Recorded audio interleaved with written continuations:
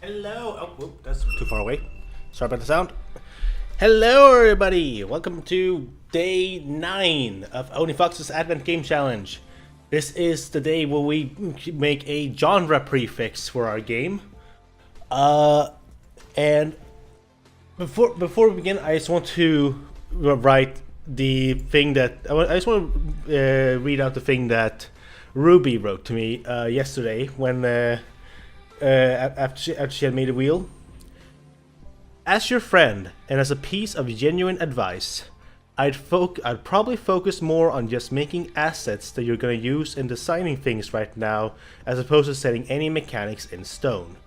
For reasons I won't get into any more detail than that. Now, I didn't do this. We were specifically on mechanics and nothing else. This might bite me in the ass later. But we're just gonna get straight into it. But real quick, actually, because I almost forgot to mention this, because we've had kind of like a whoa! Thank you for the thank you for the sub, Ruby. Thank you so much. 7 months, holy crap! Good fucking luck, gamer. You're probably going to need it. Thank you. We know 5Ds and they are fun. Oh boy. Okay, so what I was gonna say, because we've had kind of like the same submitted people get their response, and I kind of want to give the other responses a chance. I've decided that from now on, I will be rolling 4 times. Then we will leave the decision up to a dice roll. So we'll be seeing this wheel spin 4 times. We'll see what the 4 prompts are, and the dice roll will determine which one we get. This is how we're gonna do it from now on, because I feel like it makes it more fair for those who have not had any of their prompts chosen yet. Without further ado, I'm gonna put the wheel up. I'm gonna not look at it.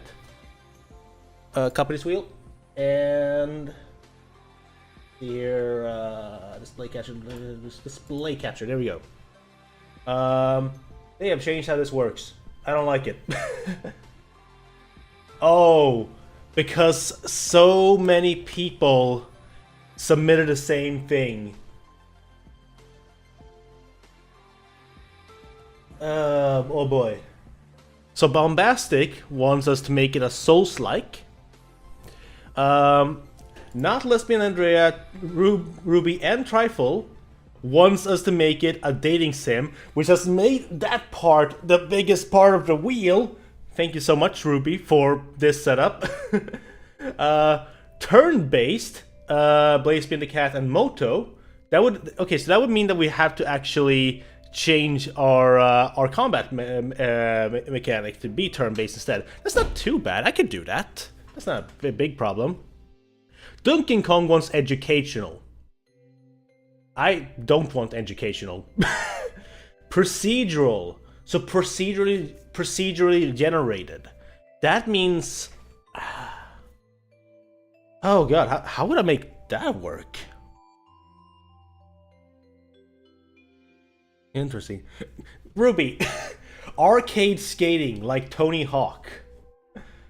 So so you have to be skating around the whole game. Okay, I see.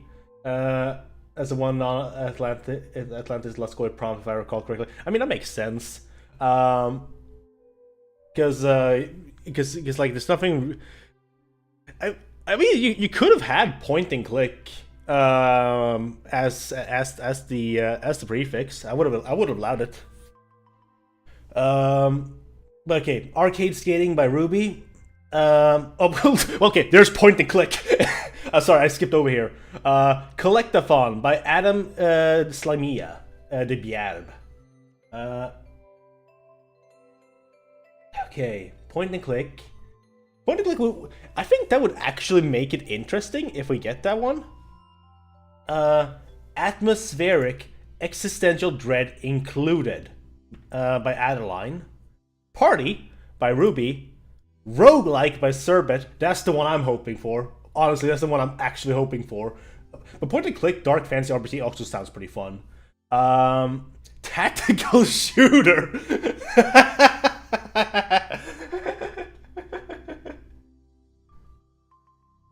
Oh, how would that work? And then Rhythm by Ruby. Oh god, that would be awful. That would be so awful. Oh no. All right. Well, I can see why Ruby said don't put any mechanics in stone. The ones I'm purely purely hoping to get at this point is what would Ruby, since you're in chat, what does party mean in this context? How well versed are you on the definition of a dating sim? I mean, you have. How do you even get dating sim to work? Okay, no, there are RPG games that have like dating mechanics in them. Like versus competitive Goofy. Okay, so it's not like how Monster Bros. Is a party dating sim. Okay, so like it's but that means it's not a single player game anymore. Huh? Wait, Ruby, that breaks the rule. Unless you mean like it's just because like I don't think I can accept the party if it requires a party member, but that's not. You can still have it be a single player party with AI. I don't want to do that. Okay, fine. All right, fine. It counts. It counts. Okay, all right. We're gonna roll 4 times. Garfield card is a single player card. It's true. For some reason. Okay. First of all, just so I can keep track of these, I'm gonna open up a notepad. I'll put this just in the side here. Let's spin the wheel. The 4 choices we get will then be decided by a dice roll. There are some here that I hope we don't get, but we'll see what happens. Our first prompt. God damn it. God fucking damn it. Oh no! Educational by Duncan Kong. Okay, I'm gonna hide it for the next wheel spin to make it more fair. Okay, next up, let's go. See what we get. Oh, point and click. Okay, all right. I'm good with that. I'm good with that. That's one of the ones I was interested in doing, because like that would still work with the mechanics we have. We would just change the way you move.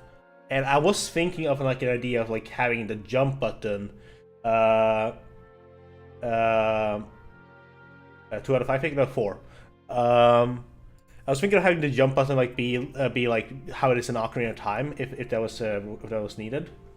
This would be Pick Knuckle Eye. I mean, it is the second biggest thing on the. Oh no, it is the biggest thing on the thing. Out of 5 Andrea. Oh, okay, fair enough. Okay, here we go. Spin the wheel. Democracy. God damn it. Collectathon. Okay, I'm cool with that. I'm cool with that. That would be. Oh, sorry, I completely missed that. Curia also wanted the collectathon. I'm so sorry for missing your name there, Curio. It was so close to skating. I hope we don't get skating. Okay, last one. Please give me roguelike. Please give me roguelike.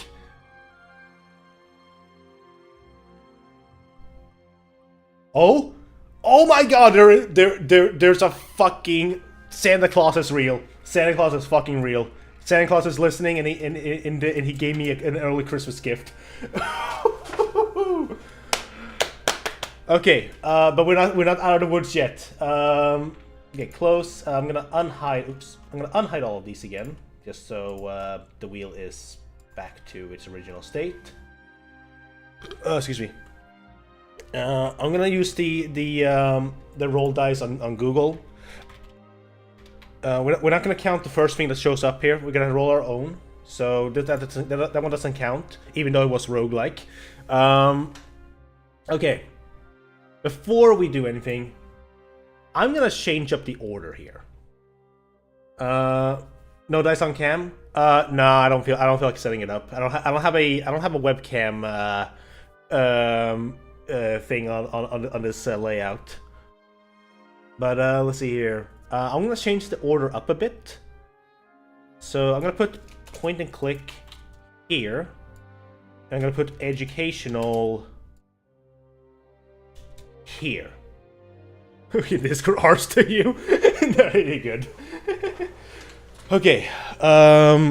Collectathon, roguelike, educational, point and click. Education would be so terrible. That's the one I really didn't want. Like, honestly, that's the one I wanted the least. Okay, I'm gonna put these to the side, and I promise I will not be editing any of them. As you can see, my mouse is right here. I'm gonna click on the window so you know that if I press any buttons, I cannot write anything. Here we go. Do we want to do one dice roll? This is you guys get to decide here. Do we want to do one dice roll, or should we go best of first to 3 dice rolls? Dark Fantasy RPG is also teaching kids how to do math and spelling. One dice roll, okay. If only someone had pitched such a game to OniFox the other day. I did see what you posted. Also, I did see what you posted. What you wrote to DM to me today. I just forgot to respond. I will be working on my own one of those. Thank you so much for showing that to me. I'll be vague just in case you haven't told anyone what it is. What's the laugh track for? Why are you laughing at me? Okay, well, whatever. One dice roll. Here we go. Point and click! We're getting a point and click! Whew!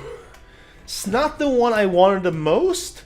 I genuinely wanted roguelike for one single reason. It's such a dumb reason. The reason would have been I would not have had to do on a save system. I would have just been able to ignore a saving function in the whole game.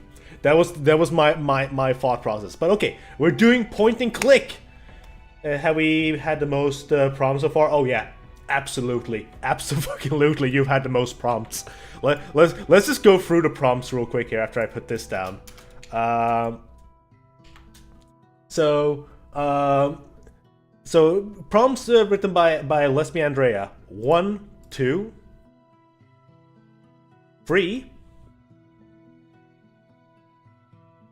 4 out of 9 prompts. 4 out of 9 prompts. Okay, technically 10 because we did 2 here, but still. Oh my god. I mean, I can still make it a roguelike. Nothing's stopping me. Roguelike point and click sounds really fun. Oh, fuck, I want to do that. I really want to do that. Oh, but it... Chat, will you allow me to include the roguelike prompt? Will you allow me to? Because I really want to do both. I really want to do a point and click roguelike. It sounds awful. I want it. I really want it. There's nothing stopping you. Well, there is. The rules of the Advent Game Challenge is technically stopping me. But if you are gonna allow me to, I will do it. Oh my god, I really want to. I really want to. It sounds so fun. It sounds so fun. We're doing it. We're doing it. We're adding it. If you think it'd be funny to do it, yes. Okay, we are doing a roguelike point and click dark fantasy RPG. Hold on, I gotta write that out loud. Write it down. Roguelike point and click dark fantasy RPG. No, we're not doing it into a dating sim too. Roguelike point and click dark fantasy RPG. Oh, this is so much fun. This is so much fun. Alright, first of all, let me add this to the title. Okay, but consider this. What?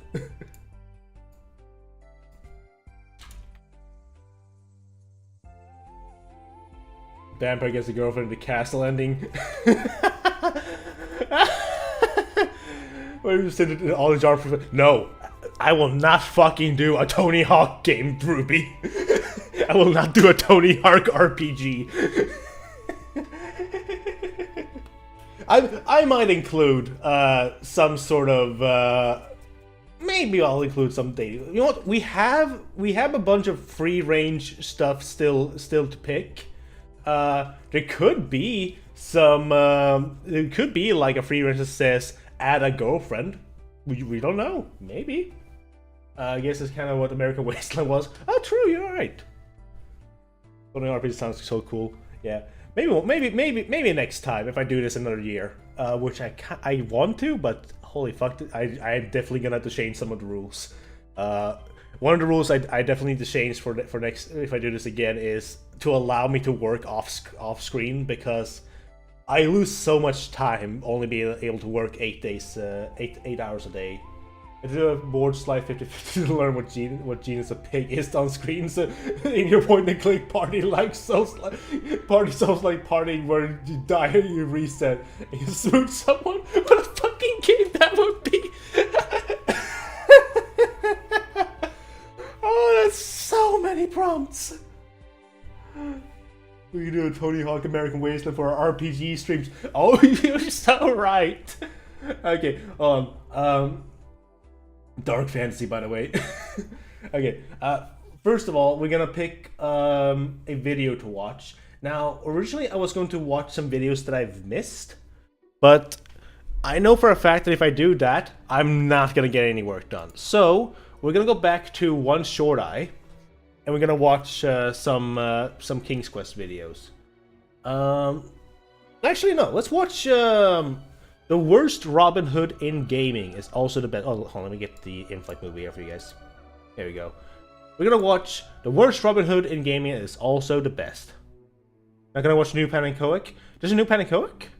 How long is it?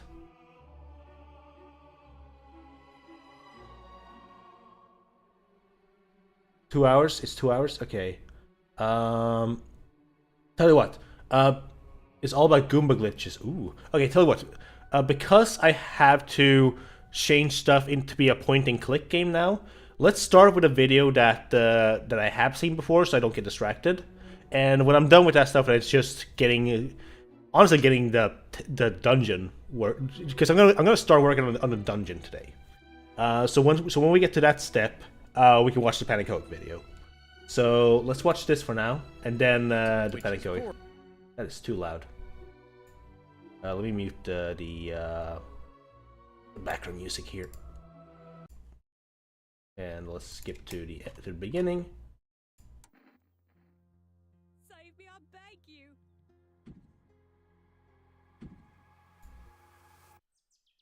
There we go. For one of my reputation for daring wit and cunning, that was a dazzling display of indecision. Alright, let's see here. To do a point and click, we need mouse control. So that means I need to change something in the project, not the edit preferences. In the project settings. Come on, thank you. We gotta change it so that the mouse doesn't disappear. I think that's an input. Yes. Screw up, and I mean really screw up. Oh, by the way, this game doesn't have voice acting, so I asked a lot of friends to help out because the video's more interesting that way. If you walk up to Jack, he warns you not to take. Yeah, that's what I was thinking. Like you walk with one button and attack with the other. So, oh right, I gotta make that work for controller as well. So for controller, we're gonna have to make it so that it's an arrow that you can move around. Most point-and-click games allow for WASD movement too. True. I could keep the move. I could keep the movement, but yeah, I think I agree with Ruby. I think I just want point and click. So the idea I have right now is clicking normally, you just walk. Double clicking, you roll. And when you're at a ledge, you jump, because there's no other point in the game where you're gonna need to jump unless you're by a ledge. So let's see here. There's supposed to be something for making the mouse. Some miserable piece of scum-sucking outlaw. That was Robin Hood. for such a famous outlaw, he doesn't seem to have much of an idea how to go about his business. Oh well, he can go about the business of rotting now. The default mouse lock state. Do not lock the mouse. I think that's all I need to do. You can give up. This Nope. is why We need to make sure the mouse doesn't get hidden. The surface. Today, you'll learn about the game's incredible attention to detail. Behind the scenes info. Yeah, I get you now. We'll keep the button pressing for rolling as its own unique thing. Because we're still gonna need like the button press for special ability to stay. But we'll make it so that if you double click, you automatically roll. So I'm going to change. I'm gonna call this. Instead of calling this attack, we're gonna call this action. The jump button is going to no longer be used, but we're gonna keep that there for now.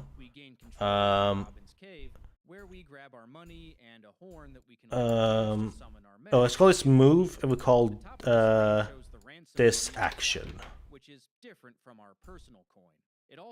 Then with accesses, these will stay. Morning. We've broken our fists, but mayhaps we'll share some of this fish with Trying to think. Those buttons will stay, and you know what? So my mouse has like side buttons. I think I'm gonna map the camera turn to those. That's the right one, yes. Mouse, thumb mouse button, and thumb mouse button 2. Let me see how that feels real quick. The game is broken up into 13 days.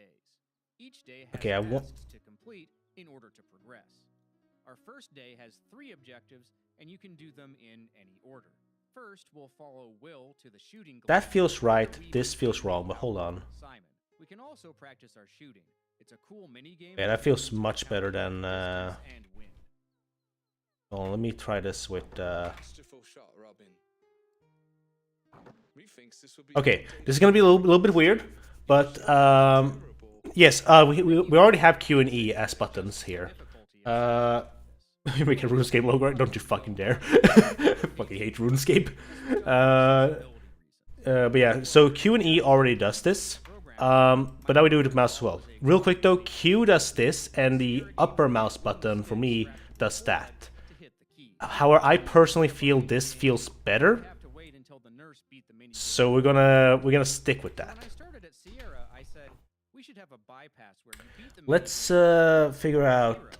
I gotta figure out how to not to make the mouse hidden every time you press on something. UE5 make mouse not disappear on capture. Next, we walk through the forest to the Watling Street overlook. Finding it will add the location to our fast travel map. John arrives, tells us he saw a sheriff's man heading up the road, and that wait, no, hold on. Because we're gonna need. No, I don't need this because we're gonna need to make. You see the itch line thing? Yes, I did. I did see that. That fucking. I looked at the website. It seems to be back, but that fucking sucks. For those who are unaware, Funko Pop of all fucking companies, created used like some sort of. Actually, I'll at least get the Blue Sky post up here and let them explain themselves instead of me trying to paraphrase it. Let me go find it real quick because I just recently retweeted it, reposted. I mean, here. So this happened. I kid you not. Itch.io has been taken down by Funko Pop. Funko Pop because they're using some trash AI-powered brand protection software called Brand Shield. That created some bogus phishing report to our registrar. I want my name, who ignored our response and has disabled the domain. Now, last I checked, I think the website still works. Yeah, the website still works. you could in fact get Dalmare the demo here if you want to. But yeah, that really sucks that happened. Just another reason to hate Funko Pop, honestly. Okay, we are gonna need to make small change here. Even so, Robin's mood is melancholy. Don't you dream of living as I'm gonna add access for this. to love knowing you could stay beyond morn? Mouse, why? Matter. You need a good woman, Robin. I know this lass with huge tracts of land. Alan, you said I could meet her. Then I drink to your good fortune much. There we go. Now our character is going wee, but I need to make that mouse not go out of the bounds there, because that's gonna mess it up if you play. Obviously, this is also not how it's going to work. Lock always. There we go. She's gone. Yeah, to But there's something here. A glittering green stone where she stood. The willows. I hear them whisper her name. yeah, we're obviously not going to be able to Marion. use that as movement, but let's go. No, let's make a little asset for. Oh wait. Oh, I have a cool idea. Hold on, I'm gonna just quickly show what it is. And you had to wander around. Though to be fair, this game does have some of that too, as we'll see in a moment. Hold on. The characters feel like they Yes. for a long Okay. time with their band, and I really like We are gonna make our own version of this.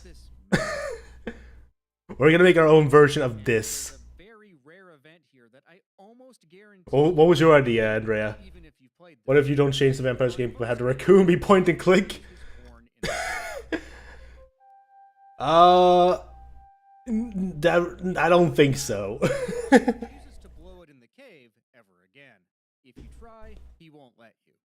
It's already Graham hatted. That is a good point, but I think we're gonna have to stick to not having to code another character. All right, game. I'm gonna finish getting ready for work. To see how it turns out. All right, have good luck at work. Have the raccoon be the cursor. As Robin shows the gem to his men, Will approaches with 2 games such as keep the platform. Yeah, that is a good point. It's the only problem is that it would require me to because it was such cool gameplay. Well, I won't lose all of it. I can still make it work. I think what we'll probably do is when you're in like it claims to be the oldest inn. oh, if you're right, we're gonna figure out how to make everything work. Anyway, we need to find that Lady Slipper. This part is a little unintuitive because you have to wander around the forest. Isn't it more work to rework to the point and click than it is to make a raccoon gameplay? It's actually more work to make it into raccoon gameplay. In this case, because it requires me to make a bunch of new animations. It requires me to code a completely new character. Yeah, it's just too much work. We're gonna make our own version of this cursor. Usually, at this point I would have used like AS Sprite or something, but I don't want to turn that on. So, let's see here. This is like 64 pixels. No, like 32 pixels actually. Let's do 32 pixels. Oh wait, where were we supposed to? The slipper by my trough. What's today's prompt? We decided to go with 2 of them. Point and click and roguelike. It is because one of them sounded really fun, and one I wanted to do anyway. So we figured we'll just allow both. So let's go ahead and make our own little. Day 2 is less fair than day 1 because you have to wander around the forest, which is pretty empty, with a few exceptions. If you stay on a forest screen long enough, you'll see a pixie run by. There were also supposed to be some forest creatures. There are views for a squirrel and a bird, but these aren't referenced anywhere. There is also a random chance for a bunny to appear, or for a group of deer. In practice, because of some other code, I think I need to make the well, I need to make the canvas a little bit bigger. Let's go with a height of 64. It's pretty technical, so okay, fine. Stop twisting my arm. I'll tell you. Every forest screen is actually just one screen, but with the foliage rearranged. Now, when you enter the forest, the game sets two variables. These track whether you can see the bunny and whether you can see the deer. The answer to both of these questions is yes or true to begin with. Then the game searches for. So what I want to do is I want to make this hand like drip blood. I don't know what I'm thinking of with that. I know that it's from something, but that's what I want to go with. All right, so this is our little quick sketch. We gotta put this down to like here. Maybe I didn't need to make this bigger. Now, There's I 32. do not have the patience to decipher which of these numbers corresponds to what part of the map. So, I went to an undisclosed location to meet someone who does know. This person, who may or may not have been Sluicebox, patiently explained all of it. There are only 4 forest screens where you can see the bunny, and 4 where you can see the deer. But there are 2 problems which make this almost impossible. First, these variables, to see if the animals appear, only get reset to true when you enter the forest. They are not reset if you're moving around from screen to screen inside the forest. Second, to get to any of And the we need animals' another screens, color. you have to walk through a We should use the colors from the. To give an example, here's one of the bunny screens just southwest of the widow's cottage. So let's go to the widow's cottage and walk south. First, the variable is true. Do I want this to be the character's hand, or do I want it to be just a monster hand? I think character hand is more fun. So let me get a folder for our little textures here. The main car. We'll go back to that same screen. So repeat this until you get lucky. You would be able to do this with the deer, except for one thing. There's a check, only with the deer, that says you have to enter the screen by walking in from the left or from the right. So, mapping in won't work, and you'll never see the deer without hacking the game. This may seem like an excessive amount of excitement over a bunny, but it's kind of like, imagine one day you boot up 1-1 and suddenly out of nowhere, there's the duck hunt dog in the background. It's not really mind-blowing, but it also kind of is, and that's what this is like, for me. Again, a big thanks to Sluicebox for discovering how to see the little critter. There's no way I would have been able to figure this out on my own. The next morning arrives and we must meet with the cobbler, but we need a disguise to get into Nottingham. We head back to the Overlook until a beggar makes his way down the road. Obviously, he won't just hand over his clothes. As a kindly outlaw, we gift some coin and new clothes in exchange for his outfit. For such a bargain, you can have the rags, hump, and all. I'll even teach you a few tricks. No need, friend beggar. I've enough tricks of my own. But in an alternate timeline, evil Robin handles the situation more directly. I've a mind to have those rags you wear. Will you give them to me? Or will I add a new hole over your heart? You verminous scum! I've no weapon or armor. I'm only a poor, wretched beggar. In another second, the arrow will slip from my fingers. Aye. I'll give them to you. And may you enjoy every flea they contain. I curse your name, Robin Hood. You've stolen all I possess, and my livelihood to boot. I've let you live. That's good enough. Up until now, Robin has either been heroic or merely incompetent. This feels different. But even if this isn't the decision we made, knowing we had the choice makes being heroic even more satisfying. Now that we have our disguise, we shuffle into town. We show Lob the slipper, so he acknowledges our identity and confides in us. The Queen is trying to raise 100,000 marks for King Richard's ransom, but the scheming Prince John doesn't want his brother ever released and conspires with both the sheriff and abbot of Nottingham. The prince has diverted 50,000 marks of the Queen's treasure into his own pocket. The treasure will travel on Watling Street, giving Robin the perfect opportunity to steal it back for the rightful king. Robin is on board with this, but he's also a little preoccupied. As for the treasure, I must leave tomorrow and travel to York to learn what I can. I'll send warning of their departure date to you through Lady Marian. Then I will see more of her.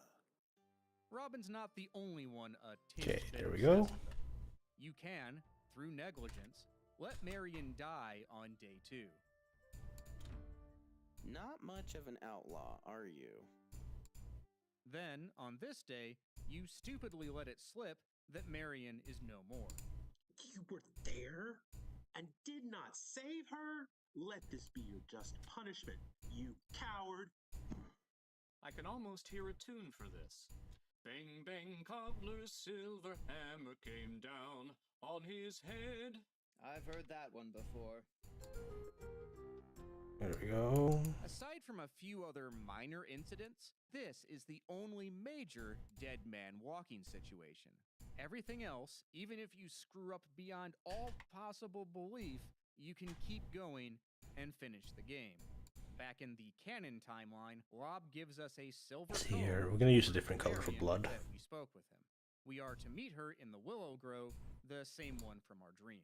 If we leave, And I Nottingham want at this point, it to the be day ends like and we burn the beggar's outfit. good old classic games where it was like Disguise pure is red. useful, but I'm glad to see it burn. I swear, in one day of wearing those tatters, I've gained 1,000 flea bites. so if we want to have any more fun in the beggar's clothes, we have to do it before leaving. Begging at the Abbey goes as well as you would expect, given its corrupt leadership. There's nothing for you here. Be on your way. We don't fare much better at the pub. Have you no charity in your heart? Aye, for those who deserve it. And we get the warmest welcome at Nottingham Castle. Charity, good sir. Charity for the wretched and afflicted. I'll show you afflicted. Yo! There's also a rare death here. You see, There in we this go. game, you can We have give done a away black and a white lot of style stuff. 3D hand otherwise. For example, the That is silver true. comb that Lob just How'd you come by this? Gift. That's a good point. I could have done that. Stolen, I say. What lady would give such a fine thing to a filthy piece of work like you? I'll show you how we deal with wastrel thieves in Nottingham. With a rope. Rather an odd thing for Robin to do.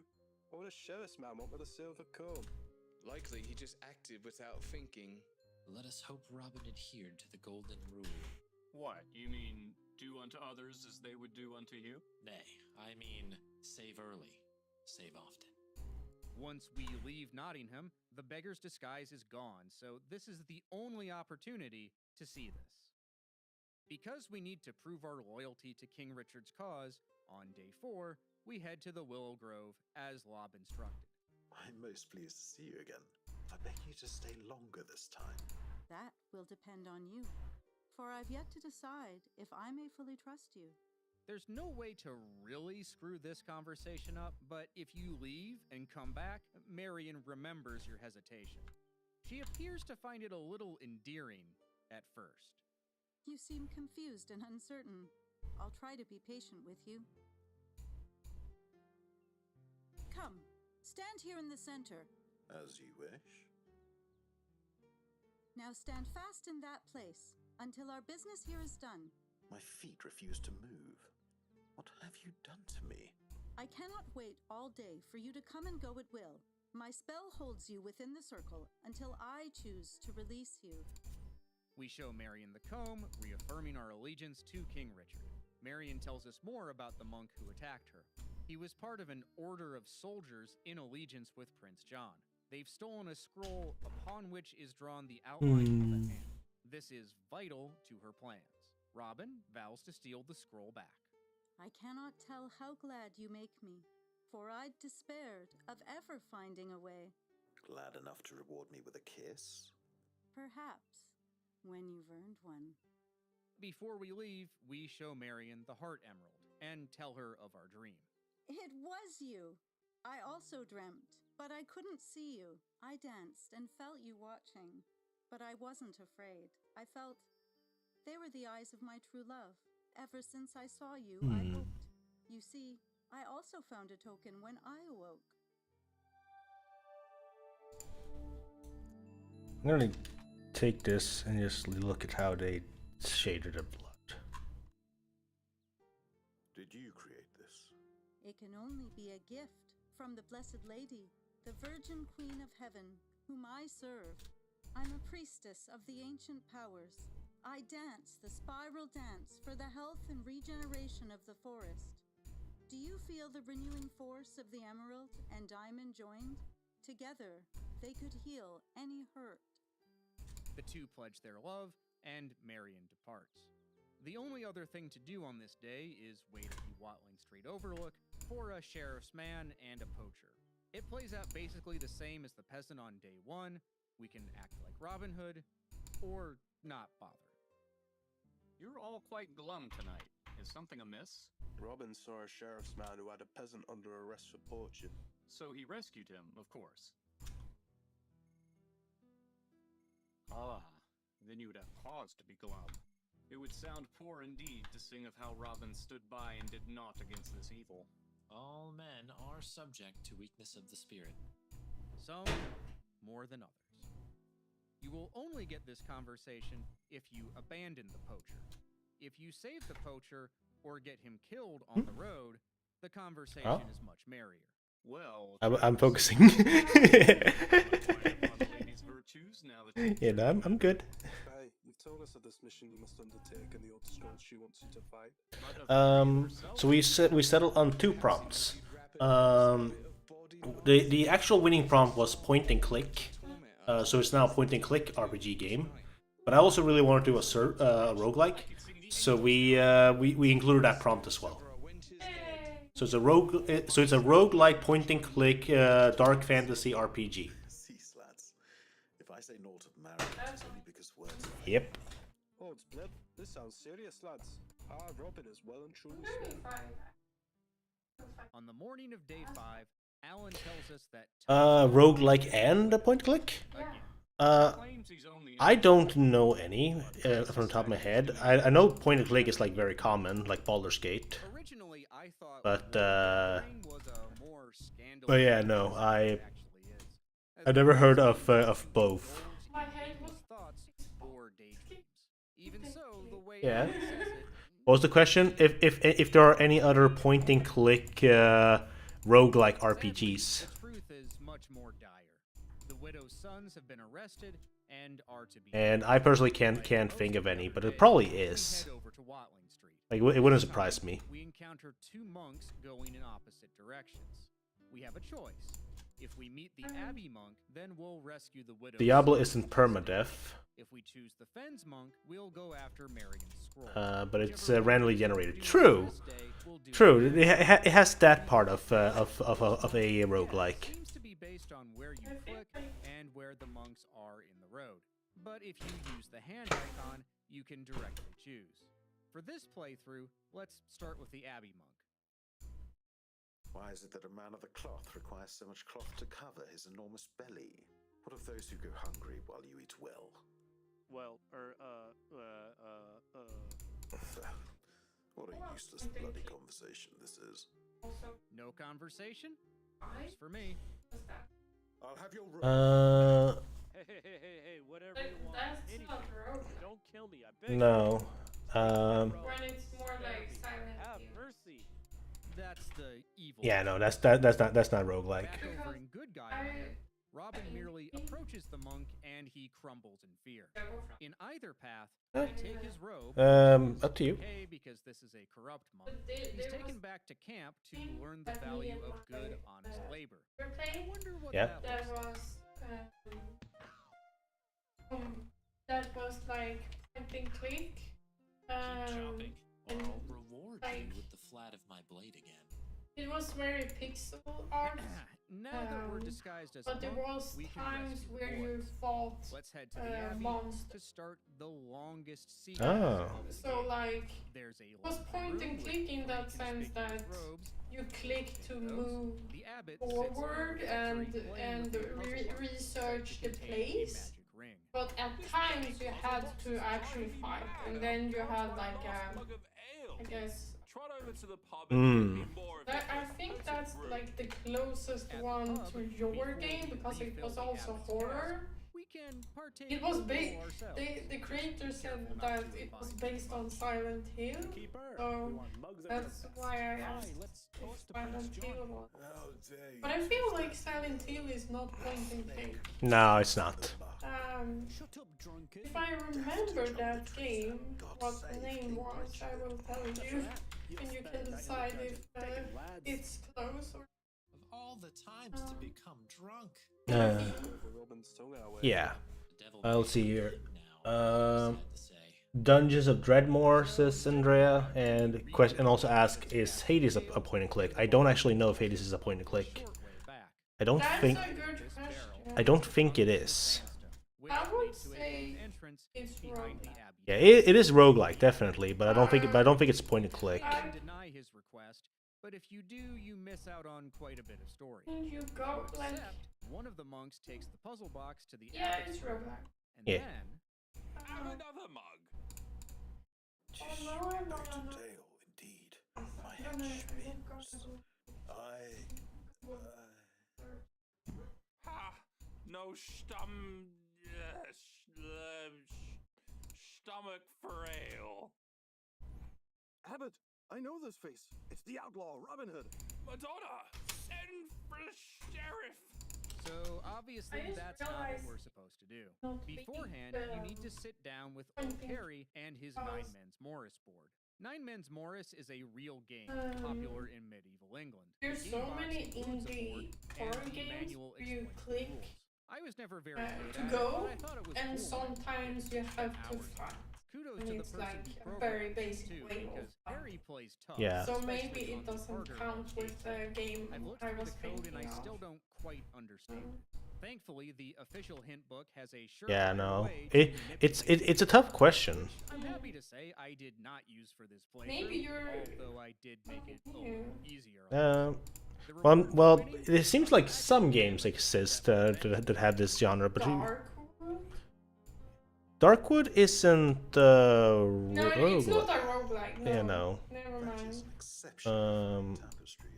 Yeah, that's the thing. I don't think there is a roguelike and a play. What flaw? I don't see a flaw. Imagine My Atlantis, trosh. the roguelike. My trough. Imagine Atlantis, roguelike. Oh, we almost would have had that if we got all Lescoit's prompts. How would that be? Horrible, probably. Which is hiding under the pillow, but you can also call You for avoiding the pots? Not pots. What's it called? Flower pot? Brothers. Yeah. Like that's the roguelike part. Box in hand, disguised, surrounded by And enemies. avoiding knives. Did what? Pulled the bell rope in the abbot's room. If, God, on the other hand, that'd be you horrible. arrives, we get a very different conversation. Almost. Where's the abbot? What are you doing in here? But I always missed. Yeah. The abbot wanted Oh, there it says don't starve. Can't find it. He usually Don't. keeps it Oh under wait. his... Wait on. Yeah, that's a yeah, that counts. But It's is it roguelike? yeah. If you die, you die.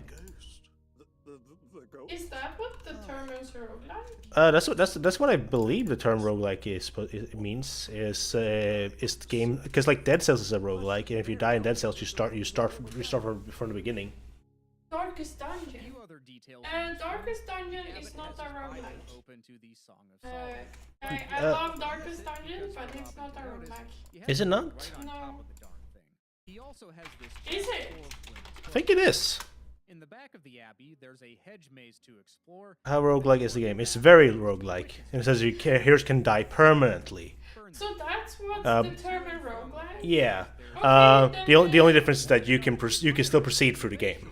In my head, the roguelike was like similar to Dark Souls. Oh no. That's not Dark Souls, Dead Cells. okay. Hades. Yeah, no, that no. Okay, that's.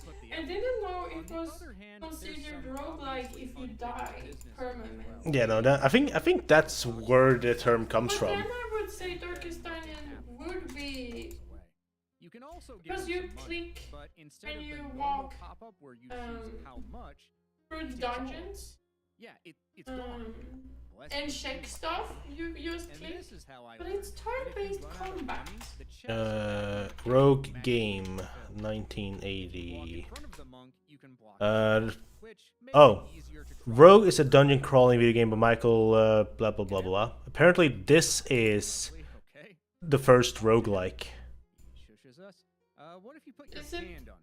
Oh, it's that where the name stems from? Yeah, it seems like. Oh yeah, this is definitely a roguelike. Okay. Yeah, so that's where the game stems from. Much like how Metroidvania stems from Metroid. That's cool. I actually didn't know that. Okay. And oh yeah, the rescue attempt. how do I At spell the castle, we bribe the guard. Andrea? Lesbi Andrea, We're gonna open Wikipedia. You know. Andrea knows a lot. In a good way. Yeah. I'm going to add a little bit of a shine to our ASCII dungeon.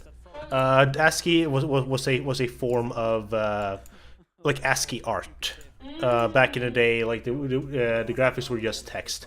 That's what we just saw with the Rogue with like Rogue. Rogue was Mystery Dungeon before Mystery Dungeon. Yeah, like all of this is text. This is the original Rogue. It's like it's just text all over the place. So this is ASCII art. Oh, it reminds me of oh, so as that was our roguelike? Yes. We enter, put the money on It was the first roguelike. And when the guards return, or one of the first. At least where the term comes from. Do you think you'll ever pay back the 2 farthings you just borrowed from me? He's a miserable little dung-eating ferret. I trow. I'd Then Darkwood is a roguelike. Because you can permanently die. Roger, you Oh, maybe it is a roguelike then. Yeah, it depends on how hard you want. What? I didn't know such a thing. Have your little jest if you like. Like, if it's the hardest, Never takes a drop if you fetch it. We'll both go. yes, they really what were was that the person. Off to the pub they go. Sword and Now, Scrum? that's what happens if Difficulty. Yeah, the hardest difficulty, then you die like. If you put less than 4 pennies Yeah. on the table, You have to redo everything. You die in real life. Yeah, you die in real life. Find it. It's still not enough. Well, I've suddenly remembered that I have a couple of pennies in me boot after all. Is it the main character? Yeah, I'm doing the main character's hand as the pointing hand or the pointing click. That's so morbid. It's based on Warcraft. the boys can't just Oh. so we use the belts from the road. So it's not an original idea, but it's original enough. And is raging about his missing puzzle box. If you linger too long here, you'll die. But during those few seconds, you can safely interact. Have you with the thought monks of as how long you're as gonna you leave rework very the quickly game after. and make it pointing? Yes. So what I'm gonna do is mentioned it earlier. Hold on, let me just make sure I'm happy with this. The approach we're gonna be going for is that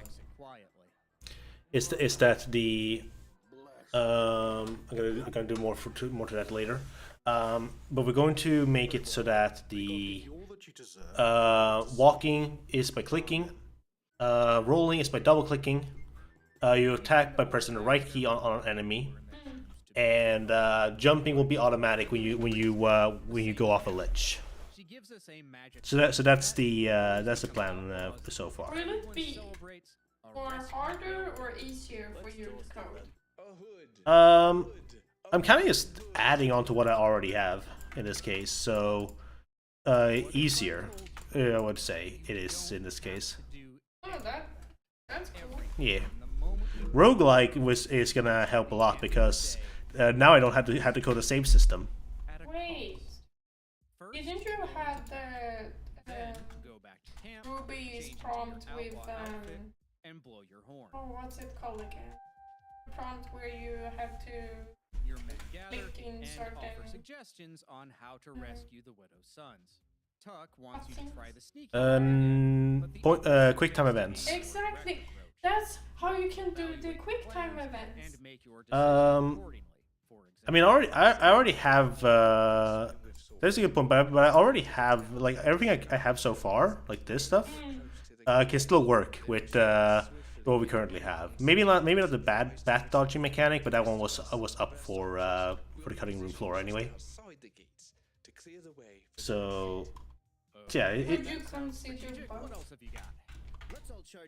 both a like that sometimes that you have turn. Sometimes point and click and sometimes. That was what Andrea suggested, and no, I'm not gonna do that.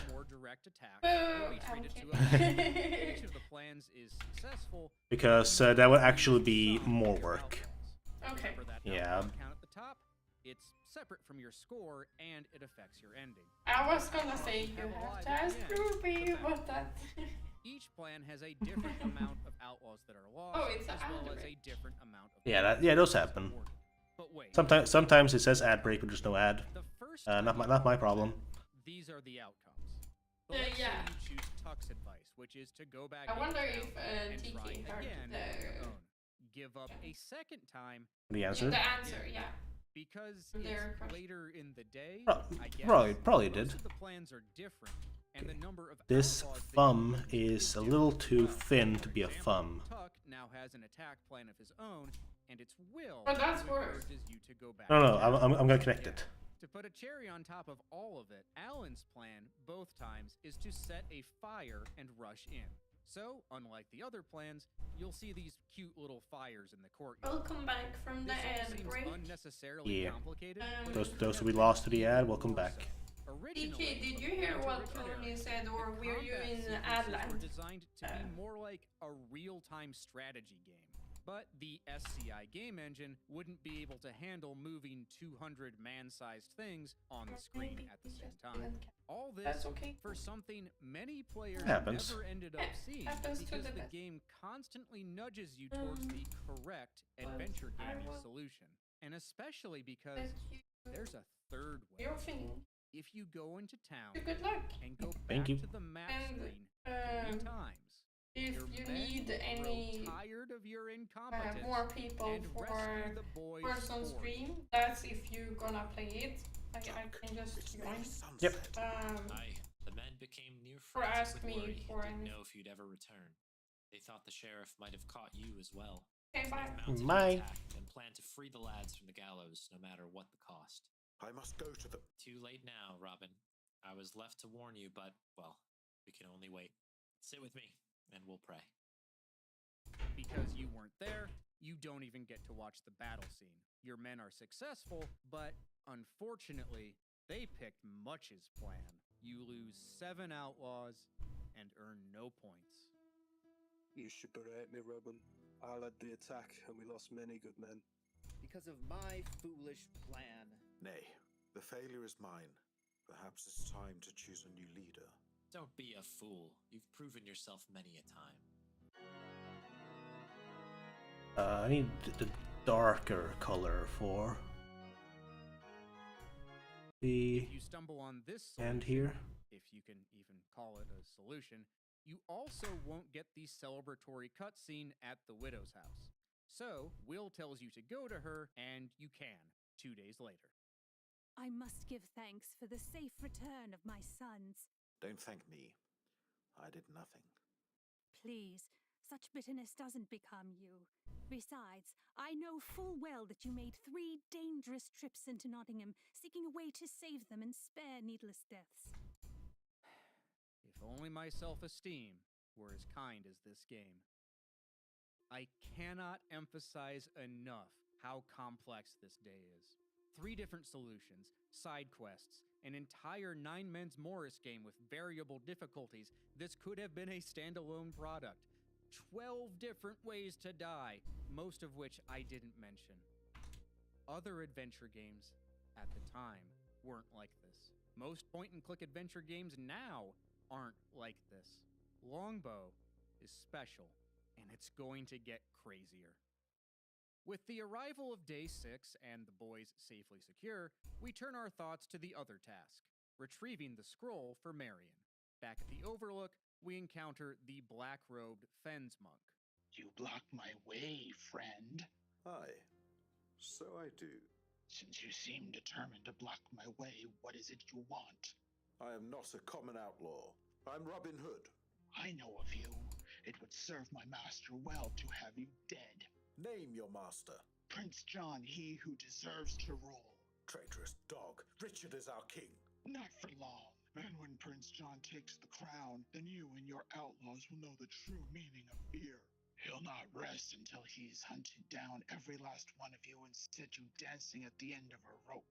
That day will never come. As for what I want, your robe and whatever you carry upon you. By the Trinity, I'll give you nothing but the wrap of my staff upon your skull.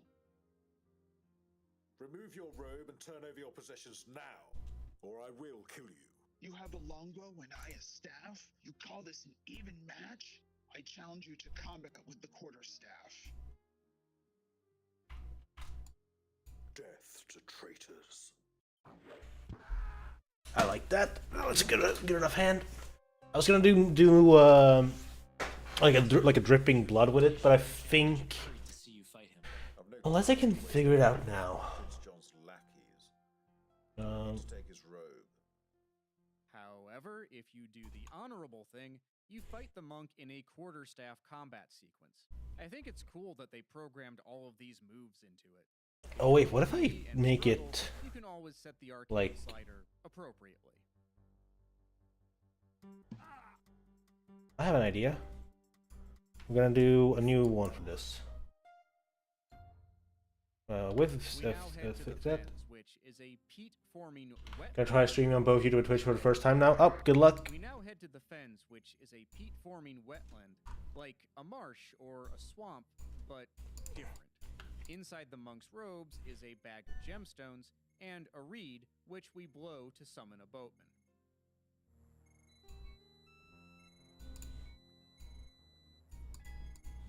We pretend that we're a new recruit, but before we take off, we can annoy him a bit.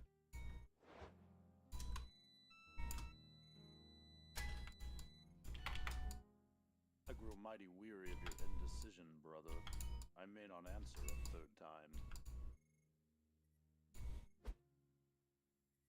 Sorry, brother. I'm ready this time. Sticorum procerebur hebis. Was that an insult? Illuditerum desira potes. The boatman is also kind of a strong, silent type. Trying to engage him in conversation isn't just pointless, it's potentially deadly. Shh. I must concentrate. Silence. I must find my way by sound and feel. Disturb me again and you'll sleep at the bottom of the fins this day. Some people never learn. The game may kill you, but most of the time it's pretty fair about warning you. You can also blow the reed during the boat ride. You get slightly different dialogue, but the same result. At the entrance, the guard takes our reed and bag and then tests our gemstone knowledge. Now, you must prove your knowledge of the law of the gemstones. This is the way of it. I will pose you 3 riddles. There are 3 stones which you must choose to answer each riddle. If you are right, you will pass in safety. If you are wrong, commit your soul to God, or you will die here. Each of the riddles describes It should not be that properties of the thick. gemstone. We need to make The this a answers to width these of. are in the manual. Change the Yes, width it's completely. protection, but I like the world building and the illustration looks great. After answering correctly, we enter the castle. We meet the prior, the leader of the monks, in the refectory. I don't recognize you. Who are you? I am, Brother Eustace. This seemingly throwaway line is likely a reference to Eustace the monk. Eustace was a monk from the 1100s who became an outlaw, and whose stories are linked with Robin Hood. Eustace would often use disguises to evade capture and operated from the forest. He was a feared outlaw, though much less kind than Robin Hood. In one story, Eustace gets revenge against a count who is a lifelong enemy. Eustace captures 5 of his men and cuts off the feet of 4 of them. In another account, Eustace learns magic from the devil himself. He learned 1,000 spells, 1,000 magic tricks, and 1,000 incantations. He could imitate the chimera, the beast which no one can get to know, and he caused monks to fart in the cloister. The romance of Eustace the monk ends thusly. All the barons were captured, and Eustace the monk was killed. He had his head cut off, and at once the battle ended. No one who is always intent on evil can live for a long time. After a bit of subtle verbal sparring, the prior goes off to loosen the tongue of a prisoner. We climb one of the towers in search of Marion's scroll and find it in the wall. So, now we have what we came for, but no way to leave. In search of an exit, we find the prior with a maltreated man, hung by his wrists on a device called a strapado. The prior instructs us to inflict more pain and leaves. Now, don't worry, despite the evil Robin Hood lurking beneath, we can't actually follow the prior's instructions. What we can do is leave, which the game punishes us for. Every time you exit and come back without freeing the poor soul, you lose 50 points. It turns out this is Fulk, the court jester of King Richard. Because of our loyalty to the king, we insist on rescuing Fulk. This may be a reference to Fulk Fitzwarren, another famous historical outlaw. Fulk doesn't trust us and says he won't come unless we retrieve his verses. They're written upon a ragged bit of scroll wrapped around a wooden cylinder. The prior, may the devil feed him dung for eternity, has taken them. The prior seeks to decode the secrets of my verses, but he must not, or I will have failed the trust my king placed in me. Return my scroll to me, and I'll never doubt you again. So we climb the other tower again, where the prior is trying to decipher Fulk's writings. Now, it's not possible to interact with the prior, except for a little bit of banter if you use the talk icon. If you try to show him items, the game tells us it's best not to distract him. But if we could, there are coded responses. Have you forgotten your vows? We speak only at a need here. Contemplate the virtues of silence immediately. Watch what you're doing, Brother Eustace. I'm not one of those abbey monks, you know. An amethyst, the most useful stone. I commend you for bringing it to me, Brother Eustace. Keep in mind that to even try this, you have to win the amethyst from Harry, then give up on rescuing the boys yourself and gather the men for a frontal assault.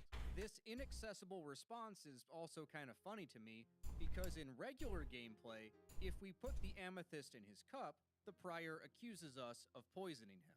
My favorite bit of unreachable dialogue is when you repeatedly give the prior money. How came you by this money, Brother Eustace? A donation from a rich merchant I met along the way. You know the rules of our order. You must turn over all such monies to me that we may use it to better serve our lord. I didn't know God had need of money. I was referring to Prince John, you dolt.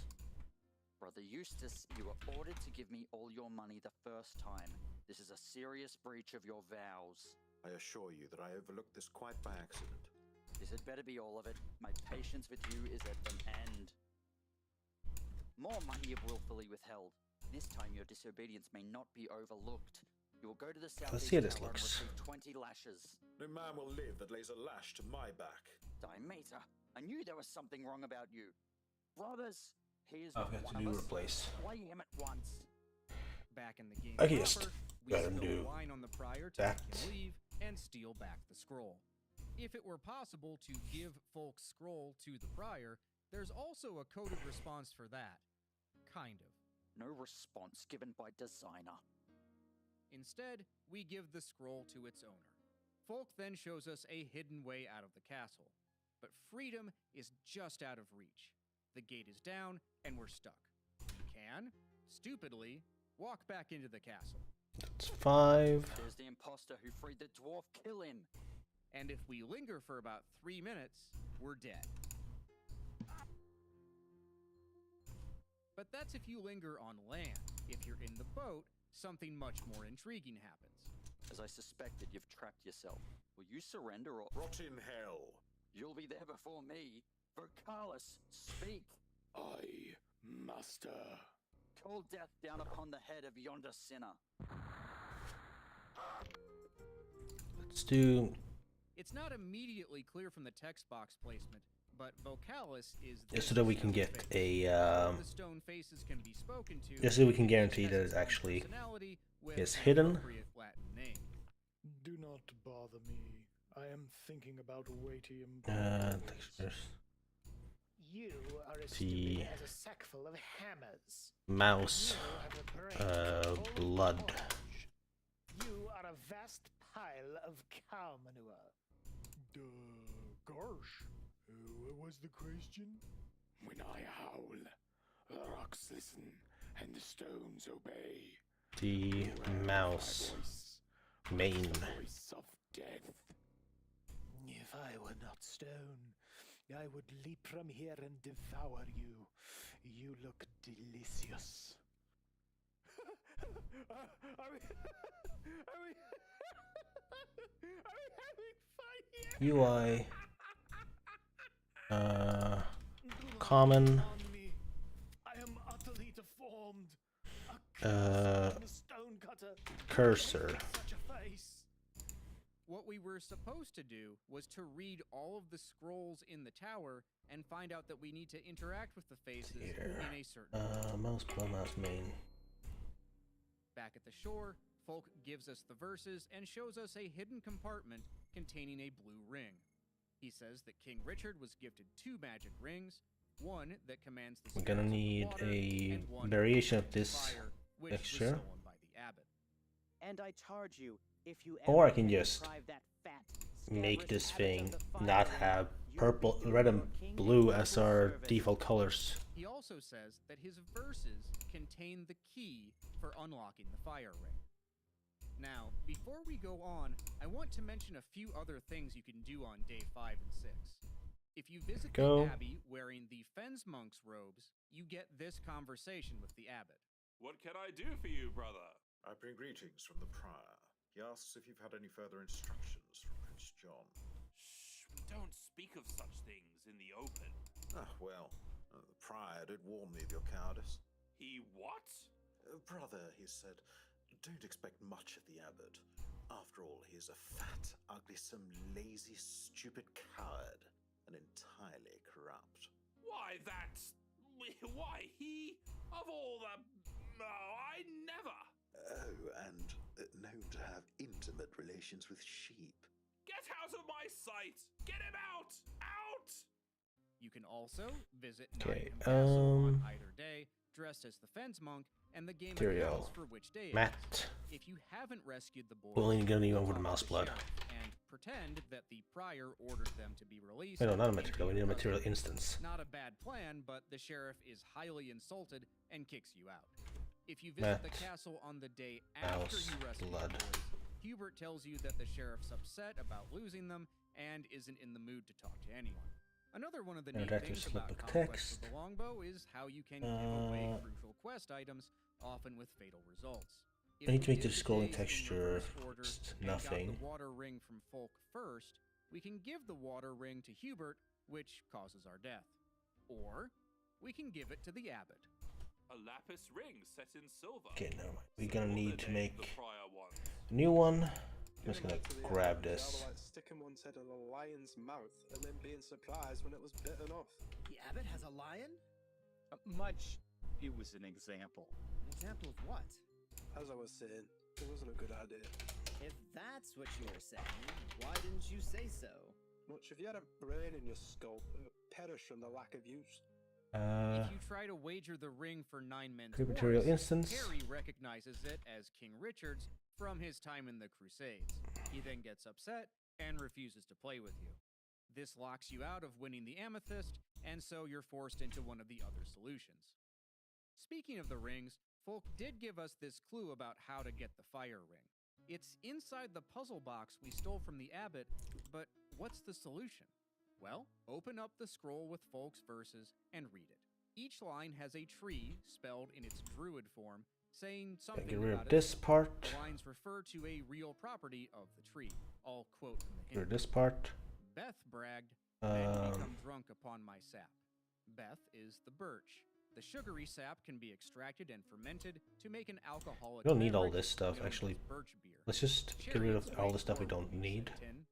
Tin is holly. The Celts used hollywood to make the And shafts for their war chariots, and so on. let's go But that's with just a little bit of trivia. The verses are an acrostic riddle.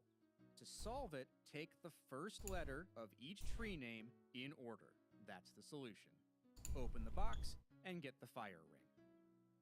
But there's something else we can do. Something I guarantee almost nobody tried and you probably haven't seen. The solution is randomized, but it's set at the beginning of your playthrough, not when you get Folk's scroll. columns is So 1, let's 2, say you 3, do 4, all the 5, abbot 10. stuff first, grab the puzzle box, then save your game. Play through until you get the password, and then restore. Or brute force it. And, The list of gonna- possible solutions isn't very long. In either case, We're you can pretty have slow the here. fire ring in the Fens Monastery. Okay. You're The rest of not this we can supposed to be adjust able to do this accordingly. because you're not supposed to know the puzzle box solution yet. And when you have the fire ring Do early, a weird widget. things happen. If you try to give the fire ring to the boatman monk on the shore, or when he's rowing, he'll tell you, Our vows require us to give up all earthly possessions. You must give this ring to the prior. but if you hand it over at the entrance, Robin gets back in the boat and the monk whacks him into the fens. The other monk says, complete with punctuation error, Quick thinking, brother. No thief can escape from us. wearing the ring on this screen or showing it to the monk at the entrance will you also get you no. killed. Now it's No, wait, the UI. entrance monk who kills you, and he says something different. Mouse. If you wear the ring in any room inside the monastery, this guy comes out of the shadows and it's game over. That ring. You're the thief the abbot wants. Was he just following us the whole time? Like, how does this No, ring wait, work? canvas needs to be written here. If you try giving the ring to Folk, the monk magically pops up and says something slightly different. Brother Eustace, the prior sent me to that ring, so you're the thief. Bizarrely, the campfire death discussion is the same one you get if the Fens monk defeats Robin in the quarterstaff battle, so that doesn't make any sense. Putting the ring on in the boat room skips the wait time for the deaths in here, so it's a fast way to get the Vocalis death. When Folk There. tells you about the Gonna fire go ring after his rescue, ask Robin to will be explain big. that he already found it. Also, the conversation is wired up wrong. Robin ends up saying one of Folk's lines, and part of the dialogue ends a line early. Let me see how big this was again. This is 30 by 48. In my possession already. Most This, wondrous outlaw! I believe you must be a magician yourself. Keep them safe, And then as I've bidden you. 48. But one warning. Fire and water do not mix. You may only wear one ring at a time. Ah, and I will keep my verses. That is, unless you... Farewell, then. I'm off to find Queen Eleanor and serve her until my master, bless him, is returned to us. Clearly, at some point, the developers accounted for us having the fire ring here. Then something changed, and what we have left are the buggy vestiges of what could have been. I'm not complaining though. Days 5 and 6 are really complicated, the most complicated in the game, and I'm honestly surprised they kept as much variation as they did. Now, where were we? The next day, we return to the Willow Grove. We give Marion her scroll. 30 and Leave like that. 48. So much yet to discuss. Forgive me. Perhaps it's the distraction of your beauty. I cannot think straight. Don't lay the blame for your muddled thinking upon me, Robin Hood. You rogue. I said we give Marion her scroll. By the Blessed Lady, Robin, if you leave here one more time... I give you my solemn oath not to step from your circle until you release me. I'd rather stand here for eternity than see you frown at me. As you wish, but I am the one who waits upon you. We give Marion her scroll, the one she said was vital to her plans. You are so clever.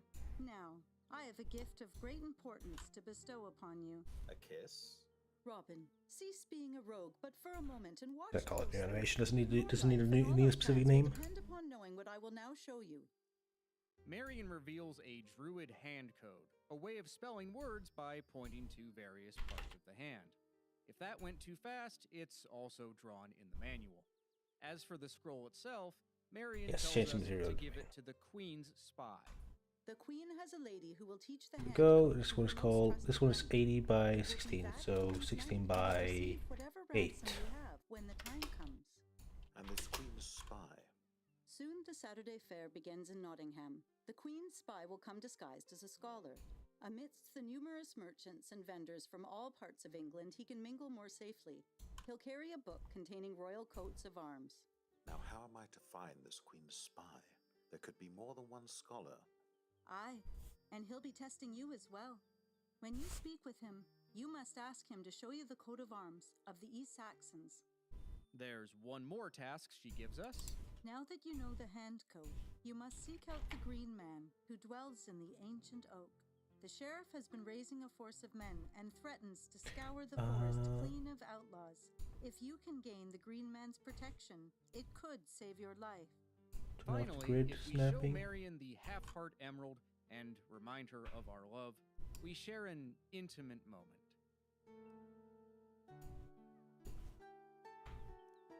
I have a third one.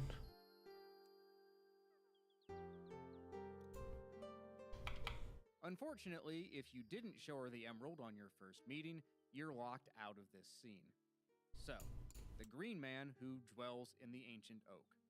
Marion's talking about this place, which looks to be based on the major oak in the real life. Let me. But talking to it doesn't do anything. So what to do? From the very beginning of. Alright, we're gonna change this again. We're gonna put plus 40. It's longer. We need to use the Widow's golden net to catch it. This is harder than it looks if you're new to the game. The little thing flips around and comes from random directions. But if you miss it, just wait a little bit and it'll show up again. At last! Pixie, grant my wish. I wish... No wish? Pixie no wish? What do you mean you can't grant wishes? Pixie no power! Green Man big power! Green Man sleep, oak, dream magic, all forest! Say go! Pixie take Green Man! Green Man all wishes! Say go! Very well. Go! All good!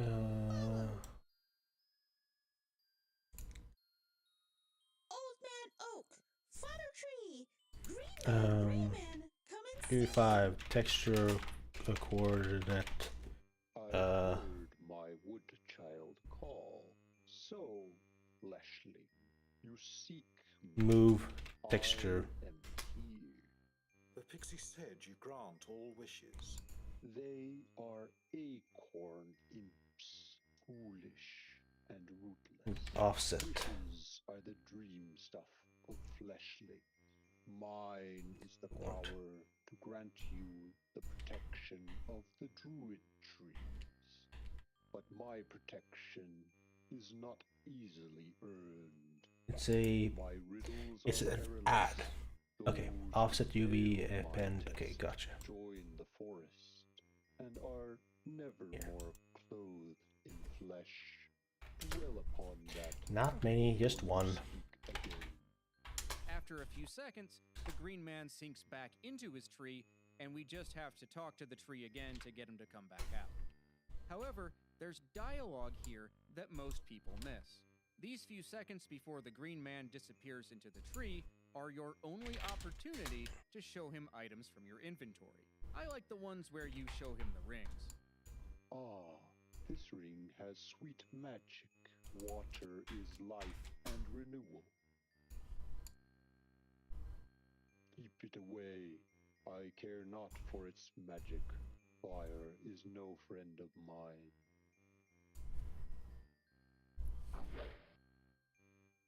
Ruthless fleshling vermin, how dare you treat me like some common tree? Sink deep roots, drink of sun and rain, and never be a man again. Since nothing else works, we have no choice but to answer his riddles. He turns us into a half tree, and we need to give our answers using the hand code. If we fail 3 times, we become an oak forever, but if we answer correctly, we earn the protection of the druid trees. Put this here so I can see I have laid a this works. spell upon your form and the clothings of your flesh. In this form alone will the trees know you. When danger is upon you, seek out the heart of a grove of druid trees. Spell out the secret name of the druid trees, and they will hide you until the danger is past. I weary of this man speech. Farewell. So, as far as variation on this day, we've got the optional romance scene. I think many people end up showing Marion the emerald on their first Willow Grove encounter. For a Sierra game, your inventory is relatively sparse, so showing her everything in your pockets isn't a huge chore. Still, it's easy enough to miss it. If I have one criticism, it's that Marion's plan is a bit confusing if you're hearing it for the first time. Robin's going to raise ransom money through whatever means possible, but primarily through stealing the stolen treasure. Once he steals it, he needs to give it to the Queen's Knight, who will give it to the Queen, who will get it to King Richard's captors. We also need to give the hand scroll not to the Queen's Knight, but to the Queen's spy who will be at the fair. He'll be disguised as a scholar, and for him to confirm our identity, we have to ask him to show us the correct. Yeah, no, this doesn't work. Why do We're gonna go with the other approach of just having 3 different textures. Exactly, but she asks, and we obey. More on this later. The next day is the Nottingham Fair. We need to find a safe way to get there and meet the Queen's spy. So, we head to the Watling Street Overlook again.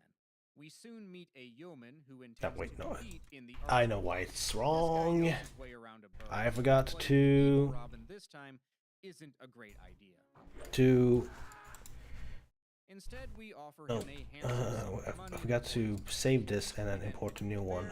And oh man, is That's this what place happened. crazy. Almost everywhere you look, and everyone that you talk to, is a reference or Easter egg of some kind. We've got Corey and Laurie Cole, the creators of Quest for Glory. Reminds me of Spielberg. On a bad day. Reminds me of the alleys of Shapir, only, well, earthier. Where are the dancing women? That's what I want to know. Mark Hood, a Sierra programmer, is buying rugs from a Mr. Oakhurst. Oakhurst was the town in California where Sierra was located. He mentions Daventry and Lytton from King's Quest and Police Quest. We have Richard, Aaron's son, a reference to lead programmer Richard Aronson. George Bush and Dan Quayle are here, and that's just the first screen. The 2 guys from Andromeda, creators of Space Quest, are also here. Scott Murphy tries to convince Mark Crow to make a Space Quest game set in Conquests of the Longbow. Funnily enough, the Space Quest 1 VGA remake has an Easter egg where Roger crash lands at the foot of Nottingham Castle.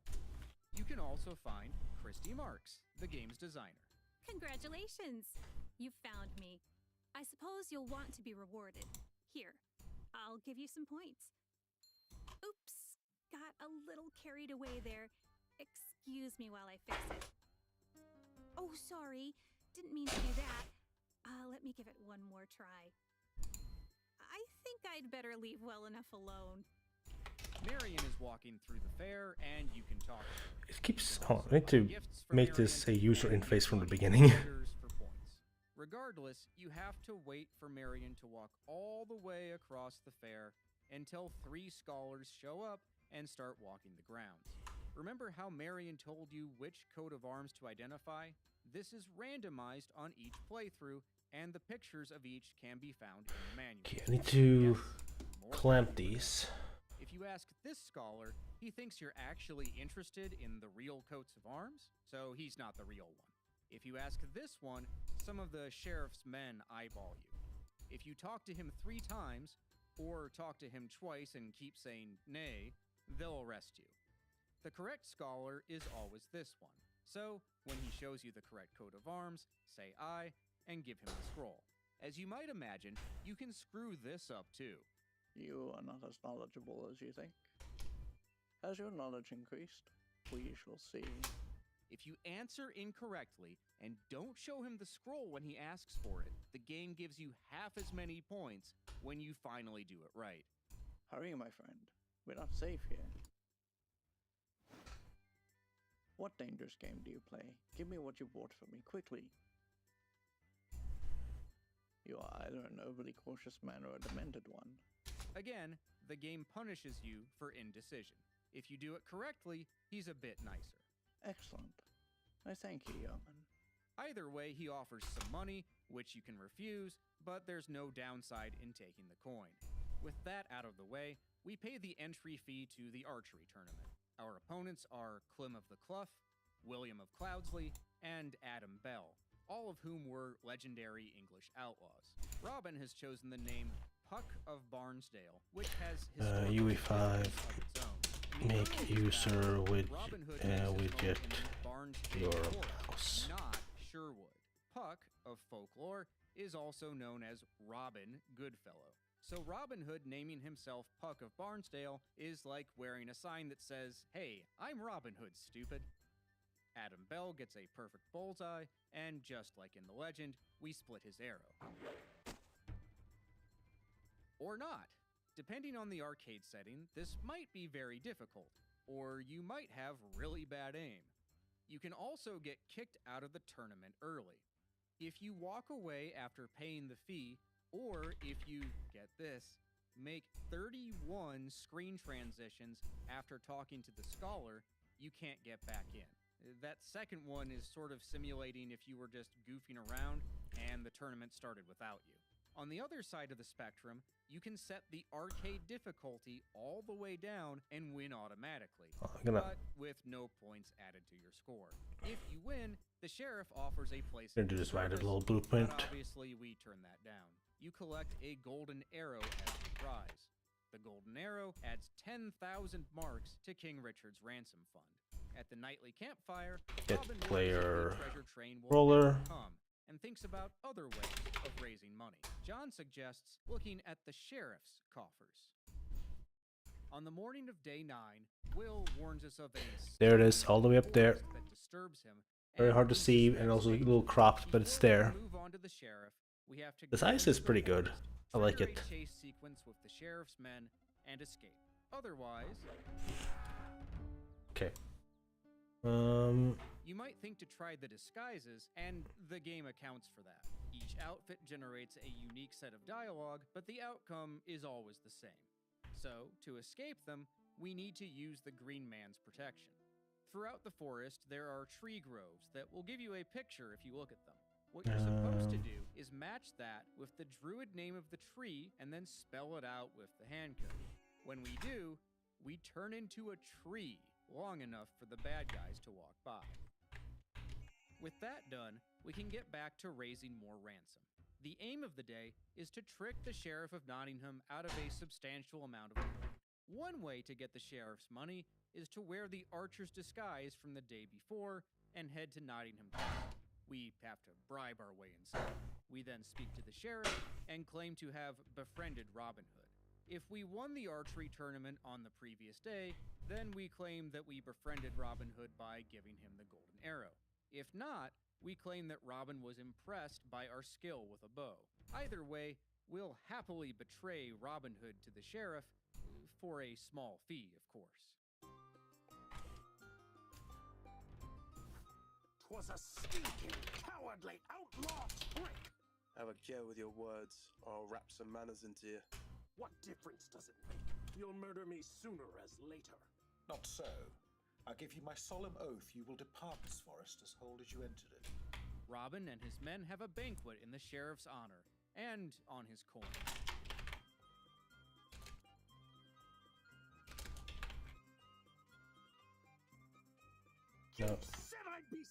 Which one are they using? They're using get mouse position, target is player controller. Okay. Not as whole as when you entered this life, and clearly the same besides. Let's do that.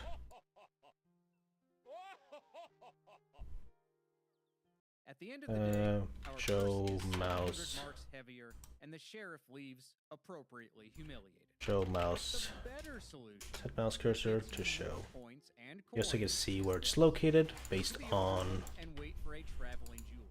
We find out that he was going to swindle the sheriff's wife with some false jewels. For his clothes and fake jewels, we can pay him. From me, you'll have a fat purse worth more than your false jewels, and a new suit of Lincoln Green. I'll save you the risk of facing the sheriff. Fair enough trade, I suppose. Though I'll miss the challenge of the building. Or I'll have your clothes and all you possess. Now! Shrivel your soul, outlaw. I'll crush you from here to London. Be grateful I let you live with that viperous tongue of yours. Someday you'll hang, Robin Hood, and I'll rejoice at the foot of the gallows. either way, we get his outfit, the fake gemstones, and some Looks jewelry. great. I love it. I am an expert, you know, and I can see that these are jewels of the purest order. John, But I we're going simply must to have them. do a little change here. I don't want to use event tick. Can these do timelines? Yes, they can. Cursor update, because I want this to be constant. Turquoise. What I would give to be free of the burden of wandering from town to town, trying to sell them all, never knowing when I might be robbed.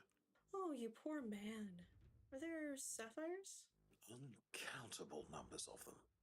The sheriff brings 5,000 marks in exchange for the cave's location. The rest of the day plays out the same.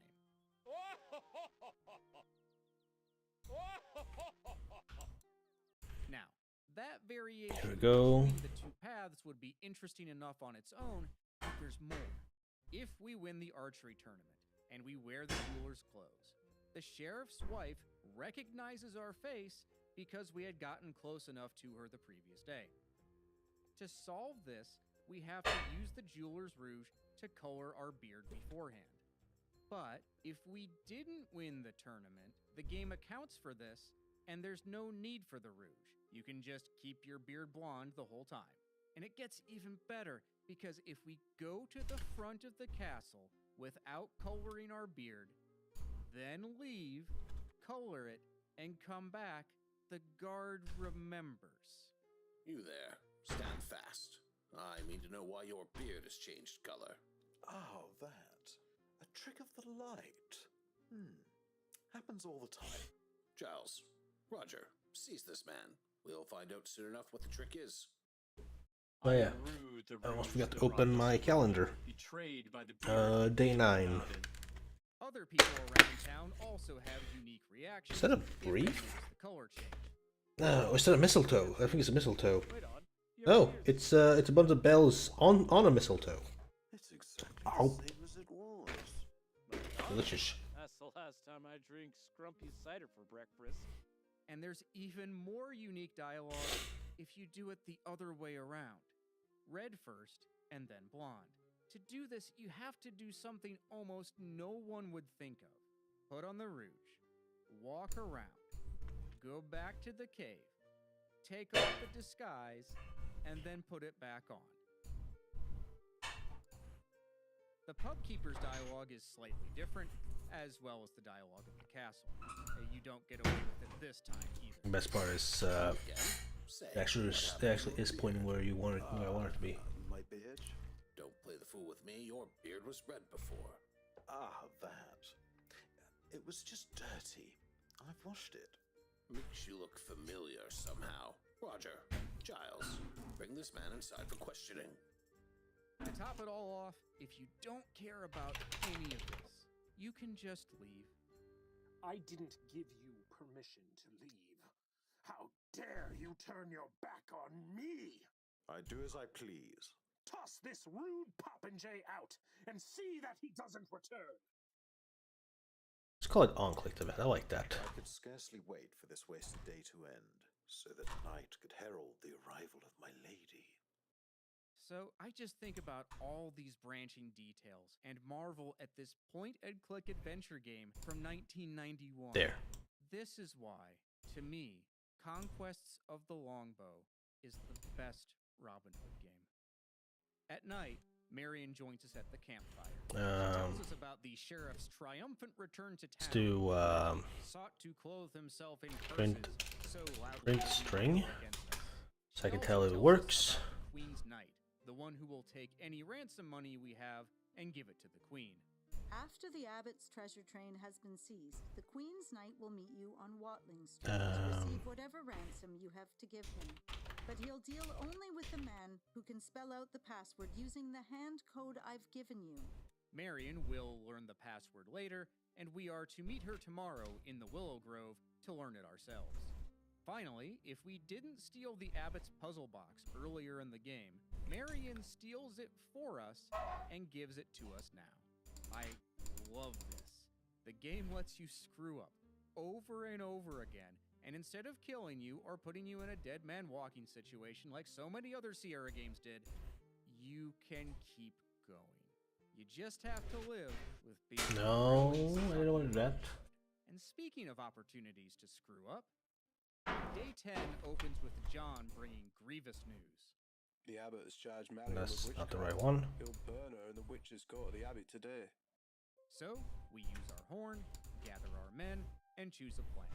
The one that will get us the most points is John's. Robin will enter the court secretly so he can rescue Marion. The men lead a two-part attack through the town. It would have been great to have a disguise, but for plot reasons, Friar Tuck gave away all of our outfits to the poor. Wait, I'm overthinking this. Hold on a moment. I doubt I could show my face in town in any of those disguises again. Anyway, we need to find a way to sneak into the witch's court, like, you know, that door at the back of the hedge maze. But we can't just walk into the front of the abbey.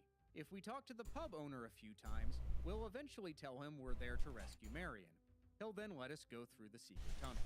You can also bribe your way in, though that takes a lot of coin, 40 farthings or 10 pennies. You could, also, threaten him with your bow. Okay. He says we'll regret it, and that he'll teach us what it means to make an enemy of him. There are no actual consequences of this, aside We'll from go ahead and do a point and click with moving because on further, thinking of it further, it's going to be a lot easier. So I'm gonna remove that. But you're gonna have to click to attack.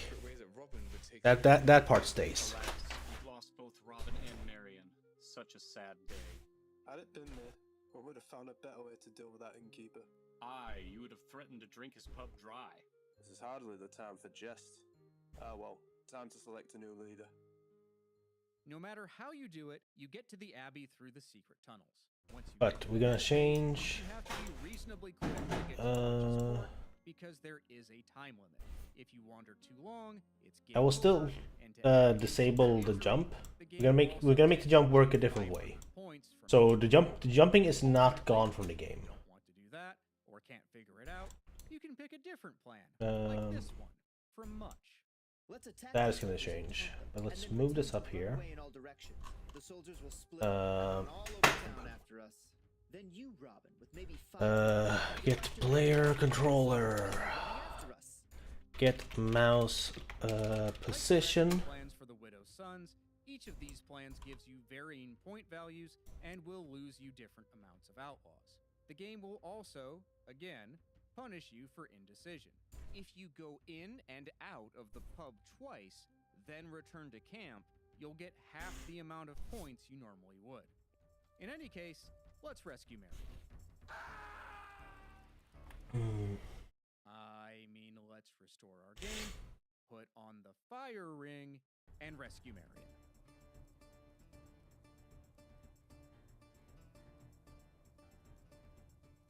See here. She's safe, but still gravely excuse me. We We take her to the Willow Grove. Thank and you. Use the healing power of the Heartstone. Okay. Input action move. Or maybe not. See, this is just amazing. I can understand failing to romance Marion. That's reasonable. But in this Location. game, a Robin Hood game, Marion can die. And not like she did a minute ago. No, I mean, you can wait here. Move She'll to. die. Move component 2. You can Yes. still finish the game. I was too slow. She's dead. Make Maybe you vector. don't even have a choice. Because remember, you can give stuff away in this game. Things Get like actor location. For example, you can give the half-heart emerald to the beggar for his clothes. Sir, this is... I can hardly think. You've made me a rich man. You can give the emerald to the jeweler in exchange for his clothes. Even Will knows. I don't think this is gonna work. But at least those two Hold on, are let's somewhat see here. explainable as acts of charity, and you do get something out of the deal. But for no reason whatsoever, you could also give it to the abbot. This is an exquisite. Oh wait, this is move component 2. This is not gonna work. Generous gift, brother. But it looks incomplete. Where's the other half of it? I couldn't say. Well, if you should come into possession of it, let me know. I'll just tuck this away into my purse. When he passes out drunk, though, you can take it back from him. The game prevents you from showing anything to the prior, but if you could, there is a coded response for giving him the emerald too. See here. This emerald has been cut by a Louis master. 5. Come by it. It was a gift. Make actor. Power. Walk to. Prince John will find a good use for it. Position. Position. You can give the emerald to the prior indirectly. I don't want. by No, giving I it want. to I don't one want to of the set two monks the in actual location Vector. because I need You can the. play version 1.0. Just don't give it to this monk, or he'll run into his buddy and get stuck forever. They Move fixed players this in automatically. 1.1 by changing the monk's position. So, you could be sitting here with nothing to do but let her die. However, assuming we did what Robin Hood would actually do, Marion is healed and quickly gives you the password for the Queen's Knight. Better write this down because it's another one of those randomized things and we won't get another chance to learn it. Simple move Robin may location. Is that a carry thing? Marion to the Simple cottage for her to rest. move. Oh. Long, weary days creep past as Robin now waits for the treasure train until Tuck arrives in camp, breathless, and tells us that the treasure train has arrived. Once again, we blow our horn and hatch a plan.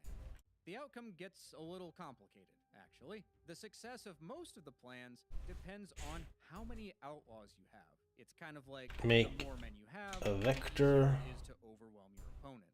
John's plan only succeeds if you have 26 outlaws. Will's plan 25, and Alan's plan. Wait, so it's up there. Tuck's plan is the best one. A surprise ambush from two sides. This plan always succeeds regardless of the number of outlaws.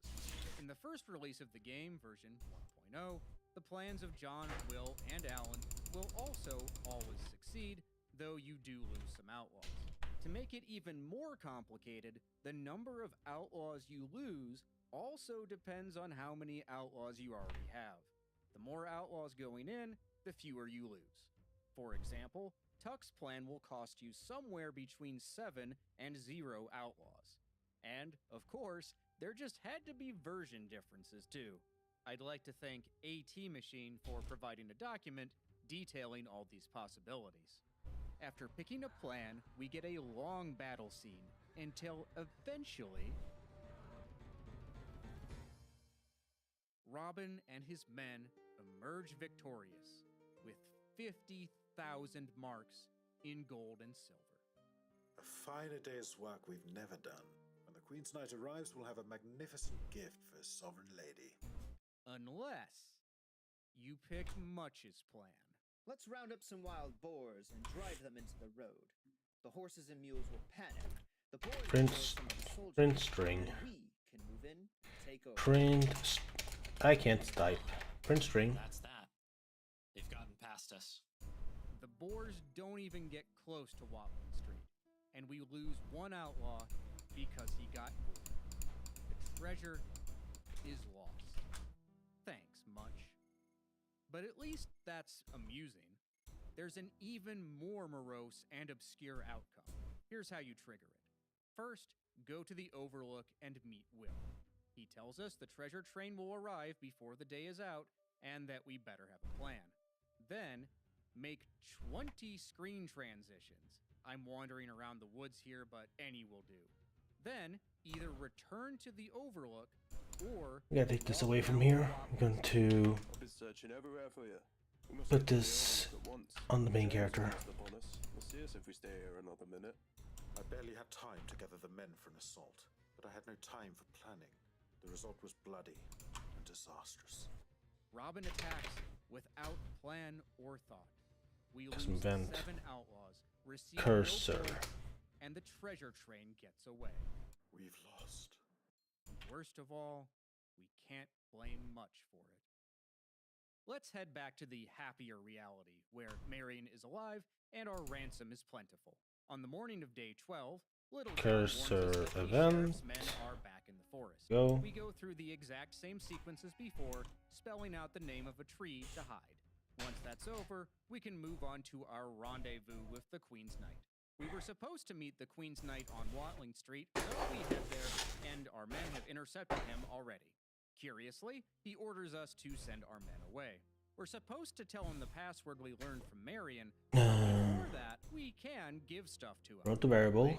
The magic rings, or the amethyst, if Location somehow X you held onto it all cursor. the time, or even the half-heart. And At this point, you technically don't mode to need it variable. anymore, so I guess it doesn't Location matter. Y cursor.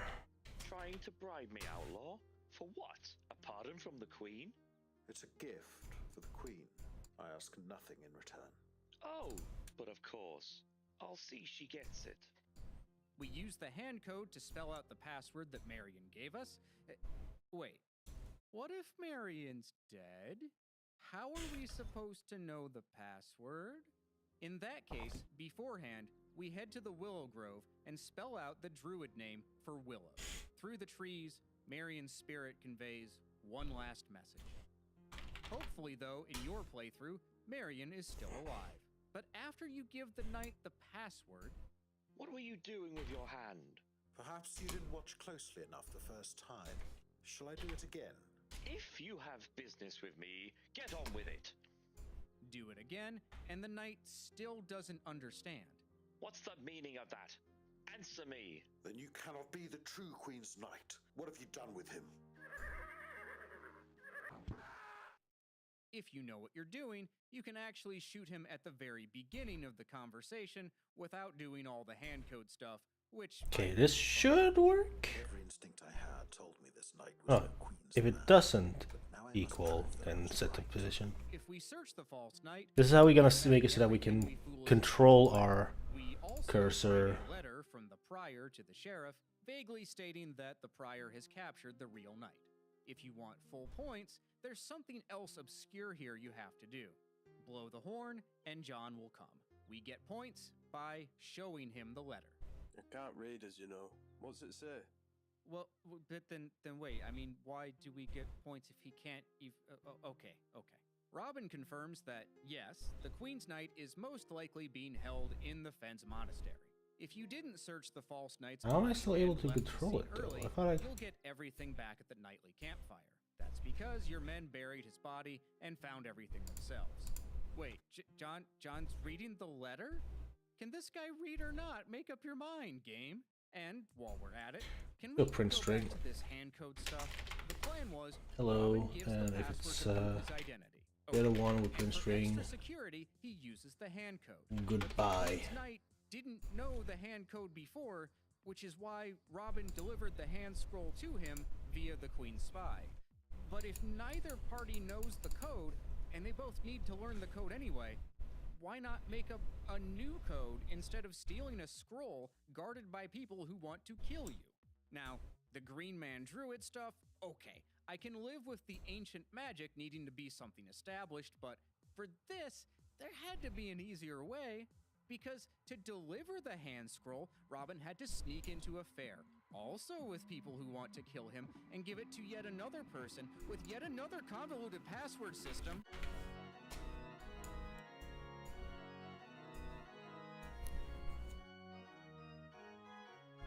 The next day, we need to rescue the real Queen's Knight from the Fens Monastery. We can blow our horn, but our men explain that they can't help us. So, we travel back to the Fens. Now, even if we good enough for me. it would be a stupid idea to blow it and alert the monks to our presence. Okay, yeah, you can do that. And if you go back down, your adventure is predictably cut short. The alarm stays on for a long time, too. I've never actually figured out how long it takes. Anyway, there's one ring we haven't used yet. Slip on the water ring, and some pretty lights appear. These are will-o'-the-wisps, the spirits of those who have drowned in the Fens. Now what we need is By the ring that commands water. How may we serve you? Do you wish to cross the water? I seek a missing knight and suspect these monks of treachery. Can you help? He's up here? Wait, we will bring you a boat.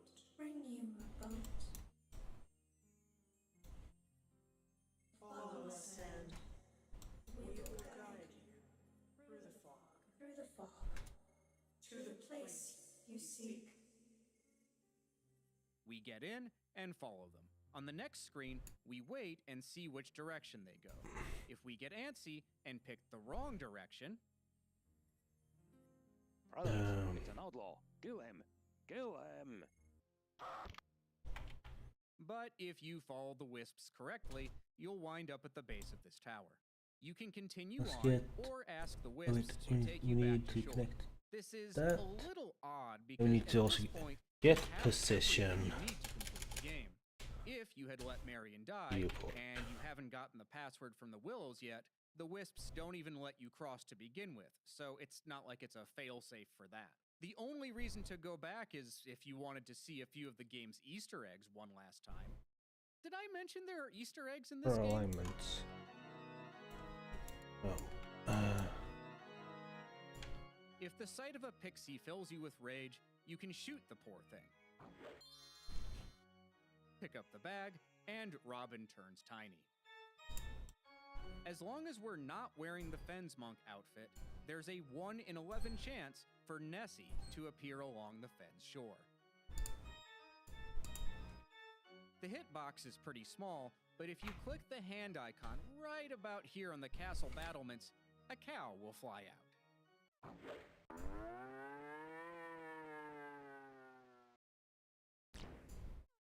The cow's name is Alice. There are 2 different versions of her in the assets, and for some reason they went with the pink version, maybe to contrast more with the sky. Using the half-heart emerald on the middle of the Abbey tapestry triggers this conversation. Look, it's Camelot.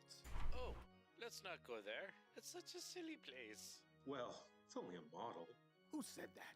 You're not even in this. If you look through the Abbey rooms, you'll find a monk counting the number of angels dancing on the head of the pin. Go look that one up.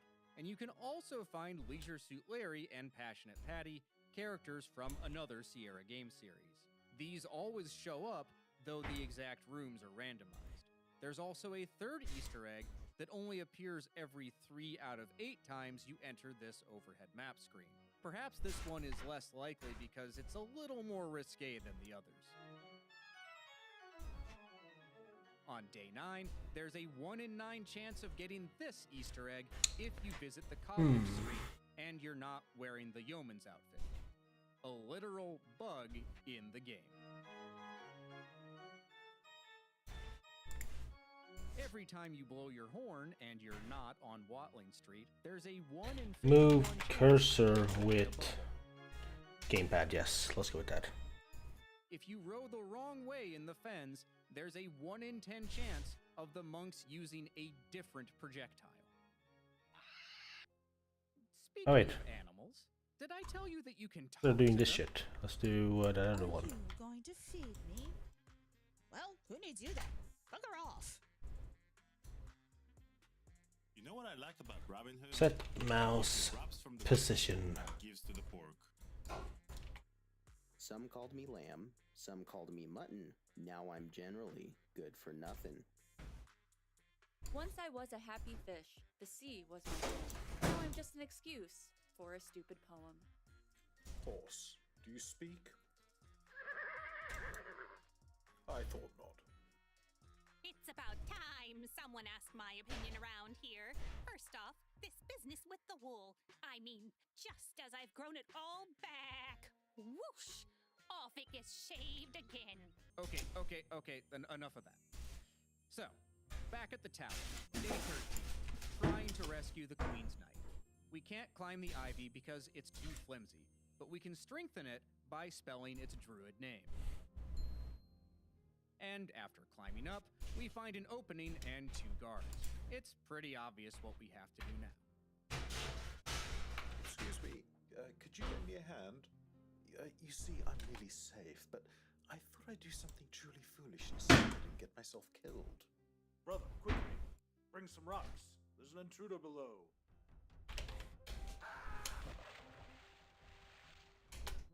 Inside the tower is the Queen's Knight, who won't join us until we've proven that we're a friend.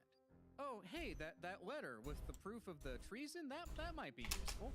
Read it, my lord. I took it from the body of the knight whom I thought was you. I cannot read. This message could say anything. I'll keep it all the same, but it won't cause me to trust you. I cannot read. I cannot read. I cannot read. So, we spell the password. You did remember it, right? And he agrees to join us. If the arcade slider is down, we make a quick exit. But if not, the game asks you if you want to save. And anytime a game asks you if you want to save, especially a Sierra game, you do it. We have to dodge the falling rocks either with the mouse or the keyboard arrows. There's no pattern to it as far as I can tell. There we go. So you're probably gonna die a lot. And it seems to be working relatively fine with controller. End of the game. But don't go yet. I'm gonna make it faster, because that is a little too slow for my taste. Let's do 6. First, the Queen's Knight takes our ransom. If we capture the treasure train, there are 2 mules here to haul the extra gold and silver. Now the treasure must reach the Queen, so she can. So it's much. King Leopold in Austria. It's gonna be much faster to play on with mouse, obviously. But now, for those who need controller, there's an option. Now we just need to make the character move to where I want to move, and I'm gonna use that tutorial I found once I figure out where I left it. He demands a proper trial, and we earn our. All the key players come back to testify either for or against you. He waylaid me upon Wall Street, gave me my rope, mocked my dignity, and that false friar beat me with a sword and forced me to toil at chopping wood for his gang of ruffians. And a poor job he did of it, too. That as he is with gluttony and an excess of wine and ale and lazy, a life of unmonthly comfort. I guess now it doesn't matter. I can just do the method I was planning on doing. Sheriffs and all sorts of lies, like having no idea where King Richard's rings are. That darn letter that no one could read counts in our favor, though the prior calls it a forgery. The peasant woman and the poacher testify for you, if they survived. The beggar and the jeweler relate their Prince. No, let's do a timeline. Timeline. That choice now. He was not good to me. He robbed me of every shred of rag I had and cared not for my discomfort. Movement. I nearly starved before I could regain a decent set of rags and return to my profession as a beggar. The yeoman testifies on your behalf as well. And finally, Marion speaks. Thank you, my lord. Oh no, actually, let's do this instead. I know Robin Hood well, and I also owe him my life. Pay no heed to this slut, my liege. She's a witch who keeps company with brigands and... Silence. The Lady Marion has served my Queen Mother for years and is of noble blood. I'll not tolerate such accusations against her. Speak on, lady. Robin is completely loyal to you. He is honest, fair, and true, undeserving of the fate that has driven him to live outside the law. He seeks only peace. New location, move. And justice. Death to traitors. He devoted himself to raising ransom on your behalf. Well, that's that. They've gotten past us. Even as these other wicked men conspired Damn. against you, don't listen to their lies. Robin and his So men custom are your event. truest subjects. I Call beg it you to grant Move us your pardon Actor. and your favor. Very well. The witnessing is complete. Clear the floor and I shall pronounce judgment. And what happens next? Well, that depends. There are 4 different endings you can achieve in this game, and it's a lot more complicated than you might think. Credit goes to speedrunner Deathwing for figuring it all out. For some parts of this next section, I'm going to quote directly. Let's do 2 factors that timeline. the amount of ransom that you raise and an internal reputation score. That's not this score over here. That's Actor movement. more like a completion score, and it has nothing to do with your ending. Your reputation score is calculated as follows. If you save Marion, you get 2,000 points. You get 500 points each for saving the peasant and the poacher, and if you don't save them, you lose 500 points each. For the beggar and the jeweler, if you deal with them wisely, it's another 500 points. And Pretty sure I don't need to set up permanent delta time for this. Finally, you get an outlaw bonus. For each New location outlaw move. over 9, you get 30 points. We think this 9 is because of Robin plus the main merry men plus the 3 boys. Since it's not possible to lose any of them, you don't get Simple. for having Move to location. Yes, maybe. And for having the letter that no one could read, you get nothing. Yeah, it's actually ridiculous. So, let's start with the second to worst ending, the pardon.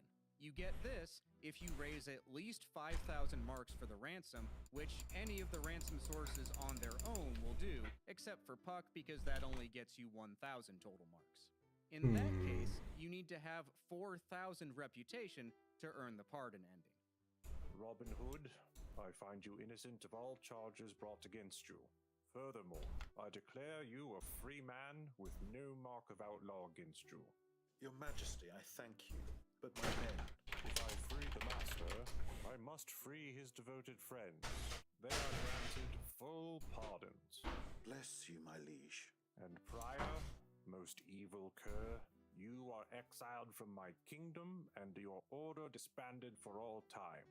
The sheriff is instructed to slay you on the spot if you are not gone from my shores within the week.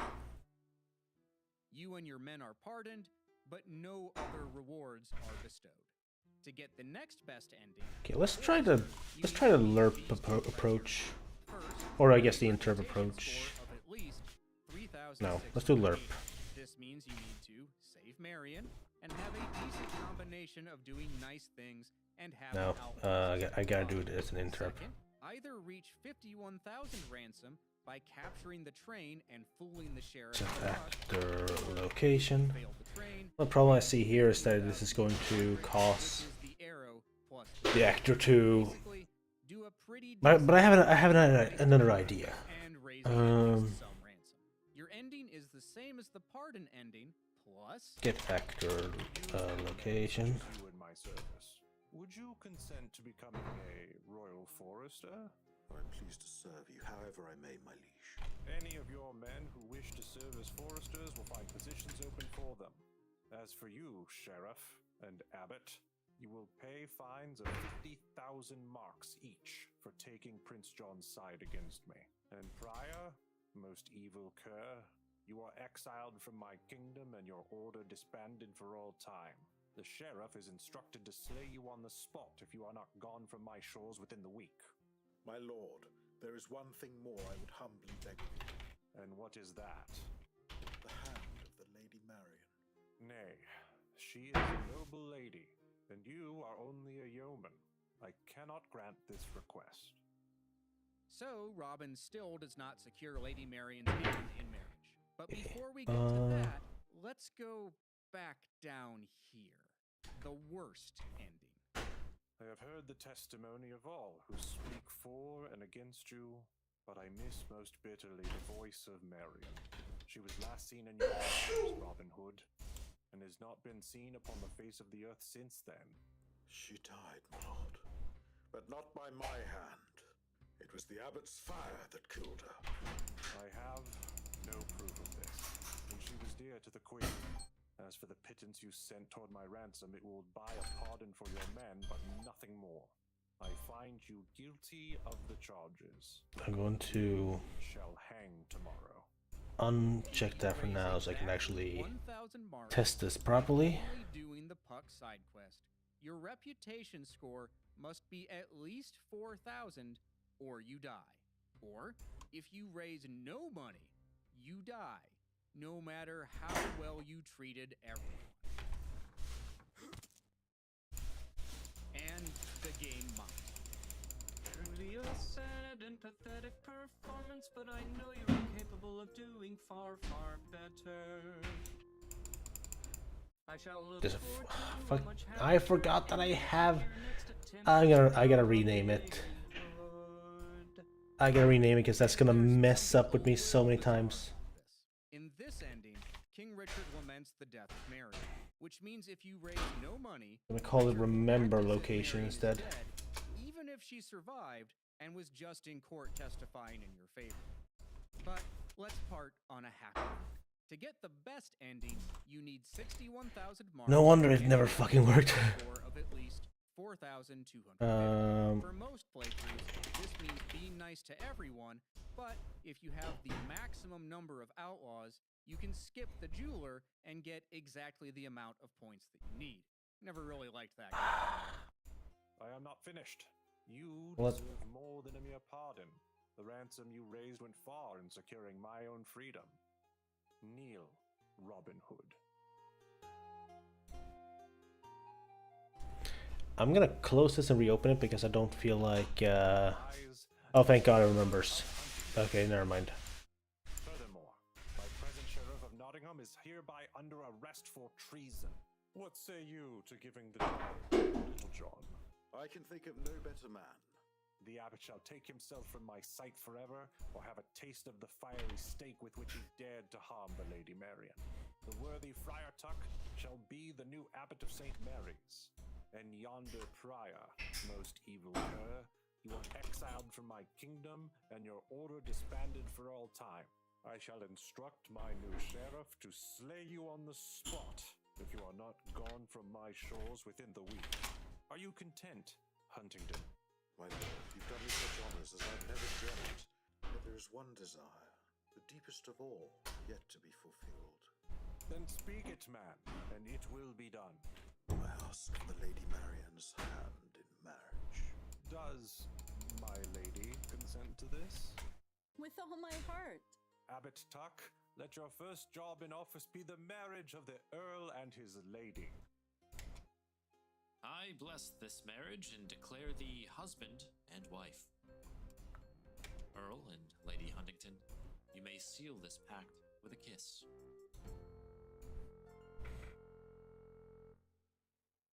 These days, we're spoiled by games with tons of detail. Heck, you can make an entire YouTube career out of obscure Witcher 3 facts. But in the 90s, and especially for point-and-click adventures, this level of detail, this amount of player choice, was nearly unheard of. Sure, sometimes Longbow's ambition exceeded its execution, but there's just so much here. I mean, I haven't even told you the whole story yet. I didn't tell you the trick for cheesing the coat of arms copy protection. I didn't explain how you can skip the forest chase sequences. I didn't show you how using the hand code breaks the game, or how pressing one key at the right time lets you avoid almost all the conversations at camp. In the next video, we'll dive into conquests do of the this? longbow speedrunning, and you'll learn how Can I have another speedrunners cube? turn Robin into an absolute If that video's out, you'll see it on screen now. If not, hit the subscribe button and turn on notifications. A big thanks to all of my patrons, and especially to everyone who voice acted the characters. Take care, stay safe, and try to be better than much. How did I do this with a slime?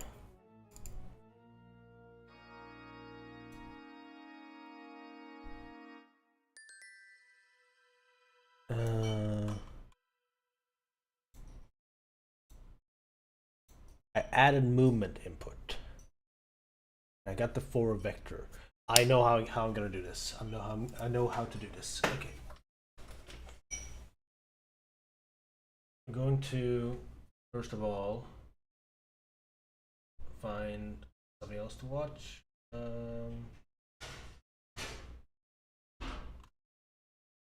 I know we were going to do the Pan and Coke video, but I still gotta focus. So let's just continue with the speedrunning video. The whole run is incredibly intense in execution, like constantly.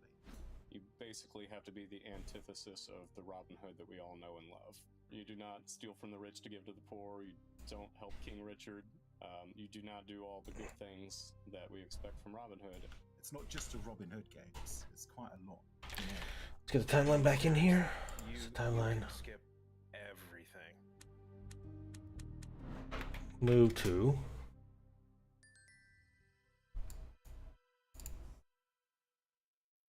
Today, I'm going to tell you the incredible story of conquests of the longbow speedrunning, of humble beginnings, relentless ambition, and of the people who... So the idea I have is that when you're when you're in cases when it's like like behind the shoulder camera, like crawling and in the little nukes for the bat, then you will, when you're in those cases, you will get control of the buttons.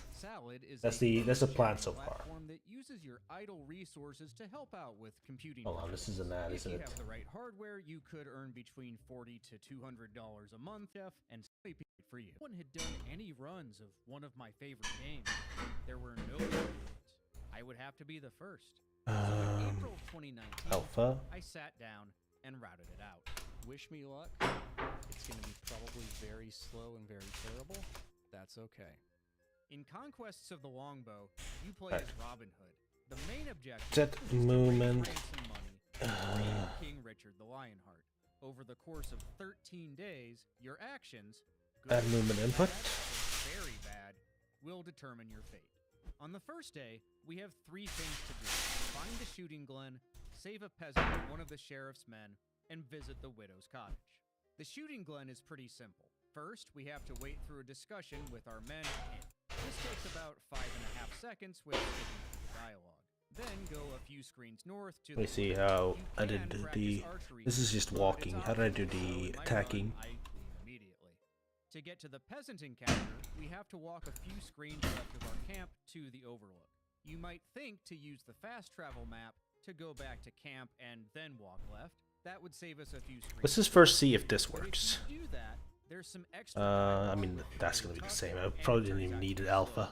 So instead, we travel in a sort of zigzag. Okay, that makes the character move. Overlook, a location that will become very familiar. We wait for a peasant to show up, followed by one of the sheriff's men. The good Robin Could Hood I- took care of the situation heroically.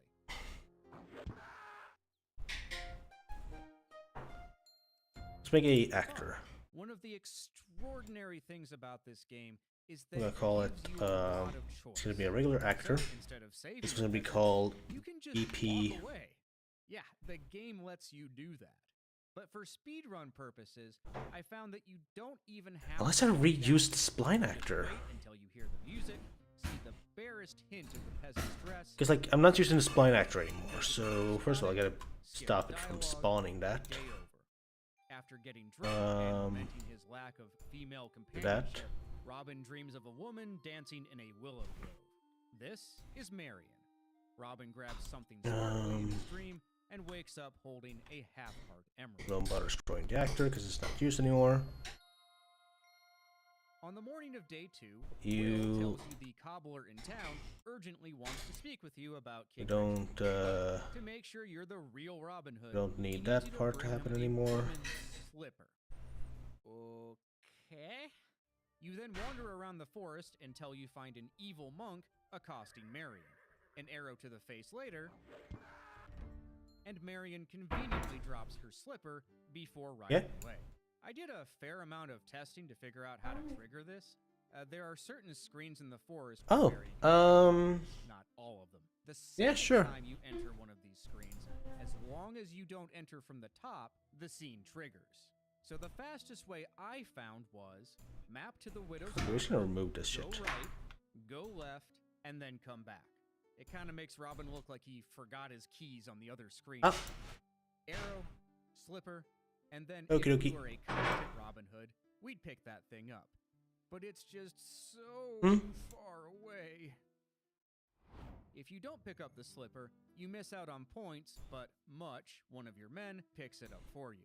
Again, the game was sort of designed with this idea that if you screwed up, there would be fail-safes where you could keep playing the game, but you just look like an idiot. Now that we've got the slipper, we need a disguise so we can sneak There we into go. Nottingham and meet with We've disconnected the spline actor from that.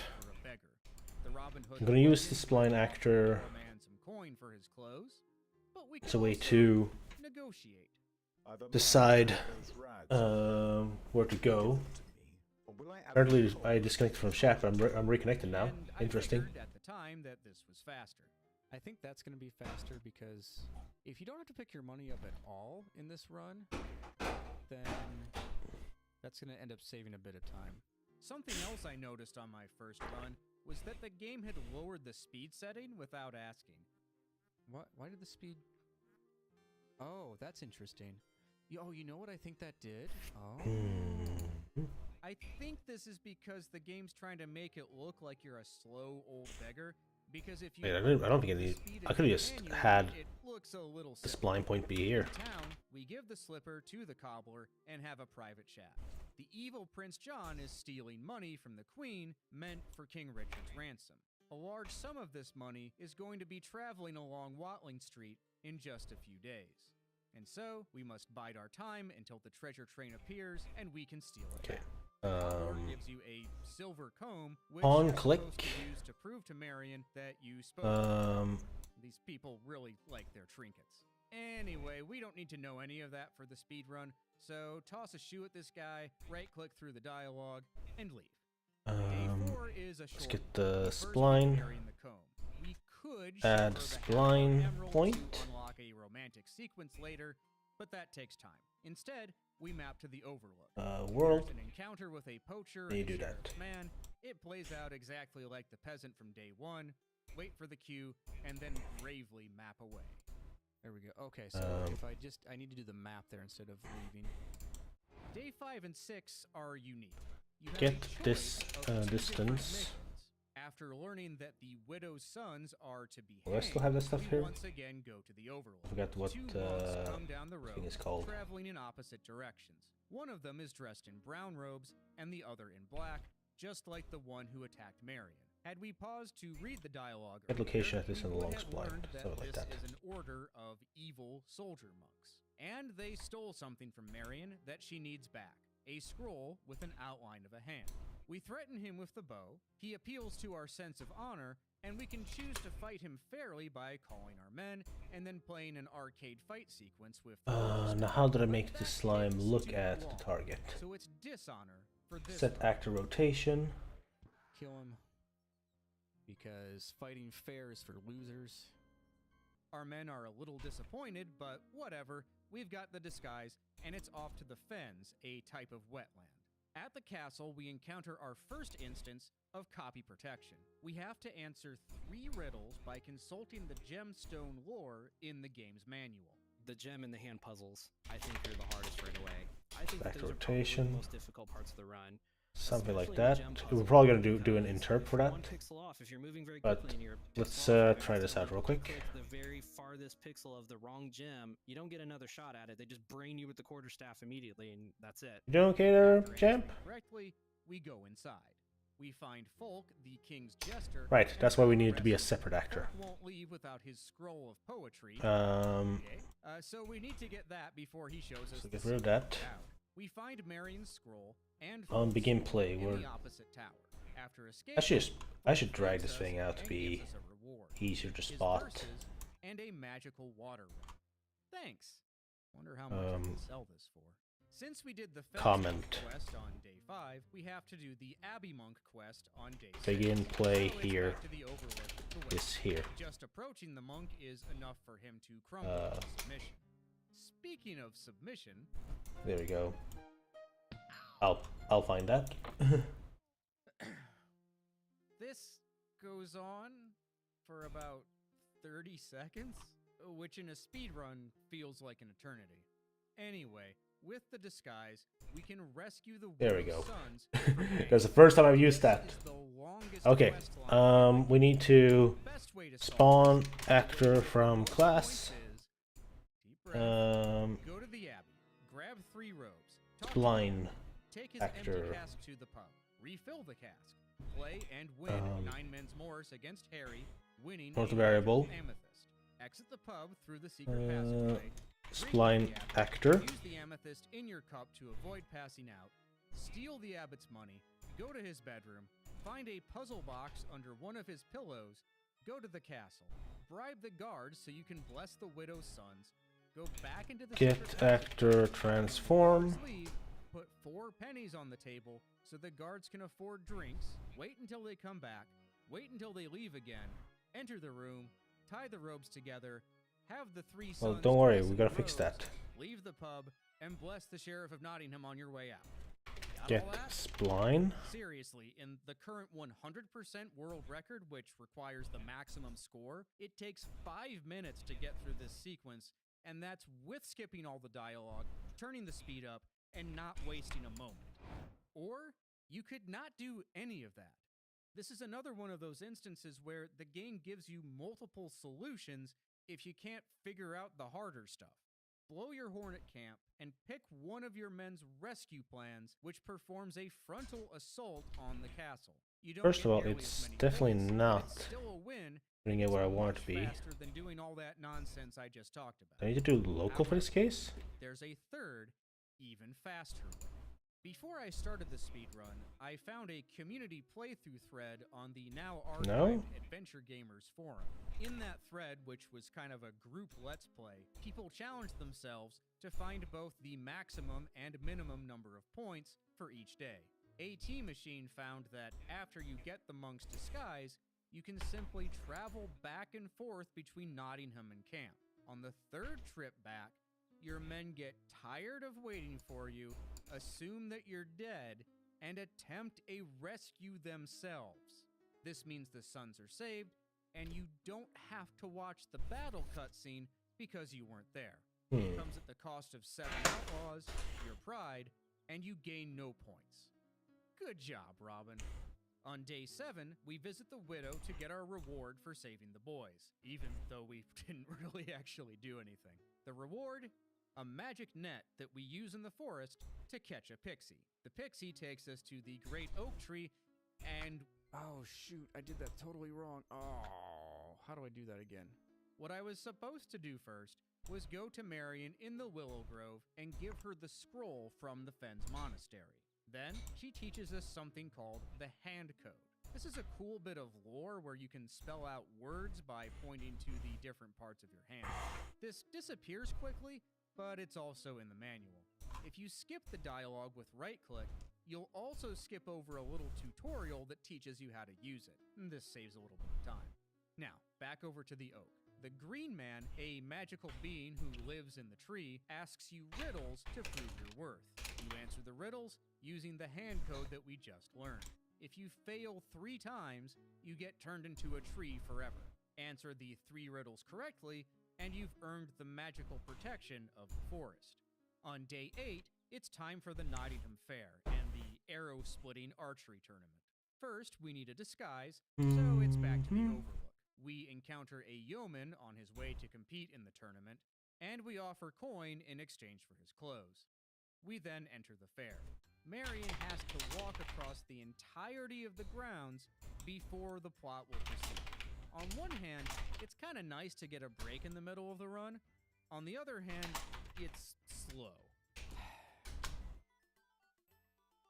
This will be an interesting sequence break if someone can figure this out. Once Marion leaves, 3 scholars show up. We only care about one of these, the Queen's Spy. It's always this one in the gray. Exactly where the scholar shows up is random, so you can lose a little bit of time if you're unlucky. To prove our allegiance, Marion told us I do the still name of a spawn it, randomized right? coat of arms on the previous day. The Yes, I scholar do. shows us some pictures, and we're supposed to go to the manual and match the coat of arms correctly. Except, we didn't slow down to hear Marion tell us which one it is. That's because, even though the correct coat of arms is randomized, it's always the second one he shows you. So tell him nay, and then I, and hand over the hand scroll. The scholar then offers us some money, which we can accept or not. Now, to deal with the archery tournament. In this first run, I thought that leaving the fair would end the day, but no such luck. Oh, no? No? I headed back over to where it was, clicked the bow on the target, and instantly won because I had the archery. Get world position doesn't No points, but hey, this is any percent, and we really move. On day 2 9, 5. before you can move on to Move anything, actor you with have to mouse. go into the forest, trigger a chase sequence with the sheriff's men, and escape. So, to evade them, we have to use the green man's protection. Throughout the forest, there are groves that will give you a picture if you look at them. What you're supposed to do is find the picture. Oh, that one even thinks about where you're clicking at. Okay, hold on. We're gonna study this person. Well, I'm Trace. Turn into a tree. Word mouse location to world space. Oh, for fuck's sake!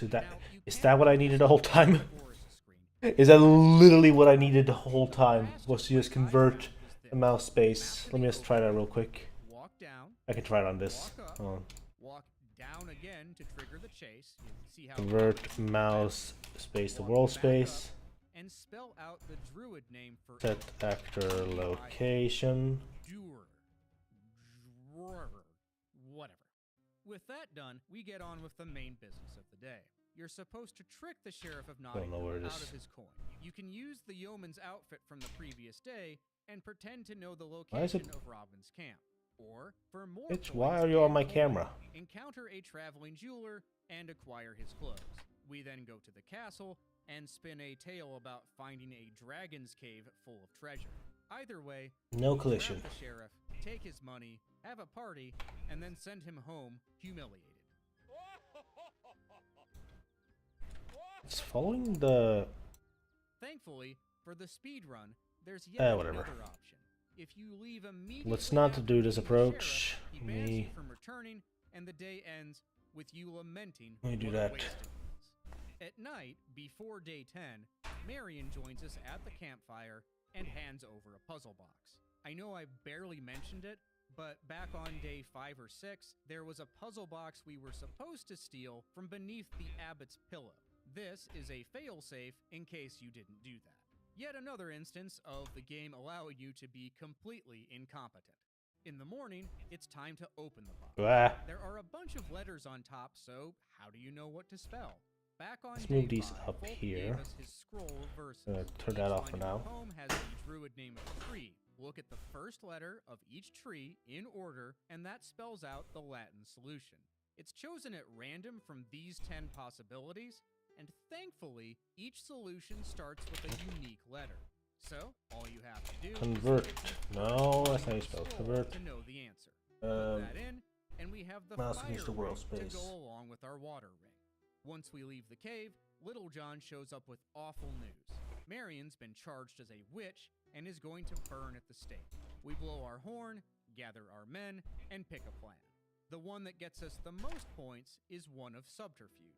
If we were so inclined, we would head to the pub, convince the owner to let us use the secret passageway to go to the abbey, and make our way through a hedge maze. At the end of the hedge maze, there's a door to the witch-burning arena. Your men attack, giving you an opportunity to slip in. But all of that takes time, so just pick any of the other plans. This takes us straight to the rescue.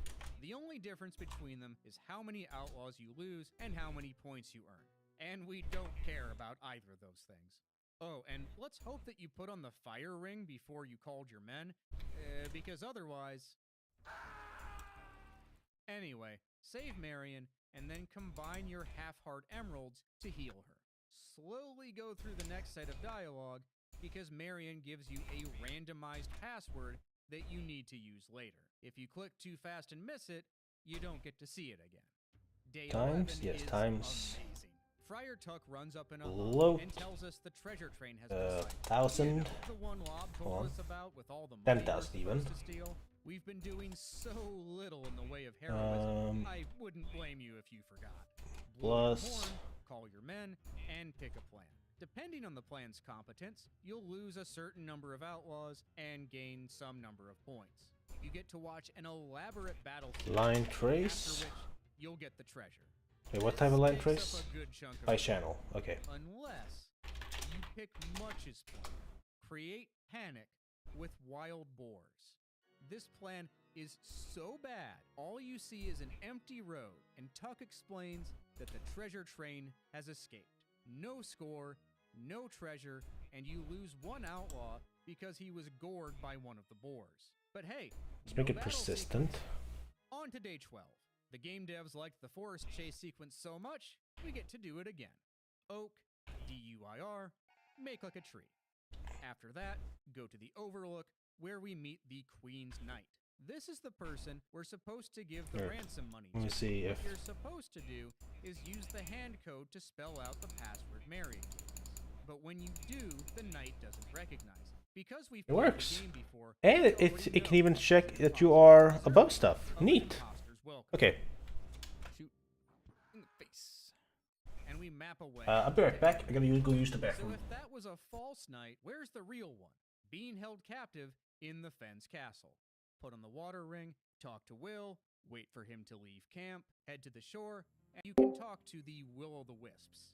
These are the spirits of people who drowned here. They bring you a boat and guide you through the fens. On this screen, you have to wait for a bit because they randomly choose one of these three paths. If you take the wrong one, Brothers, it's an outlaw. Kill him. Kill him. once you take the correct direction, we climb up the ivy on this tower. There's a joke death here that you can get if you talk to the monks. Excuse me, could you lend me a hand? You see, I'm nearly safe, but I thought I'd do something truly foolish instead and get myself killed. Brother, quickly, bring some rocks. There's an intruder below. But if you want to actually win the game, you need to jump in through the window. In the tower, use the hand code to give the real knight Marion's password. If you have the arcade slider on anything except the lowest, you have to play this sequence where you avoid falling rocks. But since we're cowards, the game just lets us go. And that's the end of the run. Last input is clicking the middle of the hand, so that's when the time stops. My first complete run of the game ended at 26 minutes and 6 seconds. World record, folks. It wasn't great. I paused a lot to make safety saves and consult my notes, and I made a lot of mistakes. No.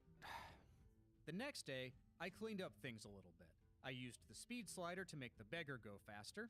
On day 4, I saw the peasant first and then visited Marion, the opposite of the way I did it the first time. Because if you do that, the day ends instantly when you leave the Willow Grove. On day 7, I went to Marion first before doing the riddles, and on day 8, I didn't waste time trying to leave the fair early. Instead, I wasted time by getting thrown out of the tournament. See, if you pay the entry fee, then leave and come back, the guards won't let you in anymore. And I thought that would be faster than watching the cutscene where you automatically win, but for some reason the game hangs here a long time, and it probably ended up being slower. Anyway, I got a 24:51, a little over a minute saved. Enough to be what I called a decent placeholder to show off the route. But I wasn't satisfied with just a placeholder. Cross your fingers. No crashy crashy? No soft locky? Unfortunately, as I began running the game faster... Oh, you did it again, didn't you? It started soft locking at the end of this cutscene. You're kidding me. God. Why? In this run, I tried twice to get past it, but then went for a backup strategy. Alright, you know what we're gonna do, guys? Just to finish this stupid game, there's another solution to this puzzle. And I'm not even joking. We can wait a minute and let her freaking die. So that's what we're gonna do. Yes, that's right. If you wait a minute and a half, Marion will die. Because I couldn't get the password from her personally, I had to come back to the Willow Grove later and spell out their druid name to get it instead. I also struggled with the pixie. The direction it comes from is random, so it can be difficult to catch.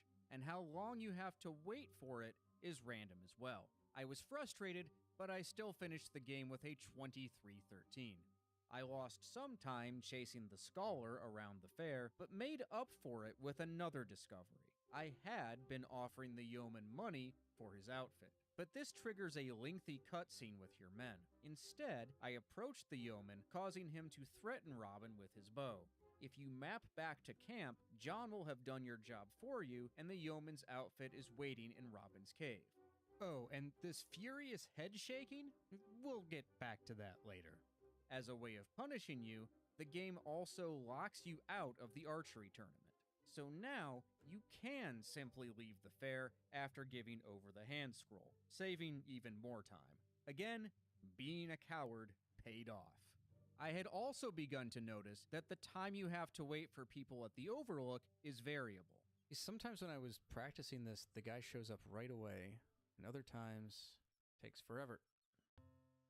I didn't know the exact details then, but eventually I learned that you have to wait a random time between 10 and 20 seconds. Although there's a quirk in the game engine that means despite the code stating 10 to 20 seconds, in reality it's somewhere between a little over 8 seconds to just under 19 seconds.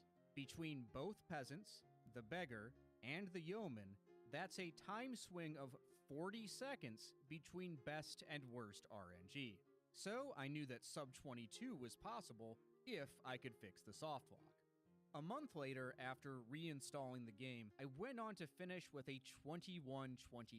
The soft lock was no more. Or so I thought. In the runs that followed, it came back. I was tearing my hair out looking for a solution. Nothing seemed to make a difference. But after a lot of experimentation, I discovered the soft lock happens when you dismiss these text boxes too quickly, the ones right after rescuing Marion. Much later, Sluicebox, a Scum VM developer, would discover the cause.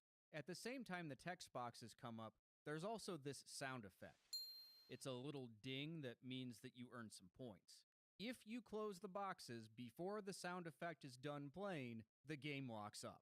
In the current versions of Scum VM, this has been fixed, but the solution back then was, wait a second, and don't click them away too quickly. With that knowledge, the path was wide open for a new world record. You know, I wonder if there's a more optimal path, like through the forest. I feel like there is, because Robin sort of, like, goes around trees in a way that's sort of weird. No, almost forgot this part. You can use tab to open up the inventory. I did not know that until, like, yesterday. You just shoot him in the face. Perfect. Look at that skill. Alright, time to hold enter for a while. No offense to the artist, but does this, like, tree just look not as good as the rest of the background? Maybe they were under a crunch time. That happens. Big time save is coming up. Okay. Just need to remember not I'm to back. click through this. Why is Discord not doing the thing? I think it actually saves time. We'll see. Discord? Give me the Do you not know? Oh, there you are. Okay, weird. Whatever. Sorry, I used Discord for reactive. It wasn't working for some reason. I think it's heart. Okay. If not, Let's see here. We are following this guide on how to do how to move a character. That's world record. And then I took a break. I wouldn't come back to it for another year, and with that, a big time save. To understand it, we have to talk a little bit about emulation. If you buy the game on GOG, it comes bundled with Scum VM, a program for running old adventure games on modern PCs. To reduce bugs and provide a more stable experience, Scum VM sometimes throttles the games, making them slower than what they would have been on a fast PC in the 90s. This is great for casual play, but not what we want in a speedrun. Let's recombine the stroke pins. We're gonna go with what they're doing here. Cycles, but that made the game crash. Instead, I ran the game in results. Scum VM. That way we can see all of them. The speed throttling. Simple move to location. Running it unthrottled. Get player controller. And it even added a great feature. Robin has these head-turning animations that are supposed to happen every couple of seconds. but this is tied to game cycles and not a real-time clock.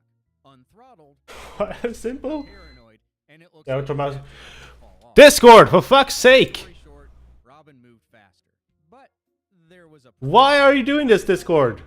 You were literally working just 2 seconds ago. throttle off, even when it clearly walked over the net. It's not moving my mouth.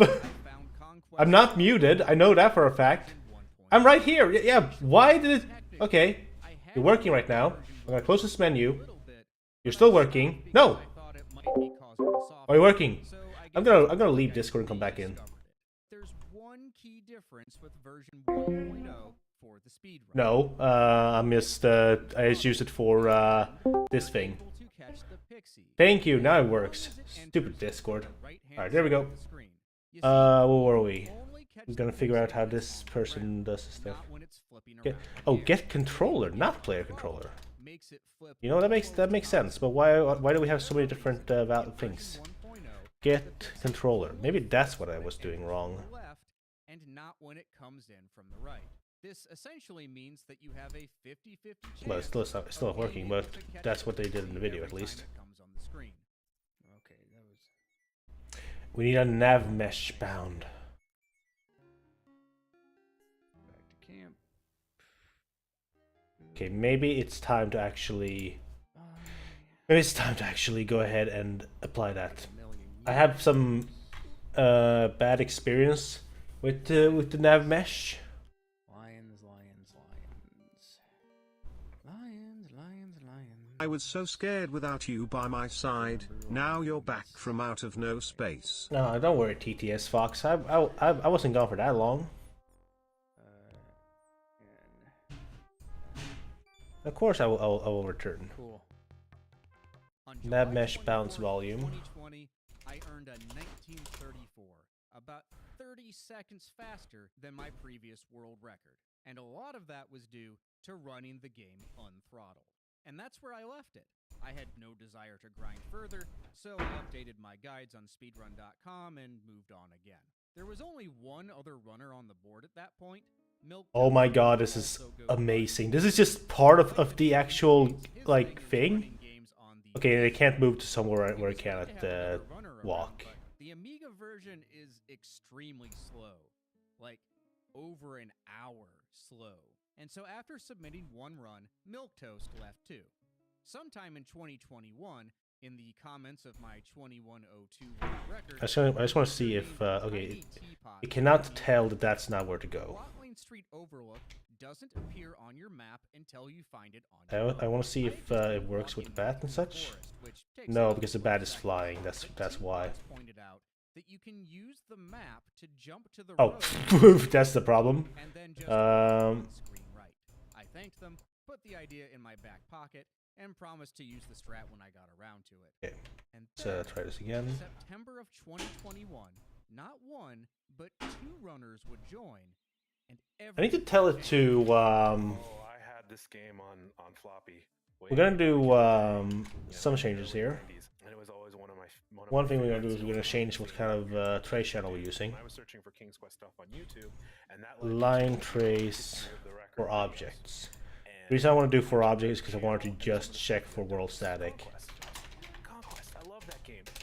Make array.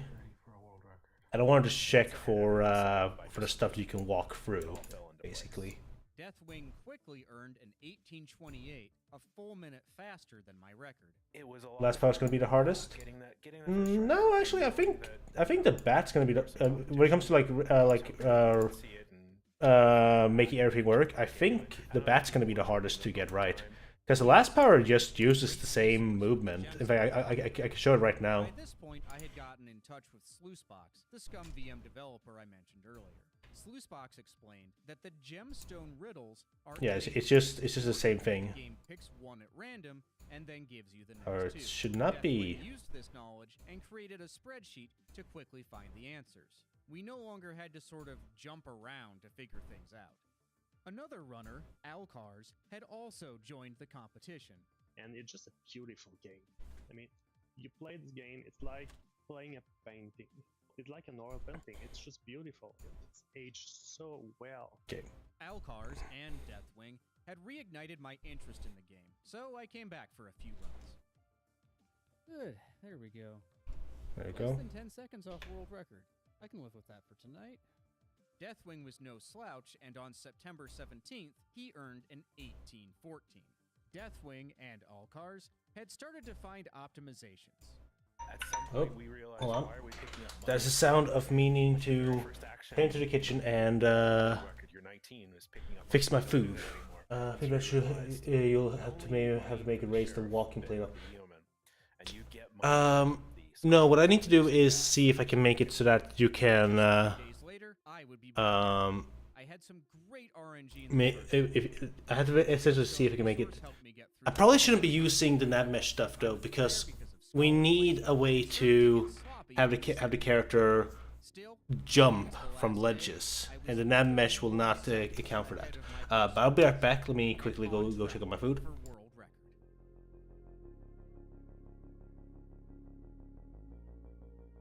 That is not how you spell ransom. Flustered at having choked the final inputs, I lost a lot of time. World record lost by 4 seconds. Later that same day, Deathwing dropped the record even further to 1803. But the next day, on September 21st, Deathwing did this. How did he do it? Oh yes, so that one was Alcars. That one was definitely him. On the day you deal with the Abbey Monk, wait for him at the Overlook. After you walk down to meet him, walk away, and then map back to camp. Tuck will be there, having taken care of the matter for you. The clothes are in your cave, and you've skipped that monstrosity of a cutscene. Once we saw that it worked for the monk, that you could just walk off the screen, we immediately started saying, okay, well, can we avoid the other ones? You can also do the same thing when you get the beggar's clothes. John puts the clothes in your cave, and you don't have to see the cutscene or mess with the speed slider at all. It should have been obvious from the beginning. I mean, it's the same thing we were doing with the peasants. But sometimes you need fresh eyes to see what's right in front of you. I did another run the next day using the new tech. It went great, and I saved over a minute from my personal best. But I was still 10 seconds behind world record. More discoveries were made. We found out that you could do the same beggar strat at the Yeoman. Map away to camp, Little John gets the outfit for you, and you skip having to walk down and get threatened. We were really starting to skip just about anything resembling heroism at this point. Not yet content with his time, Deathwing discovered how to predict the direction of the wisps. I spent a lot of time analyzing the will-o'-the-wisp patterns. I wanted to know how many patterns there are. Could you predict where they were going to go? And it turns out, yeah, there's only 3. They can go certain ways. And on top of that, it was almost always to the right. For example, if they start out by moving to the left, they'll take the right edge. And so you could figure out, just by looking where they start, where they were going to end. This means that runners no longer had to wait for the wisps to exit. Sluicebox also confirmed that there's a bias in the RNG. There's a 50% chance of right being the exit and a 25% chance for both the left and the top. Alcars and Deathwing started finding glitches too. Remember how the game has this chase sequence? The one where you have to use the hand code and turn into a tree? So I was streaming attempts, and I didn't even see it happen. He told me about this later. I apparently did not put in the full name, or I misspelled it or typoed it or something. And he's like, did you notice that you didn't spell it right and accepted it? And I looked back at the video. Yeah. I'm back. I did typo that. But yeah, Tiki, you're right. That's actually not a bad idea of how to do it. But we're gonna do this. Instead of using the nav mesh, as much as the nav mesh makes things much more fluent, it will not work for our game. Purely because of the fact that we need it to. We need to like have the actor always move to that location. So we're gonna get this instead. This skips delivering an arrow to the face, so it's a little disappointing, but time saved is time saved. It also lets us perform this funny unlock the walk icon, and then click south to moonwalk down the road. If you return to the screen, the knight is already dead. And if you do that in version 1.0, it's not the knight, but John who's here? Anyway, by this point, Deathwing was poking at every corner of the game. For example, he found a way to optimize the monk cycling on the day when you rescue the Widow's sons. So originally, you had gone back to camp, like actually clicked on the map, gone to camp, and then go back to Nottingham back and forth. And I discovered. Where's the get forward, Victor? Why did I remove it? You just go to the menu, go back in, and back and forth, and it does it automatically. We'll just copy it from the slime. That Deathwing noticed about whichever monk you That's encountered searching. second. Sometimes Walking, here we they go. show up instantly, which we came to Get back to call rotation. insta-monk. But sometimes you'd have to wait there for a long time. There's a chance that it will instantly appear, and then there's a chance that it will take some amount of time. As it turns out, this is just the way that the game is. On day 6, you get a 50-50 shot of getting the monk immediately or having to wait for some reason. But it turns out that if you just walk off the screen and walk back, it re-rolls it. Why am I rotating like that? Getting the automatic monk, which is still faster than waiting for it. Okay, hold on. For the next few weeks, we were all We're doing gonna, runs until finally, on October 28th. Gonna do this instead. So you watch the video, and the very first thing is someone asked me in chat, are you grinding for sub 16? And I was like, no, I'm just trying to get a better time. I got great luck everywhere. I got the instant pixie. I mean, my heart was racing. And great execution, all the new strats, the will. Wee! Wee! Okay.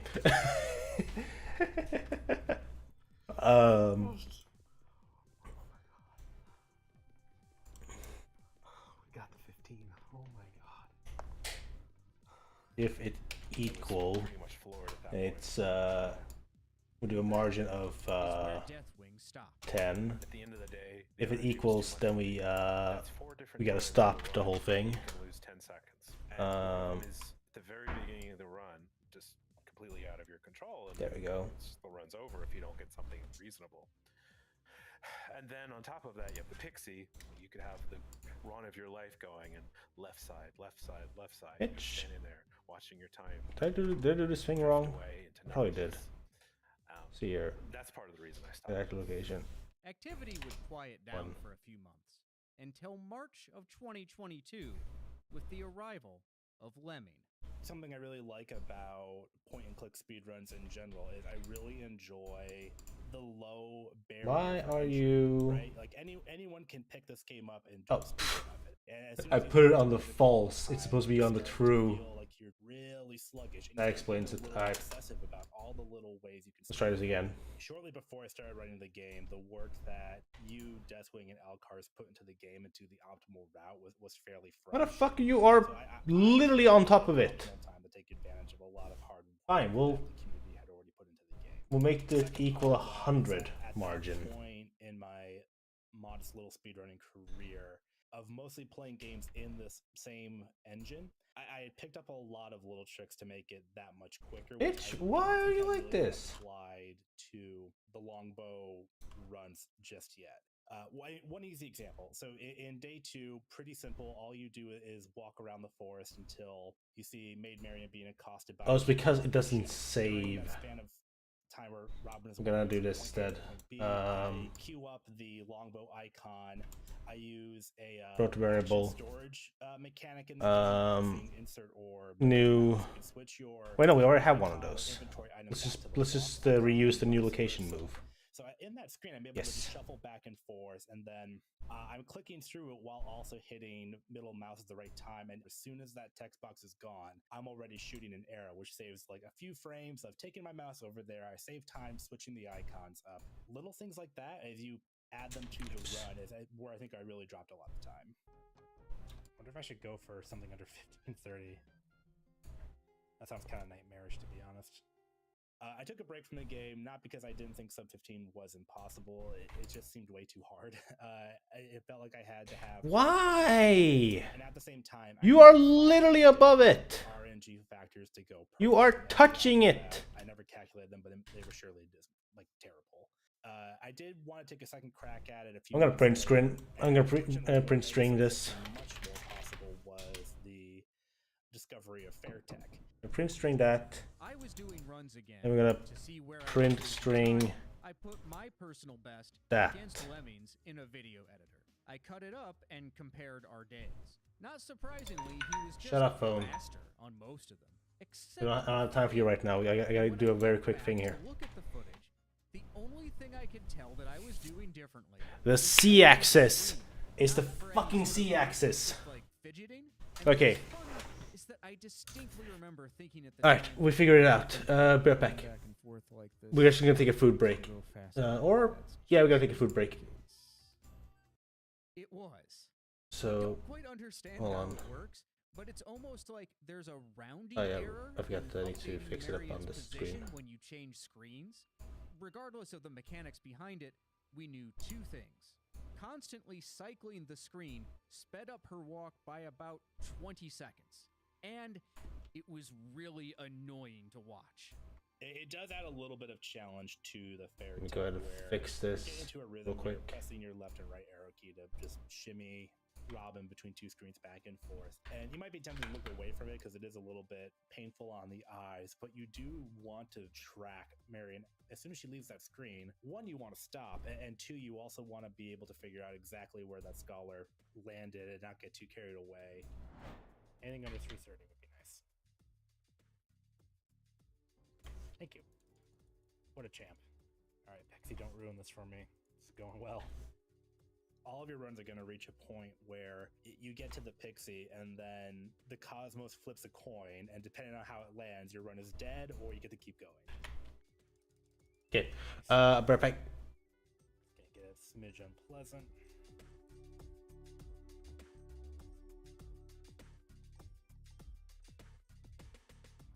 Okay, this could be it. Ooh, hope I don't mess this part up. Come on, give me the good RNG. Give me the left. Give me the left. Nice. G. E. Oh, that's a good time. Getting sub 15, it felt great. It was just an achievement of a plan, kind of a plan of action I had made after getting back into the run. I think from a stream perspective, I probably got it in maybe 4 or 5. But what you don't see there is a lot of playing the game on lunch breaks, little coffee breaks in the middle of my day. It's an advantage of working from home. And just making sure that once you do get that RNG, you're doing everything you can to make sure you don't goof it up. Woo! There we go.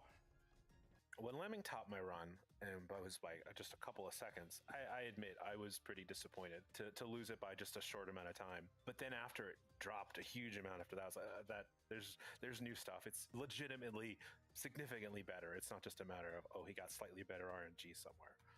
So I was very happy when it went down much more than that. Activity in the game would pause once again for a few months until November of 2022. Shawluck had arrived. How did this game not get more attention? Because it's so well put together. The puzzle design's good. I mean, there's multiple endings, all alternative puzzle solutions, like all stuff indicative of a great game. I don't know. I'm surprised. He progressed very quickly, starting with a 1630 on November 27th. He then beat Lemming's world record on December 3rd by 1 second. It was astonishing that not that he beat it, I knew he would get there, but that it was only 1 second. I'm always happy to see someone come and knock it out. That said, I will say I did have a little bit of ego that Shawluck only beat it by a second. I've had world records lost before, and typically I don't just lose them, I get pulverized. I mean, honestly, it didn't really feel earned. Lemming's run was better than mine by far. I just had better RNG, like much better. So it feels like I was more lucky than good. I didn't like it. Not content with that time, Shawluck would keep pushing. As he was going for the record, he would always talk about how deceptively tricky this game was. So it's great to be validated on the challenge of it, but also see somebody have the same interest and pull in it as you do. So I got my food. I'm gonna mute my mic while I eat. Obsessed with a game from 1990 and making it go as quick as possible. The entire first split fell behind by about 10 seconds, like 10 seconds and some change. But I decided to play it out just to see how my practice with the gem and the hand puzzles had gotten better. But I in my mind, I was like, this run's dead. Like, it's probably doomed. When I shaved time off the Fen split and the Pixie split, I realized I was still in pretty good shape. And then when the Yeoman and the Scholar were good, I then realized, like, I could finish this strong and actually have something.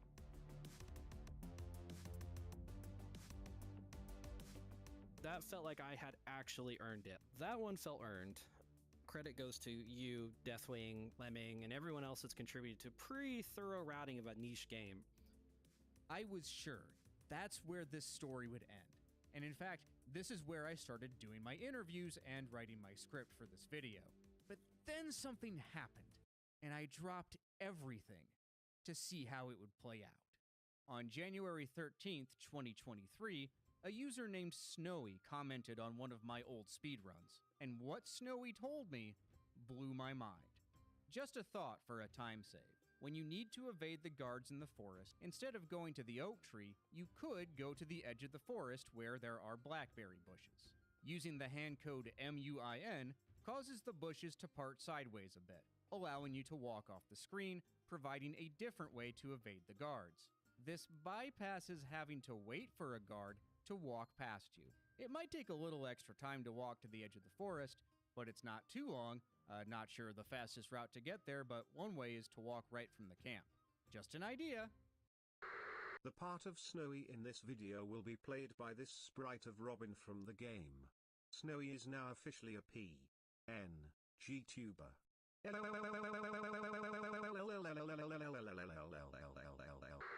It's such a bizarre thing as well. Like the bush just like translates into the other bush. It's like it doesn't look like they really spent much time trying to implement it. It's just about hanging in the game, you know. It's I tested it, and it saved about 20 seconds overall. Before long, Snowy came back with an even better route by mapping to the Willow Grove. It's less walking, and for some reason, none of the dialogue boxes show up. Shawluck then used this reroute the same weekend and dropped the record by 30 seconds. Shawluck and all those before him had an impressive string of records, but the run would soon belong to Snowy. So I first played it when I was about 4 or 5 years old. I distinctly remember playing the game and being somewhat frustrated about having all these dialogue boxes pop up that I couldn't read. So I would just skip through them all. One of the first sort of major interactions that I did was to shoot the oak tree, which is a death. I distinctly remember a sort of a buzz and excitement from that actually doing something. You know, the green man just bursts out of this tree, and it's like, what? This is incredibly exciting. And then I gradually sort of started to read and stuff, and realized that those dialogue boxes are actually quite interesting. As that opened up and made the game far more involved, and actually started to understand what was actually happening. It was nice to be exposed to this little community and this fascination in this kind of abstract hobby. On January 22nd, 2023, Snowy would submit a run to the Any% version 1.1 category. It was a great run at 18 minutes. Slower than Any% because of the speed throttling, but good nonetheless. And there were 2 strats in that run that were brand new. In ScumVM, when you press escape, it goes to the top of the screen directly above the screen position of your cursor. What that means is, in many situations, pressing escape and clicking is going to be faster than moving your mouse up. So that was neat. But Snowy had found something else, an enormous breakthrough that was even more shocking than the blackberries. Most of the days have cutscenes at the beginning where you talk to your men. These are unskippable, and you have to wait for many seconds while they saunter off screen. However, if you save the game right after the screen transition, then reload the save, you get control of your walk cursor again. And if you act fast enough, you can head back into the cave, come back out, and the cutscene is skipped. It wasn't like a crazy epiphany or anything like that. All I did was save the game while Robin was coming into the camp. But I just wanted to get into the cave to change my outfit. And Robin just walked in. It only works on the camp screen, however, and all of the screen exits are still disabled except the cave entrance. Even more bizarrely, Snowy found that any key will make Robin walk to the cave. Like, watch, during normal play, I'm gonna press O. Robin walks over. Press the W key. Robin walks over. Press the L key. Oh god, no! The strategy also works in 1.0 unthrottled, but the faster speed makes it a lot trickier. Or at least, it was trickier for a couple of days. Because on January 25th, Snowy figured out that pressing the insert key did the same thing. This kind of makes sense actually, because insert switches between the last icon selected and the walk icon, except it's a little more complicated than that. Insert isn't supposed to override the hands-off icon, but it does, all over the place. Normally this doesn't matter, because the cursor still doesn't do anything. But the handle event method for the cave entrance is coded differently from anything else in the game. The half-broken input slips through, and that interrupts everything else that's supposed to be happening, as long as you do it fast enough. And out of all the places in the game, the cave entrance just so happens to be the best place for speedrunning. But in any case, pressing insert did the same thing as saving and reloading, which saved a lot of time. And Snowy immediately earned a new any percent world record, from Shawluck's 1417 to 1350. And Snowy, odds blood, he wasn't done yet. He grinded more, got better luck, and took it down to 1312. It looked like sub 13 was possible. Once I started, it's hard to stop because whenever you complete a run, say you get a PB, you immediately start to think how it can be improved. You know, at least I do. You know, I really want to see, like, how can it be improved? Is there actually a sort of a mountain to climb? Have I actually reached the peak? And the answer is always no. And then Snowy found two small time saves. First, I had believed it was faster to shoot the Fens monk as opposed to running away from him. Well, if you leave the Fens monk at the top of the screen, that saves a little bit of time over exiting to the right. Also, because of Snowy skips, you can skip some of Little John's walk off screen. With those two things put together, this was faster than the old route. And here's the second strat on the day of the treasure train.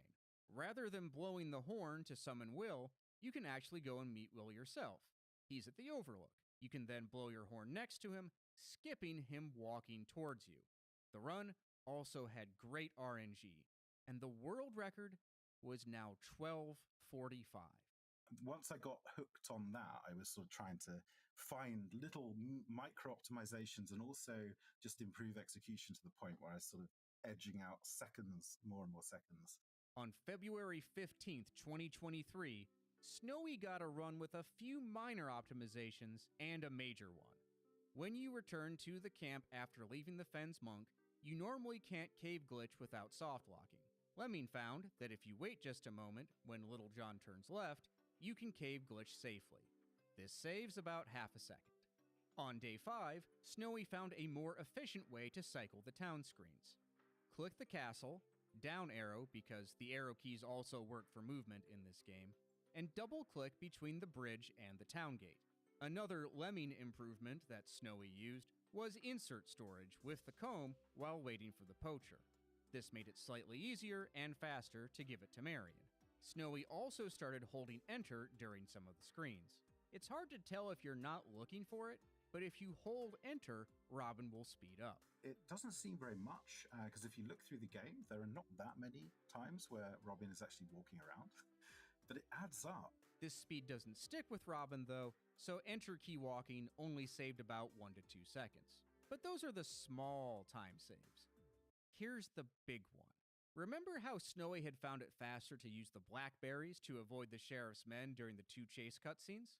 I believe I was trying to just check if there was any quicker way of getting to some blackberries. I was checking whether it would be possible to get to some blackberry bushes immediately below the sort of edge of the bottom of the road, there should be some blackberries on the left, like, because that is the edge of the forest. But for some reason there aren't any. And then I just thought, wait a minute, there's nothing here. So I'm just going to walk through there, see what happens. And it did the ding sound. Yeah, that skips the chase sequence altogether. This skip saves around 25 seconds. Another cool thing is that you can do it in Puck's disguise, which actually saves an additional, probably 8 seconds. You don't have to go back to the camp after you've evaded the sheriff's men, and so you can just go straight to the castle. Snowy had earned a 12:02, and then on February 21st, he would break the 12-minute barrier with an 11:47. I think getting sub 12 felt at the time to be a large milestone. But I think with a lot of these things, after you cross the milestone, you realize how much better it can be. Over the next month, he would develop more micro-optimizations. He started speedwalking in more places. Snowy also started positioning Robin a little differently at the Pixie. You might think to just aim the net a little ahead of the Pixie, which works, but that requires concentration and sometimes you miss. Instead, I found that if you put Robin here, the Pixie is forced to cross the center. So, as soon as you hear the Pixie jingle, drop the net. There's something funny that goes on with the net, though, almost like the Pixie gets sucked into it sometimes. Anyway, Snowy took my strat and improved it. Put Robin at about 75% of the screen to the right and drop the net at Robin's feet. This means you catch the Pixie faster and exit the screen faster. At the Fens Monastery, you normally leave the refectory and have to be careful not to hold enter because you'll wind up out front again. But Snowy found that holding enter slightly to the left along the bottom of the screen will initiate a speed walk along the corridor. I just love that the world record got to this level of optimization. Snowy is just, I don't know, he's just so thorough and trying everything just to see if he can find some other way to exploit another weakness in the game. On March 17th, Snowy earned an 11:34, and then, with better execution, 11:30 on April 19th. You need to move the mouse accurately and click with confidence. You don't sort of wait for your brain to think, oh yes, I'm pointing at the right thing. I need to click now. And so over time, I think those executional things got really good. So going from 11:45 to 11:30 was almost pure execution improvement. Around this same time, Samuel Stokes would join the community. I never really considered myself to be a serious speedrunner, but I always enjoyed watching speedruns. At some point last year, I was just thinking about what some of my favorite games were, and I was like, oh, I wonder what the fastest anybody's beat Conquest of the Longbow, because that was one of my favorite games, and never really thought of it as a speedrunning game. Until I watched some of your videos, I never really realized, oh, wow, there's a community that actually likes to speedrun these type of games, I was watching Lemming runs, just kind of being marveled by, wow, how do you do all these things so fast? And, it's something I'd been watching him for quite a while before I decided to try it. So I was thinking, oh, I don't know, seems complicated to remember everything that's happening in the game. But within a week, I was able to get it down to like 27 minutes. And I was like, wow, I'm way far away from being competitive here. Sam's gift to the community was that of song. I'm a music teacher and I'm a composer, and so I like to play and sing. Every town has its ups and downs. In addition to playing the guitar and singing in between runs, he would make up words for the game's instrumental passages. And honestly, I can't watch this scene anymore without Sam's words in my head. Spinning all around in circles, it's my favorite thing to do. Here comes Robin Hood. I dreamed up this rock. Of course, Sam wasn't just a master of memery. He was also pretty good at the game, too. And I kind of have to explain this. Most adventure game speedrunners don't engage in long, consistent grinds. They'll go after a time for a bit, then move on to something different. Maybe they'll come back later, maybe they won't. But Sam, there was a time in the spring of 2023 where he was streaming Conquests of the Longbow speedruns almost every day. I really haven't ever seen anything like it. Yeah, I've gone through a little bit of a difficult period in life in this last year, and I think it's a really nice, just consistent distraction when I needed it, and it was something that brought me joy, and I think it was just a good thing to give me a daily routine, when I needed it. And by the end of April 2023, he had brought his time down to 12:05. Man, yeah, I brought it down by 7 seconds. Boy, after all the just rotten luck I had last night, did I even finish a run? I don't think I finished a run last night. Sam would also make helpful discoveries about how the game works. For example, the scholar location at the fair could add precious seconds to your time if you were unlucky. Whew, that was some spicy food. I'm back. If they appear on the other opposite side of the fair, they can start really go. close to the edge of the second screen, and then you pretty much don't see There we go. them. So then you wait Okay, about 4 let's move my seconds keyboard back to over here. figure out whether they're going to appear. I'm gonna go back to seeing how this video. I think that's really cool, though. Something that's Oh no, I figured out my method. to the scholar over the fence. This didn't completely negate a bad scholar placement, but it did help to lessen the pain. Meanwhile, Snowy... What I need to do is, and at this point, instead of using it's this, hard to convey just how good Snowy is. Just look at how fast he completes day 5.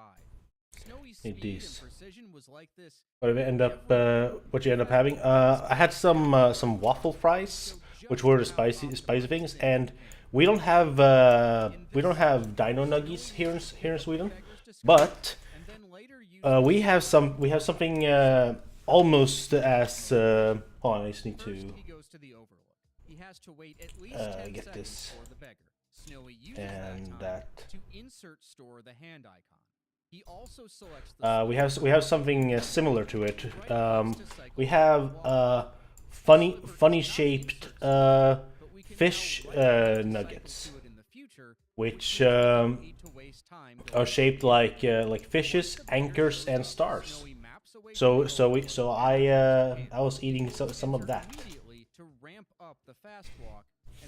That's delicious. Okay, this should stop our actor from. Pressing the Perfect. insert key, however, would interrupt holding down the enter key and stop the fast walk. But mouse inputs don't do that, so with middle click, I'm gonna do walks into the cave thing instead of called. normal. I'm gonna do like a As little Robin approaches the cave entrance, thing here. Snowy moves the cursor away just a little bit, otherwise Robin will kind of walk back and forth a bit.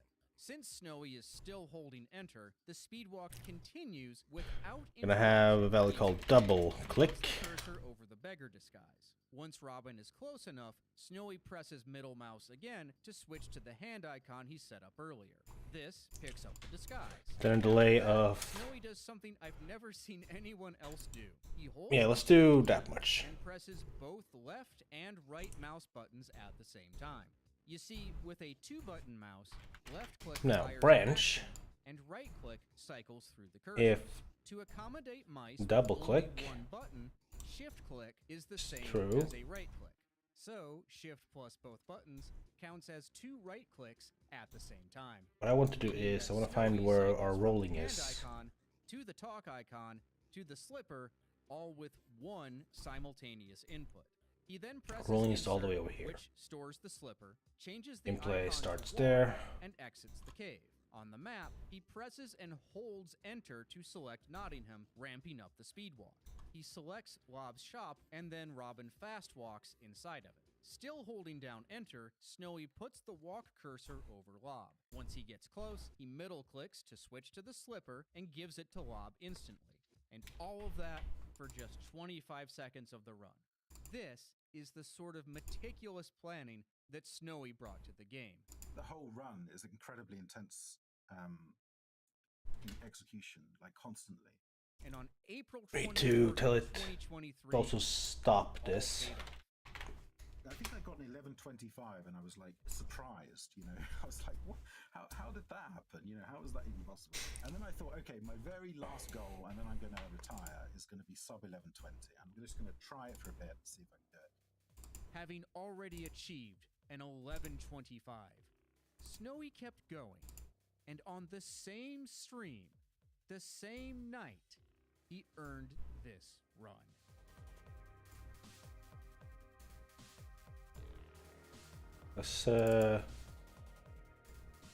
Let's try this out real quick. Something that I sort of always nice, it works. Is catching the And here we have to do the thing. And there's this possibility that in between the time of you hearing the pixie jingle and pressing F5 to save, and the pixies appeared on the wrong side, your run is then dead. You know, it's a really scary thought. Instead of having it stop. When you get to the riddles, like almost all of the RNG has been decided at that point. So I was incredibly excited and nervous at that point during the run. And so I consciously slowed down a little bit because all Going it takes is to one mistake there and you've lost all of the good RNG.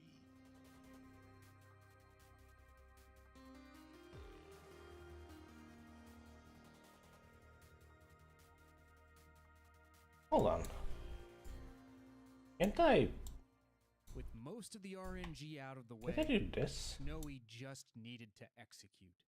Take it away, Sam. Robin Hood and Little John walking through the forest, laughing back and forth at what This the becomes a other guys say. rotator. Won't that tell the actor where to go? Yeah, it will. Forever thinking there was danger in the water, they were drinking it, they guzzled it down. Never dreaming that a scheming sheriff and his posse was watching them gathering around.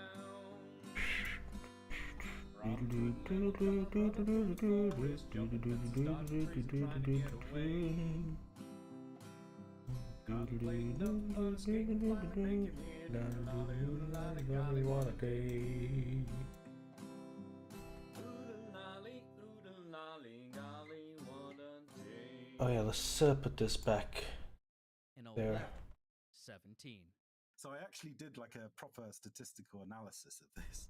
And the 1117 that I got has such good RNG that you would have to play the game about 200 times to get that quality of RNG. But let's not forget about Sam, who still hadn't given up on his own sub 12 time. He kept pushing. Stream after stream after stream.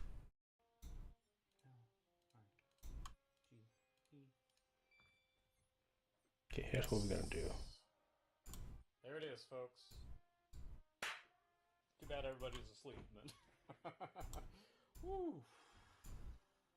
Snowy, with all of his incredible discoveries, game-breaking discoveries that he made. Oh, now I've got to figure this out. I've got to completely change my muscle memory, you know, to add this new thing in. But it's all worth it because it took all of everything that he came up with for me to be able to get it under 12 minutes. So, And that was really exciting to me because branch these back together. It's going to get it under 11 But unless there's some other major glitch that is found. That's probably the limit of the human ability to play the game, is at least with all we know about it now. I'm currently in 4th place on the leaderboards. Some people might not understand why I'm happy about that, but I'd much rather be 4th out of 8 than 1st out of 1. And that's where the video would have ended. Except that not long after the last video came out, someone in the comments told me about something amazing. Remember that joke death that happens at the end of the game, where you climb the tower, talk to the monk guards, and they throw a rock in your face? Well, to make that work, the game reuses the same assets from the arcade sequence at the very end, where you climb down and they're throwing rocks at you. So, what you can do is talk to the guards, go into the menu, drag the arcade slider down, and the game basically says, oh, you're in the middle of the arcade sequence and you just set the difficulty down to automatically win. So let's make you automatically win. The rock goes right through Robin, ignoring him completely, Robin climbs down, Perfect. gets into the boat, and the knight automatically appears. You row away, and the game's over. You won. Because of this, you no longer have to go into the tower and show the hand code password to the knight. It also means you don't have to know the password in the first place, so you can just skip past all of Marion's dialogue. Altogether, this saves, well, if you're Snowy, it saves about 2.5 seconds, because you still have to go into the menu and fiddle around there. If you're somebody like me who takes longer to put in the password at the end, maybe that's a few more seconds. But it's just so exciting to keep finding things in these old games. Now, there hasn't Crawl been a and world record. if you are false. Remember, the RNG swing is 40 seconds. So all of the RNG events put together contribute. We're gonna do the same thing as we did down here. 2.5 second time save right at the end. But it's possible that Snowy could come back. If you are crawling, add movement input. If you aren't, then we do That's that. where you get the minimum amount of points, and because you don't have to show the hand code to the knight at the end, you don't have to get those points anymore. There was also a neat glitch that was discovered that allows you to skip This should the work. forest chase sequences and not get the points. So make sure for it. that the cursor Maybe that's another story for doesn't another do day. anything when In you any case, are. I am just so thankful for everybody who's taken a look at this. And if you know anything about this game, put it in the comments. If you want to learn more about how Conquests of the Long All right, works, you can it check doesn't out my deep dive into get the game. anything. A huge thank you to everyone I interviewed for this project, and of course, a big thanks to all of my patrons. Take care, and I'll see you in the next one.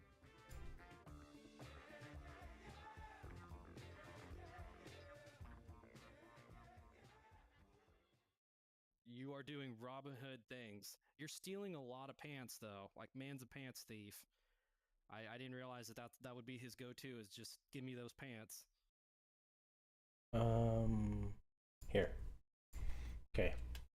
Let's try this again.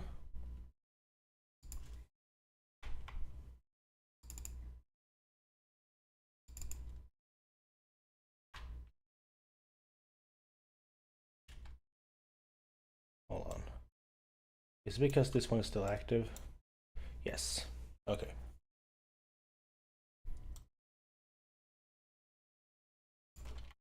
Branch. Let me get you guys a new video.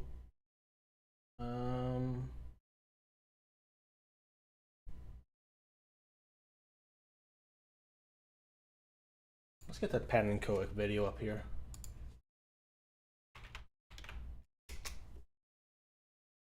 Every Goomba glitch. Super Mario 64 is full of different enemies. We got Bob-Ombs, we got Koopas, we have a Chain Chomp, but perhaps the most iconic enemy is the Goomba.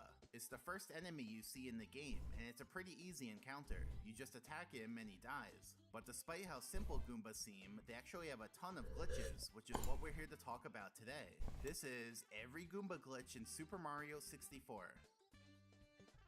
Okay, But before we get into Goomba glitches, we should probably discuss how Goombas work in general. So, Goombas by default will just walk around. That might not seem like much, but it's way more advanced than many other enemies. For example, Bob-Ombs just walk in circles. Spindrifts walk in circles. Bullies walk in circles. Scuttlebugs walk in circles. But for Goombas, he ain't walking in no circle. So how does his movement work? Well, here's the simplest way to think about it. The Goomba makes what I'm going to call the movement decision. That's the main decision that the Goomba makes over and over throughout its walking. Now, the movement decision has 4 different choices the Goomba can make. Let's do that. And which choice it makes is dependent on RNG, or random number generation. Then after it completes its choice, it makes the movement decision again.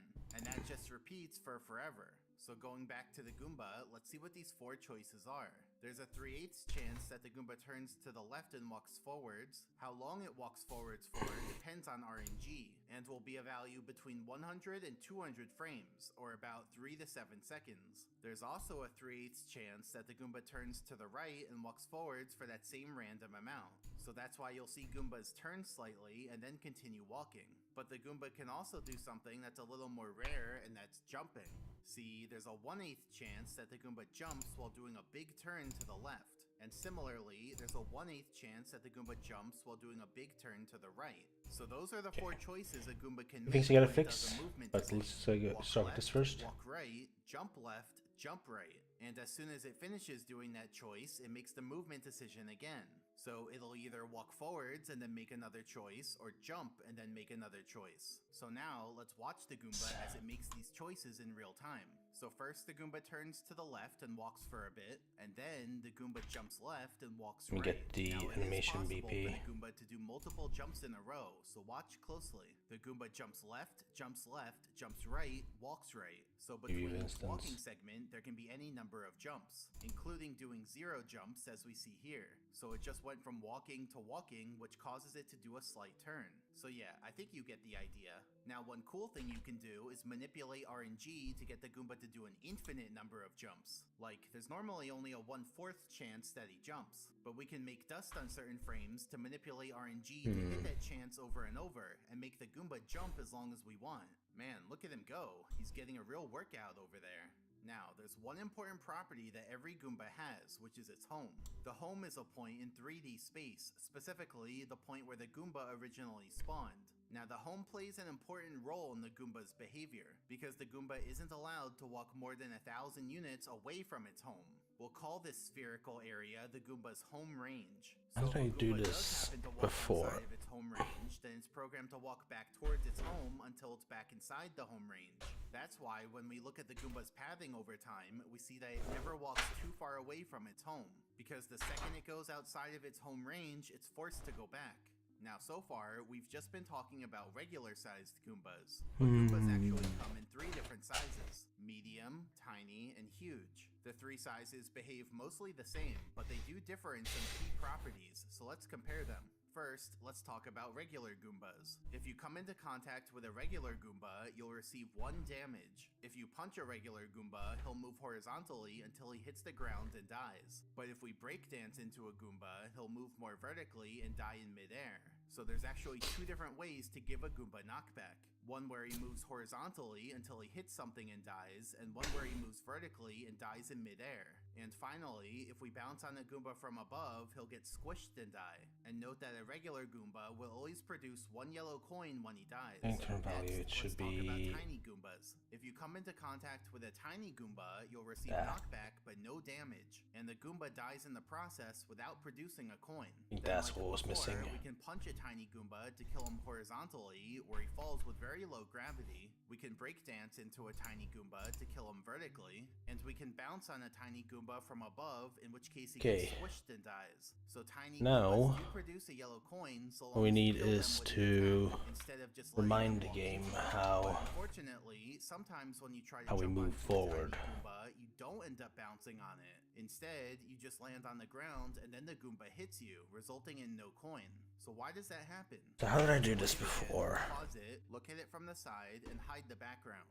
Here's Mario's hitbox, and here's the Goomba's hitbox. The hitboxes are cylinders, so they just look like rectangles from this side view.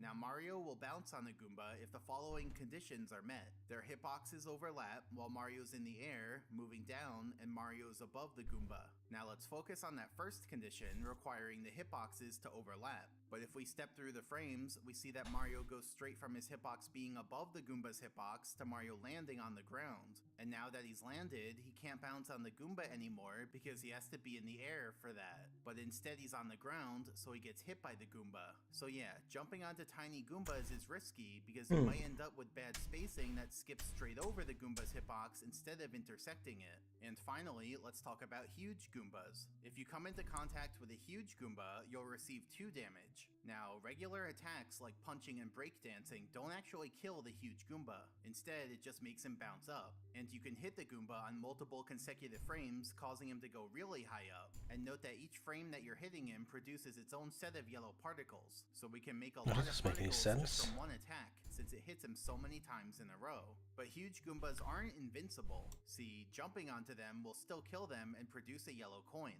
But interestingly, if you kill a huge Goomba by ground pounding him, it'll actually produce a blue coin, which is worth 5 yellow coins. Speed, yeah. The same thing happens if you twirl off of a fly guy and attack the Goomba using the twirl. That also produces a blue coin. so getting the blue coin out of them is definitely useful if you're Right. going for the 100 coin star.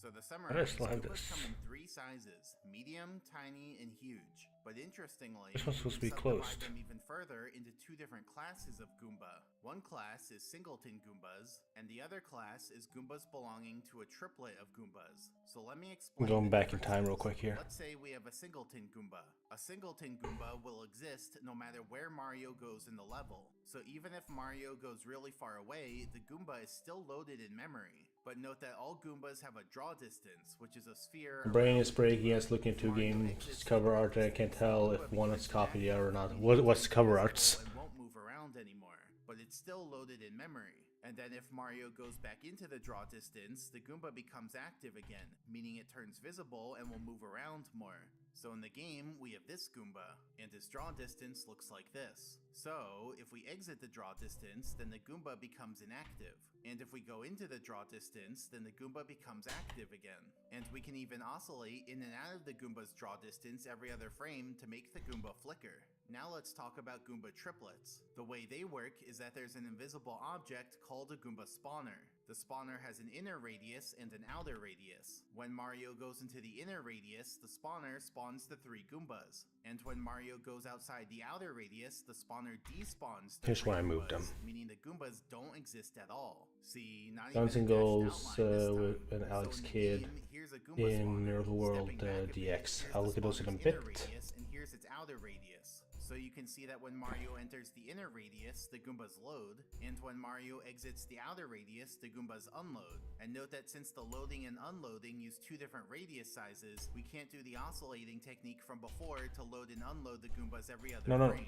go back. So at first glance, the 2 classes of Goombas seem pretty similar. You can see the Goombas when you go close to them, but not when you go far away. But internally, they're using 2 completely different systems. The singleton Goomba is switching between being active and inactive, but it exists in memory the whole time. It's always loaded. But for the Goombas of a Goomba triplet, they switch between being loaded and unloaded. So when they're unloaded, they don't exist at all. And then when you go close again, the Goombas are recreated on the spot. Now remember how I said singleton Goombas have a draw distance? Well, each Goomba in a triplet also has a draw distance that affects its activeness. And those are completely separate from the Goomba spawners loading and unloading radius sizes. So if you go too far away from a Goomba, the Goomba becomes inactive. And if you go too far away from the Goomba spawner, then all 3 Goombas unload. Now, if you kill a Goomba belonging to a triplet, the Goomba spawner keeps track of that. And so then if you go far away and come back, the Goomba spawner knows to only load the Goombas you haven't killed yet. So that creates the illusion that it's the same Goombas each time. But like I said, the Goomba spawner is just constructing new Goombas each time in the spots you haven't killed yet.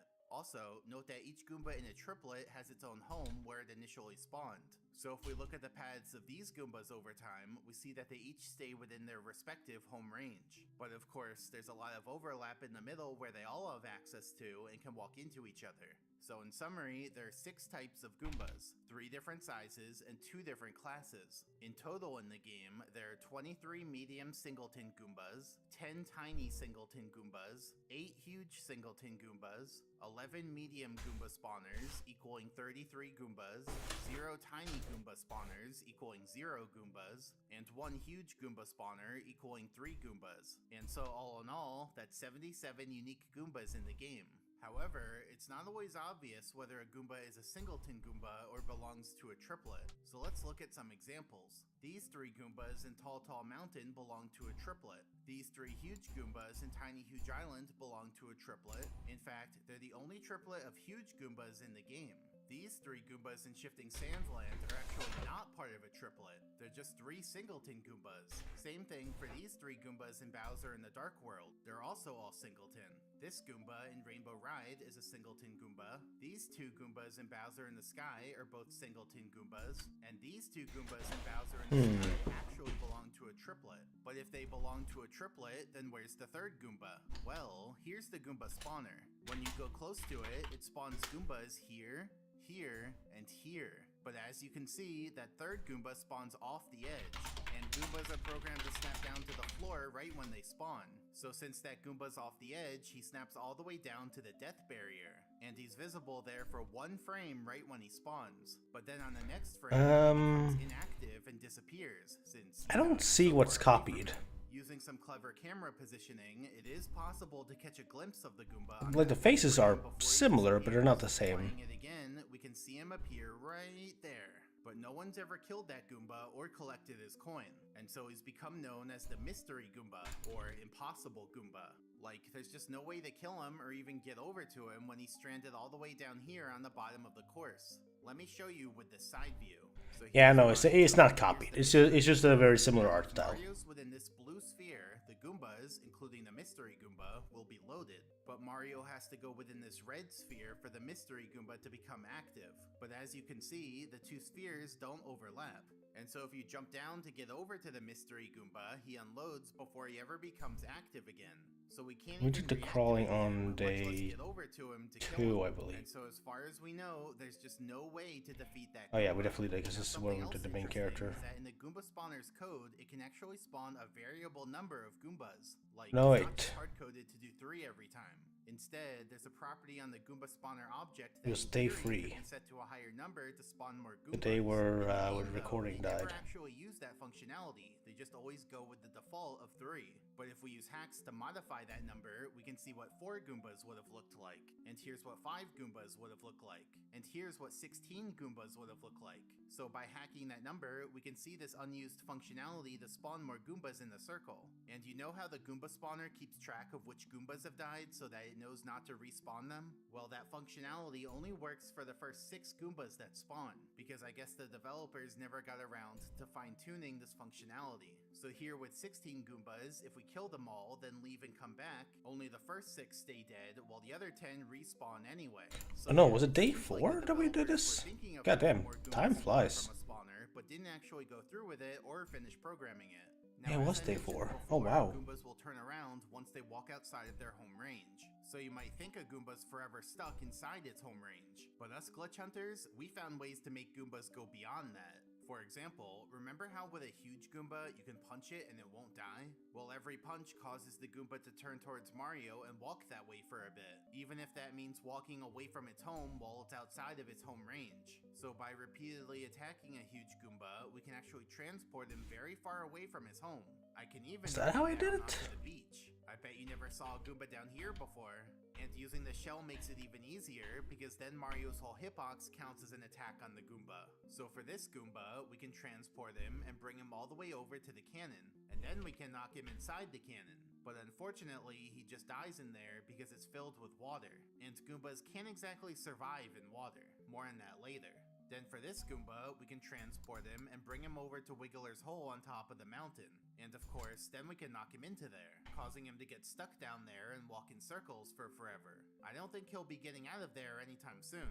But hey, at least Wiggler has a friend now. And we can also put a huge Goomba on top of an item block. Look, his shadow can't even fit all the way onto it. And then if you open the item block, Oh, no, Goomba not there. just falls down. He doesn't die like you might have expected from some other Mario games. That's how I coded it, really? To a warp pipe, though this one works a little differently. See, the warp pipe is an object, and objects are only tangible when Mario's within a certain radius around them. Here, Mario's standing outside of that radius, so the warp pipe is currently intangible. So that allows the Wow, Goomba that to was walk it. into the warp pipe. And then we can have Mario go closer to make the warp pipe tangible again, effectively trapping the huge Goomba inside. Look, his model barely fits in there. He can still get me, but I can get him too. Take that! So yeah, you thought you needed a Pokeball to capture creatures? Nope, just use a warp pipe. Then using that same principle, we can also put a Goomba on top of a sign. See, we let the Goomba walk into the sign when the sign is intangible, and then we have Mario go close to the sign to make it become tangible right at the peak of the Goomba's jump. And so the Goomba snaps onto the top of the sign. Man, look at him go. He's trying real hard to get off of there. But nope, he'll be stuck there for all eternity. You know, unless I walk away and make the sign become intangible again. And here's something cool. You see that Goomba in the fence over there? Well, what if we brought more Goombas into the fence? For example, this Goomba over here. I can transport him all around and then have him go into the fence. But how many more can we get? Well, there's this Goomba up here. I can transport him over and get him into the fence. Then there's this Goomba over here. I can transport him all the way over and get him inside. Then there's this Goomba on the cliffside. I can transport him over to be with the rest of them. And finally, there's this Goomba near the cannon. I can transport him over to have all the Goombas be in the fence together. And you know what that means? We've created the Goomba Jamboree. I know, we all wanted the Scuttlebug Jamboree. But you know, you have to take what you can get. And in this case, we have 6 Goombas all in the fence together. Now it's not actually all the Goombas in the level. See, there's these 2 Goombas near the warp pipe that I didn't bring over, because there's just no good path from here to the fence. And then there's these 3 Goombas at the start which belong to a Goomba spawner. They don't work because the spawner's radius doesn't enclose the fence, so Mario couldn't escort the Goombas over there without them unloading. But for these 6 Goombas, we finally got them all together for one big jamboree. We did it, guys. The true goal of Super Mario 64 has been achieved. And I'll also show what this looks like from a top-down view.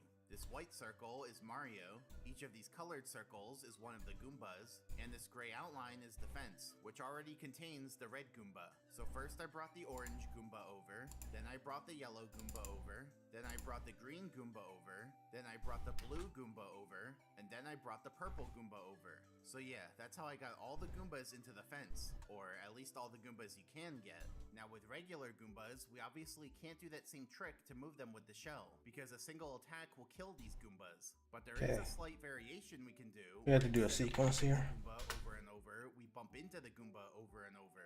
Like before, this causes the Goomba to turn towards Mario and walk that way for a bit, even if that means walking away from its home. But the problem is that each hit causes Mario to lose 1 health. So we can only bump into a Goomba 7 times before we have to stop and get more health. But if you go get health and then come back, the Goomba will have already walked back into its home range, resetting all your progress. So it's a pretty limited technique. But this technique was actually used in an alternative strat in the A button challenge. You know, where your goal is to not press the A button. Specifically, it was used for collecting the stars Scale the Mountain in 0 A presses. See, we can lure a Goomba up to the top of the mountain near the star, but it's still not close enough to the star for us to use, and it won't voluntarily walk any closer. But we can bump into it a few times to lure it a bit closer, and then bounce on it to reach the star. Now if there's a Bob-omb present, we can do something even cooler to move Goombas around. See, we can pick up the Bob-omb and then use it to push Goombas around. But why does that work? Well, to understand this, we have to talk about how holding objects works. See, holding objects in Super Mario 64 is basically an illusion, because when you pick up an object, the real object just turns invisible, and the game renders a graphic of the object in Mario's hands. Then when you release the object, the game stops rendering the graphic in Mario's hands, and the real object turns visible and teleports over the Mario. So this process gives the illusion that you're holding the object, even though you're just holding a graphic of it, while the real object is elsewhere and invisible. So for a Bob-omb, if Mario picks it up, the real Bob-omb turns invisible, and the game renders a graphic of the Bob-omb in Mario's hands. And then when you release it, the game stops rendering Let's try something here. The real Bob-omb turns visible again.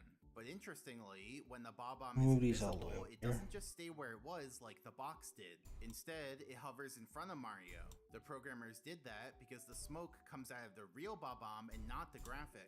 And so they needed the real Bob-omb to stay somewhat near the graphic so that it still looks right. But strangely, even though the Bob-omb is invisible while you're holding it, it's actually still tangible, which is why it can push Goombas. So we can pick up a Bob-omb so that the real Bob-omb hovers We do that invisibly instead? in front of Mario while still being tangible, and then use that Bob-omb's hitbox to push the Goombas around.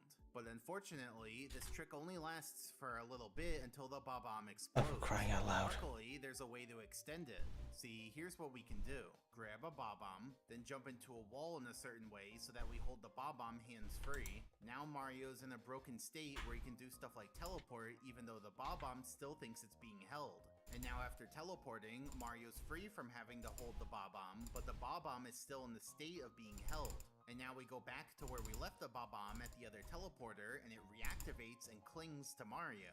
Because remember, a Bob-omb that's not right. continuously updates to be right in front of Mario, and it's invisible but still tangible. And also, it'll never explode now. So basically, this technique gives us free reign to push Goombas wherever we want with no time pressure. For example, we can push a Goomba into a cannon. I can push a Goomba through a wall, and when I do this, you might wonder what happens to him. Well, here's another view of it. You can see that the Goomba falls down until it deactivates from Mario being outside of its draw distance. I can push a Goomba off the edge of the course. I can push a Goomba straight through the floor. I can bring a Goomba over to Chain Chomp, but they just go through each other. I guess the programmers never expected that interaction.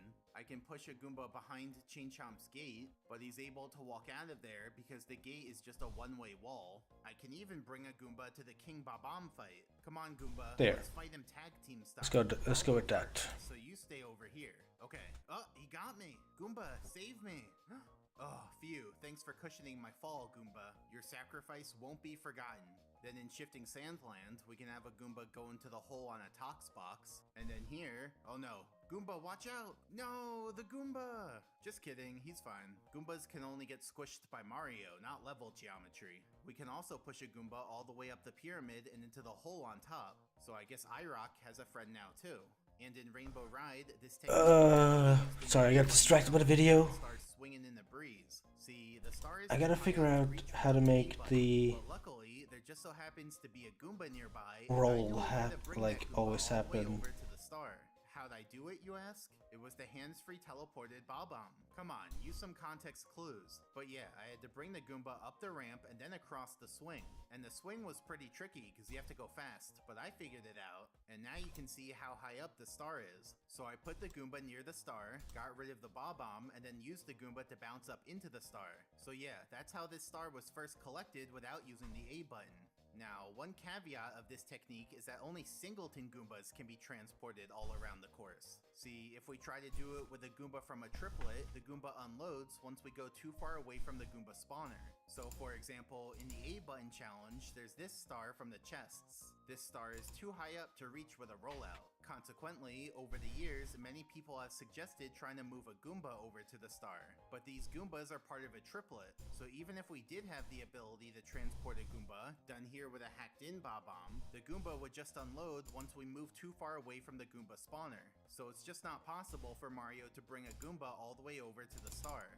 Now, let's take a Goomba and look at it from above. There are two important angles that the Goomba keeps track of. First, its facing angle. I'll represent this with a yellow arrow. Second, its target angle. I'll represent this with a green arrow. Now let's let the Goomba walk around and observe. So the yellow arrow is the direction that the Goomba is currently facing and moving. And the green arrow is the direction that the Goomba wants to move. So the yellow arrow will turn towards the green arrow. And so you can see that each time the Goomba makes its movement decision, the green arrow updates instantly, and then the yellow arrow turns towards the green arrow until they're aligned. Now, there are 5 different situations. I get the feeling daffing isn't doing anything. First, if the Goomba's moving around inside of its home range, then it updates its target angle on each movement decision. So for the Goomba, it could walk left, walk right, jump left, or jump right, and that'll update the target angle. Second, the Goomba walks outside of its home range. So here, if the Goomba goes outside of its home range, then the target angle will be set back towards its home. That way, the Goomba goes back into its home range. Third, the Goomba touches Mario. See, if they come into contact with each other, the Goomba sets its target angle towards Mario, which is why it then turns towards Mario as it jumps up. Fourth, the Goomba notices Mario. See, if Mario goes close to the Goomba notices Mario and sets its target angle towards him. And so that's what causes the Goomba to go after Mario. And then fifth, the Goomba walks into something. It could be the Goomba walking into a wall, it could be the Goomba walking into an edge, or it could be the Goomba walking into an object like another Goomba. Then its target angle will be a reflection away from that thing in order to make the Goomba turn around and move away from that thing. Now I'll show what each of these situations... Yo, it fucking works! Let's go! First, when the Goomba makes its movement decision. This is what we saw earlier.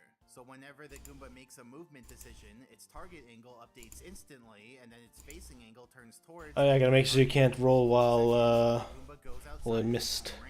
So here, you can see that once the Goomba walks outside of its home range, its target angle is set back towards its home, causing the Goomba to turn around and go back into its home range. Third, when the Goomba touches Mario. So here, you can see that once Mario touches the Goomba targets Mario and jumps up while turning towards him. So this is the functionality I used earlier when I repeatedly bumped into the Goomba to move him away from his home range. And it's also the functionality I used when I transported a huge Goomba away from his home by repeatedly punching it. Let's just And fourth, this when a the Goomba lot notices Mario. nicer on In the order for program. Goomba to notice Mario, 3 conditions have to be met. First, the Goomba has to be within its home range. Second, Instead of checking for 5 billion branches,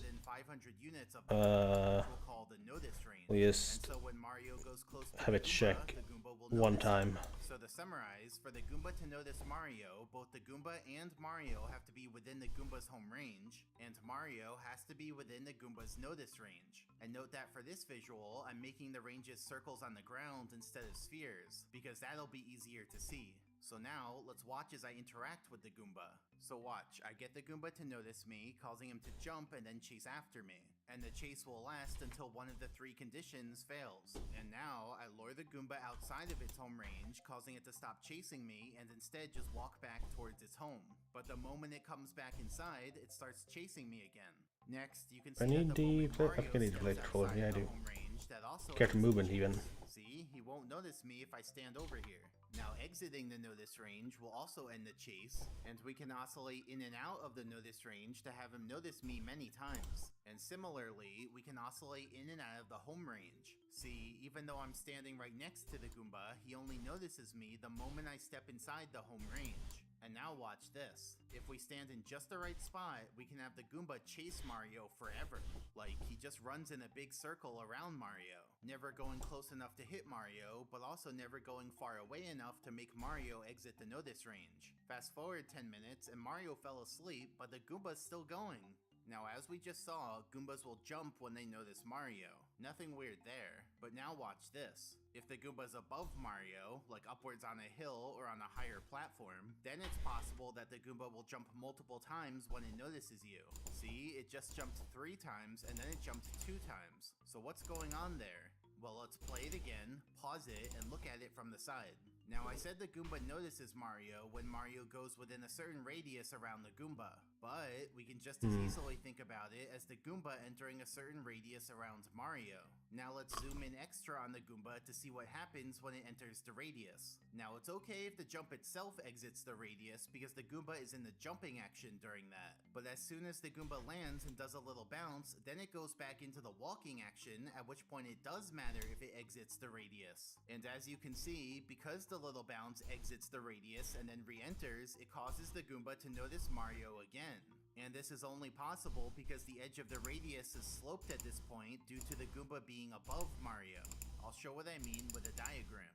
Now the Goomba's little bounce goes up and forwards. So if the Goomba enters the radius at the same height as Mario, the bounce arrow stays within the radius. If the Goomba enters the radius below Mario, the bounce arrow still stays within the radius. But if the Goomba enters the radius above Mario, then the bounce arrow goes outside of the radius, leading to more jumps. And this effect is amplified the higher up on the circle you go. So here, the Goomba's about to enter the radius right above Mario. So let's see how many jumps it'll do. Let's go ahead and just do this real quick. 5, 6, 7, Break 8, and 9, 10, 11. make That's a lot of times to notice rotator someone's because I not only wanted to And then fifth, when the Goomba check walks into something, its angle gets one reflected part of away this. from that thing.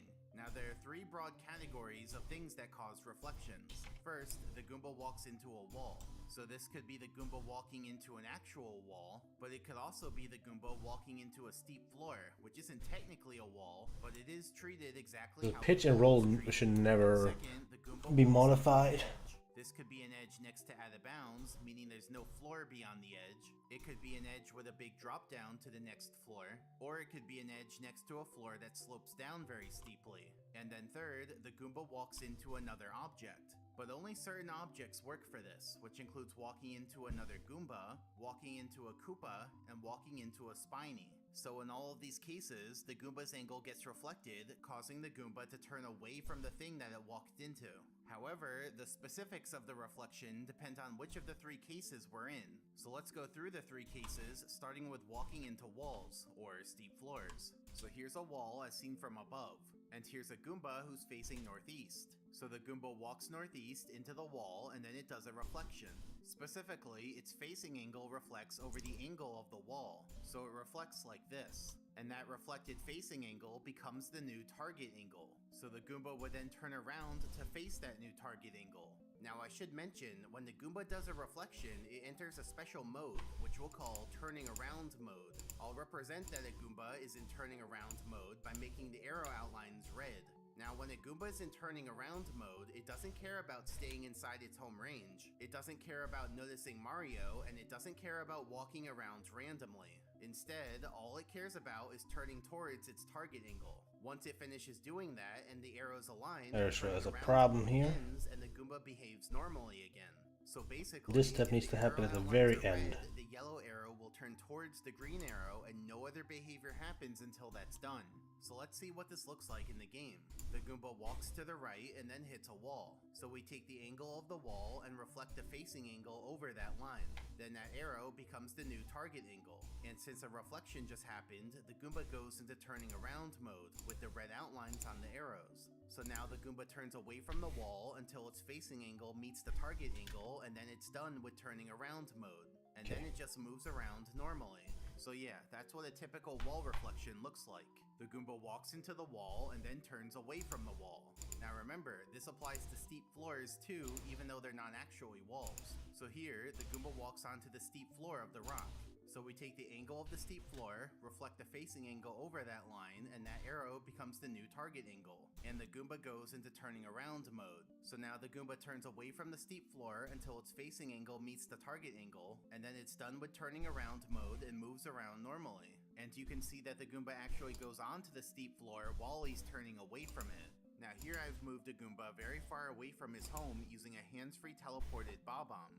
Like, his home is on the other side of this wall. So now if we let him try to walk back towards his home, he walks into the wall, turns away from it, walks into the wall, turns away from it, and that just repeats. So now if we fast forward, we see that he ends up moving along the wall until his home is directly on the other side of the wall. And then he just sort of hangs out in that spot because he can't get any closer to his home.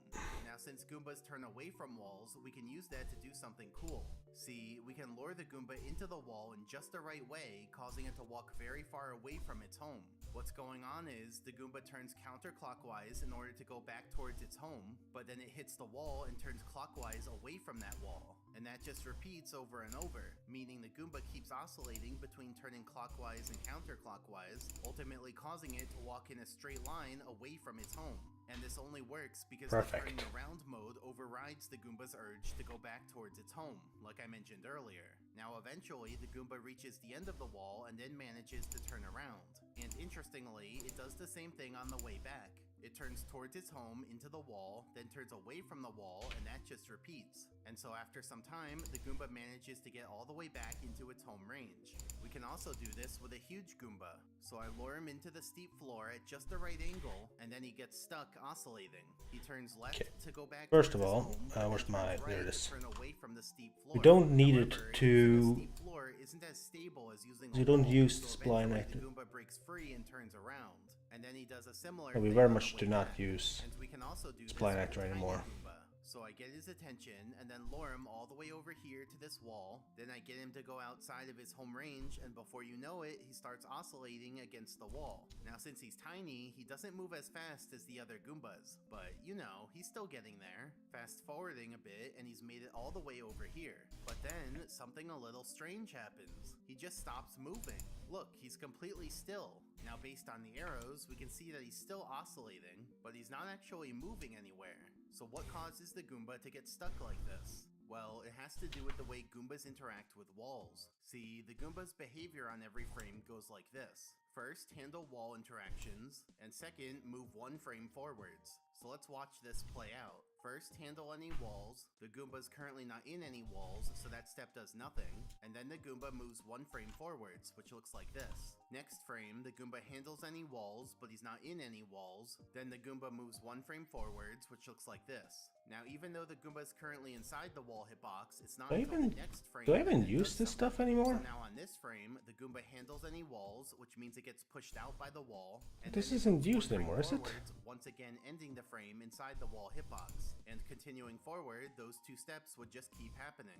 Now here's the code that Goombas use for wall interactions, but there's something interesting. You know, it's not about used the anymore. coordinates that it uses. So Here are the Goomba's coordinates, which are floats, but the I code first very much converts those don't need coordinates into this anymore. shorts, and then that's the position that it uses to check for walls. Let's look at an example. So for the Goomba itself, the type of its coordinates are floats, meaning they can have decimal components. So the Goomba might be at x coordinate 1.43 and z coordinate -2.89.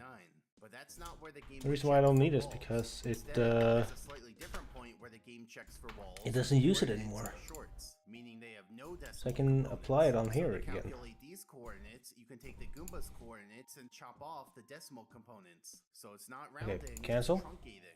And so even though the What's failing here? 1.43 -2.89, the game would check for walls at 1 -2. Don't So be let's go connected to back anything, the maybe? visual we had before, but now let's add unit grid lines. Also, here's the Like you're not x-axis used and anymore here's the at all. z-axis, so that we know where the origin is. Now I should clarify, wall hitboxes for Goombas are actually 40 units in radius, but that's a little too big to show here, so we're just gonna pretend that wall hitboxes are 2 units in radius to make things easier to see. So now let's watch the Goomba move. First it checks for wall collision, not at the Goomba's position, but at the Goomba's position truncated to integer coordinates, which will always be the corner of the Goomba's unit square closest to the origin.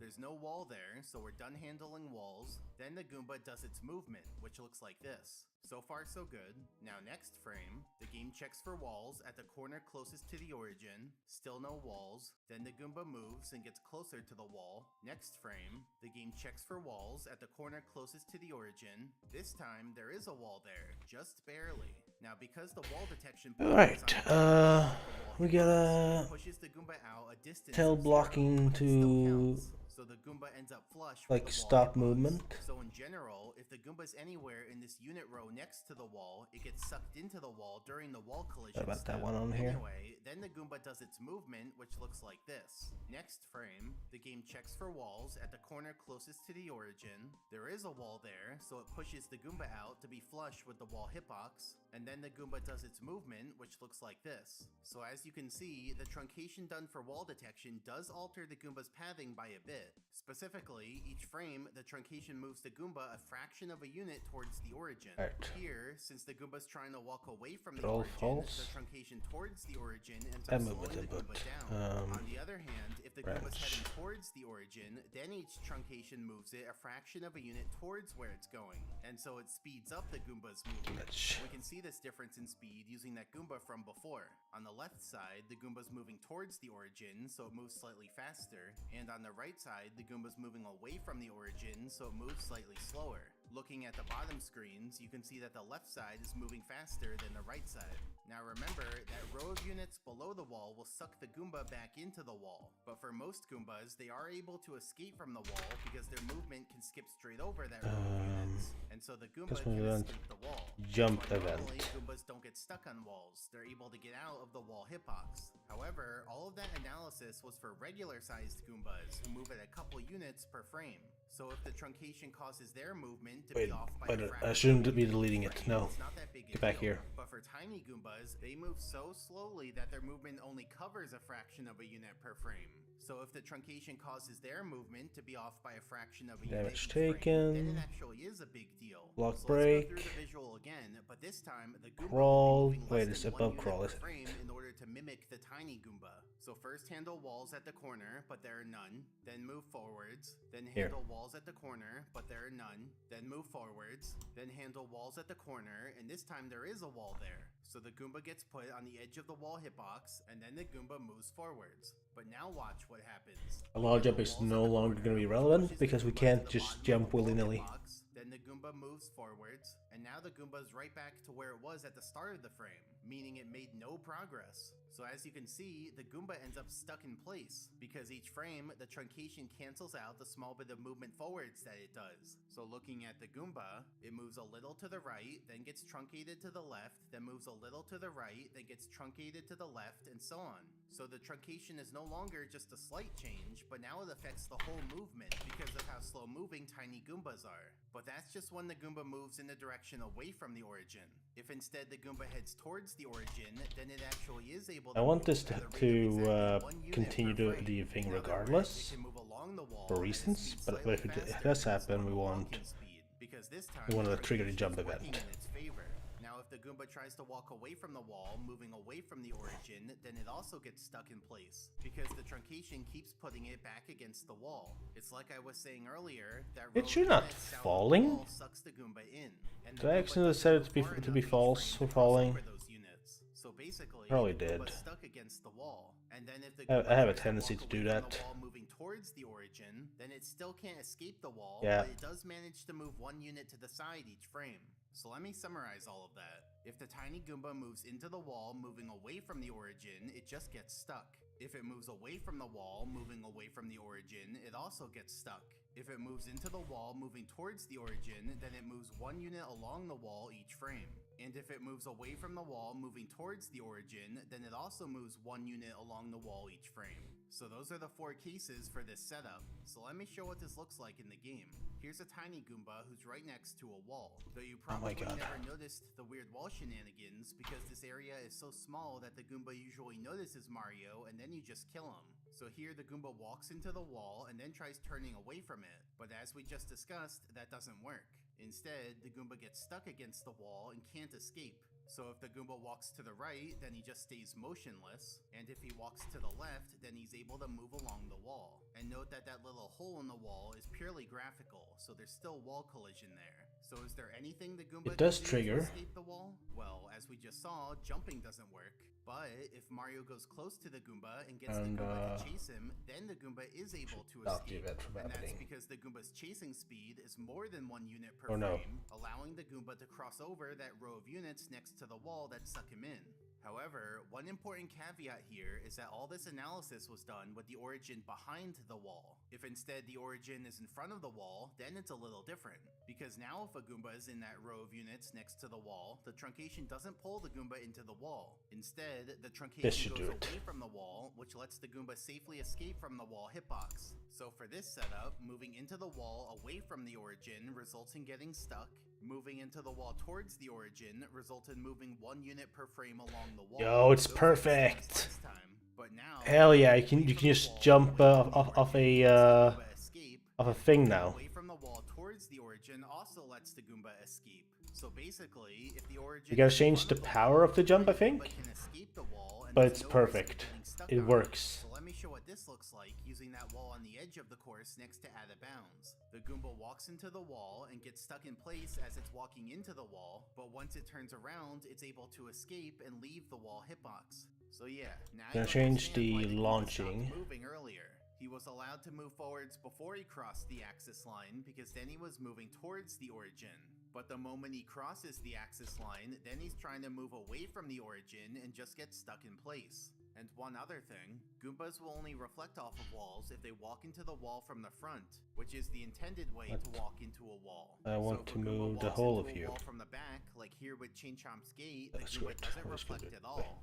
Finally, we're done with walls. Now we can move on to edges, the second thing that causes reflections. So here's a floor rectangle as seen from above, and here's a Goomba who's facing northeast. So the Goomba walks northeast into the edge and then it does a reflection. Now you might think it would get reflected over the angle of the edge, but that's not what happens. Instead, the arrow reflects over itself.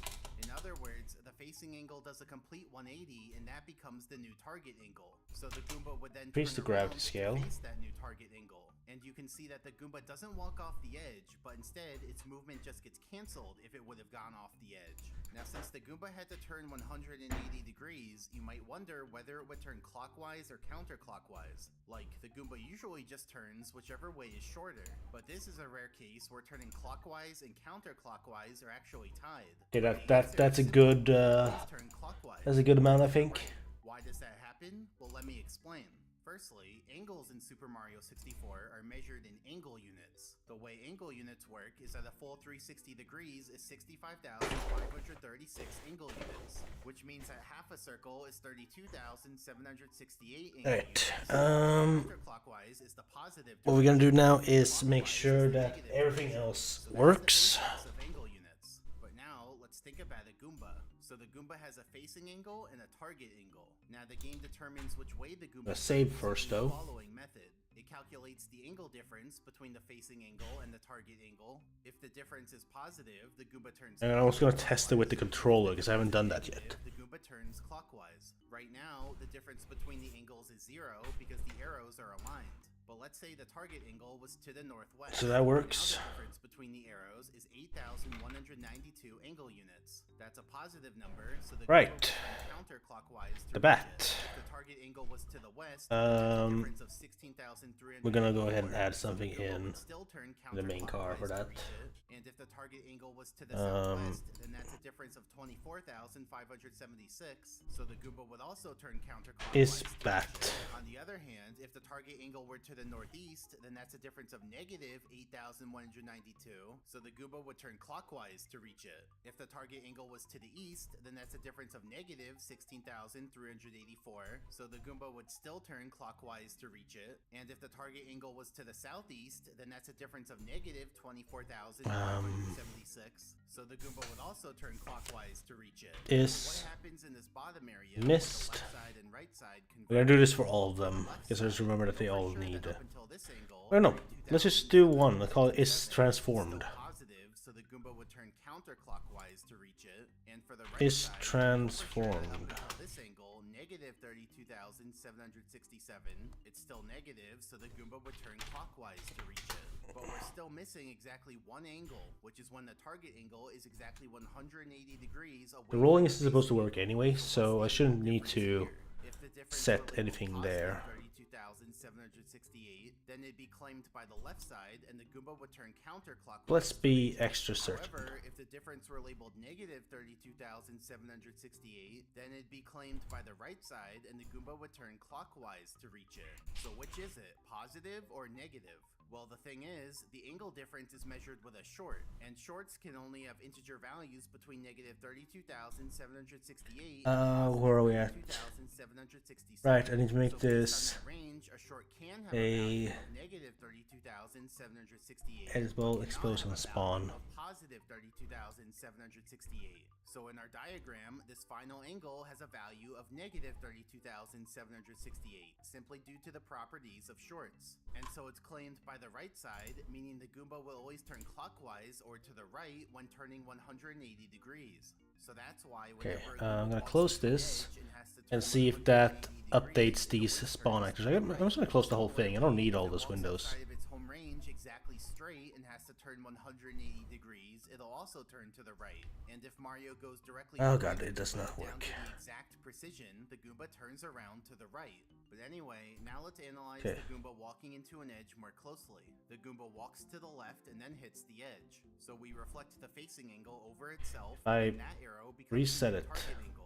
And since a reflection happened, No. the Goomba goes into turning around mode. So now the Goomba turns clockwise 180 degrees away from the Let's edge. see where it, meets the target angle. there are two things that get disconnected.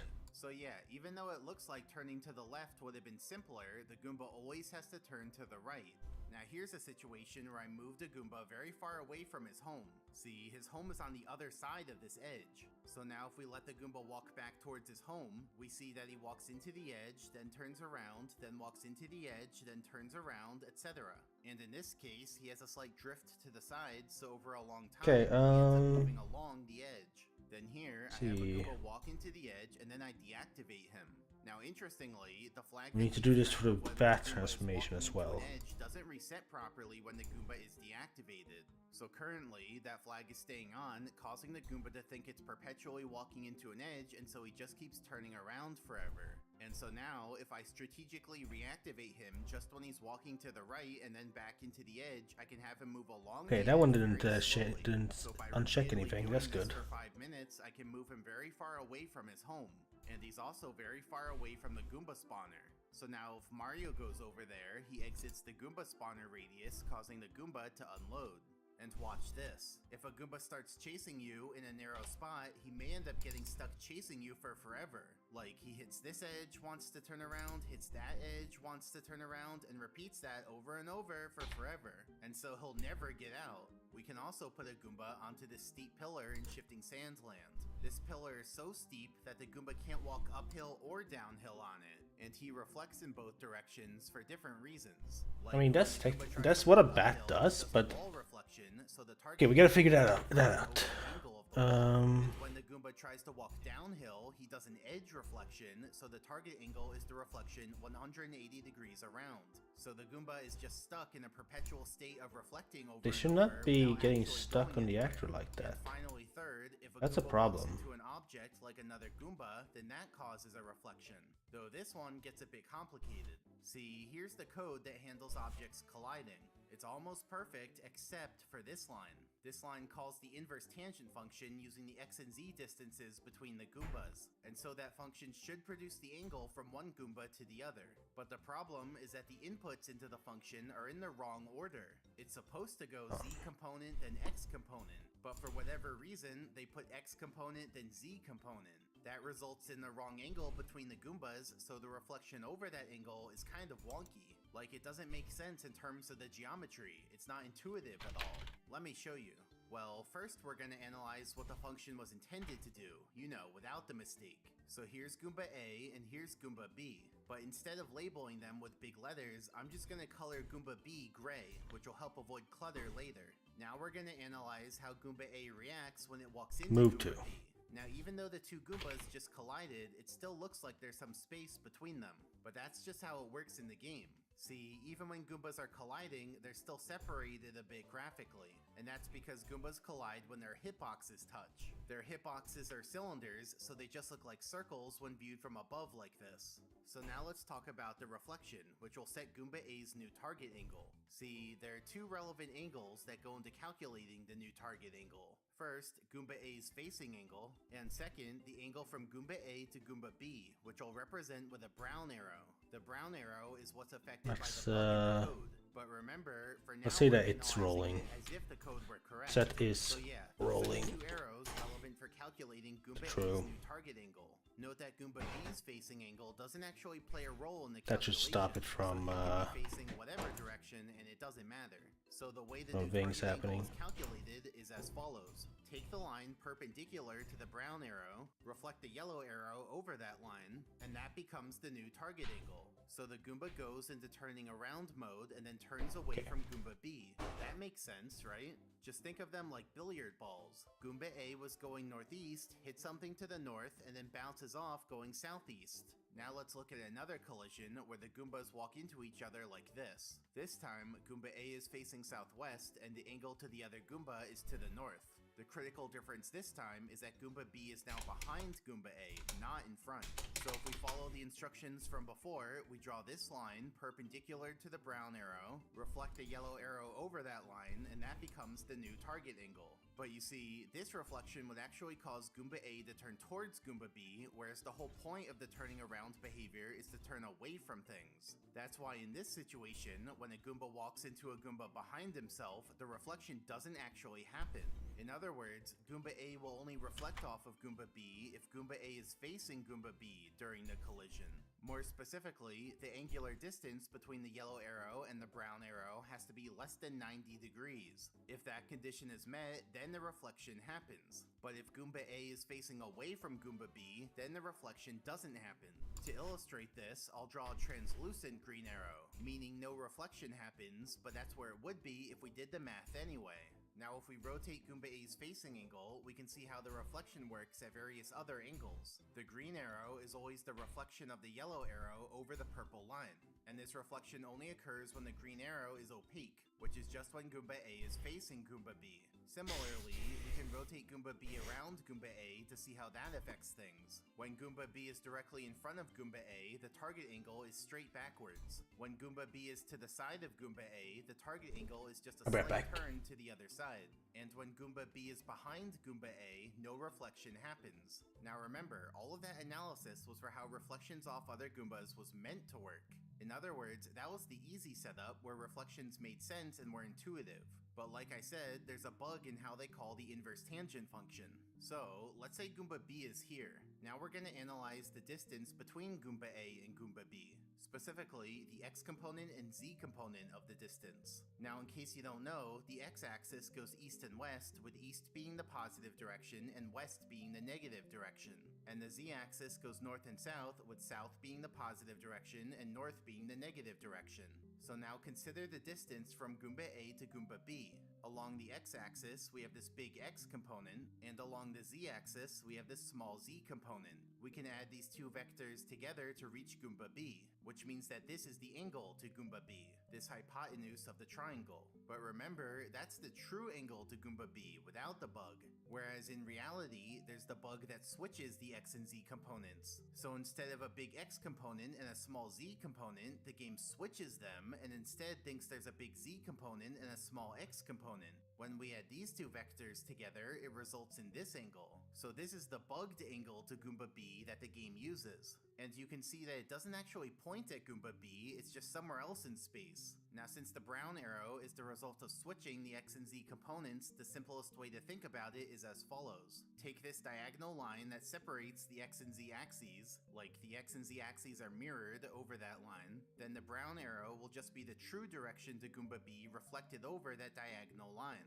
So occasionally, the brown arrow will correctly point at Goomba B, but most of the time it's just in some other direction that has no meaning. Now let's say the Goombas collided like this. So what would the reflection look like? Well, we just go through the same steps as before, but now with the bugged brown arrow. So here's Goomba A's facing angle, then we take the line perpendicular to the brown arrow, reflect the facing angle over that line, and that becomes the new target angle. But that's just how the math works out. In reality, this reflection wouldn't actually happen because the yellow arrow is more than 90 degrees away from the bugged brown arrow. So the game doesn't think Goomba A is facing. So I had a thought while taking a piss. I think I shouldn't let you move the mouse with the keyboard. One, because it's a dumb idea, honestly. But two, because it will need. Because I think what we should do is have the ability to move the camera. Piss thought. Yeah, piss thought. How it works because of the bug in the code. But remember, it's not random, it's just hard to mentally grasp. And similarly, we can rotate Goomba B around Goomba A to see how that affects things. It's very hard to understand. Actually, no, wait, maybe we'll find. Find that it works out. So let's look at this in the game. Here are two Goombas, and they walk into each other on this frame. So for the Goomba on the right, here's his true angle to the other Goomba, but that gets reflected over this orange line, resulting in this angle. Then we take the line perpendicular to the brown. We're gonna do this. We're gonna make another UI thing. Over that line, and that becomes the new green arrow. And of course, the Goomba goes into turning around mode. So that's what's going on with this Goomba, and now let's look at the other Goomba. Yeah, let's keep it in the same one. Angle to the first Goomba, but that gets reflected over this orange line, resulting in this angle. Then we take the line perpendicular to the brown arrow, reflect the yellow arrow over that line, and that becomes the UI. And again, the Goomba goes into Camera. mode. So that's what this Move. Goomba does. And now if we How shift toggle to move camera toggle. Now I was thinking I'll keep it, but I'll make it so that you can move the camera with. Because I was thinking like how you're gonna need to make long. You're gonna need to make like long distances as the bat. So you should be able to move the camera a bit more.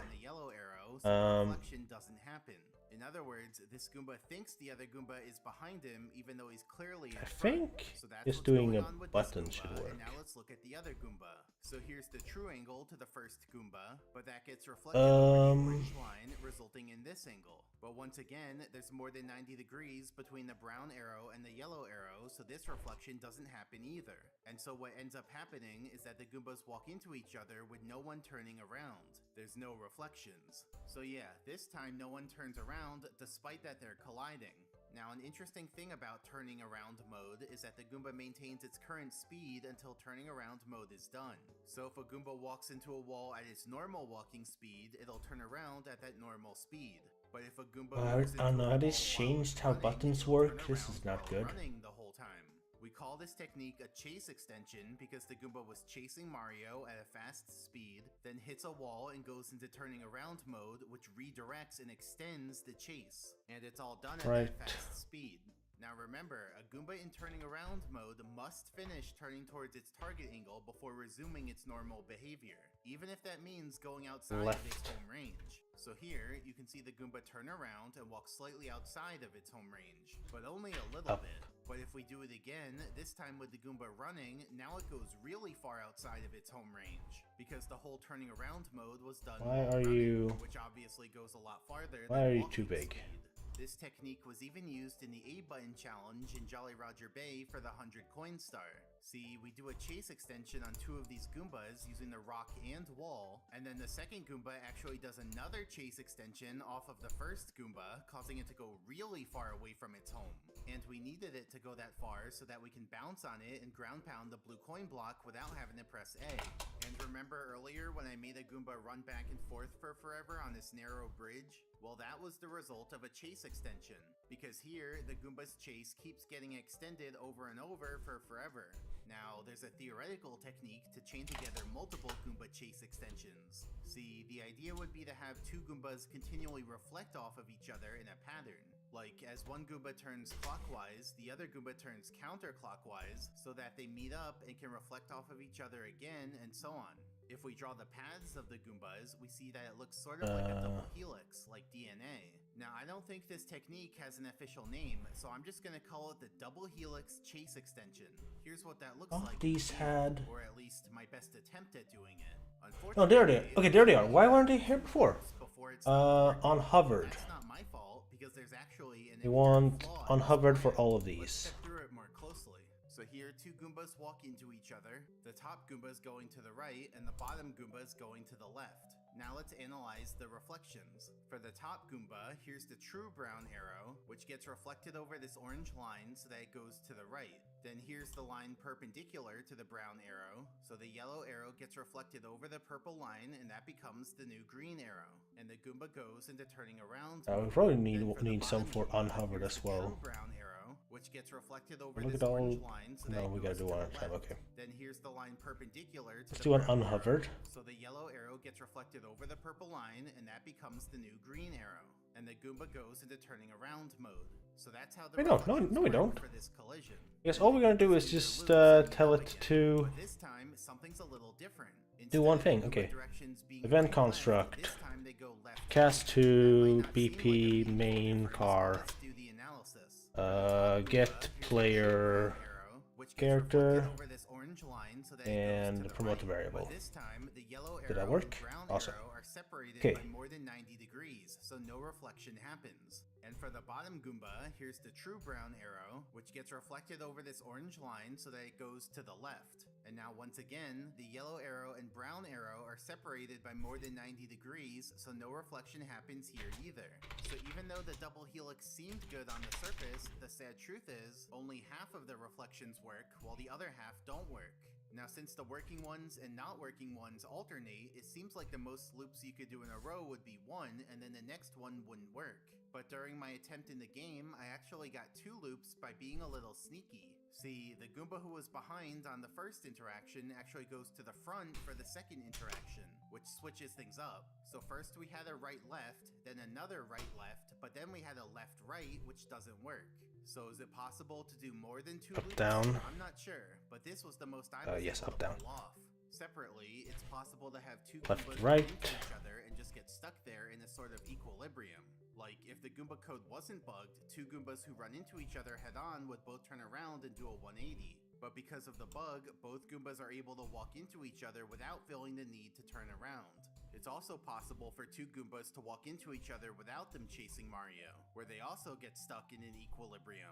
This phenomenon doesn't have an official name yet, so I'm gonna call it a Goomba gridlock. Wait, no, we're So gonna look, do... the Goombas are just walking into each other, holding each other in place, and they don't even care about Mario. They're only focused on each other. So why does this happen? Well, let me show you. First, let's look at the Goomba on the left. He's facing this way, and here's the angle to the Get relative location. and reflect the brown arrow over it. Now the angle between the yellow arrow and brown arrow is less than 90 degrees, just barely, so the Goomba does a reflection. So take the purple line, reflect the yellow arrow over it, and that There you go. becomes the green arrow. And the Goomba goes into turning around mode. And so now, the Goomba turns counterclockwise towards that target angle, completing turning around mode. Then on the next frame, here's the angle to the other Goomba, so we take the orange line and reflect the brown arrow over it, but this time, the angle between the yellow arrow and brown arrow is slightly more than 90 degrees due to the Goomba's little turn from earlier, so we don't get another reflection. So what does Clamp. the Goomba do instead? Clamp to float. Zooming out, here's the Goomba's home and his home range. Minimum You can of see that the Goomba is slightly 50, outside maximum his of home 50. range, meaning he now targets his home. Because I don't want you to move the camera too far away from the actor. Effectively undoing the other little turn and putting the Goomba back to how he was originally. And now this process just keeps repeating.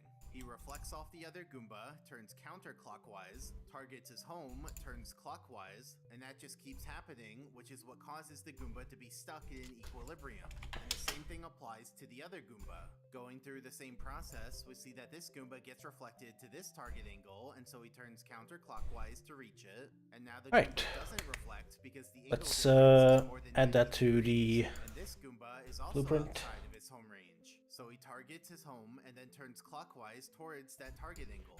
And now that Create UI with create widget. So the result is that both Goombas are forever UI stuck camera in this move. configuration.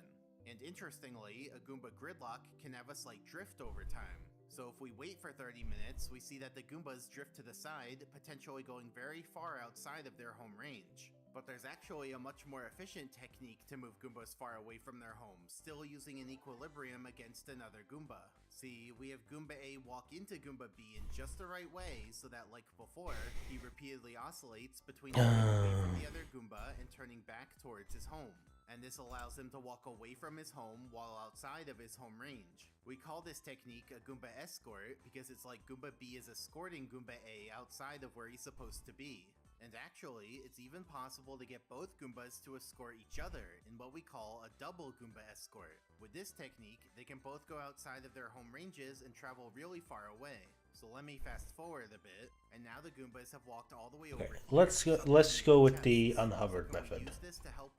Sometimes you're gonna have to go with the stuff that takes longer, but that's development for you. Gonna have to use the one thing I wish I didn't need to use, but I don't think you can do a timeline here. No, you can't. So we're gonna have to go with this instead. And from here, I can get close enough to a Goomba on the mainland to reactivate him so that he starts walking around. You can see him on the right two screens, and he's quite the journey. Fast forwarding a bit, and the Goombas walked all the way down here so that he's closer to Mario.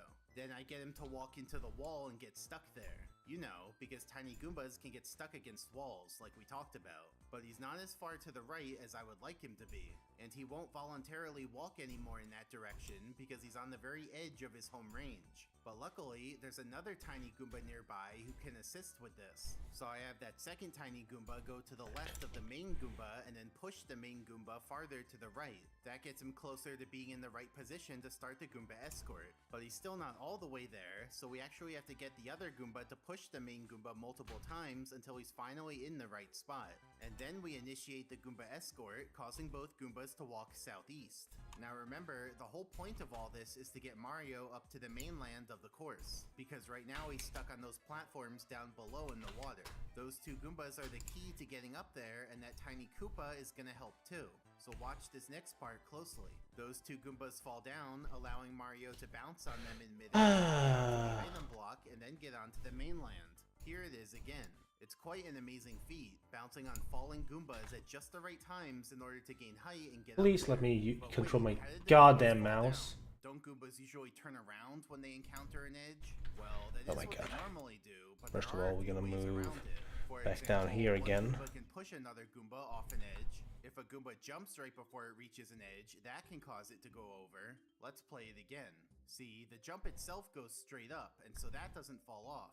But after the jump, it does a few little bounces while moving forward. Goomba Yamboree. Bounces over the edge instead of walking into the edge on the ground, over the edge. So in the Tiny Huge Island strat, I got the Goomba on the left. For the sake of so that he bounces saving me some over it, and headache. the Goomba on the right pushed off by the tiny Koopa, and I had to get them to fall on just the right frames. Let's to just make do the that for dummies now. work for the bounces up. And there are a few more strats in the A button challenge that also make use of Goombas falling down. Also in Tiny Huge Island, we can get a tiny Goomba to jump right before the edge so that he falls down and we can bounce on him to reach Because I the need piranha to plants. This was figure actually out part of the why original it's strat to not. get to the mainland, but that strat's very slow overall, and so it's been outdated by that other strat we saw. In Bowser in the Dark World, we can get this Goomba to notice Mario and jump, causing him to Guess bounce it over keep- the edge and fall down. That way, we can bounce on him to get up this ledge. In Bowser in the Sky, we can knock into a Goomba when the Goomba's near the edge, causing him to bounce over the edge and fall down. And then we can bounce on him to get up this ledge. And also in Bowser in the Sky, we can get a Goomba to do a random jump near the edge to fall down, letting us bounce on him to get out of this little pit area. Then here's another way to get a Goomba to fall off an edge. See, if the floor slopes downhill at the edge and the Goomba's moving fast enough, the Goomba will end up doing little bounces and bounce right over the edge and fall down. Basically, the Goomba's moving horizontally faster than gravity can pull it downwards onto the ground, so it leaves the ground and bounces. Now note that if a Goomba falls down really far, he'll end up outside of his home range and can't get back. But he'll still try to get back by walking towards his home laterally. Fast forwarding a bit, and we see that he reached his home laterally, but he's still way below it and outside of his home range. So he just ends up walking in circles directly below his home. In Tall Tall Mountain, these Goombas are very prone to falling down due to the nature of this edge. Let's play it again, pause it, and look at it from the side. So here's the floor triangle, and here's the wall Wait, triangle. I think I know what it is. Sends out 40 units This on both is. sides, offset to be 10 units This long one on the has. wall triangle. Well, we only need to do it on Because this. the floor on the left is sloped, the top left Not hit corner of the testable, hitbox all actually just Sylvan above the children. floor. So as the This Goomba way. walks to the right, he hits the wall hitbox and gets pushed off the ledge. So that's why these Goombas fall down so often. Also in Tall Tall Mountain, you may have seen these Goombas fall down because they can push each other off the edge. In Bowser in the Sky, this Goomba often falls down because the wall hitbox here also juts above the floor. And as you may have guessed, they never programmed Goombas to be affected by rotating platforms. So the Goomba can just walk in a straight line without getting rotated. And now he falls down again, but if I go down too, I exit the Goomba spawner radius and he unloads. Then in Rainbow Ride, this Goomba can fall down and just stay stuck on this big platform down here. Goombas can also fall down onto the death barrier. And they don't die when they fall down there, they just walk back towards their home like we saw before. Although, if you punch a Goomba off the edge, then he will die once he lands on the death barrier. Now, if you want to knock a Goomba down onto the death barrier yourself, an easy spot to do it is here in Tiny Huge Island. You can punch the Goomba from across this corner and have the Goomba fall down. Then we can see him down there, but we get ejected from the course before we fall low enough to bounce on him. So he thinks he's safe down there, but I know a trick. See, we can spawn a 100 coin star, because when Mario collects a star, he becomes immune from the death barrier until the star cutscene is over. Then I need the Goomba to go into the right spot, so I punch him a couple times to move him in that direction towards the edge. And finally, we're ready to put it all together. So I knock the Goomba down and then collect the star so I can go down too. Now I'm only going to have a fraction of a second to get him, so watch closely. Take that. Did you see it? Let me play it again. There wasn't much time, but as you can see, I bounce on him and he gets squished. That'll teach him not to hide down here. So, we've seen ways of transporting Goombas horizontally and ways of making Goombas fall down. But are there any ways of raising a Goomba upwards? Well, as you know, Goombas can jump. Specifically, there are 3 different mechanisms that can make a Goomba jump. First, a Goomba can jump randomly as it's walking around. We'll call this a random jump. Second, Goombas will jump if they notice Mario. We'll call this a notice jump. And third, Goombas will jump if you collide with them.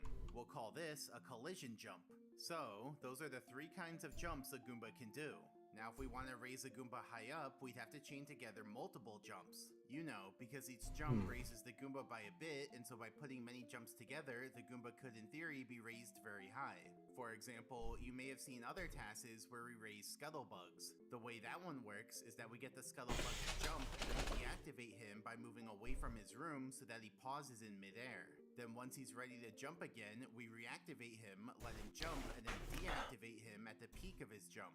and then we repeat that. So we basically only let him be active when he's jumping upwards and deactivate him when he tries to fall downwards. That allows us to chain together multiple jumps, raising him really high up. And I should mention, normally objects are completely invisible when they're deactivated, but in these visuals, I'll show deactivated objects as transparent so you can still see what's going on. So the question is, can we do something similar with Goombas to raise them really high? Well, consider the 3 kinds of jumps. And for now, let's just focus on the first 2. The thing about these 2 jumps is that the Goomba will only initiate them when he's in the walking action. And then once he starts a jump, he goes into the jumping action. In other words, these jumps transition the Goomba from walking to jumping. But in order to go back from jumping to walking, the Goomba has to touch the ground. Now our goal is to repeat this cycle multiple times because that would lead to multiple jumps. But a critical problem is that each cycle requires the Goomba to touch the ground. That's a bit of an issue because if the Goomba's rising upwards, then he wouldn't be near the ground anymore, and so it wouldn't be possible to keep doing the cycle. Let me show this in the game. So even if we deactivate a Goomba mid-jump, it doesn't do any good. He just stays there in the jumping action, and so he won't do any more jumps. It's only once he touches the ground again that he goes back into the walking action, and it's at that point that he is able to jump again. But there is something we can do. See, we can deactivate a Goomba, and the Goomba will still go through the motions of his random walking. I mean, he doesn't move around, but he's still doing movement decisions that cause him to turn. And you can also see him blinking. Now, because he's doing movement decisions, occasionally he'll jump. The jump doesn't go up because the Goomba can't move, but it still gives him vertical speed, which I'm representing with an arrow next to the Goomba. So going through it frame by frame, first, the Goomba's in the walking action as normal, then he jumps, which puts him into the jumping action with upward speed, but now, since he's still on the ground, it counts as him landing, and so he goes back into the walking action. In other words, the jump ended not because the Goomba came back down after the jump, but because the Goomba was still on the ground from before the jump. So now he's in the walking action, but still with upward speed. And so now if I reactivate him, he moves upwards while walking, not while jumping. That allows us to do the following technique. First, deactivate the Goomba, wait for him to jump, which gives him vertical speed, but he goes back into the walking action since he's still on the ground. Then we reactivate him right before he's about to do another jump. So first he moves upwards from the first jump's vertical speed, and then he does the second jump starting in midair. So we basically chained 2 jumps together, creating a double jump. But unfortunately, that's the most jumps you can chain together with this technique. Now, one other idea you might have would be to go near a Goomba right as he's doing a random jump in the hopes that he then does a notice jump while already in midair. But that's not what happens. Like, the Goomba can't do another jump until he lands and goes back into the walking action. That's why here, the Goomba waits until he lands and then does the notice jump. So that idea doesn't work. But remember, all of that analysis was for the first 2 kinds of jumps, specifically the random jump and notice jump. The constraint with these is that the Goomba will only initiate them from the walking action. Turn camera. But we still have to analyze the 3rd kind of jump, a collision jump. This one doesn't have that constraint. You can collide with a Goomba while he's in any action, even while he's jumping in midair, and he'll still jump up. So could we chain together a bunch of collision jumps? Well, for huge Goombas, they do collision jumps both when Mario gets knocked back from the Goomba and when Mario attacks the Goomba. So using the shell and a steep slope, we can raise a huge Goomba really high up since our whole hitbox is constantly attacking him. So I can raise him all the way up here and then let him drop down. And here it is again from another angle. I raise him all the way up and then let him drop all the way down. So yeah, for huge Goombas, it's pretty easy to raise them high up by using the shell to attack them. Now for tiny Goombas, they don't do collision jumps because both knockback and attacks just kill them. But what about regular Goombas? Remember, attacking a regular Goomba just kills it, so we can't use the shell technique like with the huge Goombas. Instead, the only way to get a collision jump out of a regular Goomba is to get knockback from the Goomba. But the obvious problem is that after you get knockback, Mario ends up right next to the Goomba in the knockback action. That doesn't let Mario move around and is also followed by invincibility. We got the chocolate calendar. You gotta eat your chocolate calendar. Mario's able to knock into the Goomba again, the Goombas spring arm. Down from the collision jump long ago. This has to always So be for at this technique 200. to work, we'd have to bump into the Goomba, then before the Goomba falls down, somehow move 4,000 units away. That would deactivate the Goomba mid-jump and give Mario time for his invincibility frames to run out. Then we'd have to move 4,000 units back towards the Goomba within the time span of a few frames in order to to knock into the Goomba again before he falls down. And then we'd have to repeat that whole process over and over. So it is all theoretically possible, but from what I can tell, no course has everything we'd need for the setup to work. And so that's why I made my own course to illustrate this technique. Look at that. So let me explain what we got here. On the left, there's a very long ramp. On the right, there's a big platform. On the platform is a Goomba. Under the edge of the platform is a pendulum. And on the very bottom of the course is a heart. So let me show you what we can do with this setup. So I start on that big platform on the right, then I get the Goomba's attention and lure him all the way over to the edge. I drop down so that the Goomba deactivates right on the edge. Now he starts spinning around forever like we talked about earlier, but that's not too important here. So anyway, I make You got a my shot way with to the Birdman? left and Nice. go up the ramp. Now the point of the ramp is so that I can get back up to the same height as the Goomba and to launch over to him. So watch, I backwards long jump and then launch all the way over to the Goomba. Let's try setting Let me play it again slowly. world location instead. Collide with him, which causes him to do a collision jump. And then to I get away generally quickly don't know what the before he difference falls between down, relative I use and the world invisible location is, pendulum to squish but I me feel and like downward this push might me be all more the way what we to the ground. want. That puts me far away enough from the Goomba so that he deactivates mid-jump. Now I do take Get some damage in the world process, but location. that's why I put the heart there. So I go through the heart and recover to full health. And now we can just repeat this whole process. So I climb the ramp, launch over to the Goomba, hit him, get squished away, and then recover health. And each iteration I do this raises the Goomba by 1 jump.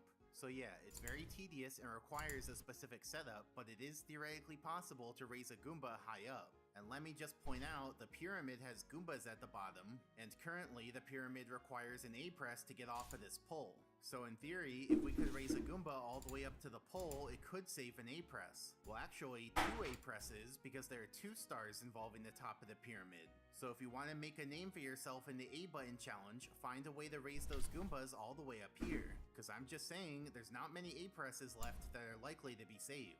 So we just talked about ways of having Mario raise a Goomba, but another important question is how high can the Goomba raise Mario?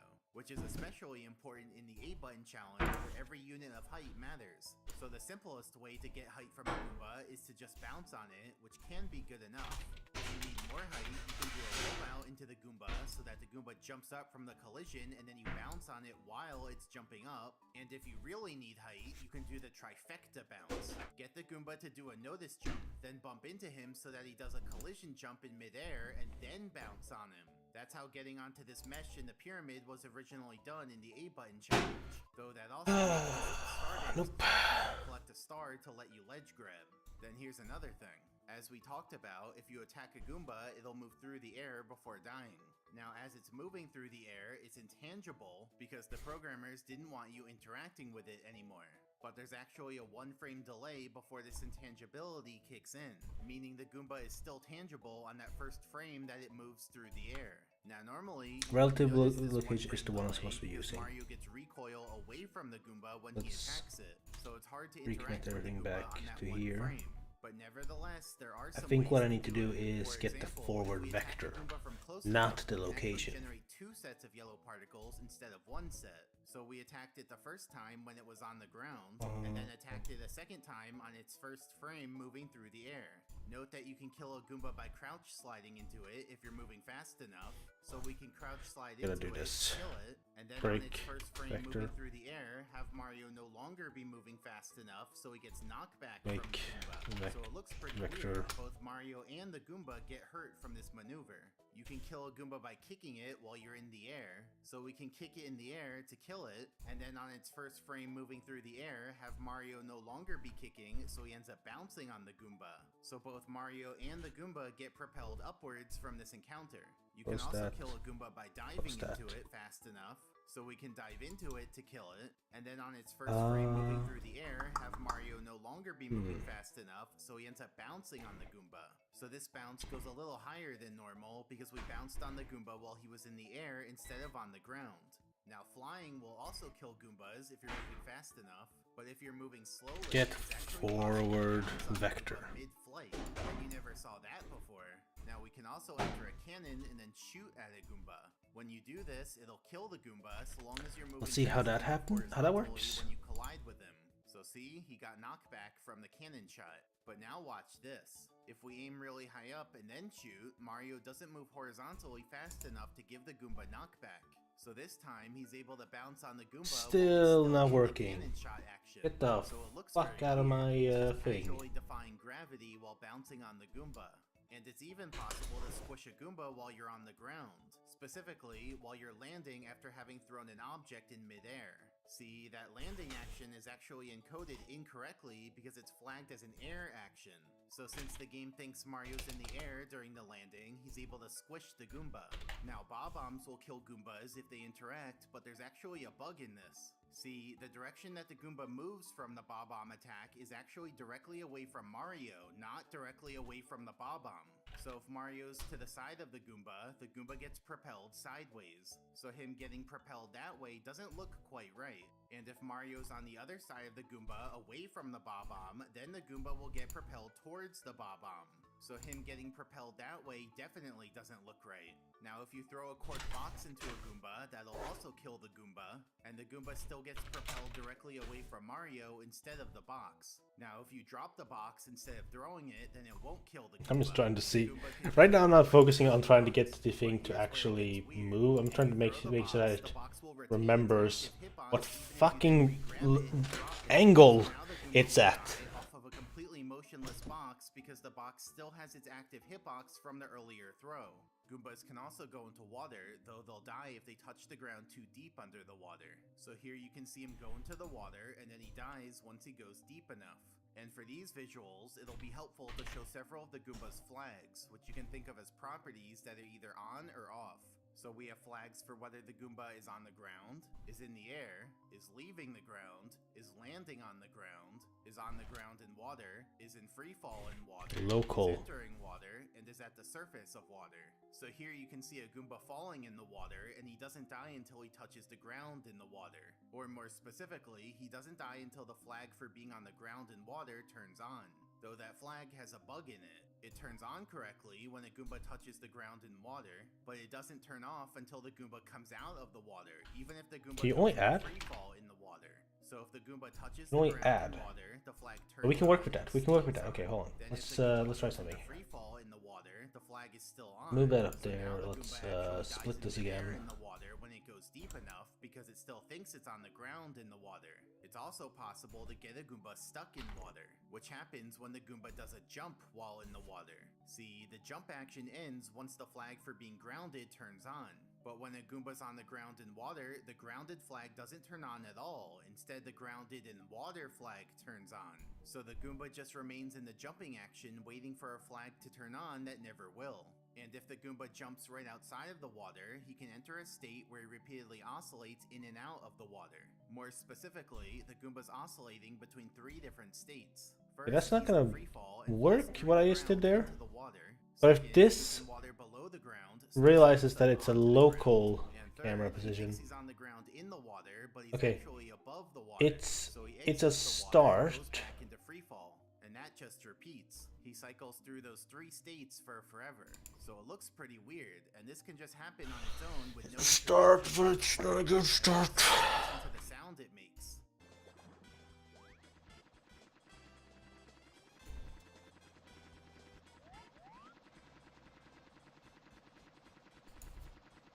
Now, Goombas die instantly if they're ever above lava. Not when they fall into lava and touch it, but just going anywhere above it. Now, these Goombas are right next to lava. So if one of these Goombas ever falls off, like by getting pushed by another Goomba, you'll see it die instantly.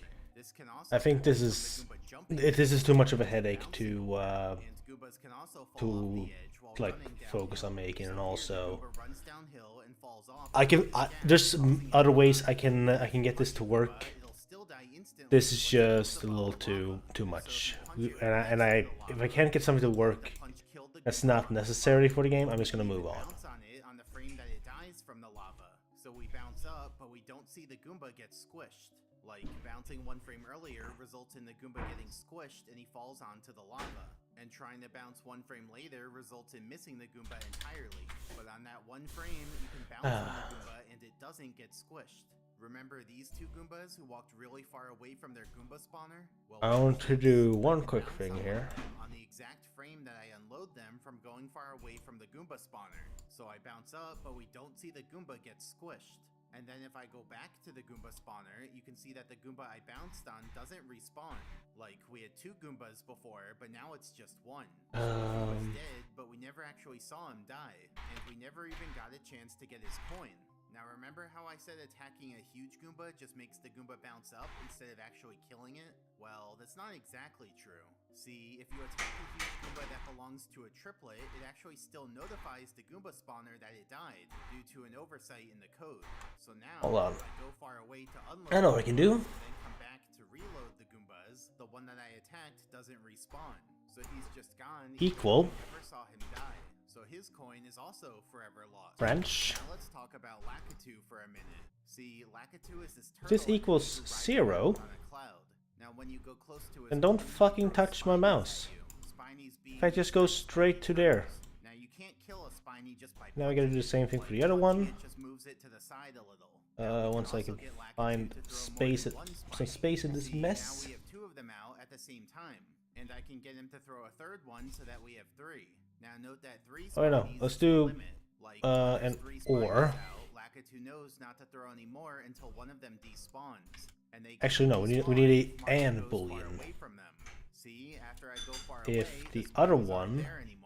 Let me show this with a is diagram. also So here's Lakitu, and he has equals a 0, variable that keeps track of how then many Spinies are nothing's gonna happen. throw Spinies, that number increases by 1 each time. And as we talked about, it can go up to a maximum of 3. That way I should be able to just... So the Spiny despawns and notifies Lakitu that it despawned. That way I should be able to tab out. The Spiny count by 1. Let me fucking tab out! Count stays accurate. And then Lakitu... No, it's not true, they're all at 0!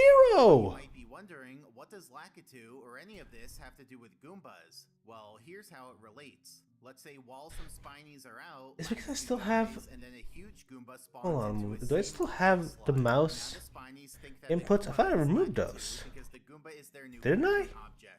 And so we call this glitch Yeah, I did. Spiny adoption.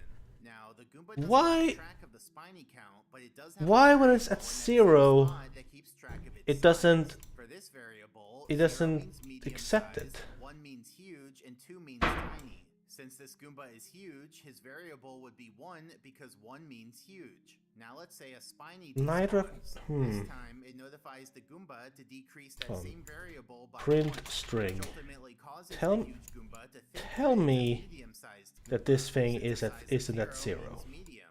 So let me Just- show what this looks like in the game. Just try and tell me that one isn't at 0. Lakitu, spawn a huge Goomba into Lakitu's It's at body, fucking 0! move away from the Spiny so that the Spiny Motherfucker! and notifies the huge Goomba. Now the huge Goomba thinks it's medium size. Is the other one at 0? With a punch. Because remember, normally punches just make huge Goombas jump up. But this time it actually kills him.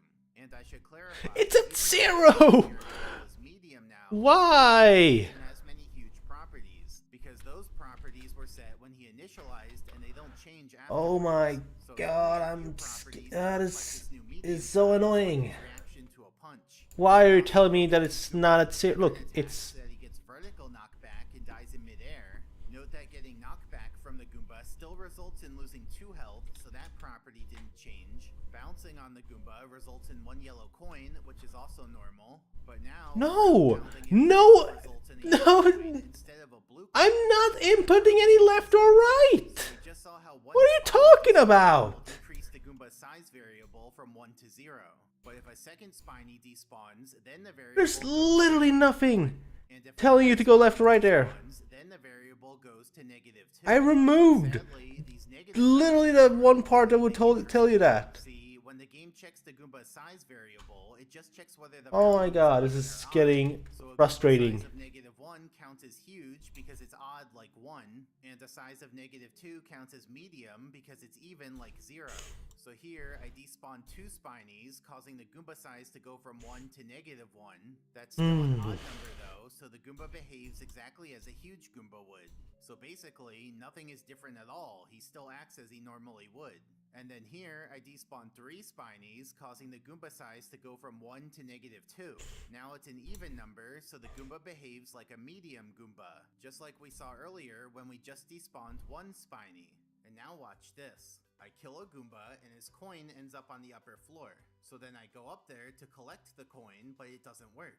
The coin just won't let me collect it. So what's going on here? Well, let me explain.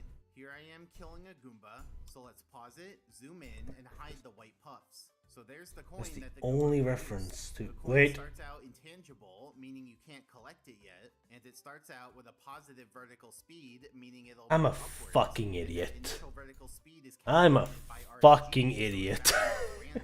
Now let's step through the frames. I figured out what it was. I'm a fucking idiot. That's what I am. Affected by gravity, and the moment its vertical speed becomes Oh, negative, freedom. that's when it's programmed to become tangible. Wonderful, wonderful freedom. Collect it. In other words, the coin becomes collectible once it starts falling down. So here's a side view of a coin. This coin goes up, but not enough to reach the upper floor. And then once it starts falling down, it becomes tangible. So if a coin doesn't reach the upper floor, it works fine.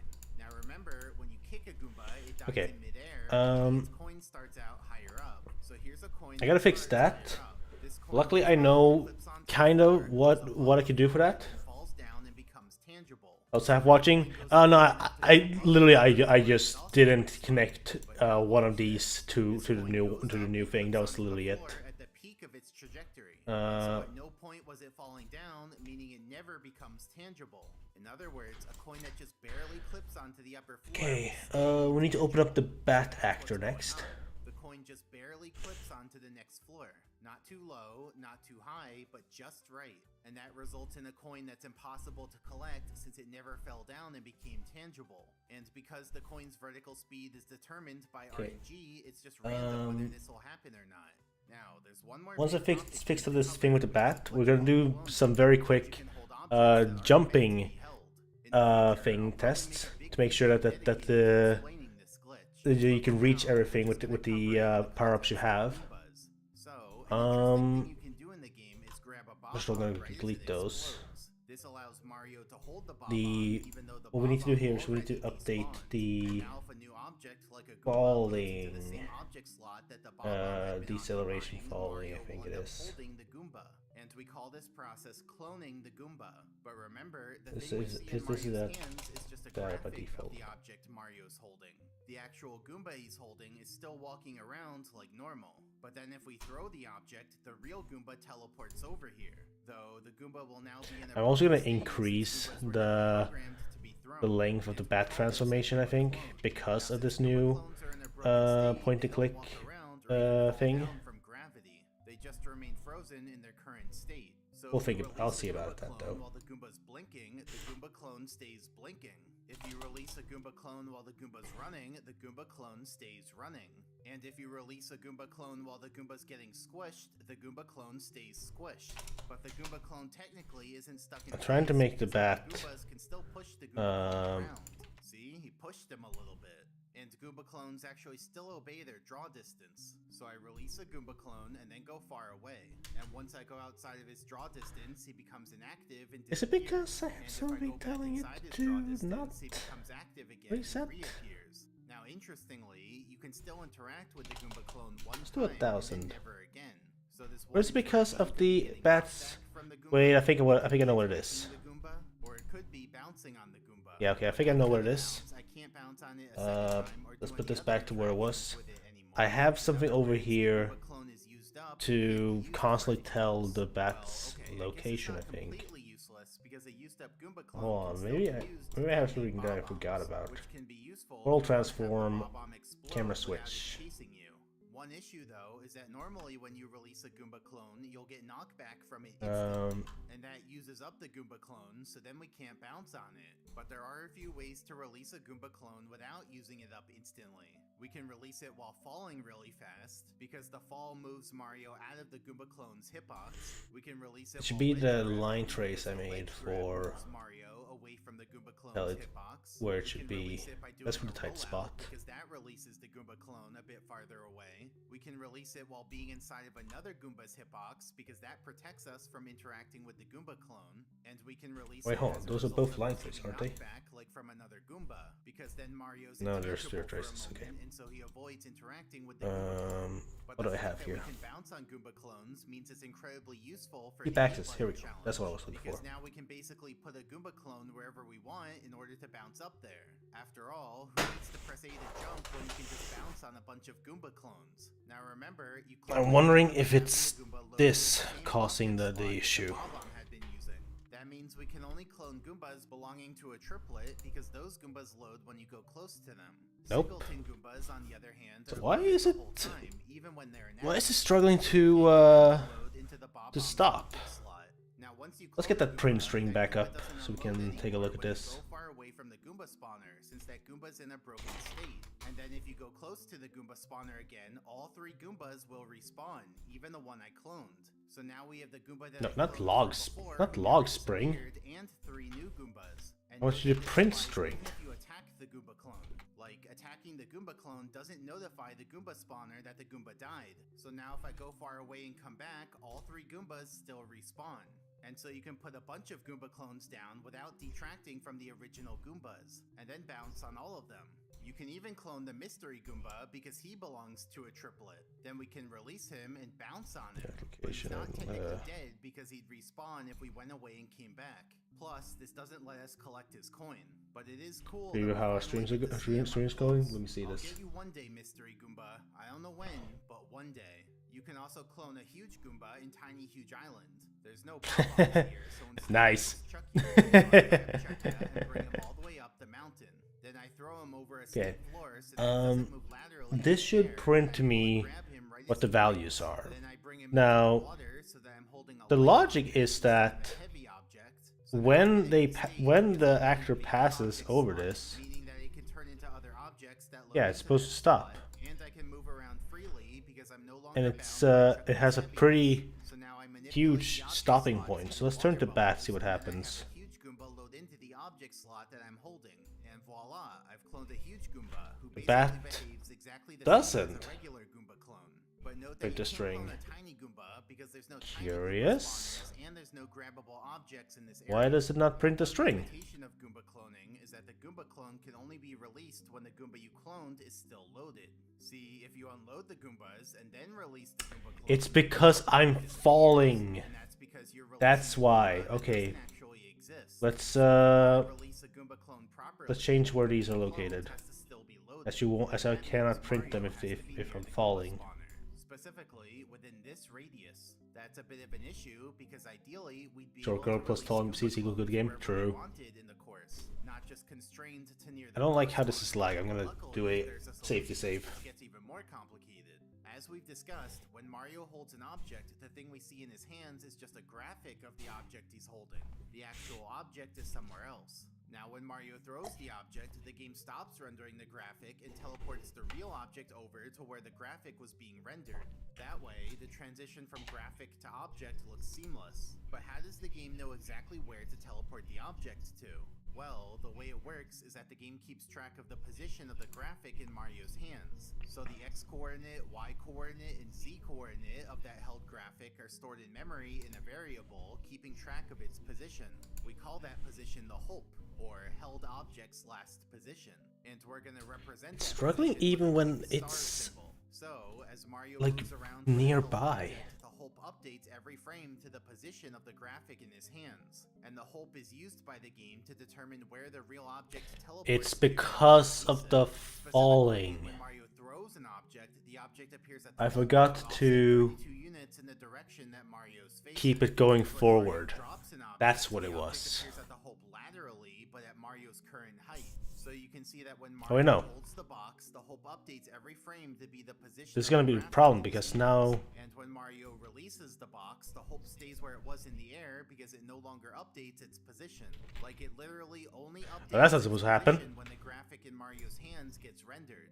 Now, there's another relevant glitch that goes as follows. You open the wing cap block, wait a bit so that the wing cap block comes back, open it again, collect the 2 caps in a row. Yeah, I know I created an error game.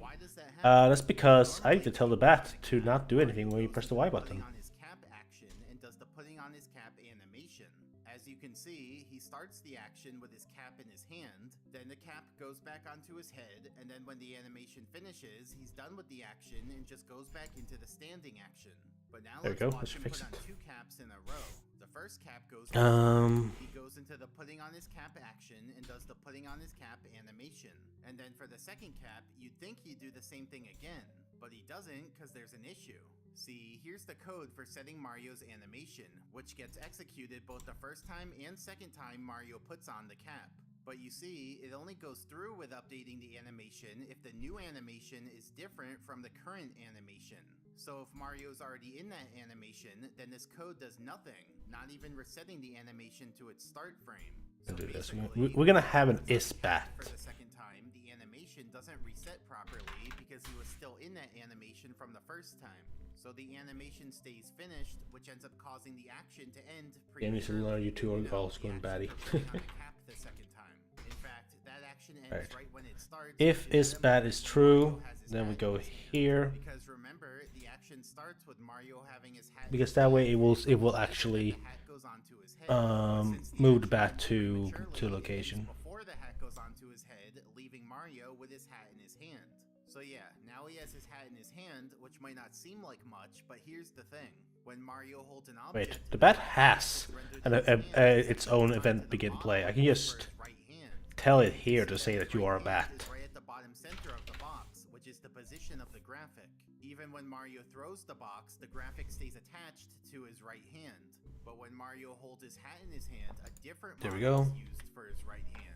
Like, instead of the default hand model, it's using the hand model that holds his hat.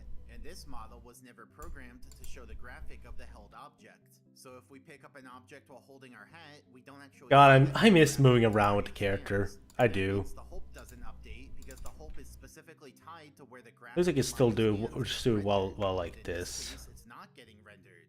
Now, if we release the object, it still appears at the hope as it's programmed to, but now the hope can be really far away. In other words, the object can be released remotely. And remember how it works. When we throw an object, it appears at the hope, but offset 32 units in Mario's facing direction.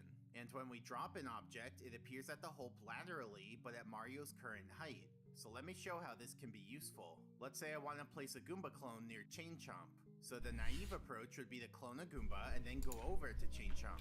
But you can see that as I'm walking there, the Goomba I cloned unloads because I walked... The camera did not rotate as it should. The Goomba doesn't exist, and so releasing the Goomba clone doesn't do anything. That is a problem. As long as that's been an issue. It's a point and click game. You're supposed to point and click. It's also just annoying to have both methods work. I know King's Quest had that, but we're not having it. Because now we're no longer bound by the Goomba spawner's radius. For example, as we saw earlier, the star scale the mountain in Tall Mountain is... Because at that point, the point and click stuff is just pointless. No pun intended. We place the hope near the star. So I'm forcing people to do the point and click. Now, the question is, how the hell do I fix this camera issue? However, often one Goomba clone doesn't provide... Here's what I'm gonna do. I'm going to... Instead, you need multiple Goomba clones. So let me show you how that might work. And remember, where's the can only be used once. So to make things easier to understand, I'll make Goomba clones green if they haven't been used up yet, and red if they have been used up. So first I place a Goomba clone next to a ledge. I can't avoid hitting this first one, so I use it up instantly. So that one's like a sacrifice Goomba just to get things started. Next I clone another Goomba and place it on the ledge. This time I can avoid touching the Goomba clone instantly because I'm using the first Goomba clone's hitbox as protection. Now I clone another Goomba, bounce on the previous clone, and place this new clone up in the air. But since that maneuver uses up... We're just gonna have to test this in the convoluted way. So we clone another Goomba and place place it on the bottom, effectively restocking the bottom layer. And so with all of that, now we have 2 layers of bounceable Goombas, so we can bounce up twice. And we call this a Goomba ladder. Gotta exit out of an angle. Rung of a ladder. Now if we wanted to bounce even higher than 2 And the layers, camera doesn't rotate as to where it should be. Let's find the references for camera close. And release it on the bottom. And now we have 3 layers of bounceable Goombas, so we can bounce up 3 times. And in theory, you could just keep repeating this process to bounce higher and higher, though too many Goombas on screen will crash the game. So when you build a Goomba structure like this, it takes an exponential number of Goombas to construct. Bouncing up 1 layer takes 2 Goombas. Bouncing up 2 layers takes 4 Goombas. Bouncing up 3 layers. I think it's because I'm still setting spring arms rotation, which I'm not supposed to do. There is a trick to squeeze in 1 extra bounce. See, we bring a Goomba clone No, up I'm the not. ladder, release it at the top, and immediately I'm not bounce setting on it. I call this trick the Insta Bounce. In the A button challenge, a Goomba ladder was used in an early strat for Bowser in the sky, specifically to get past this pole. So using a lot of Goombas, I managed to create a Goomba ladder on top of this blue prism. And then once all the Goombas were in place, I was able to bounce up them and reach the next section. Now, the Goomba structure can have Let's see different here. orientations. When it's vertical, we call it a Goomba ladder. When it's at an Spring angle, we arm. call it a Goomba staircase. And when it's Okay, our horizontal, we old call camera it a is Goomba bridge. there. But remember, building these structures, as we saw before, takes an exponential number of Goombas. Surely there must be a better way, right? Well, eventually we did find a way. See, if we're able to release Goomba clones remotely, then we can do the following. Place the hope somewhere, do the hat in hand glitch, then throw multiple Goomba clones all to that same hope. But we make sure Mario's facing different angles looks on like- each throw so that each Goomba ends up in a slightly different position. Because remember, when you throw an Camera object, is doing here's a that. And if I hope, back but I'll out set now, 52 units in the direction that Mario's facing. it does So update. using 1 hope value, we can So, place multiple Goomba clones all in very different positions, and that lets Mario bounce on all of them. Here's a top-down view of the situation. So the first Goomba clone was thrown southwest of the Hope, the second Goomba clone was thrown south of the Hope, and the third Goomba clone was thrown southeast of the Hope. And here are the Goomba's 3 hitboxes, which are cylinders. But you can see that the earlier Goomba's hitboxes overshadow the later Goomba's hitboxes. So the later Goomba's hitboxes are just tiny slivers where they aren't being covered up. So Mario is able to bounce on all of the Goombas because their hitboxes don't completely overlap. Like, each of them has some of their own area.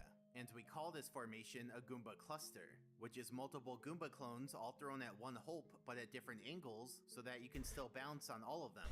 Now Goomba clusters make building Goomba Let me look structures at how much I more did it back efficient here. because now each layer of the structure can be stocked all at once instead of 1 at a time after bouncing up to that layer. Let me show you by building another Goomba ladder that's 3 layers tall. So first we place the hope on the bottom layer, do the hat in hand glitch, remotely release 3 Goomba clones at the hope to create a Goomba cluster on the bottom layer, undo the hat in hand glitch by picking up another wing cap, bounce on a Goomba to place the hope on the second layer, do the hat in It's hand the exact glitch, same code. remotely release 2 Goomba clones at the hope to create a Goomba cluster on the second layer, So why does one work and not the other? bounce on Goombas to place the hope on the On. third layer, do the hat in hand glitch, and release 1 Goomba clone at that hope on the third layer.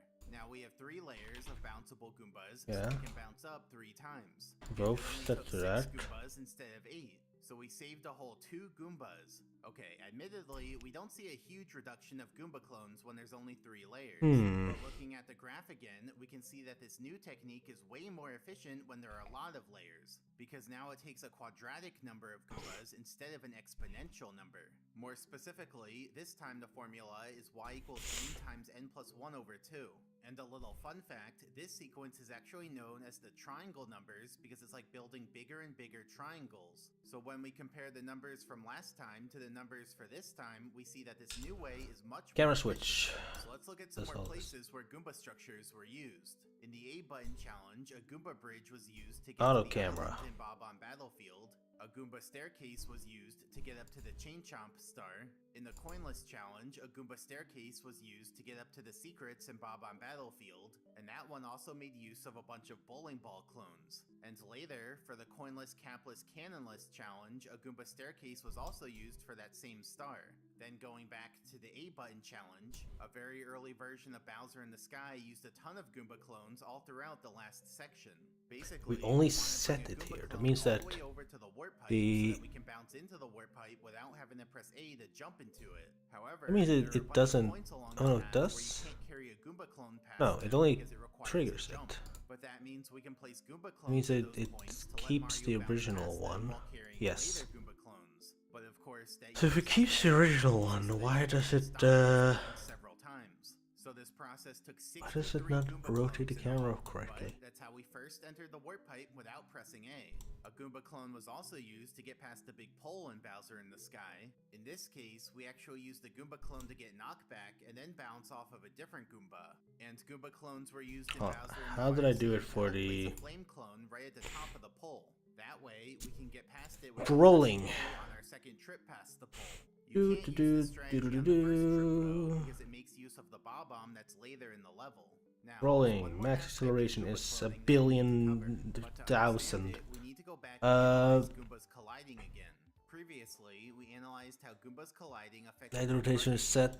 but Goombas colliding Displacement also start. affects the positions of the Goombas. So firstly, There's a Goombas line trace all objects activated. have a hitbox, which is a Honda cylinder being around the Goomba. happening. Now, two Goombas are Set considered crawl to colliding true. if their hitboxes Auto overlap. camera to true. When this happens, they can Crawl push the happen. Goombas apart so that their Camera hitboxes switch. no longer overlap. But let me show you how this pushing apart How do I works do in it more for detail. tight spaces? So let's say the Goombas Same walk into code. each other, then the game finds the midpoint between the So that Goombas, point, from that and point it finds on, the angle between the Goombas. Then it simply it's moves just the a camera Goombas along switch that angle line so that their hitboxes are exactly thing. tangent at the midpoint. Then here's another setup where three Goombas collide. But we're gonna be even more thorough this time because Goomba collision actually has two different steps to it. So the first step is that the game goes through every pair of Goombas and sees if they're touching, in which case we'll call them neighbors. So for these two Goombas, they're touching.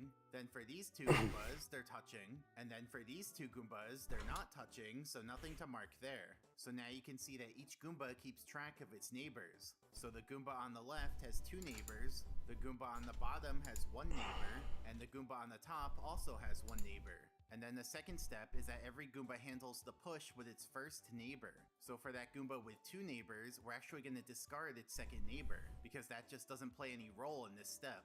So now for each Goomba with a neighbor, we show the midpoint, draw the line between the Goombas, and then move the Goombas along that line to be tangent at the midpoint. And then that happens for the second Goomba, and then it happens for the third Goomba. So now you understand the two steps of Goomba collision. First, find the neighbors, and then second, get pushed away from the neighbors. But here's where cloning kind of messes everything up. See, if Mario releases a Goomba clone while that Goomba was is not used colliding with anymore. another Goomba, then things get a little Hold on. weird. And that's because the step of releasing the clone happens between the other two steps. So now let's go through all three steps. Find and references to the understand spring what arm. happens when you release a Goomba clone while that Goomba is colliding with another Goomba. Relative So, let's say we location. have Goomba A on the left and Goomba B on Not the getting right, used and anymore. they walk into each other. First step, Length, look at the Goomba camera pairs and mode. see who's colliding. Both This Goombas is- have their this is hitboxes setting- overlapping, so they're colliding and have each other as neighbors. Next, This is step, setting we all release these the back Goomba clone. to- So let's say Mario's here with his hat in his hand, holding Goomba A, and the Hulp is over here. So Mario throws the Goomba, which places the Goomba at the Hulp. And then the last step, we handle Look the at the pushing wrong between the fucking Goombas. character again. Now you God damn might it. say, hey, the Goombas Find aren't even references. touching at this point, so there's no need to handle the pushing between them. But the Goombas still have each other as neighbors, so this pushing step is gonna happen anyway. Though for the Goomba that we threw, he's now in a broken state, because remember, Goombas aren't meant to be thrown. So even It's though he definitely has a not neighbor, here. he's not It actually is gonna do the definitely pushing not step. here. But for the other Goomba, his neighbor will be handled just as normal. So here's the midpoint between Why the does it Goombas. work for the main character but not the bat?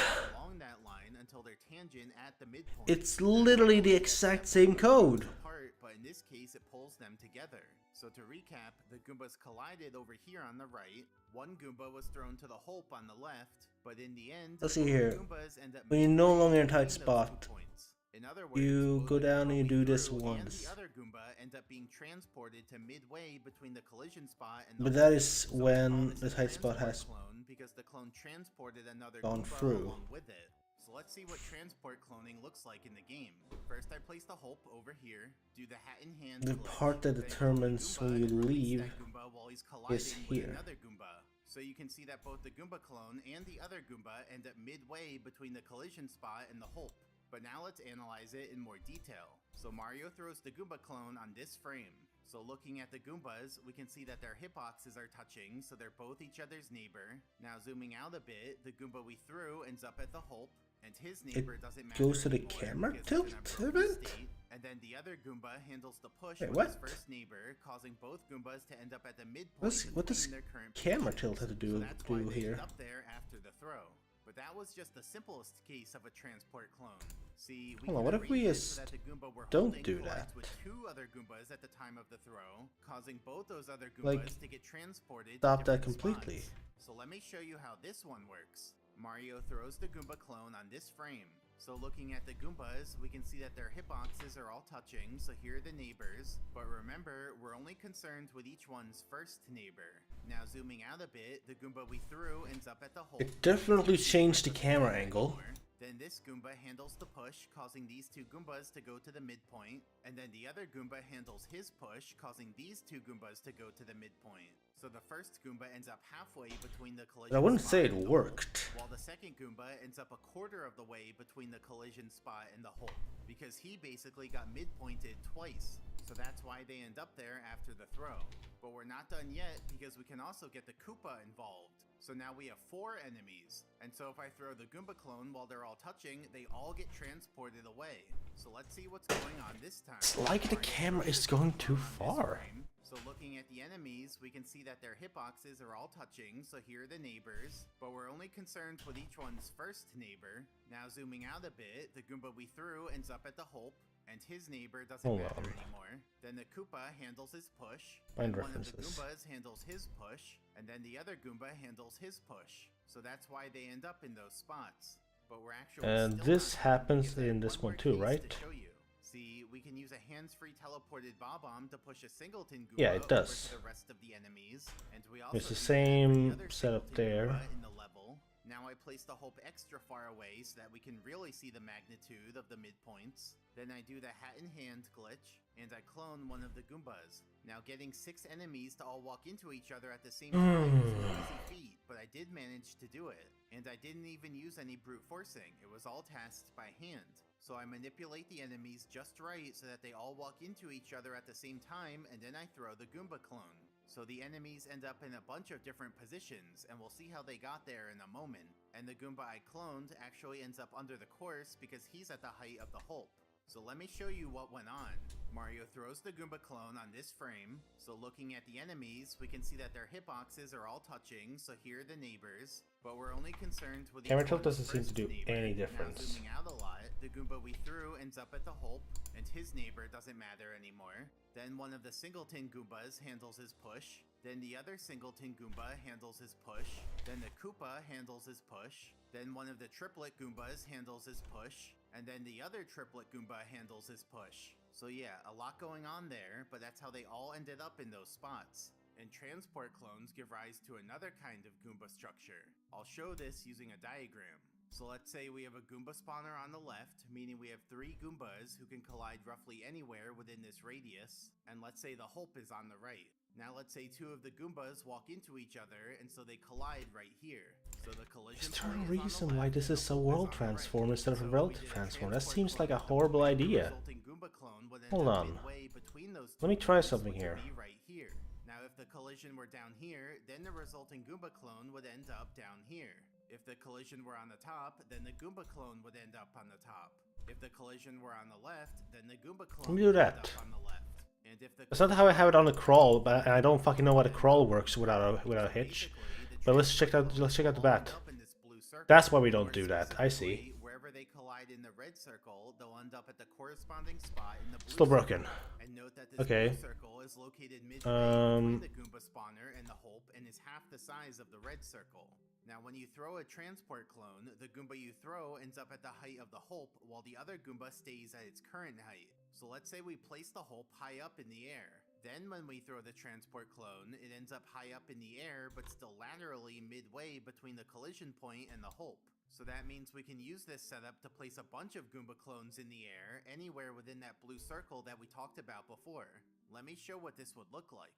So let's say the Hulp is up here in the air, then on the left we have these Goombas who might collide anywhere within this area, and so based on those, the blue circle would be here. Laterally, it's midway between the Hulp and the red circle, but it's also high up in the air at the height of the Hulp. So using that single Hulp value, we can place transport clones anywhere within this blue circle. Like, normally you can only place Goomba clones at the Hulp itself. Meaning if we wanted to place a bunch of spread out Goomba clones in the air, it would take multiple different Hulp values, which would cost a lot of Goomba clones to bounce up there and set those Hulps. But using this technique, we can place a bunch of spread out Goomba clones in the air just by using a single Hulp value. And we call this structure a Goomba Oasis, referencing how easy and cheap it is to place Goombas there. Like, if we were to draw a heat map of how costly it is to place a Goomba clone high up in the air, it would be relatively cheap at the top of the mountain, but get harder and more costly as we move away from there. But the Goomba Oasis is like a special exception to that cost, where Goombas are cheap to place. Now you might be wondering what star would require a Goomba Oasis. Well, it was in the A button challenge for the star Mario Wings to the Sky in Bob on Battlefield. To get this star, you're supposed to get the wing cap, go into the cannon, shoot from the cannon, and then collect the 5 secrets in the air, which are at the center of the 5 coin rings. And that spawns the star for you to collect. But in the A button challenge, we can't press A. So that means we can't shoot from the cannon because that requires pressing A, and we can't fly because that requires pressing A. So somehow we have to get these 5 secrets with no cannon, no flying, and no jumping. Now you can see that the first 3 secrets are relatively low. So that's why we have The that 4th dumb secret is setup. higher up, and the 5th secret is really high up. So for the first 3 secrets that are low down, it's actually possible to build up speed on the Koopa shell and launch from the top of the mountain into those secrets. So those 3 secrets are relatively easy because they're low enough to reach with just a horizontal launch. But for the 4th and 5th secrets, we're gonna have to get creative with Goomba clones. So one idea would be to build a Goomba staircase up to the 5th secret and then redirect it at the end to go to the 4th secret. But redirecting sideways would add on a lot of extra Goomba clones, so many that it would probably crash the game. On the other hand, we could try building 2 Goomba staircases, one to the 5th secret and one to the 4th secret, but that would also be so many Goomba clones that it would likely crash the game. So the solution I came up with many years ago was to place a Goomba Oasis around the 4th and 5th secrets, because those Goombas don't cost much. Then we can use a Goomba staircase to get up to the Oasis, navigate on the Oasis to the 5th secret, and then navigate on the Oasis to the 4th secret. And that's exactly what I did. So first I created a separate Goomba staircase to set the Hulp really high up. This is the Hulp that we analyzed earlier that was high up on the right side. Now once I placed the Hulp there, I exited out and re-entered the course because that clears all the Goomba clones but preserves the Hulp. Then I got the Koopa shell built up. Do I even need this in the bat? To collect the first secret, launch to collect Do the I even second need secret, that and launch to collect be the there? 3rd secret. Then I constructed the Goomba Oasis. So I released several transport clones that all ended up near the 4th and 5th secrets in strategic positions that I would bounce on later. Then I constructed the Goomba staircase up to the Oasis. I do. So that let me bounce all the way up to the Why 5th do secret I and then redirect my momentum need and it bounce there? into the 4th secret. So yeah, that's how all the secrets That's were no, that's a collected genuine without question. having Why to do press I A. need No cannon required, the camera no switch flying there? required, just a Koopa shell and a whole ton of Goomba clones. And here it is again from another angle. It's a pretty crazy achievement. Checks Basically creating new for the line domains of Goomba trace. engineering just to get this 1 star in the A button challenge. So now we know 2 more ways of releasing a Goomba clone That's without why. immediately getting hit by it. You can release the So if it Goomba clone checks remotely for by the using line a hand trace, switch, or wait for the Goomba you're holding to collide with another Goomba and then release it as a transport clone so that it ends up midway between you and the collision point. Now, remember how Goombas push each other away when they collide? Okay. That ensures I'm gonna that the put this Goombas over aren't here. able to walk Well, through after each I other. But remember, I said they only handle After I've collision with spawned the their bat first and neighbor, gone into the not hole, any other obviously. neighbor. That's why if 3 Goombas all run into each other, 2 of them can pass straight through each other, because both of their first neighbors were the 3rd Goomba, not Sorry, each other. didn't mean to So do that. They don't push against each other at all and can just walk right through each other. Also, if Mario's near 2 Goombas, Okay. then those 2 Goombas are able to pass through each First other. switch event is This time, Mario himself happening is the first neighbor of those 2 non-stop. Goombas instead of having each other as I neighbors. leave, So what yeah, happens? Don't get surprised if you see Goombas walking through each other. And then here's something cool. We can It lure does one Goomba onto the all hill, the then stuff lure it another should Goomba do. over, and when they collide, one Goomba pushes the other Goomba straight through the floor.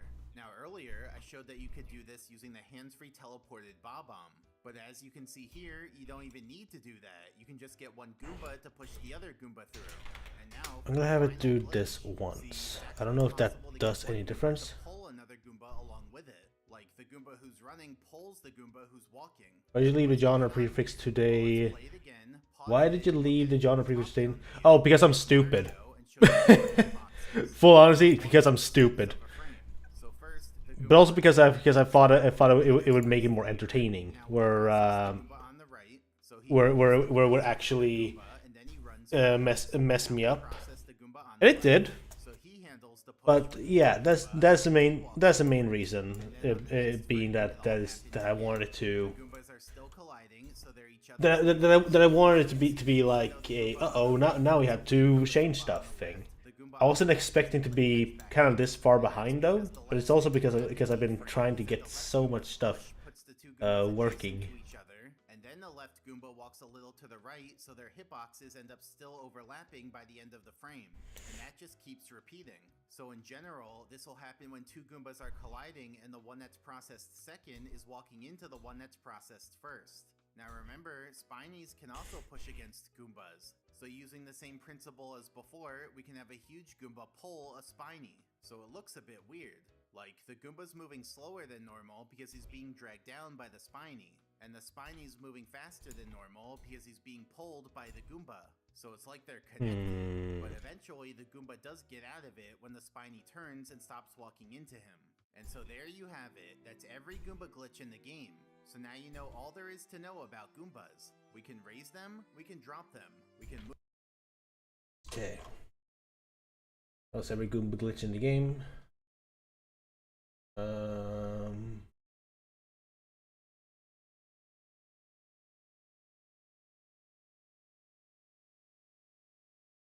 Roguelike? No. I'm literally just gonna make it. The reason with the way I'm handling roguelike, just making it so that you cannot save. That's literally all I'm gonna do.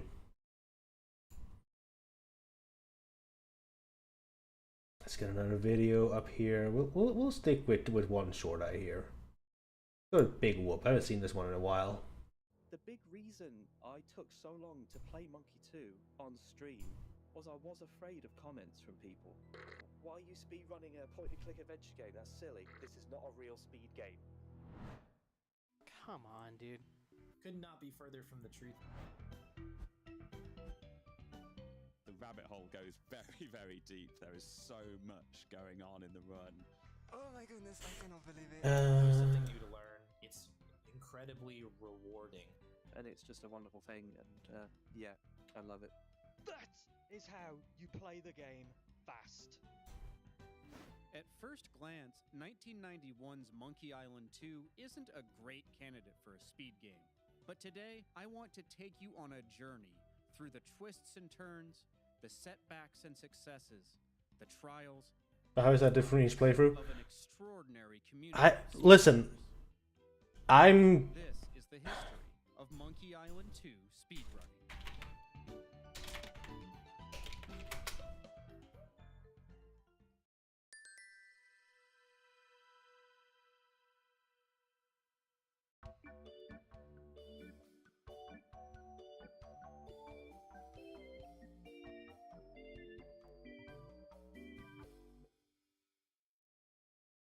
You play as Guybrush Threepwood, Mighty Pirate, after his exploits in Monkey Island 1, where he defeats the ghost pirate LeChuck. He's now kind of a famous pirate, but not that famous. but that story is not really doing much for him anymore. Don't you have any new stories? So he decided to go on a treasure hunt. Then Guybrush kind of goes on this quest between, I think, 4 different islands to go find this, like, mystic treasure. He's on the search for the legendary treasure of Big Whoop. Big Whoop? Great name. No one really cares. He just does it. He goes after the treasure, and that's what the game's about. So you start on Scab Island, and the first thing you have to do is deal with Largo, who's preventing you from leaving the island. You screw up royally and manage to hand over LeChuck's beard to an evil person like Legrand, who then resurrects LeChuck. Guybrush Threepwood is finished! So in the meantime, you've now got LeChuck trying to get after you at the same time as you're trying to get this treasure. And after you do that, you get to kind of explore the Tri-Island area, I think they call it, and you're on the hunt for the 4 pieces to the map of Big Whoop. The pirates who had the map to the treasure of Big Whoop have torn up the map into 4 pieces, and all those pieces have been separated. You have to gather together those 4 pieces in order to head to the location and find Big Whoop. So you solve a number of lock and key puzzles, navigate through dialogue trees, and you pirate your way through a bunch of challenges. The game opens up massively. You've got 3 different islands you can visit. You go back to Scab, you've got Booty Yeah, Island. I'm pulling up my own definition on roguelike. I don't feel like arguing that bullshit. Not while I'm in the middle of trying to figure out this bullshit. At the very end, even though LeChuck is trying to stop him, Why is this he is able to happening? reach the final island, and this is where the ending took place, which is I don't even use this stuff. The treasure's not exactly what he expects it to be, which is why it's so good. It seems like you end up in a theme park, and it seems like LeChuck is actually your brother, and you were just playing pretend, like there were no pirates, no nothing. It's a bit vague. Now, look, there's a lot of stuff that happens in this game, and if I told you everything about the puzzles right now, you'd probably get lost. For now, just understand you solve puzzles, get the 4 map pieces, go to Dinky Island where the treasure is, and then defeat LeChuck.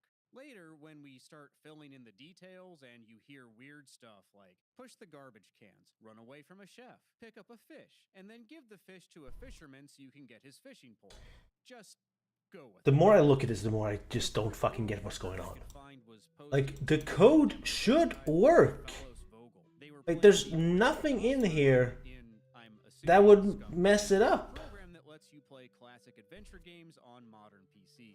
Fellows Vogel completed their run in 46 minutes and 57 seconds, according to modern timing rules. In 2010, Monkey Island 2 Special Edition was released. This video isn't about that game, as it's an entirely different animal. The runs we're looking at are in the any % category, which complete the game. The last 3 minutes? No, I just said that I'm not going to argue the definition of a roguelike at this point in time, because this is already really annoying trying to get this shit to work. And also, I'm taking the one part of a roguelike, which is permadeath. That is what I'm making the roguelike in my game. I don't give a fuck about procedurally generated. Because that is just a nightmare to make procedurally generated stuff. And I'm not gonna do it. When Guybrush has to rattle the cans to distract the chef. Fellows Vogel, like most casual players, walks around the entire mansion afterwards to get away from the chef. But Delm figured out that you can just pop right back into the back of the mansion. Even though, logically, the chef should catch you, the game only cares that you've cycled the screen. A few days later, speedrunner Weasel would submit another run. Already there were route improvements. For instance, here's Delm's run. He puts on the dress for Elaine Marley's party and walks to the mansion. This is the location of one of the map pieces. Walking all the way over there takes a long time. But Weasel figured out that you can leave the screen. Why is this not working? Right next to the mansion. The run was full of these. This went to the camera tilt event. They just add up. The camera tilt event The items can be used without having to pick them up. isn't supposed to. Jail cell, where you lift the bed instead of picking up the stick, and they're using it with the bone. They don't call me the Bone Master for nothing. You pick up the bed, you stick with bone. Then he Alright, see you, TK. Sorry about your internet. I hope it gets better soon. There's so many of those, but back then it was just a case of getting better at every little thing you could. Weasel would end the run at 41 minutes, a 2-minute improvement. And that would be it. I guess that's why I did the camera tilt stuff. I don't get why the rotation of, like, everything else except the rotation of the camera is working. I must have played it like 20, 30 times when I was younger. I was streaming Monkey 2 runs before I even got on the leaderboard. Before there even was a leaderboard, like back in 2014, I think it was. I did do some Monkey 2 speedrun streams. Since he was essentially on his own, there were many basic strategies that A Way of Life was unaware of, like being able to skip text with the period key. I didn't even know text skipping was a thing. I didn't even know that worked. So I probably 5 more or 6, 7 more minutes than you actually are supposed to, because I didn't know you could skip text. I just turned it up to the highest setting. I was like, oh, that'll do, that's fine. And then, like 2017, I picked it up. Give me print strings here. I want to speedrun this, and I really want to like do the best I can. Wait, you can? Okay, you can. Good. At the time. I checked speed. Tell me they didn't have what's happening I thought, right, I'm just gonna when you then I found speedrun.com later, and I found the world get these two. And I was like, right, this is what I've got to aim for. So I didn't actually watch the runs. I felt like I want to do my own pathing. I want to figure it out for myself. It was more fun that way. I was getting like 40, 45, 44 times. And I was like, oh, that's reasonable. That's okay. The record was 41 minutes, and I knew what I had to aim for, so in order to make sure I got down a bit quicker... They look to be the same. When I discovered, oh, you can use a button to skip the text. Oh, crap, okay. So that cut a couple of Give me immediately, and... this value and this value, and also just for the sake of not having too much shit clutter on the screen, I'm going to... Steve picked up a few other small... Because I don't need this anymore, I'm going to do that. And eventually, on February 11th, 2017, he was on pace for world record going into the endgame. Which makes this a perfect time to talk about the endgame and all of its RNG glory. So that whole sequence is, I think, one of the more difficult parts. I gotta tell it to stay on screen much longer. Stay on the screen for a minute, please. Like, I generally need to be able to read you. Guybrush faces off against the resurrected pirate LeChuck. In this area, there are 5 corridor rooms, 1 elevator, and 3 interior rooms. The objective is to gather items in these rooms, put them all together into a juju bag, and assemble them into a voodoo doll of LeChuck. You then find LeChuck and use the voodoo doll to subdue him. The problem is that LeChuck can show up randomly and warp you to a different room. He can warp you everywhere. If he shows up or not, it's dependent on RNG. You never know when LeChuck's gonna show up. But it's a bit of a double-edged sword. There are times you want LeChuck to appear. Hope he doesn't show up when you don't want him to. Hope he does show up when you do The want him to. rotation It's just both of those looks things. great as well. It's an absolute nightmare, the fight. The way the RNG works is actually a little complicated. When LeChuck warps you, the game rolls a 9-sided die to see where you go. That's an equal... There's gotta be something that I'm doing. Repeats until you land on a room Like, that you're allowed to warp to. camera tilt is always updated, but that's not it. He can warp you to any of the as long as you've already been there, and you camera turn left and right. to the room you're currently in. Immediately after a warp, Isn't it either camera turn? see if you get a fast spawning LeChuck or a slow spawning LeChuck. The fast LeChuck has a 1 in 5 chance of showing up every 5 seconds. The slow LeChuck has a 1 in 11 chance every 8 seconds. If you get 2 slow LeChucks in a row, then the game changes the Because odds. this Instead of thing... a coin flip, there's now a 2 out of 3 chance of a fast LeChuck and a 1 out of 3 for the slow one. If Yeah, you we get get 2 fast LeChucks in a row, then the nothing game for forces that. a slow LeChuck. Man, all of this sounds unnecessarily complicated. Camera turn... Where are we at here? This is...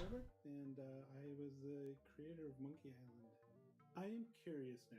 I do have the source code. Oh, this is unused. And now I want to go through and actually see what we did for that. This is the beginning. I mean, generally we took the easy way out, right? We didn't typically do complicated. We know what to problems. the If you have the time later, I'd love to to hear your take. If you have time to go into the code later. top camera origin is. And So let's get the world position for a world transfer for that. So I can just see if it is actually changing. To watch the RNG output. I asked Leolitz to take a look at Ron's code and explain what, if anything, was different. Here's what he wrote to me. It's basically That is not the same value. LeChuck is set to fast, then a random number is chosen.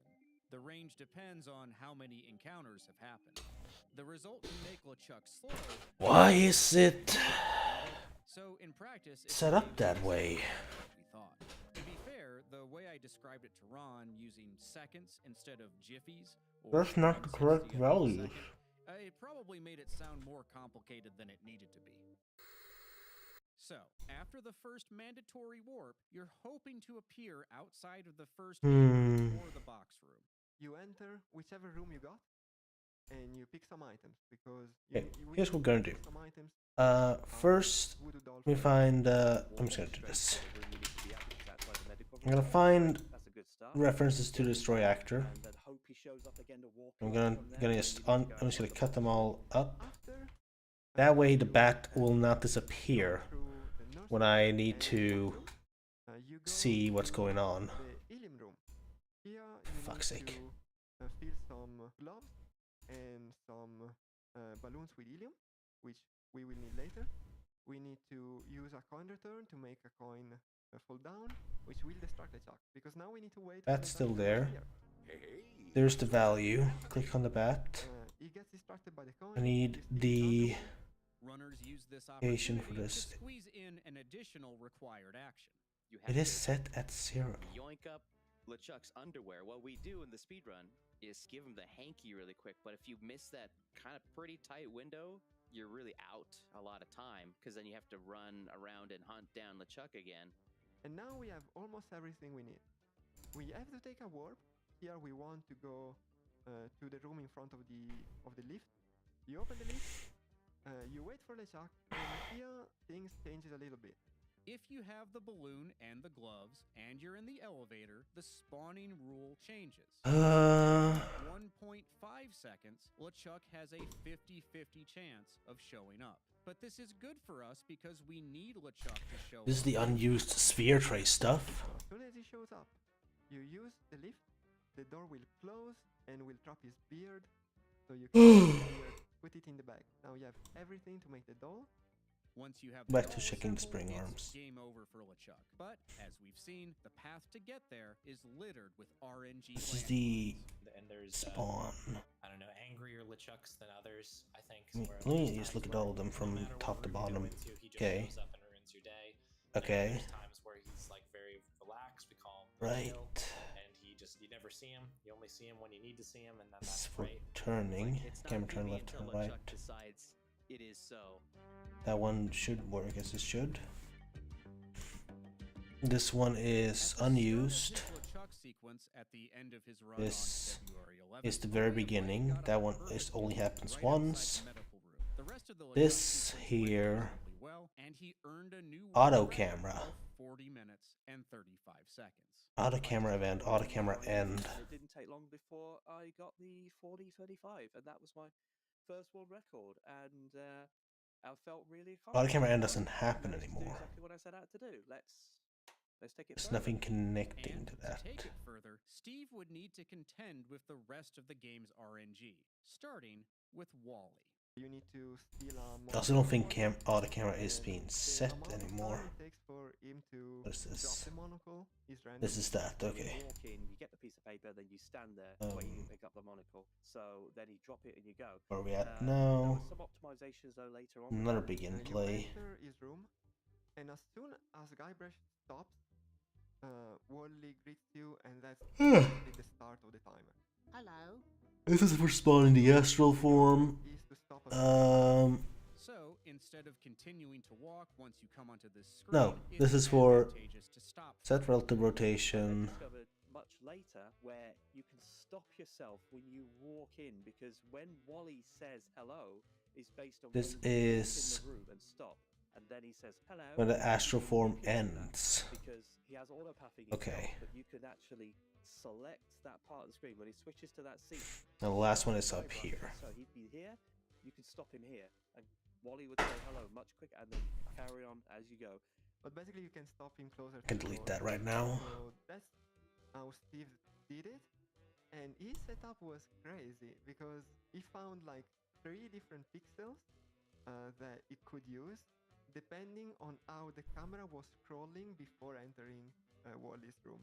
It was difficult because when you start the game, the screen scrolls along and the screen's in a certain position, but it would be different almost every time you did it. It wouldn't always scroll to the exact same place. It would sometimes be a few pixels to the left, sometimes be a few pixels to the right.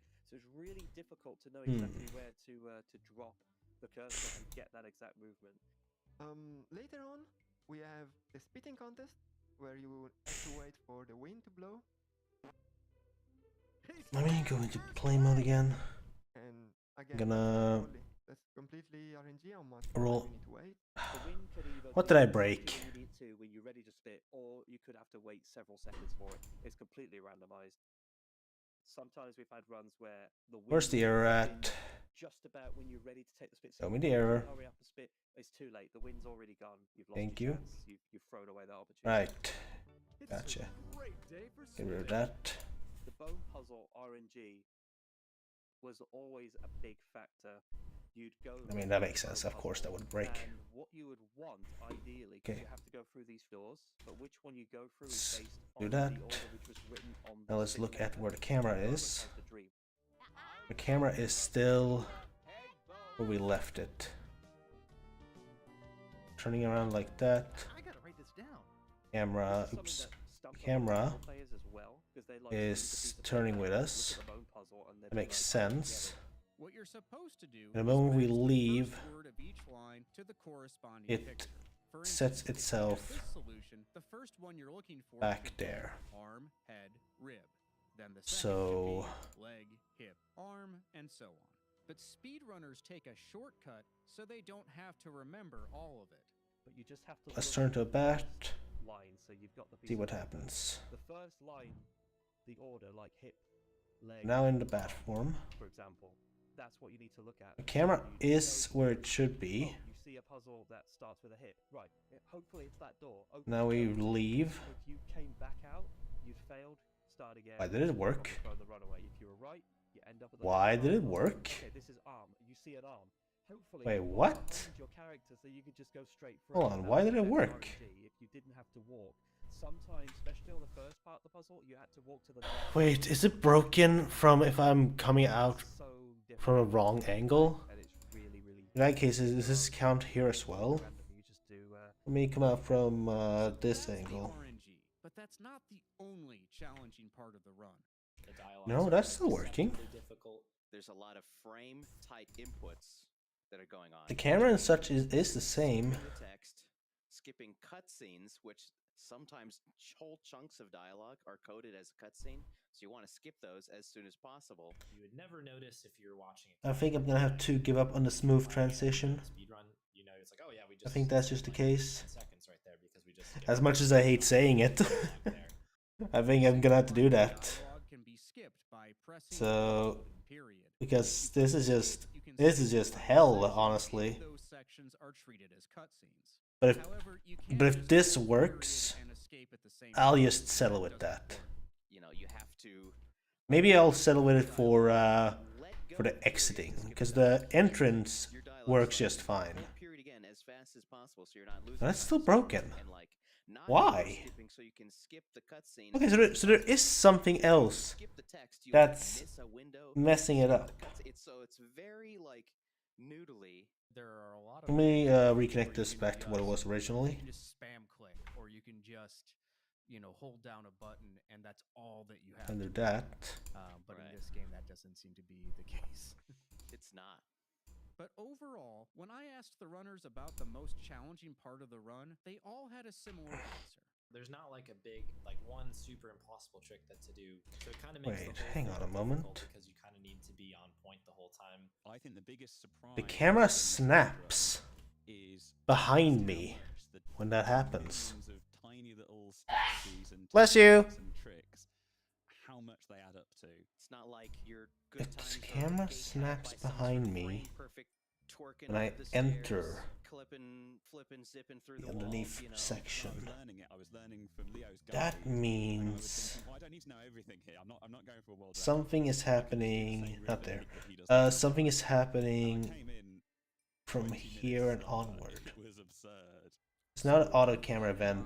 Let's get back to Steve, who had just achieved No, his this is the first camera world switch.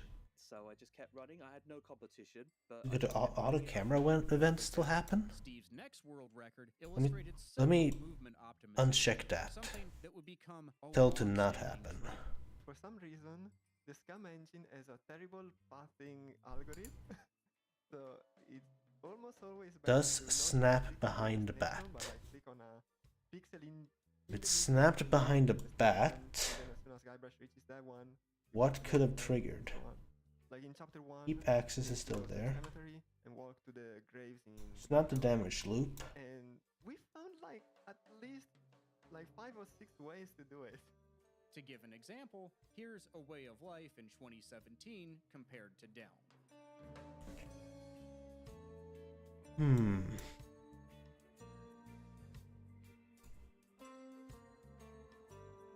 So almost always there's a better way Something where you need to walk. is causing Sometimes you can click on directly on the where you camera want instead of just going in a line and go like scoop down and to around. snap Why is that ever behind the bat. Holding Guybrush's hand, I'm like, come on, Guybrush. I don't know what. Let's go.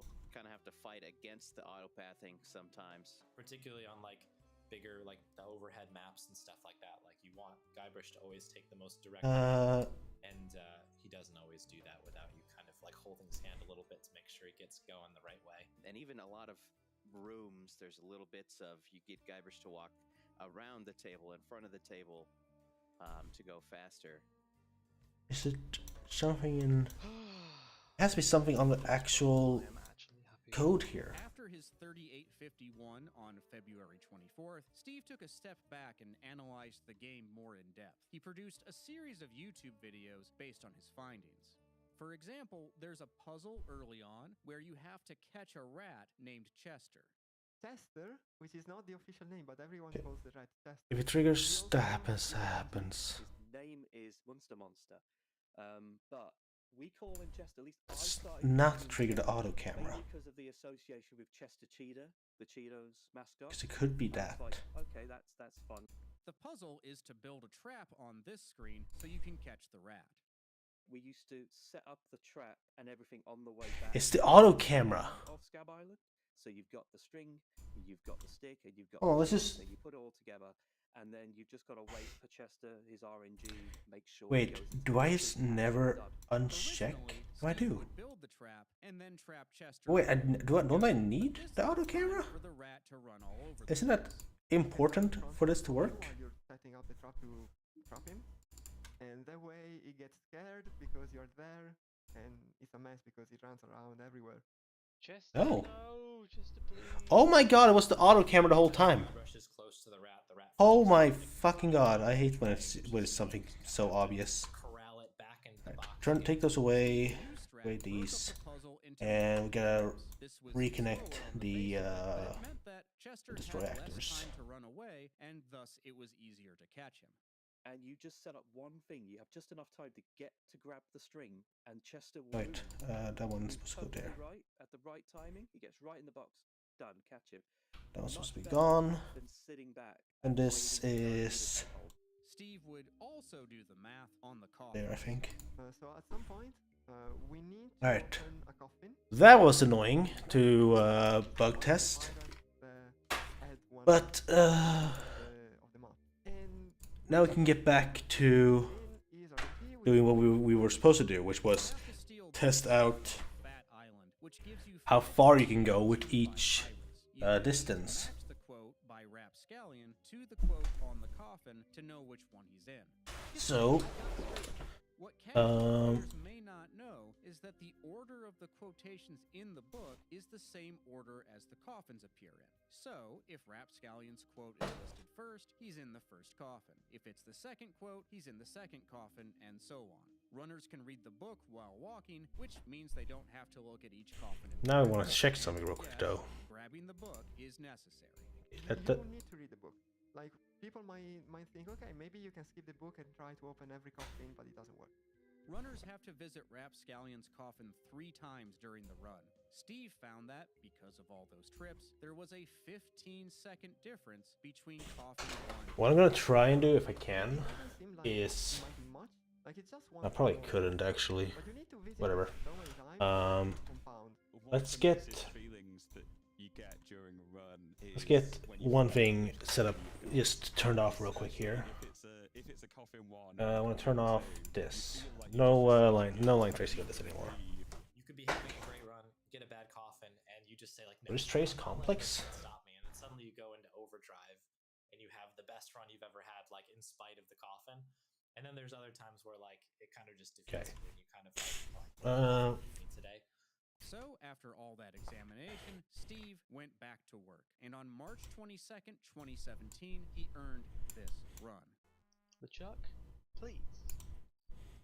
Thank you. Best luck so far. Okay. Right, I want him to show up again right away now. No, he's not going to. That's like 10 seconds lost. Yes! 30. First I'm gonna see how far away...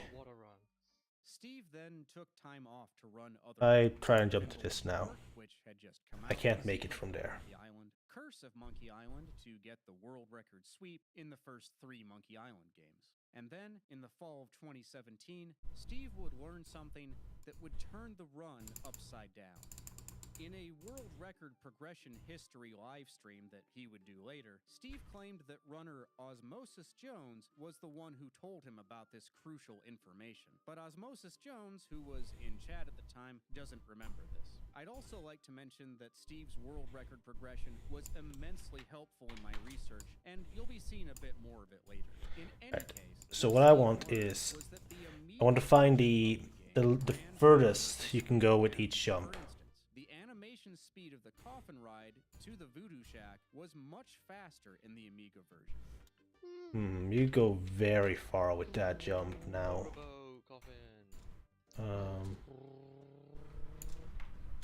Usually, let's Shore takes 23 seconds on the DOS version. Amiga takes 12. Going back the other way takes 19 seconds on DOS, but only 11 on Amiga. And you have to ride the coffin 7 times in the run. It was so much quicker, it was not even funny. It was like, right, all the trips you take through the swamp, this is going to save so much time on the coffin. And it was like a minute overall, I think, between the Amiga and the DOS version. So I was like, that's it, we're using this version. You can also skip this opening screen immediately in the Amiga version.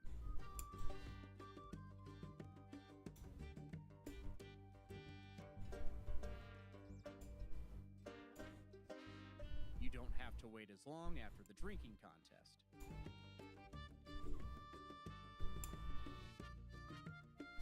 There were some cutscenes that took a little longer, but those were negligible. The biggest downside to using the Amiga version is the lack of music. Okay, I mean, it does have a soundtrack, it's just relatively sparse compared to the DOS version. That has nothing to do with the speed of the run, but the music in this game is great, and it's kind of sad to lose it. But overall, the Amiga version saved about 1 minute. Okay, you can't make that. This development would be enough to bring a way of life back to the game. November rolled around.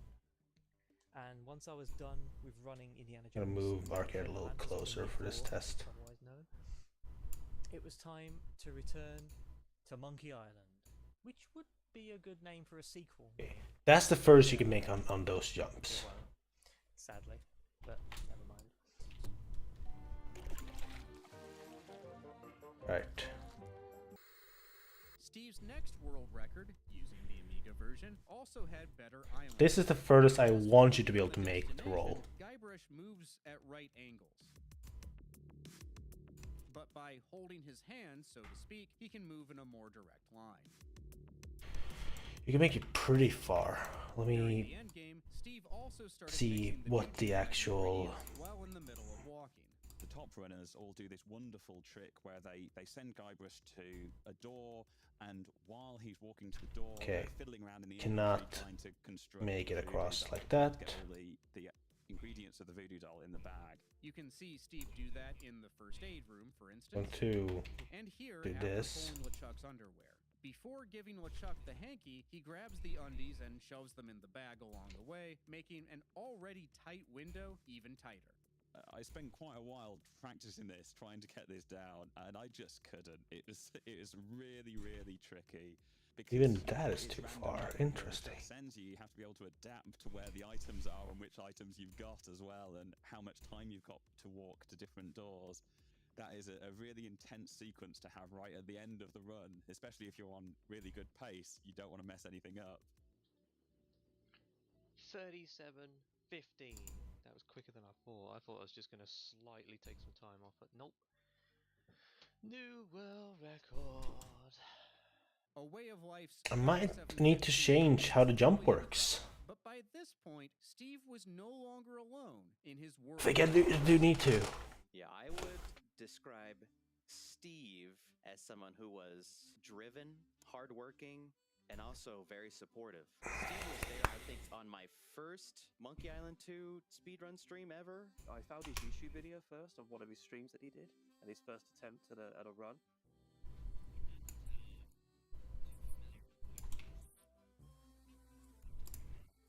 I noticed, I found he had a Twitch page, so I followed, I believe, and I was like, yeah, I'm going to catch this guy live. And then I did, like, not too long after, he started streaming again. You know, he was there almost every time I was streaming. We chatted. Let's do that. To have someone to talk to about the game. And it was Steve's guide was the impetus for me to even pick up Monkey Island 2 speedrunning in the first place. I was interested in speedrunning at the time, but I hadn't quite found my speed game yet. I like to say that Steve taught me how to speedrun Monkey Island 2. Frozen Spade would give Steve some much-needed competition. The best way that speedruns develop is by having competition. When you just have an extra set of eyes and an extra brain in there to think of stuff that you can't think of, just to push you along as well, is really advantageous. So it was great for the game and it was great for the speedrun. And then we'd come back and the strats and then try and outdo each other. For instance, Spade found the exact Here's what we're gonna do instead. to wait for Wally to drop it. Because we can get the forward vector and get that as the velocity. That's how I think we do it for the rolling. If you just line your cursor Or did it at one point. Yeah, we do movement input there now because it's crouching. Oh wait, we do it at the spirit form or projection form. Oh, but that's in the astral projection thing. Launch character. Here we go. For when he switches screen to another scene and he wants to know exactly where he's going. So he put the cursor, like say when he's exiting the mansion on Fat Island, he put the cursor over the cactus so he knew exactly where to click when he exits. Frozen Spade was also just incredibly fast. If you compare Spade putting together the rat trap with Steve's last world record, there's about a 3-second difference. Spade is a genuine American ninja. And the result of all these optimizations in practice? So here's what we're gonna do. Come on. Yes! Ah! We did it! Take that, Steve! A 37:14 world record by 1 second. Right. The end of Rocky 3 when Rocky Balboa and Apollo Creed are talking to each other and they're going on about the fight they had in Rocky 2 and how they beat each other to a count out and Rocky got up first and Apollo missed the count by 1 second and he was like, Balboa, you beat me by 1 second. 1 second. That's a very tough thing for a man of my intelligence to take or something like that. And it was hard for me as well. He beat me by 1 second. And I hadn't had any rivalry in any other world record at this point. That's the wrong way. As much as But the concept works. Push the game along. He's finally caught me up. I now have a proper rival, and it's time to get down to business. It wouldn't Here's my take long idea. for Steve to strike back. 36. Gonna have it be something that gets set. Or not. 3606. Somebody give me a microphone to drop. He would continue to find little time saves, like exiting the mansion slightly differently.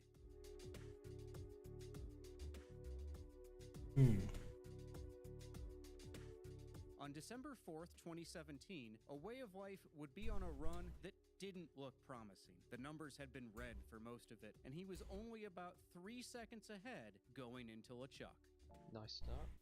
Open the drawer. The chuck's turned up, but don't worry about it. This can be beneficial. Gotta get the rotation. We gotta get the. That's perfect, right? He's warped. We gotta do the same thing we do for. This is very generous, LeChuck. Okay, I know what we can do. We need to do the same thing we do for. Okay, we got one final warp. If you For the. that is a new world record. But rolling. Oh, you. I think we do this. Oh, but he made up for it. Oh my god, LeChuck. That's done through here. 35. The jumping. LeChuck. But that's not the. But that doesn't make it the forward vector. I don't think. After Steve's 35-21, he would let the game rest. During this time, Frozen Spade was trying to catch up, but We should there do. was It wasn't all like sunshine and rainbows, of course. The back and forth. Like there was that a period of time where I Gotta was do trying fine look at rotation. to beat Steve, This but I eventually is realized it was our forward vector for the reasons jump. neither runner could understand. Frozen Spade's computer ran the game slower. My best guess is that I was losing maybe 2+ minutes of time just because my game was running slower. Eventually, I had become so desperate, I bought myself a little USB drive. I loaded up ScumVM, Monkey Island 2, and Live Split. I decided I was going to keep this with me, and if I was maybe Let's at a do friend's the house, scale back to I'd 2. try to run the game on a different computer and see if somebody I knew had a computer that would run the game without this kind of timing issue. And indeed, I found myself at a friend's house and was like, hey, can I, try this on your computer? Sure. Like, went to his house and recorded a few runs, 2 or 3, and of which I ended up, like, back-to-back world records at my friend's house. Yeah.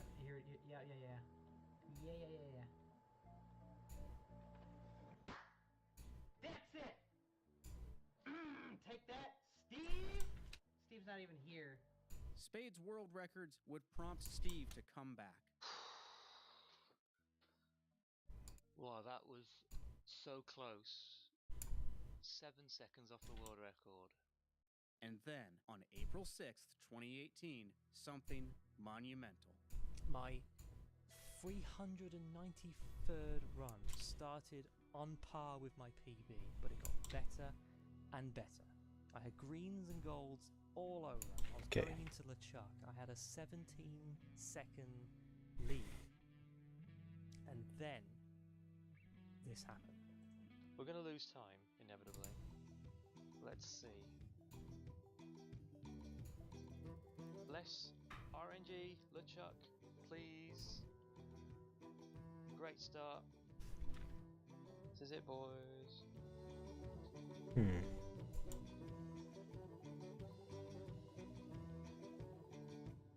show up. Oh, you did show up. Oh, he put us back where we were. I thought he put us outside the box room again. But we'll take that. As long as that's the Why is it? warp. Oh, right, we're going in the elevator. Bad exit. That's my new strat. Go in the elevator, activate that warp point. You son of a bitch. I'm having spade luck right now. I'm here now. Moving to come on, let's do it. Wow, you are a son of a There it was. I got. Let me do this. I'm gonna do an actors to ignore. And my run was ruined. It's funny how you always want the best RNG luck, and it can happen. Very occasionally it can happen, but sometimes it goes the complete opposite way, and you get the worst luck in the world, and I think that is the worst luck I've ever had in that fight. This is the reason. we have the LeChuck Please emote, as Oz just demonstrated. It's an attempt to appease the RNG gods who control LeChuck and give us a run with decent RNG, please. But I had a 17-second advantage, and in the end I lost the run by 18 seconds. The time loss was phenomenal. It was a really big kick in the balls and a huge dent in my confidence. I felt like the game was working against me and I just couldn't get a decent run in. Steve moved away from Monkey Island 2, running Day of the Tentacle, and Fate of Atlantis. World record activity would become dormant until January 14th, 2019. Frozen Spade had returned. Okay, And with this I gotta figure out that bug later. Right now, I just want to save strats during the LeChuck fight. make sure. I want to back up a little bit. In my video about the secret of Monkey Island, the first game in the series, I explained how runners used quick saves and quick loads to manipulate the RNG. Runners aren't using original hardware. Instead, they use ScumVM. So Okay. when I explained that runners were using save states, some people had Motor variable. in retrospect, there is one thing I wish I would have pointed out, and it's my Jump fault that I didn't. In the length. original game, you could save whenever you wanted to. You just had to go through a menu, and it took maybe a second.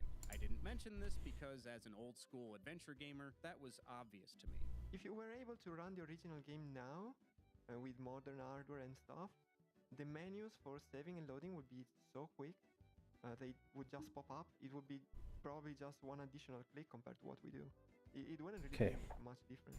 Set And in case you're to wondering why they didn't just use the original save screens, ScumVM did not support that until very recently.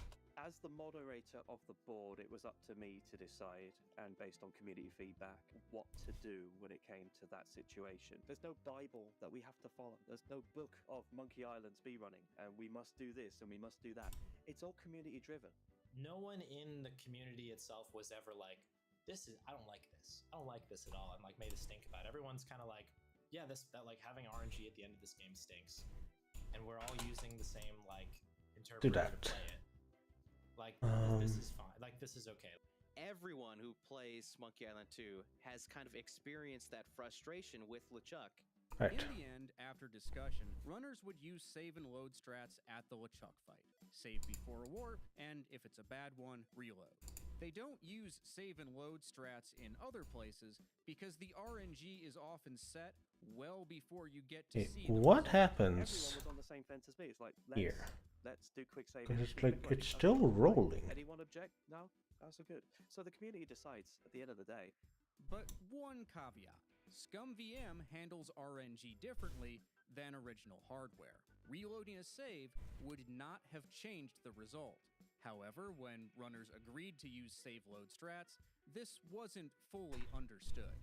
In truth, speedrunning old adventure games on modern hardware is a series of compromises. It isn't perfect, and it never will be. What really matters is fair competition and community agreement. No one who actually speedruns the game has a problem with it. It's only people who want to There we go. present their idea of what the game was a long time ago, which I respect. But it's that's why it doesn't bother me, because it's like everybody who I'm running against is fine with it. And I will admit, save strats is a coward's way to play, but to be honest, maybe it's okay to be a coward sometimes. Save strats didn't negate the RNG entirely. LeChuck could still repeatedly warp you where you don't want to go, which of course wastes time. And then something would happen that would change not only Monkey Island. There might be some. I mean, I was looking at the roguelike thing again. I was thinking maybe there's some RNG I could, or like procedurary stuff I could add, but I'm not gonna be able to make the dungeon look different. Games were running slower than they would have. Or maybe because ScumVM. I'll think about it. I will have to change the whole approach I have if I'm to make it like procedurally generated. This also fixed the hardware differences that Frozen Spade was. Where are we at? I need to figure out this weird jumping bug. I think what's happening is that the rolling script is not getting reset. Leveled the playing field. Like for me, it was a big boost, but everybody got a little bit of a boost. No, what it is that it's the double click, not resetting. King's Quest V, King's Quest IV, Conquest of the Longbow. That's the problem. We fixed it now. Some took to calling it was more than enough to entice Steve back after a year away. The speed difference was slight, but over the course of a 35-minute run, it adds up to a lot. So close to sub 34, my god! Why can't I get sub times? But that is a new world record. Frozen Spade was quick to respond.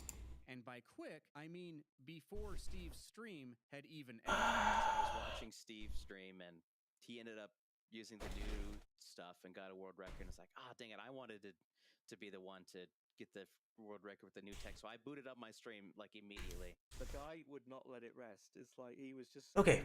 He'd do that quite a lot. I would do a stream. He lives in America, and the time zone difference and everything. It would be quite late for me in the evening, but it would like mid-afternoon for him. So he should probably just have the launch I would set a record, stay at like, this value.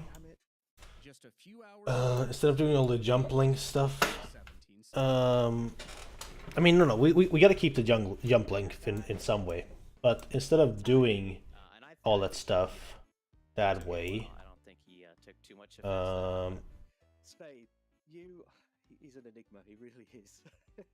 what we're gonna do is, upon this happening, I'm gonna need to move some stuff out so I can actually see what I'm doing here.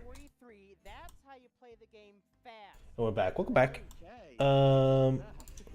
Right now I'm trying to make the jumps consistent because of how, since we're doing point and click approach with this instead, and we're not having a jump button, we're just having jump from ledges.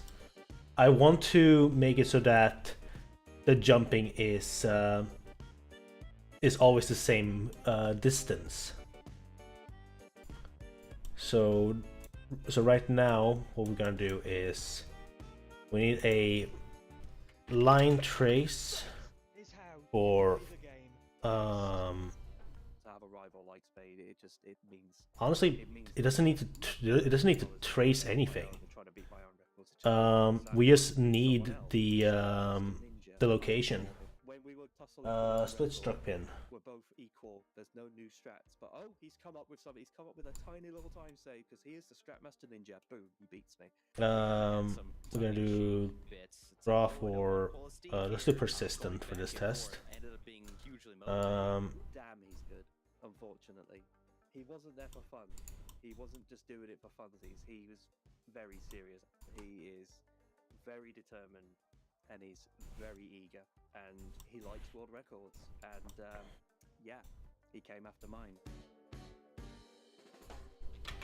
Sequence. Ooh, baby, baby, baby. We're gonna do a timeline because we need a.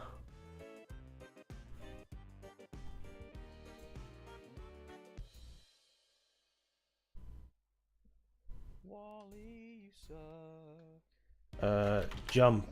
Oh my god. Length. That was amazing. Jump forward. There were a lot of small optimizations during this period, but let's take a look at just one. Horn strats. Horn strats was Branch. something I had discovered by watching a casual playthrough of Monkey I Island need 2 the rolling. by File, another known speedrunner. And he was If we are rolling, how to get the fish. then you start from there. But if we aren't rolling, Instead, he blew the horn, and the chef came out of the kitchen. I never knew this was jump possible. Most people would far. bang on the trash can, and then you'd run around the mansion. this gave runners the opportunity for another Jump neat but risky short. time. We'd sit right next to the exit, blow the horn, and immediately leave. You had to do a little bit of tricky timing by skipping the chef's dialogue. It was This one is 10. 1 second. No, let's make that 2 seconds. This one half a second. Because normally you'd kind of have to We watch need float event. If you skipped at just the right time, You would skip that. I'm gonna stop naming these if I don't need to, because it takes forever otherwise. You don't actually have to run around, fun fact. And then you just could run in the kitchen, grab the fish, and be on your way. At best, it would save you a few seconds, but if you messed it up, you're losing much more time than you would be saving. After the epic back and forth, Steve's 33:08 on September 24th would be his last world record. I wanted to do other things in life. I had the opportunity to do so, so I decided to take a change, to take a step, and stop speedrunning games. I got married. I moved from my parents' place. I found employment, and I'm happy to be here. And get actor location. And I just don't have the time to dedicate to that sort of thing. So unfortunately, There's supposed to be something. I am not able to do. My wife keeps telling me you can speedrun. Right, the slime has it. Casually, but Slime has what I need. do it right. I need to go for records. I can't just play it. I'm just grateful for having the opportunity to do it and to having the opportunity to run against so many great people that I did. Here's what we want. We need to get actor rotation, and we need all this. A few weeks later with a 32:52. Ooh, there it is. Frozen Spade's run was so good, it would still be the world record over a year later. But then a new runner arrived, someone who treated the game like a scientist, programmer, and artist all in one. Leolitz began running the game. As soon as you learn it a little bit more, get accustomed with the speedrun, kind of everything becomes difficult, because this is a game about optimization. Speaking of optimization, What we want to do is during the time Leolitz started speed to save a little time. Let's just make them all go to set actor location. Lerp. Item to make the voodoo doll, which is his beard. You might think to pick up the beard immediately, but you actually want to send the elevator back down and wait until returns. Get actor location. No. I just want one. Finish the voodoo doll, you stab him there. Get actor location. That one. I do need a second one actually, because of this. The beard as soon as you go up. Otherwise, it will never show up in the lift. And so by doing that, it they never figured out what to have LeChuck do when you stab the voodoo doll. So you kind of just does a couple weird movements and disappears for a second before you go on out and chase him into the next room. This saves time because in the elevator, LeChuck shows up much quicker than if you were to walk back out into the corridor. No wait, not out hit. Trace end. To just wait for him in the lift. You just wait for at most 1 second. Leolitz kept running the game and getting his time down. And to show you just how far Leolitz would go to get better at the game, he created a tool to practice the sunken ship coordinates. So at some point you need to visit a sunken ship. You have some coordinates that you need to click on a map, and the coordinates are random. As soon as you know the coordinates, you know where to click. But obviously, you need to practice it. And this is a nice thing that I did for the speedrun, because I made a website for it. Nope. Because when you try to practice Okay. the game, I tried. you always get the same coordinates. I'm not gonna spend too much time on this. I tried to create a way where where you could just always get the same distance. It's not working as intended. I forgot to wait. Oh, there it is. So I'm just going to go back to our normal setup that we had earlier. Just gonna go with that. Get rid of this. Leolitz spent much of 2019 Worth a shot. trading 3rd and 4th place with Frazwar. Like I did that run, I thought, okay, I cannot really do better than this. And then he beats my run 2 days later, and that motivates me to do another run. And at some point I felt kind of bad. I always beat him 1 day later.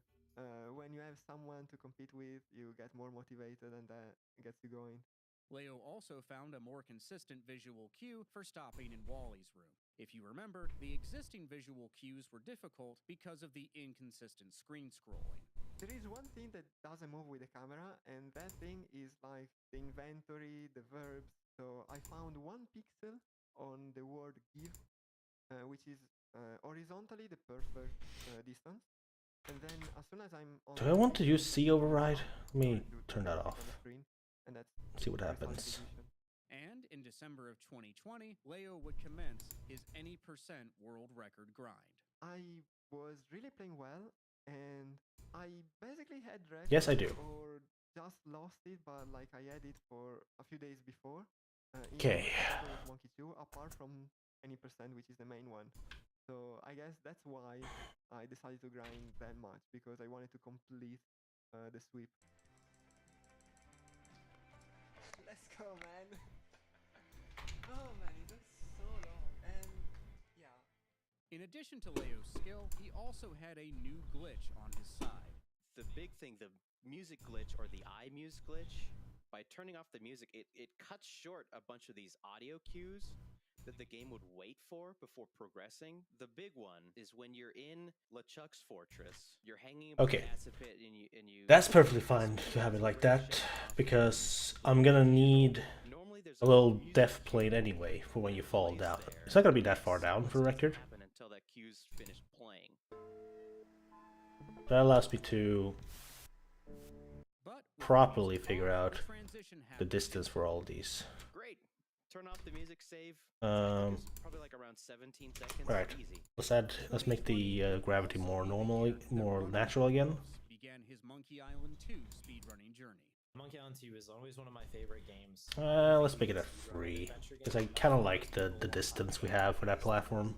Pretty active scene for such a small game and stuff, so I got really into it from there. So I started running Monkey Island 2 Special Edition, which is the first speedrun I ever did in July, like the end of July of 2020.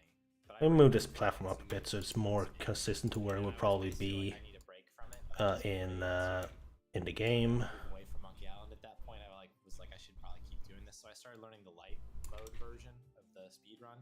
Let's see, is that exactly underneath them? Yes. In that, and then I was Okay. like, well, now I have to go back to 90% now, because now I'm like not completely dialed in on it.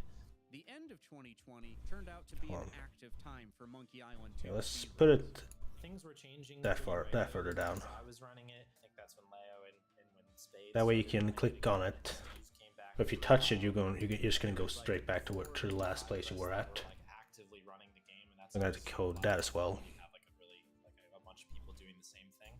The Wolves explained to me that there were a lot of minor route changes going on at this time. In terms of like my own run, I think I contributed maybe two very small things that I'm very proud of, because at least it was something. But one was the current cemetery walk. I managed to figure out a way to kind of zigzag a really quick way up to the top. That doesn't seem super intuitive, but like, yeah, by zigzagging, you actually go faster than going the straight line up the middle. I don't know, it's one of these weird quirks of Monkey Island 2, I think. Now, if you were paying attention, and I mean really paying attention, you might have noticed the Wolf's movement here looks identical to what Deln was doing back in 2015. Let me know in the comments if you caught that. I asked the Wolfs what made his approach faster, and here's what he told me. I am doing a specific path up to the graveyard that is faster than simply clicking the Now, one thing I gotta test here, because I didn't test it. despite being just a zigzag. You should not be able to... As these particular angles remove Okay, you can. That's a problem. heading further away into the background. Luckily, easy problem to fix. Guybrush almost stops in place a few times as the game sort of has him heading over Branch bumps in the ground to create some depth and perspective. On is mine, falling. directly shoot over to the right, Problem solved. then left, avoid Now we should be able to not do that. And then there's one diagonal I found on Scab Island as we kind of exited the Perfect. very end, we leave from the swamp to go down to Captain Dread. There's like one small diagonal that you take right out of the swamp. Okay. This saves somewhere I gotta get the exact distance between all of them. That's roughly the distance. exactly when is unclear. Runners Let's also move noticed this a something few weird steps. about the overworld map on Fat Island. Fat Island Hold on. is weird Let me- in the overworld map in that you can hit any button that you want, and that counts as a, Okay. as a left click. It needs to be What we do anytime we're moving that around much Fat space Island, between. like as we exit like the harbor Otherwise, you can't reach it. Mansion or something. We'll just like for instance, just hold escape, and then that counts as a mouse click. So as soon as the overworld map shows up, Guybrush just starts moving immediately because it's basically just repeating a left click. I've played a bunch of games at this point and speedrun a bunch of games, and I will say that I think Monkey Island 2 is my favorite speedrun. So I split early, but that was definitely a PB. I'll retime that. I will retime that. I will retime that. Oh my god. But I kind of want the jump to be further. So we're gonna make it a little bit further. And then... Where is my rolling? There it is. Gonna add some jump length to this. But we never put it together. So there was a glitch we knew about that didn't seem like actually useful. At this point in the game, you're trying to get up the tree. You need to use a plank and an oar as steps. Yes! That is perfect. That is perfect. Looks like a massive fracture. You're gonna be using this? I'm gonna test one more thing, and that is the... Assuming you end up not doing the furthest jump, just kind of floating if you're able to still so we called it floating Guybrush, and sometimes make it if you're going over. really fast, it just kind of Ooh, barely, barely. So I tried to investigate it, and I was able to climb the tree while never actually stepping on the oar. Runners could use the floating Guybrush glitch to get up the tree, but that skips a cutscene that is supposed to set a solution for a later puzzle. When you never break the oar, you never trigger the I think that's good enough. Which never sets the solution to the bone puzzle in LeChuck's Fortress. And if the bone puzzle doesn't have a solution, that's for our... just crash the game when you reach it. But what we realized is that then you kind of that is for the roll. and then put the oar in the last spot, break it, like stand on it, break it, trigger the cutscene. And I want the bat to be able to make it that far. But as soon as it ends, you end up on top of the tree, which is the best of both worlds, basically. We got to skip fixing the oar. That's probably somewhere in the realm of 30 seconds, which is pretty big. The day after this discovery, Frozen Spade would get a new world record of 32:19. Holy crap. 32:19. Insane run. Holy crap. World record activity would then pause for 8 months until October of 2021. And to understand what happened next, you have to understand FM towns. I think most people would either know the FM towns as an option in Scum VM that they don't want to pick, or they've never heard of FM towns. It was Fujitsu. It was a Japanese computer that was Fujitsu trying to do a similar sort of thing to what the Amiga was trying to do. It was like a multimedia, all singing, all dancing. Now, normally in this case, I would just code a grab ledge mechanic. That's that's more work, which I cannot rely on doing. Monkey Island 2 does the same thing. Maybe it's worth switching to that version.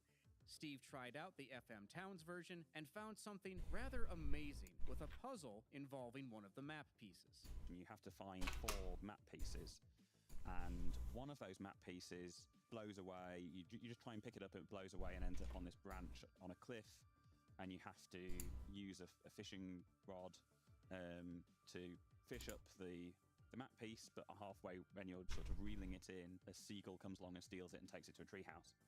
And I noticed, wait a minute. Oh, you use me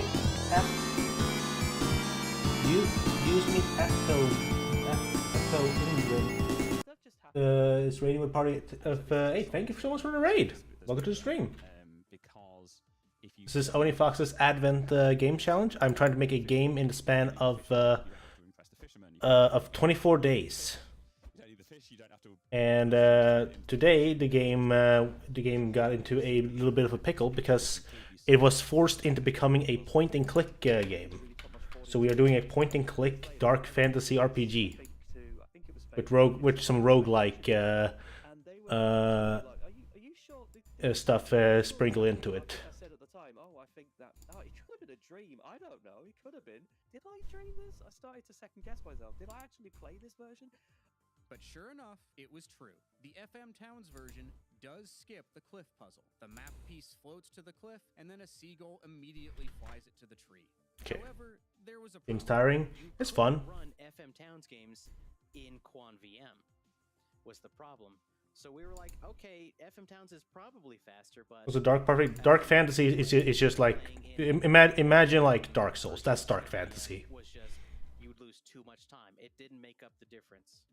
Urquan's ScumVM didn't support FM Towns, and Urquan himself. No, if you're gonna hop off, that's fine. Go right ahead. I'm not gonna stop you. Community member Firefight combed through Urquan's GitHub branch and went to work. Firefight decided to take a look at everything that Quan had done, and that way it was. I don't know who you are. Don't call me BB. Up to the video.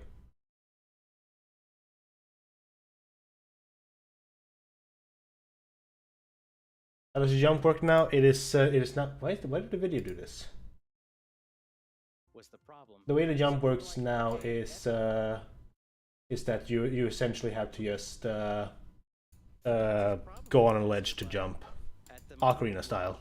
Playing in a not QuanVM version of ScumVM. BB from Habibi means friend in Arabic. Okay. Make up the difference. Fair enough. Fair enough. Urquan's ScumVM didn't support FM Towns, and Urquan himself had left the community in March of 2019. But in October of 2021, community members Actually did not know that, so now I do. Thank you for letting me know. Firefight decided to take a look at everything that Quan had done, and that way he was able to recreate what Quan did. But now we have the code. Runners were now able to take advantage of QuanVM's improved timing, while also being able to run Monkey Island 2 in FM Towns. But before we get to the speedrun implications, you might be curious. Alright, good night. FM Towns version skip this puzzle. Thank you for the raid once more. Why it skips? Is there possibility that there's other places we could find similar skips? Because this is huge. Fortunately and unfortunately, the reason why is immediately obvious, because there is a single line that gets added right to the start of the cutscene, which says send it to the treehouse. Don't do anything else, just send it to the treehouse and we're done. Firstly, that's odd, because why would you even just add a line of code to skip out an entire section? Even more bizarre. Wait, why can't I? Isn't skipped when you run the game in ScumVM. The ScumVM team actually. Oh, because the fucking bat. Programmed into ScumVM. Gets around the fact that the FM Town skipped this puzzle to sort of reinsert the puzzle back in. Branch, are you transformed? No, actually no. Even better, are you bat? If true, then continue to what you would continue. Oh wait, no, hold on. It being, I guess, a legitimate strategy. There. If it's just a ScumVM bug. After a lot of digging, Casey got in touch with someone who could verify whether or not this was a ScumVM only bug. His name's Karaziu. He has an original FM Towns and an original Monkey Island 2 for the FM Towns, and so he played through it and got me that wonderful footage. And he doesn't skip any cutscene, and it plays all the way through. Oh, you can barely make that. The map goes to the tree. Hold on, we're gonna skip out the cliff on the original FM. Gonna try that again. On my hands. Why does it do that? I think a lot of people immediately think it's a space issue. Well, they've cut something, that's because they couldn't fit it onto everything onto the CD. All the original code is there. All the original sprites are there. All the original animation and everything that you would need for that sequence is there. But it just has one line of code saying ignore everything that comes later. I remember it was for a few weeks in various streams, there was a lot of speculation happening. People were saying like, oh, do they not like the angry chef? Is there like a cultural aversion to the whole Okay, sequence? you can definitely make it if I made it that far. Children's game. And you should not be able to make the jump by rolling. And I tweeted at Dave Grossman and Tim Schafer. Good. I tweeted at a couple of the devs. This tweet was completely ignored for about a month until a journalist called Jack discovered the tweet, and he was relentless in trying to solve this mystery. And there was a whole bunch of people involved. I'm gonna do something here. Get together, and Jack was also talking to. This is gonna look weird. Finally, Eric But I want to see if Yeah, so the making reason a is huge just thing, the FM towns can't and then do give it no collision, if that will make me able to click on it. Specifically, the FM towns could do vertical scrolling, but you could not have objects or animations on the screen at the same time. That scene where it goes down the cliff and then Okay, that doesn't work. We need it to have vertical scroll where an collision item enabled. across the vertical scroll. So let's make it ignore everything that isn't visibility. Completely cut it out. Since you don't So have if I the jump at puzzle, it, how did that I go affect through. the Good. Then it saves minutes on the run. Can I make it actor hidden in game? It has two now because there's that one and then Yes. there's the floating Guybrush. You can still click on it. Good. Okay. Runners did lose some of the speed-ups that the Amiga version provided, but the sequence break was more than enough to make up for it. The skip was so huge, we were still saving, I think, probably a minute plus. I don't know. Oh, and even though this is the Japanese version of the game, you can set the language to English. The switch to FM towns also meant the development of a strategy. that Do doesn't really just save much time, just for but I think it's my sake, I'm just gonna do that. these runners will go to. If you recall, in the LeChuck sequence, runners grab the underwear, scroll up. I want this to be the distance you can make to LeChuck all in one go. with the mist wall. Where did I put my mist wall? Oh, there it is. FM towns, runners no longer get the fishing pole. Did I make you two-sided? And the bag and the Whatever. are no longer on the same page. Let's make two of you. This makes an already tight sequence even more difficult. But here's how the runners fixed that. In order to make it easier, way back in the speedrun, like at the beginning of chapter 2, so 10 minutes in, we pick up one item which is completely optional. It doesn't lose time to pick it up. It's an envelope. When you get thrown to jail in Fat Island, there are a couple of envelopes that you need to open. You can either pick them up and open them while you walk, or you can just open them and you don't get the envelope as an item in your inventory. The time difference is 0, like there's no time difference between doing one or the other. But if you pick exactly one envelope, every item in your inventory shifts by 1, and that makes this final strat with LeChuck way more. Now I can tell that I need to make the jump Vanilla envelope. further. We'll move your inventory over just far enough to where the hanky is like on the How is that not enough? screen as the voodoo bag, and it's just something like really small in the beginning that like has major implications in the end.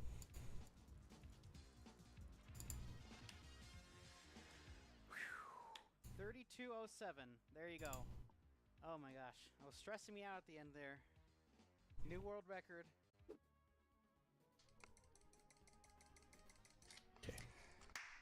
Let's go! The 31 is up.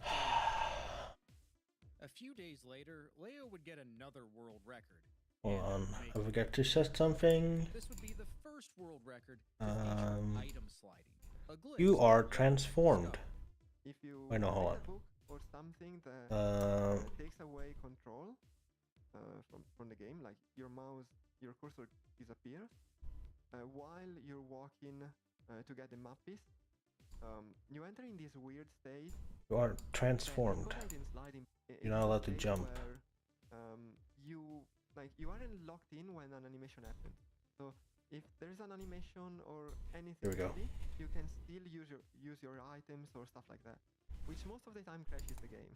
So you need to be careful. But this also means that, for instance, right after you need to pick up the dog. Ooh, I almost didn't make that. You're coming with me. And put it into your inventory, because in this game you have an entire zoo in your inventory at some point. And while you do it, you can walk around, which ends up in a slide, basically. And you can do it. I like that. You can also I'm gonna keep that. That wasn't intentional, but the fact that you can get just a little bit of boost at the end there, I like that. We're keeping it. Okay. I'm also keeping it because I don't feel like figuring out how to uncode it. Save. We didn't get any chance to work on level design today, which I was hoping for. Oh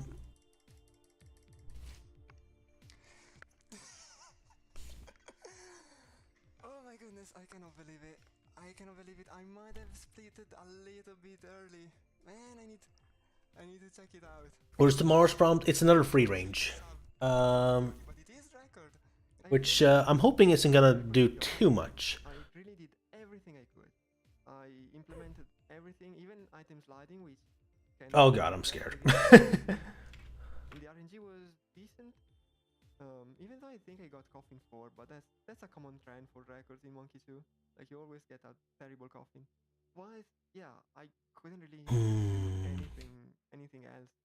And to top off all of the ScumVM shenanigans, ScumVM dev Bosca dropped into the Speedy Adventures Discord. One of the ScumVM dev team. I think one thing I'm definitely gonna have to do is cut out some of the, because I was thinking of having a boss for every, before you get any of the upgrades. I might have to cut them out. Just make the upgrade something you get. Have a lot of improvements when it comes to being able to run different versions. But we'll see. We'll see. And even when it comes to the changes that Quan made to make the emulator more consistent, now they are part of the actual build of ScumVM, which is pretty cool. 1 hour left. Sometime in the beginning of 2022, I'm gonna get myself a little snack. We're gonna take another short food break. I was calling the Triple Crown. Or no, we don't need to make it a food break. I can just eat while on the mic. I'm also gonna go use the bathroom once more. So be right back. Had a very strong run in FM Towns with all the fixins, and then also still standing at the time was High Performance's like crazy legendary 6 insult Curse of Monkey Island run. So both of these felt like pretty big hurdles, but I felt I was up to the challenge and wanted to give myself a challenge. So I think I had started on the grind for Monkey Island 2. I had PB'd a couple times, but I like wasn't quite there. I wasn't quite able to beat Leo. And then what happened was I had submitted for our Speedy Adventures Marathon, I had submitted Curse of Monkey Island, and we ended up doing a big old Monkey Island block. So I decided, okay, I'm gonna focus my attention on Curse of Monkey Island now. I did end up beating High Performance, but it took a while. But then what had happened? Leo Litz was starting to run Monkey Island 1 again. So if I wanted to catch this window where I could get all 3 at the same time, I needed to jump back in Monkey Island 2 quickly, because Leo was getting very close. If I remember, I was hitting it pretty hard. And we're in the green. Let's go. Gaming big. I think I just got it. I was just in the zone that day. You know, I hit the flow. We got the thing. Head, hip, rib, arm. Thank you, Bone Puzzle. Thank you. For me, part of the Triple Crown grind, the impetus was like to prove to myself that I still got it, that I can still be on top, I can still be the best. Old Frozen Spade can still hang with these young kids. I think this is it.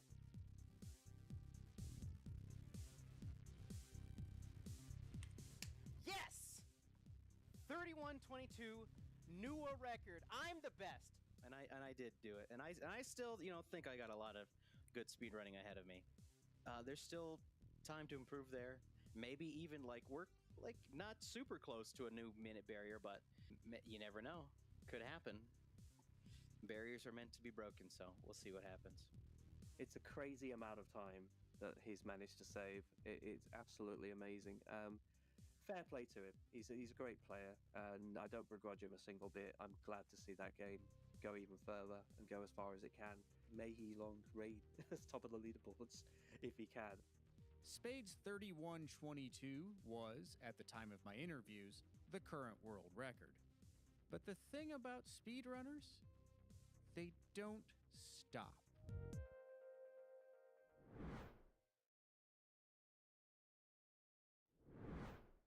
We did get very, very quick Bonnie treat redemption. Shouts out to Archie. So why don't we get that started? We have one Bonnie right here, looking majestic. I think it's time for a treat. You ready? We have a high five. Good. There we go.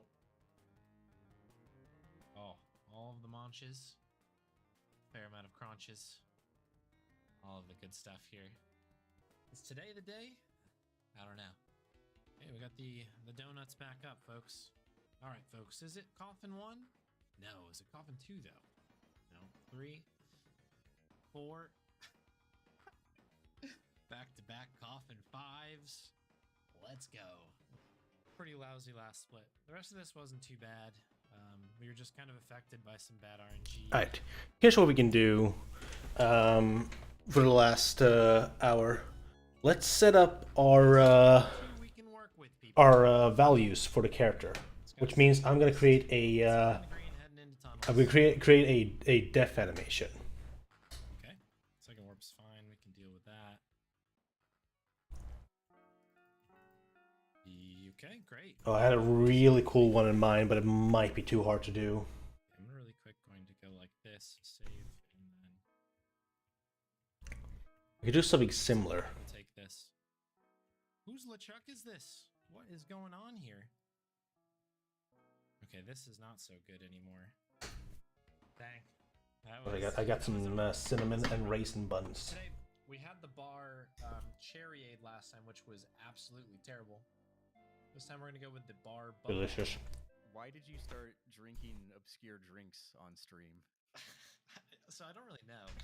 Last year I did that Month of Monkey thing, and as like a thing I was like, oh, it's like a root beer themed thing. Like obviously root beer is such like part of the canon of the game. So I was like, I'll just do like each time I do a stream, I'll just drink a new root beer and I'll kind of just make like a review of it. And then that was just really popular. So I was like, okay. Wish we had soft on Gifta. Drinking soda and stuff. So Damn. I'll just try to find like. Hey, maybe you can get some tomorrow. So I'll pepper that in just to kind of take a break. Only have sour cream and onion chips. That sounds delicious, though.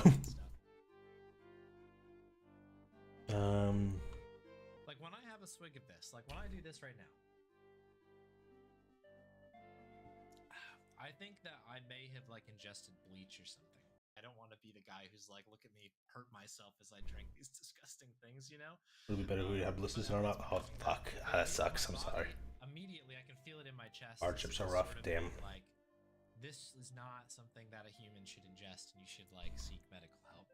Could be the Rough last run of the pose. day. It's either the last run or the last like I think it's the last run.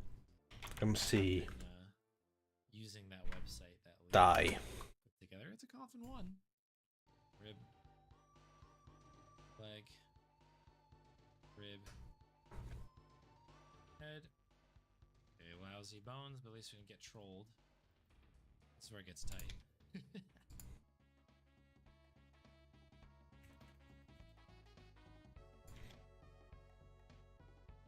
Second's fine.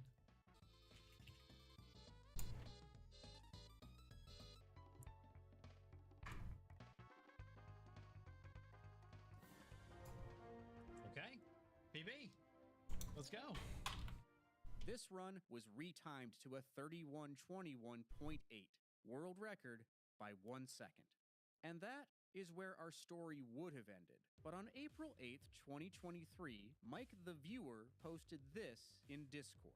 Clicking on and off the hotspot seemed to make Guybrush move slightly faster in some scenarios. They called this technique schmovement. So anytime that that Guybrush is moving maybe away from the camera, there's kind of this illusion of a 3D kind of like depth of field. So they want to make Guybrush smaller, and to kind of stretch that even further, they kind of slow Guybrush down to make it look like, oh, he's walking into the distance. But by doing the schmovement technique and kind of clicking on and off certain spots, you maintain what we call big Guybrush speed. I asked Mike for a more in-depth explanation of how this all works, and here's what he had to say. Speedrunners have been spamming clicks to save frames while walking up the hill at the cemetery on Scab Island for years. I wanted to know what was going on there and tried to apply the trick in other locations. After some initial success at the entrance to the hotel in Woodtick, I got out the task tools and experimented until I figured out what was happening under the hood. Schmovement is a movement manipulation which allows you to walk faster while going up or left. You take advantage of the fact that, internally, Guybrush's walk is made up of big and small steps. Whenever you send him on a path that makes him walk in the up or left directions, his first step will be a big one. In the down and right directions, his first step is always small. If you keep clicking on spots, which send Guybrush on a new path while he is moving, you reset his movement cycle over and over and can force every step of the way to be a big one. The community went to work on cataloging where they could use it, and it turns out you could use it in a lot of places. We've seen seconds shaved off in multiple spots in the run at this point. Now, the word movement, that's existed for a long time, though, right? So do you remember the origins of that and what that used to refer to? I guess movement is a word that's used a lot in like fighting games. Like it's tech for high level fighting games.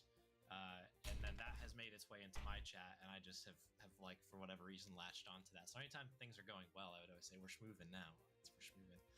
And then now everybody's using schmoovment, and then of course this tech comes in, so it's a very very good fit. It seems like. So with schmoovement in hand or foot, the runners went to work. The world record was up for grabs.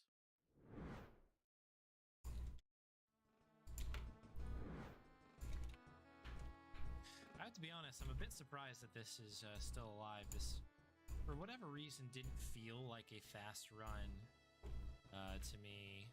All right, show me the elevator, please. Okay, second warp is okay. I'll take it. Only the most important part of the game, right? Yeah, 3116.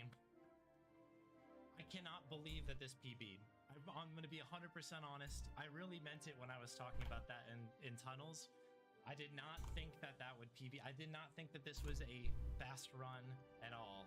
Like the time was there, we were teetering, but there was no. This run to me felt like it had no business, like PBing in the slightest.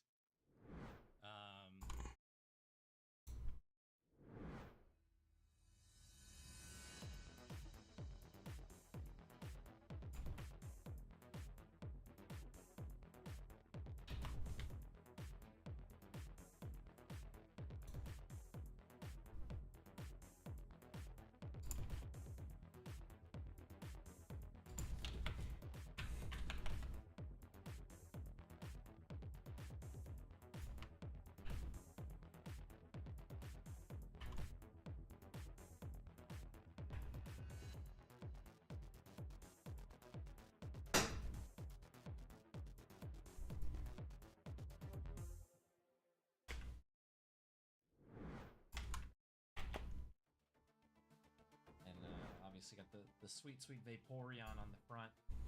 There it is. Sea salt, cheese flavor, sparkling water. As if that's like a normal combination of flavors that you'd have. Like, oh yeah, sea salt and cheese. It does have the official Pokemon logo in the bottom. The Pokemon Company does endorse whatever this is. What am I smelling? This is gonna sound weird, but it smells like cheese. Okay, let's have a sip.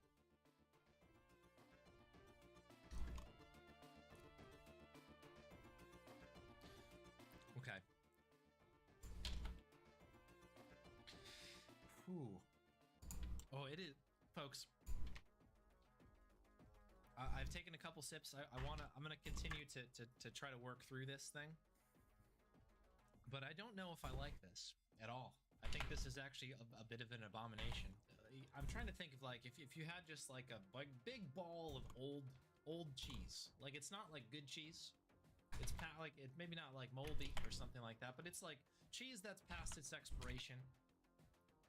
And then just kind of like an apple, just kind of taking a bite of that, and then washing it down with some sort of like swill. Like it's not even water. I think it's kind of like, I don't know. It's like rainwater that's kind of been sitting outside for a bit. And I'm like, oh, that's fine. Just gotta wash this down my hunk of old cheese that I just did, and then I swished it around in my mouth. And then now that this is like my life now.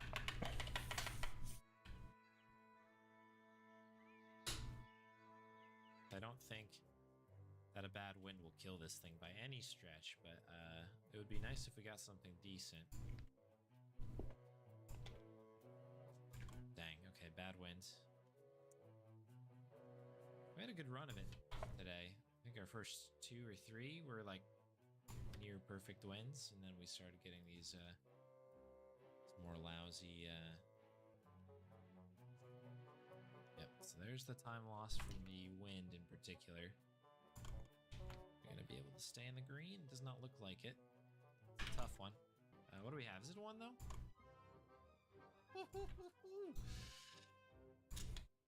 Alright, cool. Let's see what we can do down here then. Would appreciate something good, of course. Yeah, okay. Well, 1 for 1. Thank you. Okay, wow.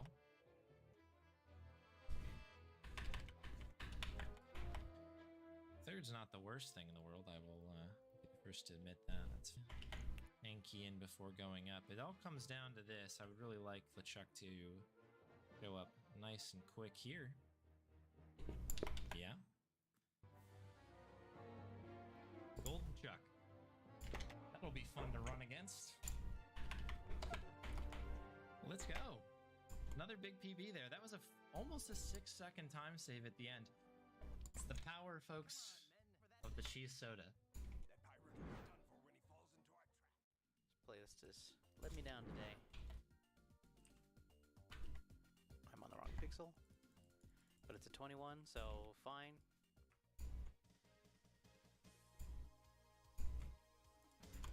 Look at that, and we should move.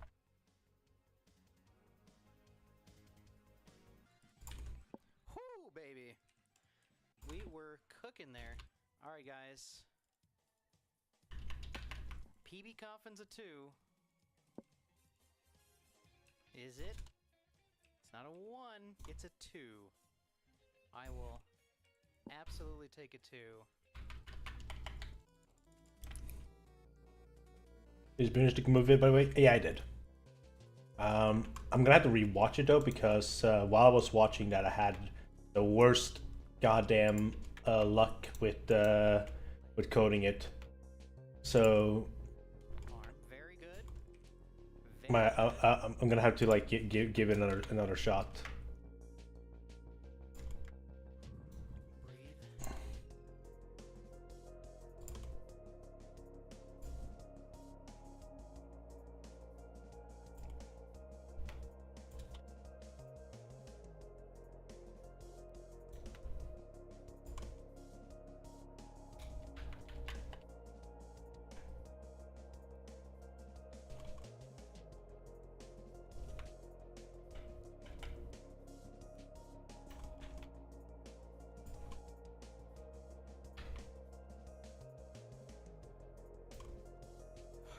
Scared.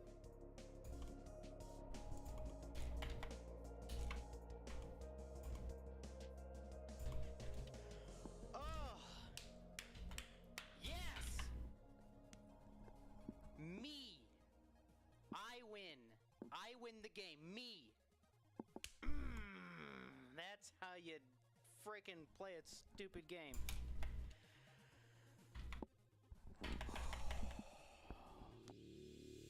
You had a tweet that was, I think it was last fall, but what you wrote in your tweet was, as a narrative designer, I love speedrunners and will do whatever I need to do to support them. So why is that? Well, I mean, speedrunning is interesting, right? It's almost a separate art form, right? Because you're trying to get through something that is essentially a narrative game, right? So it's got this kind of pace and storytelling and structure to it, and speedrunners are interesting because they're just trying to break all of that, but you know, not break it in a break way, but nicely break it. You know, I have a lot of respect for it. There was a person who was in the original when I was running Secret of Monkey Island. I think it was on my stream, and he came in. He was trying to get under people's skin and everything. He said, "This is not a real speed game." And we just laughed at that. Hey folks, as always, I wanted to thank my patrons for their incredible support. If you want to see behind-the-scenes commentary on how this video and others were made, there's a link in the description to sign up for yourself. Also, I'm a member of the Adventure Game Hotspot Network, a collective of adventure game content creators. If you enjoyed this video, I'd like to recommend the in-depth interviews with adventure game industry veterans on Conversations with Curtis. thank you for watching, and I'll see you in the next one.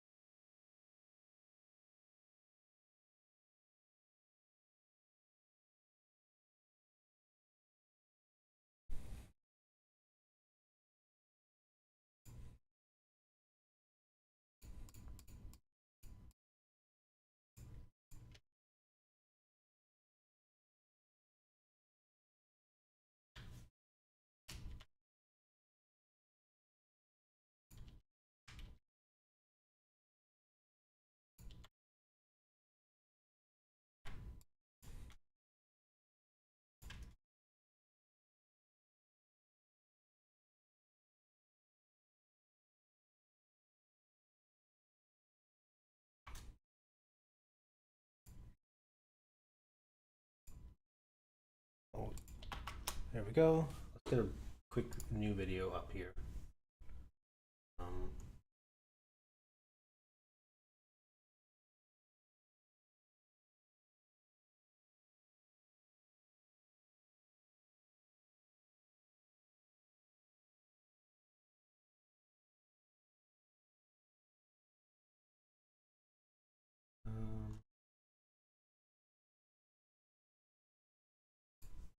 With this one. Sierra Online's King's Quest V is a seminal adventure game, a remarkable and innovative evolution in the series. The previous King's Quest entries required players to type commands to interact with the game world. King's Quest V replaces this typing with a point-and-click interface and features a massive leap in graphical quality. The game was originally released in Which King Quest is your favorite, by the way? I have to actually play the games to decide that.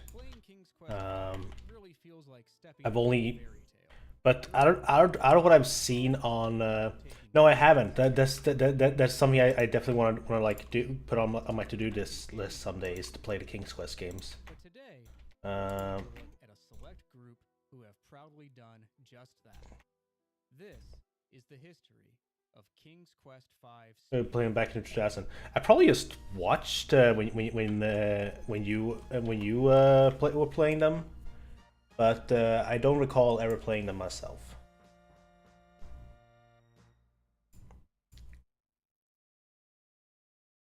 The game begins with the evil wizard Mordak stealing Castle Daventry, with most of the royal family still inside. Thankfully, King Graham happens to be taking a stroll at the time. Graham returns to an empty field and Cedric, the talking owl, who witnessed everything. With a bit of magic dust, Graham flies to the land of Serenia and meets the good wizard Crispin, who gives Graham a busted magic wand and orders Cedric to guide you in your quest to save your family. Widely known as one of the best sidekicks in video game history, Cedric is... King's Quest is probably the best made one, but not sure if it's our favorite. Out of the ones I've seen, King's Quest, King's Quest 6 really is like that one piques my interest. But I definitely want to give them all a try someday.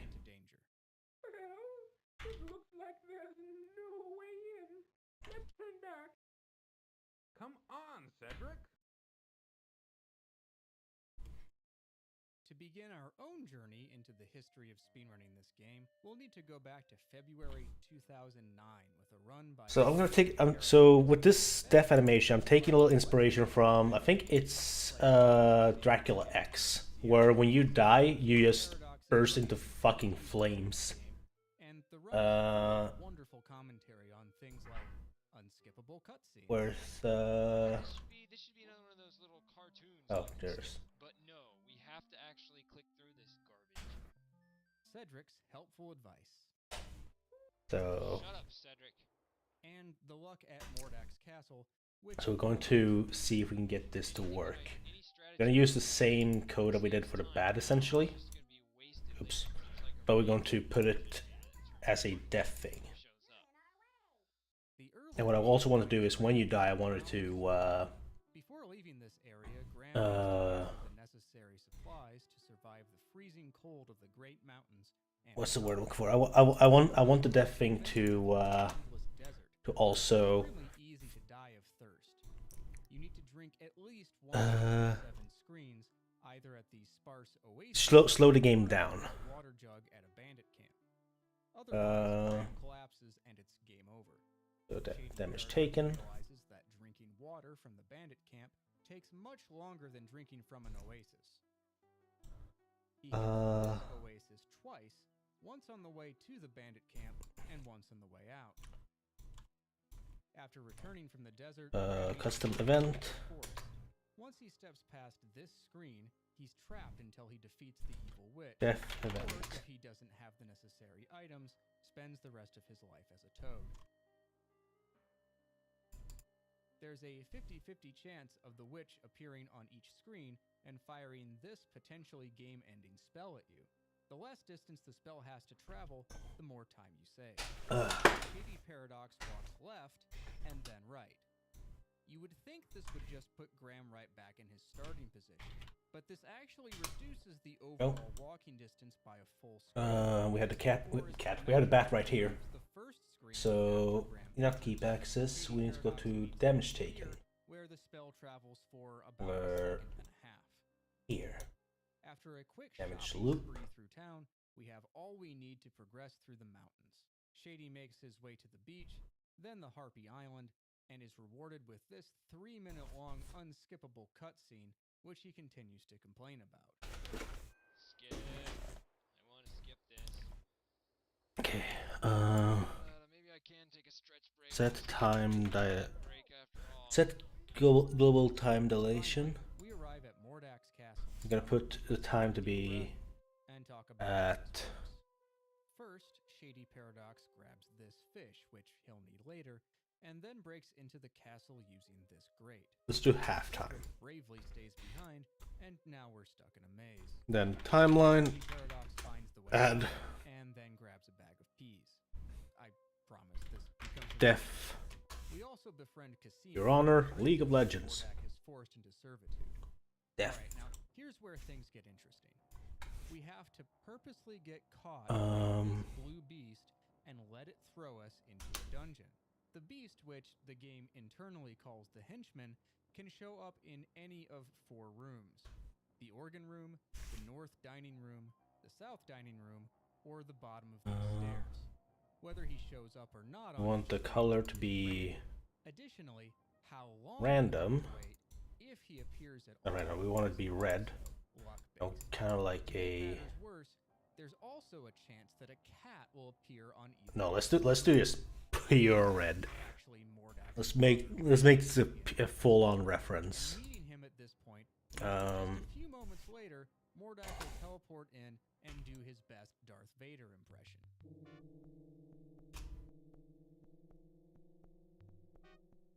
Shady Paradox moves for the north dining room, where there's a 75% chance of encountering the beast, with a wait time between 4 and 10 seconds. Shady gets an average list, almost 6 seconds. After this magic door disappears, the game starts a timer that lasts randomly. Okay, I actually need to rename this. Paradox has to wait Color. 5 seconds before Then. the from earlier, Casima, comes to our rescue. We follow Casima back to the kitchen where we started, and then Flake. once more into the castle. I need to get This time we the. don't want to get caught because the loose stone in I need the to look at grate is the permanently secured event we have for game over. Instead, the when the henchman shows up a second time, we have to throw the bag of mist here. This is the only one that uses the flaking so far. I know. Don't ask me how you were supposed to know that. Shady Paradox finds the cat at the foot of the stairs, so he tosses Flake the color. fish, Oh then right, it's a tosses flake the color. fish. That's where it is. If you don't have the fish in the empty sack, you'll have no way to stop the cat from tattling on you and ending your game. With that done, we enter Mordak's bedroom. There's a 10% chance of Mordak just randomly being here to end your run, but Shady Paradox avoids this. To the south, Mordak has an impressive library. Entering this room starts a 2-minute long in-game timer. So, in another instance of No, I want to copy it. Shady Paradox waits. Seriously, you can't leave or the timer resets and there's nothing else to do here. After 2 minutes is up, Mordak teleports Down to in, 13, got somehow it. unable to see you through the doorway, and settles down for a nap. We grab Mordak's magic wand and then travel east to the laboratory. Using this machine, we need to transfer the magical power from Mordak's wand to Crispin's wand, the barely working one he gave us way back in the opening cinematic. If you played this game a while back, there's a very good chance that you got the dreaded out of heap or out of handles error. This is a memory-related bug that causes the game to crash. One way to get around it is to set the Let's get the put the detail setting all the way down. Exactly what Shady Paradox said. Low detail also skips setting flying animations on screen transitions, which saves around 40 seconds over the course of the run. And obviously, anything that gives you less Cedric is worth it. After the machine does its thing, Mordak shows up. I'm just gonna do that to an Easter time to see what the hell I'm doing. Graham, having learned a few spells, We need scalar and vector. Tiger and the two have a wizard's duel. Actually, we need all these three. Something different to best the other. Graham wins, of course, and that's the last player action in the game. Okay, I won the game. There, I did it. I finished it. I'm done with this sucker. Awesome. I kick ass. Now, there is something I should let you know. Shady Paradox explained to me that this was his first video with microphone and was essentially a trial run at doing video game commentary. He couldn't remember exactly. Okay, we need let me see how I did it for bad. It was disable input, right?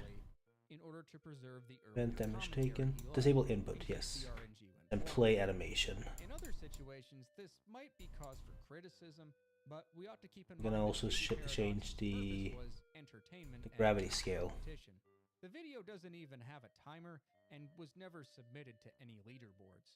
In 2009, no King's Quest leaderboards even existed.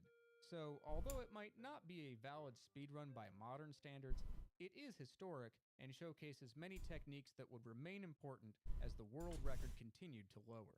Okay, If we did run from first movement to last action, the official time we want the gravity to be set to 0 for this first test. The animation, I haven't imported the animation. Let me import the animation I made. The game in ScumVM instead of the DOSBox emulator. Unsurprisingly, PC games from the early 1990s were not designed to run on modern computers. To even get the games working, you need special programs like the DOSBox emulator, which is what Shady Paradox was using. Another program, ScumVM, can also get old games working on modern PCs. It's essentially an alternative game engine that can read the game's data files. Graham's walking speed in ScumVM is slower, but screen transitions are faster, so overall travel time turns out to be a wash. Aside from emulation differences, Korzik uses the tab shortcut key to open inventory. This means he can pre-position the cursor exactly where the inventory item will appear, so he doesn't need to move I had a cool idea. down from the menu bar each time. First of all, we're gonna make a new fire, and it's gonna be based on the fire trail. And then left. This would have put him ever so slightly closer to the witch, but Def unfavorable RNG, and the witch appeared. Fire. The spell takes 2.5 seconds. This is gonna be used for everyone, including ourselves. At the castle, we see the first instance of Great Skip, a glitch that saves about a second by skipping the animation of Graham opening the grate. Now, remember how I said there was a 75% chance of the blue beast showing up in the dining room? He can actually show up one room earlier, in the organ room, but the chances are slimmer, only 50%. Save this for safety. I said I was gonna save this for safety.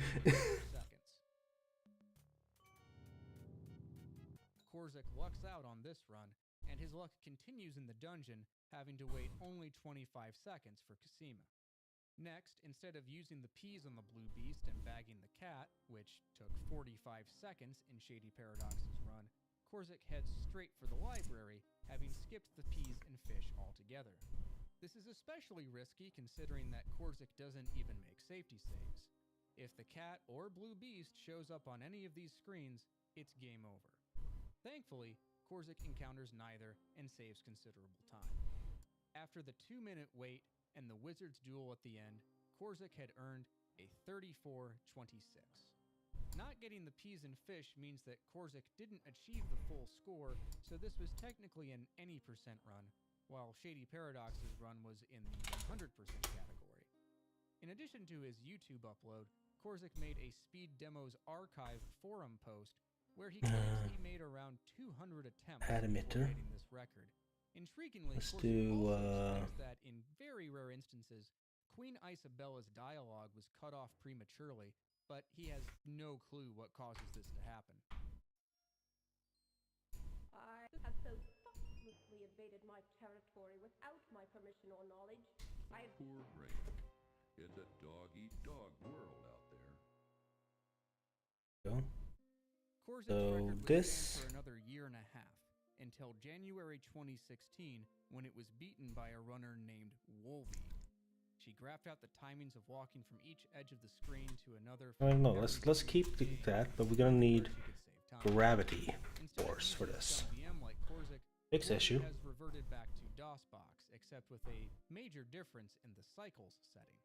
DOSBox Lifespan. Let's make them live for a while. Each millisecond. Shady Paradox had his cycles set to 3,000, presumably because that was the default at the time. Korzik used Scum VM, which doesn't allow you to change this. Wolvie, however, was running the game from the GOG distribution, which was set to 10,000 cycles. Listen. In short, this makes the game run faster. You can see that very clearly if you compare Wolvie's and Korzik's screen transitions and movement speed. Wolvie arrives at the castle about 2.5 minutes faster than Korzik. Her castle luck is average, encountering the blue beast in the north dining room, waiting 28 seconds for Cassie, but with a decently fast second blue beast. Wolvie bags the cat at the bottom of the staircase, just like Shady Paradox. No bounce. At the wand machine, there's just one Perfect. more hurdle to overcome. Initialize particle, and this needs to be smaller. With the CPU cycles set to 10,000, Because I'm planning this to be like right before the crash, restart the game, and then reload. This adds at least. Planning this to be like Despite this setback, the Wolvie would finish her run with a time of 33 minutes and 30 seconds, a minute. like flakes of the character. A week later, on February 2nd, We're just gonna have a normal color here dialogue skip. for this test. What? How did it skip like that? Some of the harpy dialogue doesn't play, and the creature's animation starts early. This rare event saves around 6 or 7 seconds. It seems random though, and Wolvie doesn't know how to replicate it. Her run ends at 32:58, the first 33-minute time. While impressive, Once still more time to loop save. duration. On February 8th, 1 Wolvie second. earned yet another world record. She doesn't Because- get the harpy skip, but does get to the castle 12 seconds ahead of her PB. She gets comparable. It's gonna consistent wait stop times, at that but point. a much faster second blue beast. With all that time saved, Wolvie had broken the. For the main character, like the time is slowed down, so theoretically it should. Wolvie would travel to and showcase her speedrunning skills at Fast Fair, a charity marathon. It should go slower.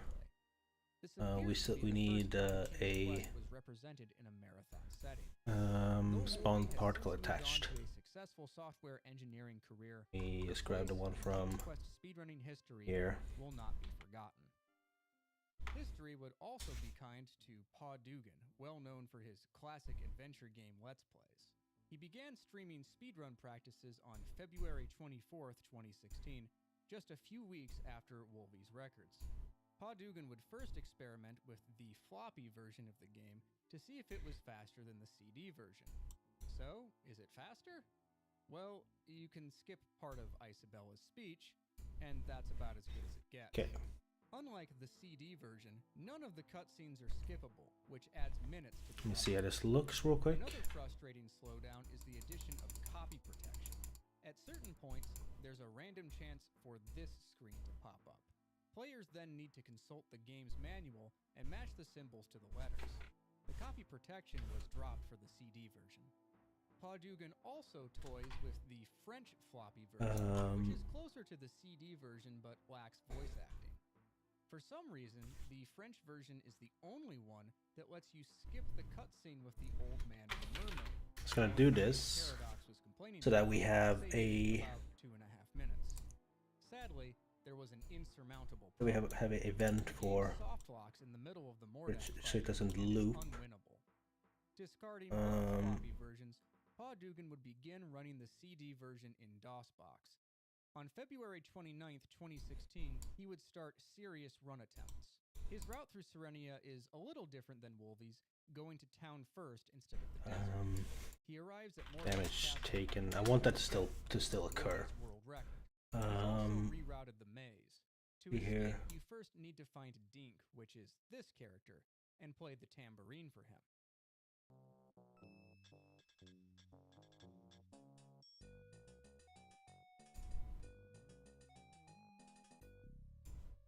Dink can show up in a number of places in the maze, and Wolvie found him here. Paw Dugan goes to this screen instead, which is much closer to the exit door. After going through the castle and using the peas on the beast, Paw Dugan is on world record pace, going into Mordak's bedroom. Move. What? You're never there. You are never Here to go. there. Man.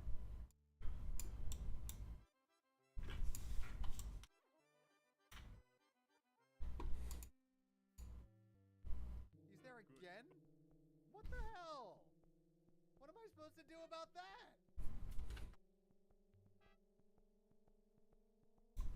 Well, so much for that even being remotely salvageable. Good.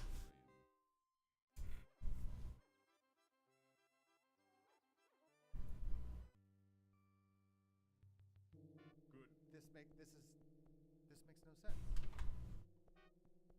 This makes no sense at all. Think he's stuck in there? Shaken by this insane streak of bad luck, but not yet beaten, Paw Dugan tries again. Alright, Mordak, please. Which character? Please don't rock me. Your ride. Yes, there's the cat. Alright, we can get him out of the way. There you go. Aside from not dying to Mordak, finding the cat in the bedroom was lucky in another way, though Paw Dugan didn't know it at the time. He had noticed during practice sessions that sometimes Mordak would show up faster than the normal 2-minute wait time. He understandably thought this was random, but it turns out to be entirely predictable. If you bag the cat in the bedroom, you'll only wait 1.5 minutes for Mordak. Bag the cat anywhere else, like Wolvie did in her world record, or don't bag it at all, like Korzik, and you'll be waiting the full 2 minutes. Why it's programmed this way, I honestly have no idea.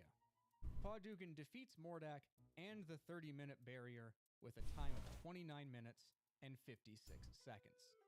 The game then crashes in embarrassment just before the ending cutscene. A week later, on March 7th, Paw Dugan would stream the broken and unwinnable French floppy version just to show it off. After the stream was over, a ScumVM contributor posted this comment. It explains that the game hanging was caused by scripts waiting for a music signal which never gets set, and it reports that a script patch to fix this in all multilingual versions had just been added to ScumVM. This was wonderful news, but remember, ScumVM runs King's Quest V much slower than DOSBox. While it was now possible to complete the French version, it still wasn't faster for speedrunners. Paw Dugan felt confident that his route was solid and about as optimized as possible, and that future progress was just a matter of figuring out how fast you could get the game to run, which wasn't very appealing to him.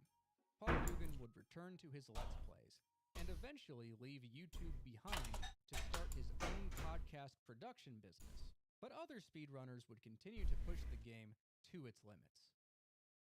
Enter Vise of Legends, running the game on June 26, 2016. Vise uses several key improvements inside the desert and forest sections. Wolvie and Pa Dugan took this route through the desert, which requires drinking from the water jug at the bandit camp. Vise takes this route instead, identical to Korzik's, which skips the walk time to the jug, as well as the much longer drinking. Get factor rotation. Dark Forest is also more efficient. Like Korzik, this route takes us right, then left, reducing walk distance. Both Wolvie and Pa Dugan headed left first, which means an extra screen of walk. Forward Once vector. at the castle, Vise gets a great skip, then employs another time-saving strategy after waiting for Cassima. Normally, you follow Cassie, and on every screen, Graham has to wait out her walking animation, unable to move. However, it's possible to lose Cassima, for instance by quickly dipping down and back up. As long as you know the way back yourself, you've now gained all that animation time back, saving about 5 seconds. Afterwards, Vise gets the rare fast blue beast in the organ room. He finds the cat in the bedroom, which saves 30 seconds of waiting for Mordak, and following the annoying save, restart, and reload to avoid the crash, Vise would finish with a 29:16, 40 seconds faster than Pa Dugan. Continuing 2016's domination over King's Quest V, runner Bloogbay would achieve this run on September 14th. Bloogbay displays excellent control over pre-positioning cursors and mouse movement, like here at the Witch, where Bloogbay also gets the fastest spell RNG. Bloogbay also does an excellent job of knowing when to hold Enter. Pressing the Enter key is the same as a left click, and holding it down is like left-clicking repeatedly.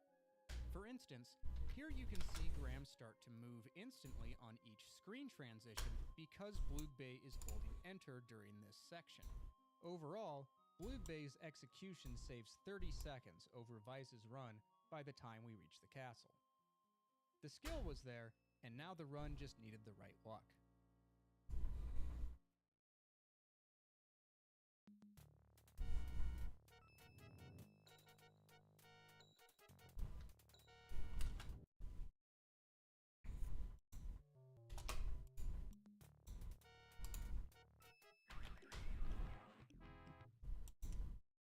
So far, Bloogbay's luck has been perfect, but would it be able to continue?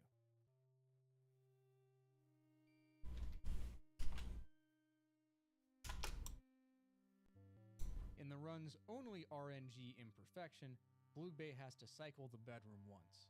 Final time, 28:08, over a minute faster than the previous world record, and dangerously close to breaking the 28-minute barrier. But the golden age of 2016 would end there. Bloogbay would not submit any more runs, and the game would remain dormant for 2 years, until major discoveries that would change everything. Why is 2018 would see a resurgence this not in working? King's Quest V speedrunning. Runners Lumaphile and Chuck Grody would begin running the game in the summer, getting personal bests of 31:04 and 30:55 by the end of August. Chuck's personal best would have something really odd happen. I skipped it. I got the skip. I got the skip. Oh, snap. So apparently it has to do something with, like, mashing really fast. Interesting. Chuck had managed to skip part of the old man's dialogue. But just like Wolvie and the Harpy dialogue skip, Chuck would not be able to replicate this. Another runner, Urquan, would also make significant contributions to King's Quest speedrunning and to the larger adventure game speedrunning community. Not only was he skilled at many classic games like Indiana Jones and the Fate of Atlantis, Urquan was also one of the community's scientists. He was not content with the memory-related crash that affected both King's Quest V and King's Quest VI, so he would scour through the DOSBox settings, digging deeper and deeper, until, on August 29th, 2018, Urquan fixed the crash. just one line in the DOSBox settings. EMS equals false. This would mean that runners would easily save 30 seconds by not having to save and restart the game. But Urquan wasn't done yet. Remember that insurmountable soft lock with the faster French floppy version? And remember how ScumVM fixed this issue, but speedrunners lacked a fix for DOSBox? Urquan managed to find this post on the French Abandonware forums. Someone named FChrisF had looked at the ScumVM fix and then made a standalone patch. Just drop it into the game folder and you're set. The French version was now winnable. What advantages does this version have over the English CD? To start with, the French version allows you to skip the old man cutscene, saving a whopping 2.5 minutes. You can also skip some dialogue in the bakery, saving 16 seconds. King Antony's song, We're the Ants, loads and finishes much faster, saving another 25 seconds. There's also time to be saved at town, the temple door, and getting the golden heart. Unfortunately, there are drawbacks. This version includes the copy protection we saw earlier in Paw Dugan's experiments. When you enter the bandit's tent, the witch's house, or throw the rope on the mountain cliff, there's a 25% chance that you'll get one of these magic symbol tests. Worse, these probabilities are independent of each other. It's possible to get slammed in all 3 places. That looks good. You're really unlucky. If you don't get the copy protection in any of these locations, the game forces it on this screen as you get into the boat. If you had any checks, Now I gotta figure out why it. Any at the boat. And then there's Cedric. In the CD version, putting the detail setting all the way down eliminates most of Cedric's flying animations. In the French version, putting down the details does nothing to alleviate this problem, and we're stuck with Cedric slowly flapping his way onto almost every screen. This wastes an astonishing 40 seconds. It's also impossible to skip the mouse's dialogue in this version, and many of the animations are longer, like the Weeping Willow sequence and Queen Isabella. Hello. Still, once you add everything up, the French version is around 1 minute and 21 seconds faster. Why is it flying that? Okay, well now I know why it's flying that direction, but why does it keep flying that direction? This run on September 5th, 2018. Urquan also discovered a small innovation in the. It's supposed to fly the other direction. Why is it flying that one? Graham in the same position, regardless of which direction you enter from. The bandits' camp is one of these screens. What this means is that after drinking from the oasis, Urquan can move down 2 screens, then left and down, essentially cutting the corner. This saves Urquan a screen and a half of walking. Speaking of movement, Urquan had committed to holding enter as much as possible throughout the run. Recall that holding enter fires the input repeatedly, which Urquan does to an even greater extent than previous runners. After the old man cutscene skip, Urquan reaches the castle about 2 minutes faster Okay, than I know for a fact there's a look at. Beast in the organ room, but is unsuccessful. Instead, he needs to wait about 7 seconds in the Fine, look at rotation. Fast 25-second castle wait. He uses the same Casima despawn strategy as Spikes of Legends and Blue Bay, and then has to 2-cycle the second Blue Beast, which takes quite a while. After finding the cat in the bedroom, he clinches the finish with a time of 26 minutes and 39 seconds, shattering Blue Bay's 28:08. Urquan would continue to grind the game and get this run 2 days. Hang on, I know what it is. With an extremely fast first Blue Beast, he ended up saving a lot of time, even though he has to wait 38 seconds for Casima, a 13-second time loss compared with his last run. He saves even more time on the second trip through the castle, where the Blue Beast appears almost instantly in the north dining room. What's it called? It's called Move To. Shaved 30 seconds off the world record. 26:08. I'm gonna tell it to stop the Move To. Would also seem to settle a bit of drama and contention regarding the leaderboards. Quan's No, I can't do that. All points, so it was technically a 100% run, but it was also faster than the fastest any percent run. In other words, the same run was a world record in both the 100% and any percent categories. This was the catalyst for finally combining the 100% and any percent categories.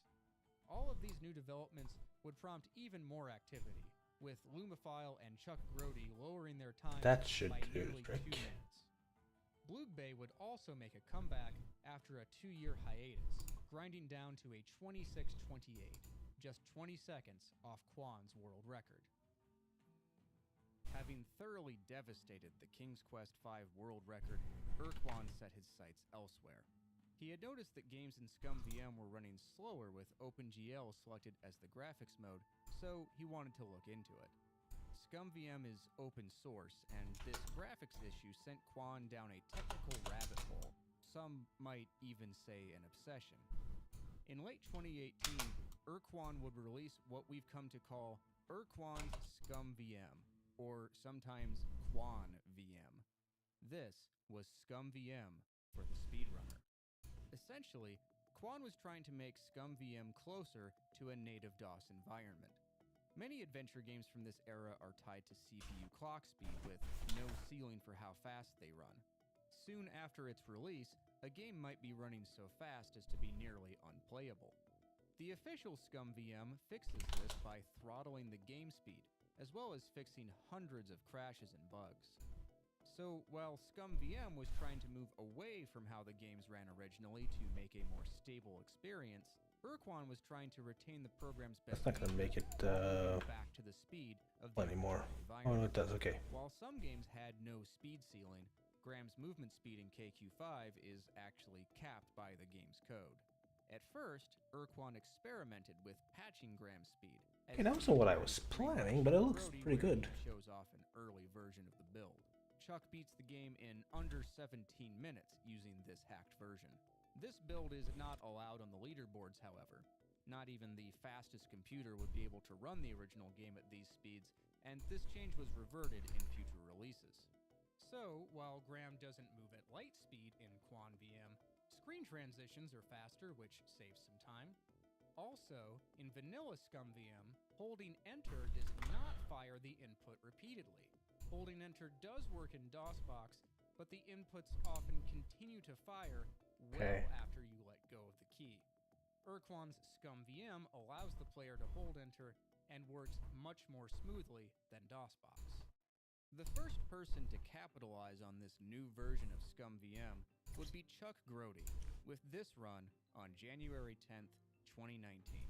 Chuck's route is I want the identical friction to be though his execution high. is slightly less precise. I want to actually stop when it hits the ground. Seconds slower than Urquan. The beast appears in the organ room, saving Chuck a bit of time. Okay, no, He only has to wait okay, if we can't get the friction to actually be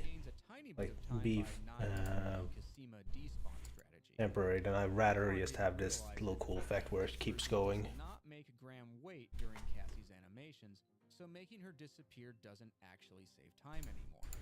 Like Urquan, Chuck encounters the second blue beast in the north dining room and gets the cat. I don't use the dynamic material parameters anymore. Can I make this colorful curves? Yes, good. Well, in DOSBox, due to a bug, Let's start there's with an epic red. 24-second stare down between Mordak and Graham right before the final battle. ScumVM fixes this bug, and Chuck gets a 25:54, breaking the 26-minute barrier.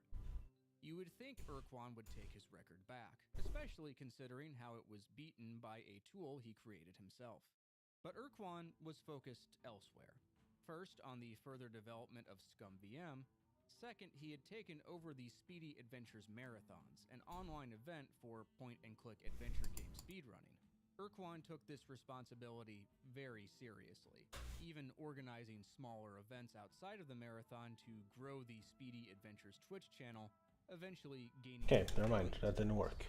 On March 13th, 2019, Urquan organized what would be the last Speedy Adventures Marathon.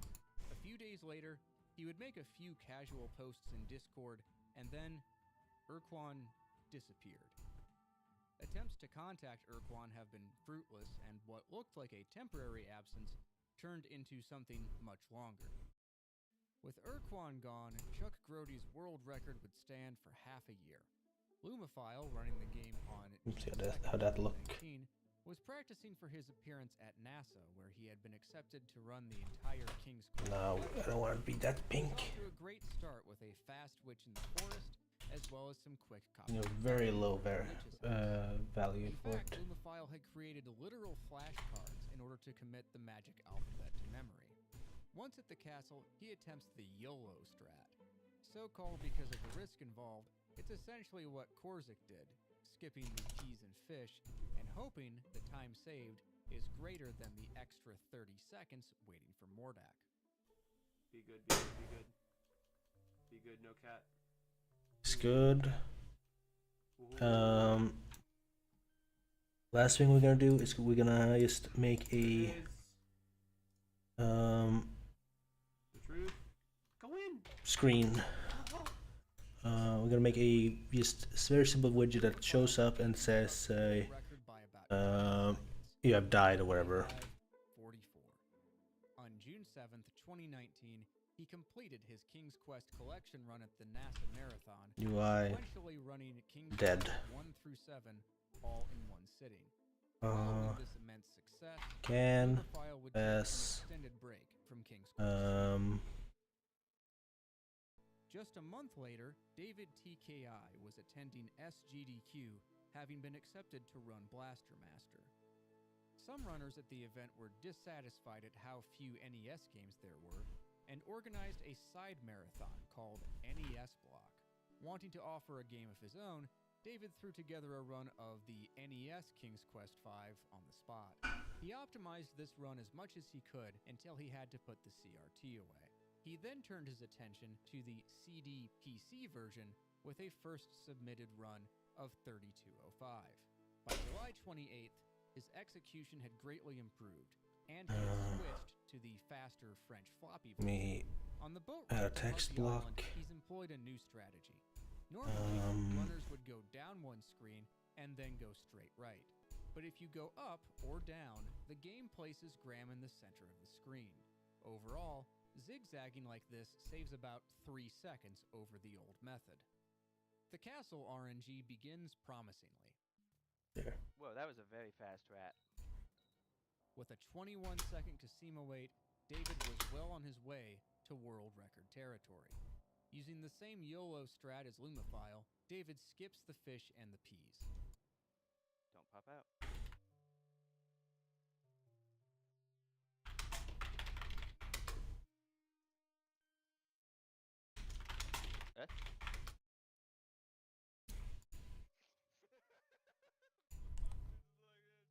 Oh no, no, no! The cat! Don't be like this! No!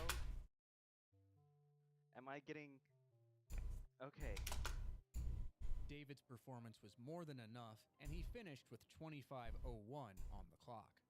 2 days later, David would continue to chip away at his time. For the first Blue Beast, David does something new. He goes to the south dining room and waits here at the right-hand side. David discovered that if the Blue Beast comes on screen and then you walk north, the game assumes that you've already been caught. This skips the Beast's walking animation. His luck gets a little worse waiting for Casima, 34 seconds instead of the 21 seconds in his personal Where's the best. render? But in this run, Where's the render? decided against There it the is. strat and uses the peas. Come on, cat in the bedroom. I want the cat in the bedroom. Yes. Nuts. David decides to wait out the extra 30 seconds in the library, which was still good enough to eke out the world's first sub-25-minute time. Not content to stop there, David would achieve this speedrun. You have perished. David's early game has gotten very consistent, and he arrives at the castle just half a second slower than his. That's probably gonna be a texture later in the final version. 30 seconds of time. But for this test, we're just gonna make it like that. David clutches the rest of the run At and the finishes with a time of 24 minutes and 20 play seconds. animation, play your own little animation Major time forward. save he's going to get for a while. No one has played. Yes, there we go. Done. Memorizing the Let's go back here. and not making any save mistakes.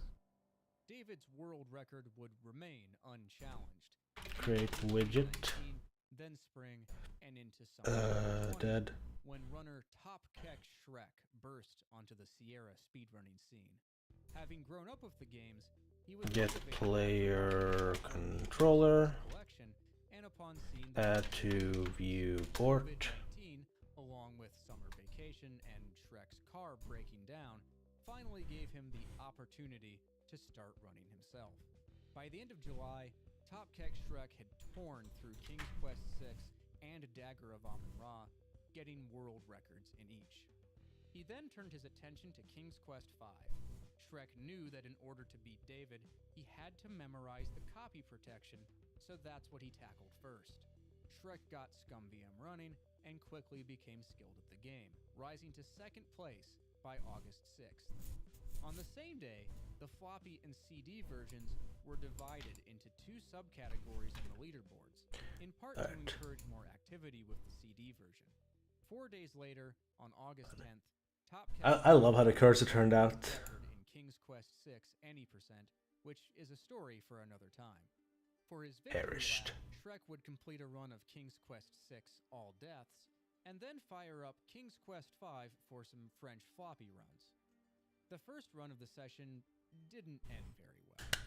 It works. Okay, the run's dead. And now it really is dead. Let's apply that to the bat as well, and then we gotta call it. Let me do the same thing for the bat. Behind world record pace by the time he gets to the castle, but only by 5 seconds. Come on, get me. Come on, get me. Yes! Yes! He and David are now virtually neck and neck. Could he get a fast second beast and a quick bedroom cat? Okay, let's make the slime big again so that we can die by the bat as a bat. Nope. Alright. Still not bad. Oh yeah. I forgot. Come on. Just first try cat. Please. This is... Please, dude. Please. Oh my god. Holy.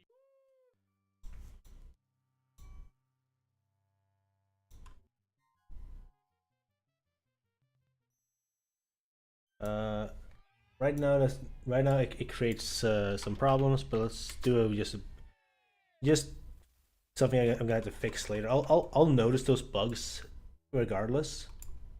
But is bat? If you're the bat, then we gotta do the other animation. Get it, son.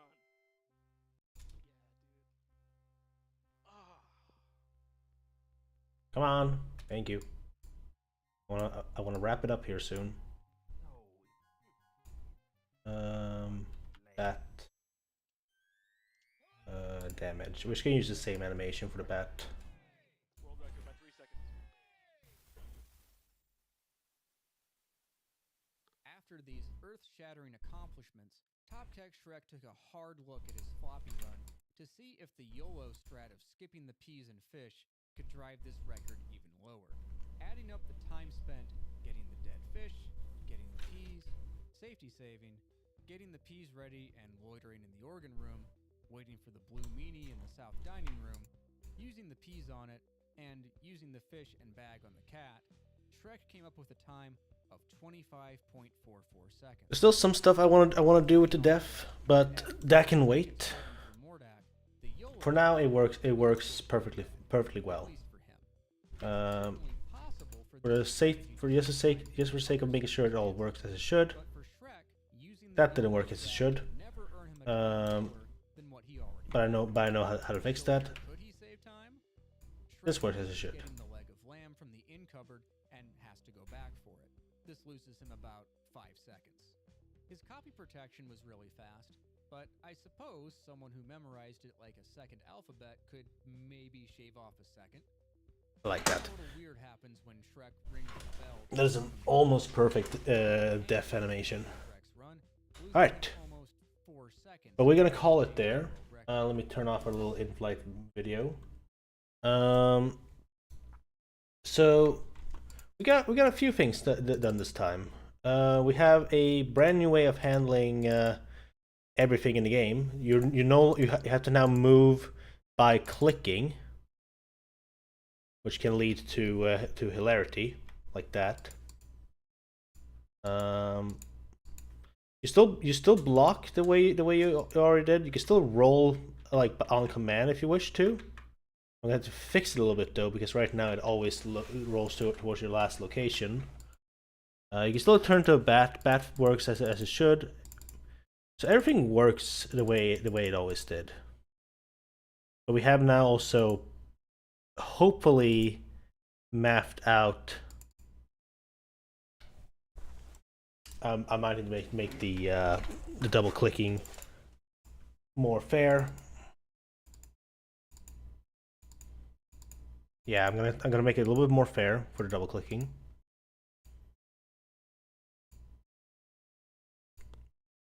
Just slightly. But ooh, we almost did it. We almost overshot it. But we're at a point where tomorrow I can definitely start working on the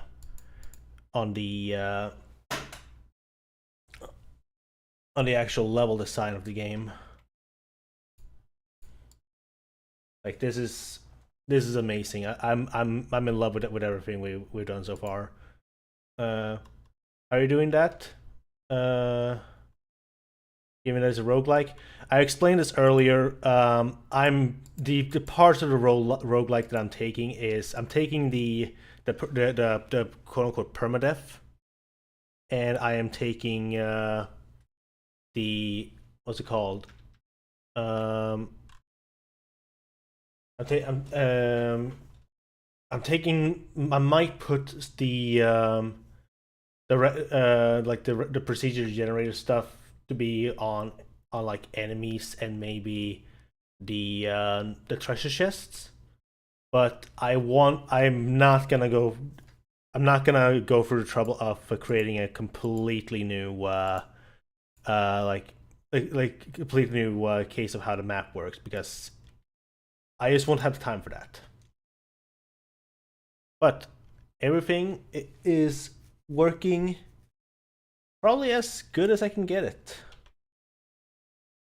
I'm really happy with how this turned out. That's a little buggy though. I think that's because it doesn't okay. One thing I gotta fix there. Good thing I noticed that. I need to make it so that when you're in mist form, you can still click. I think I'll just. I think I don't need the little check I did actually. Okay. We're gonna call it there. I'm gonna just save to make sure we don't lose anything. Usually I save off stream, just because that's not something I need to show on stream. But I want to make sure that this is saved. Tomorrow will be a shorter stream because I will not be home by the time I usually stream.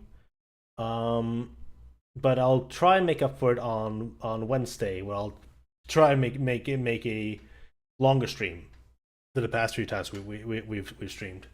But with all that said, thank you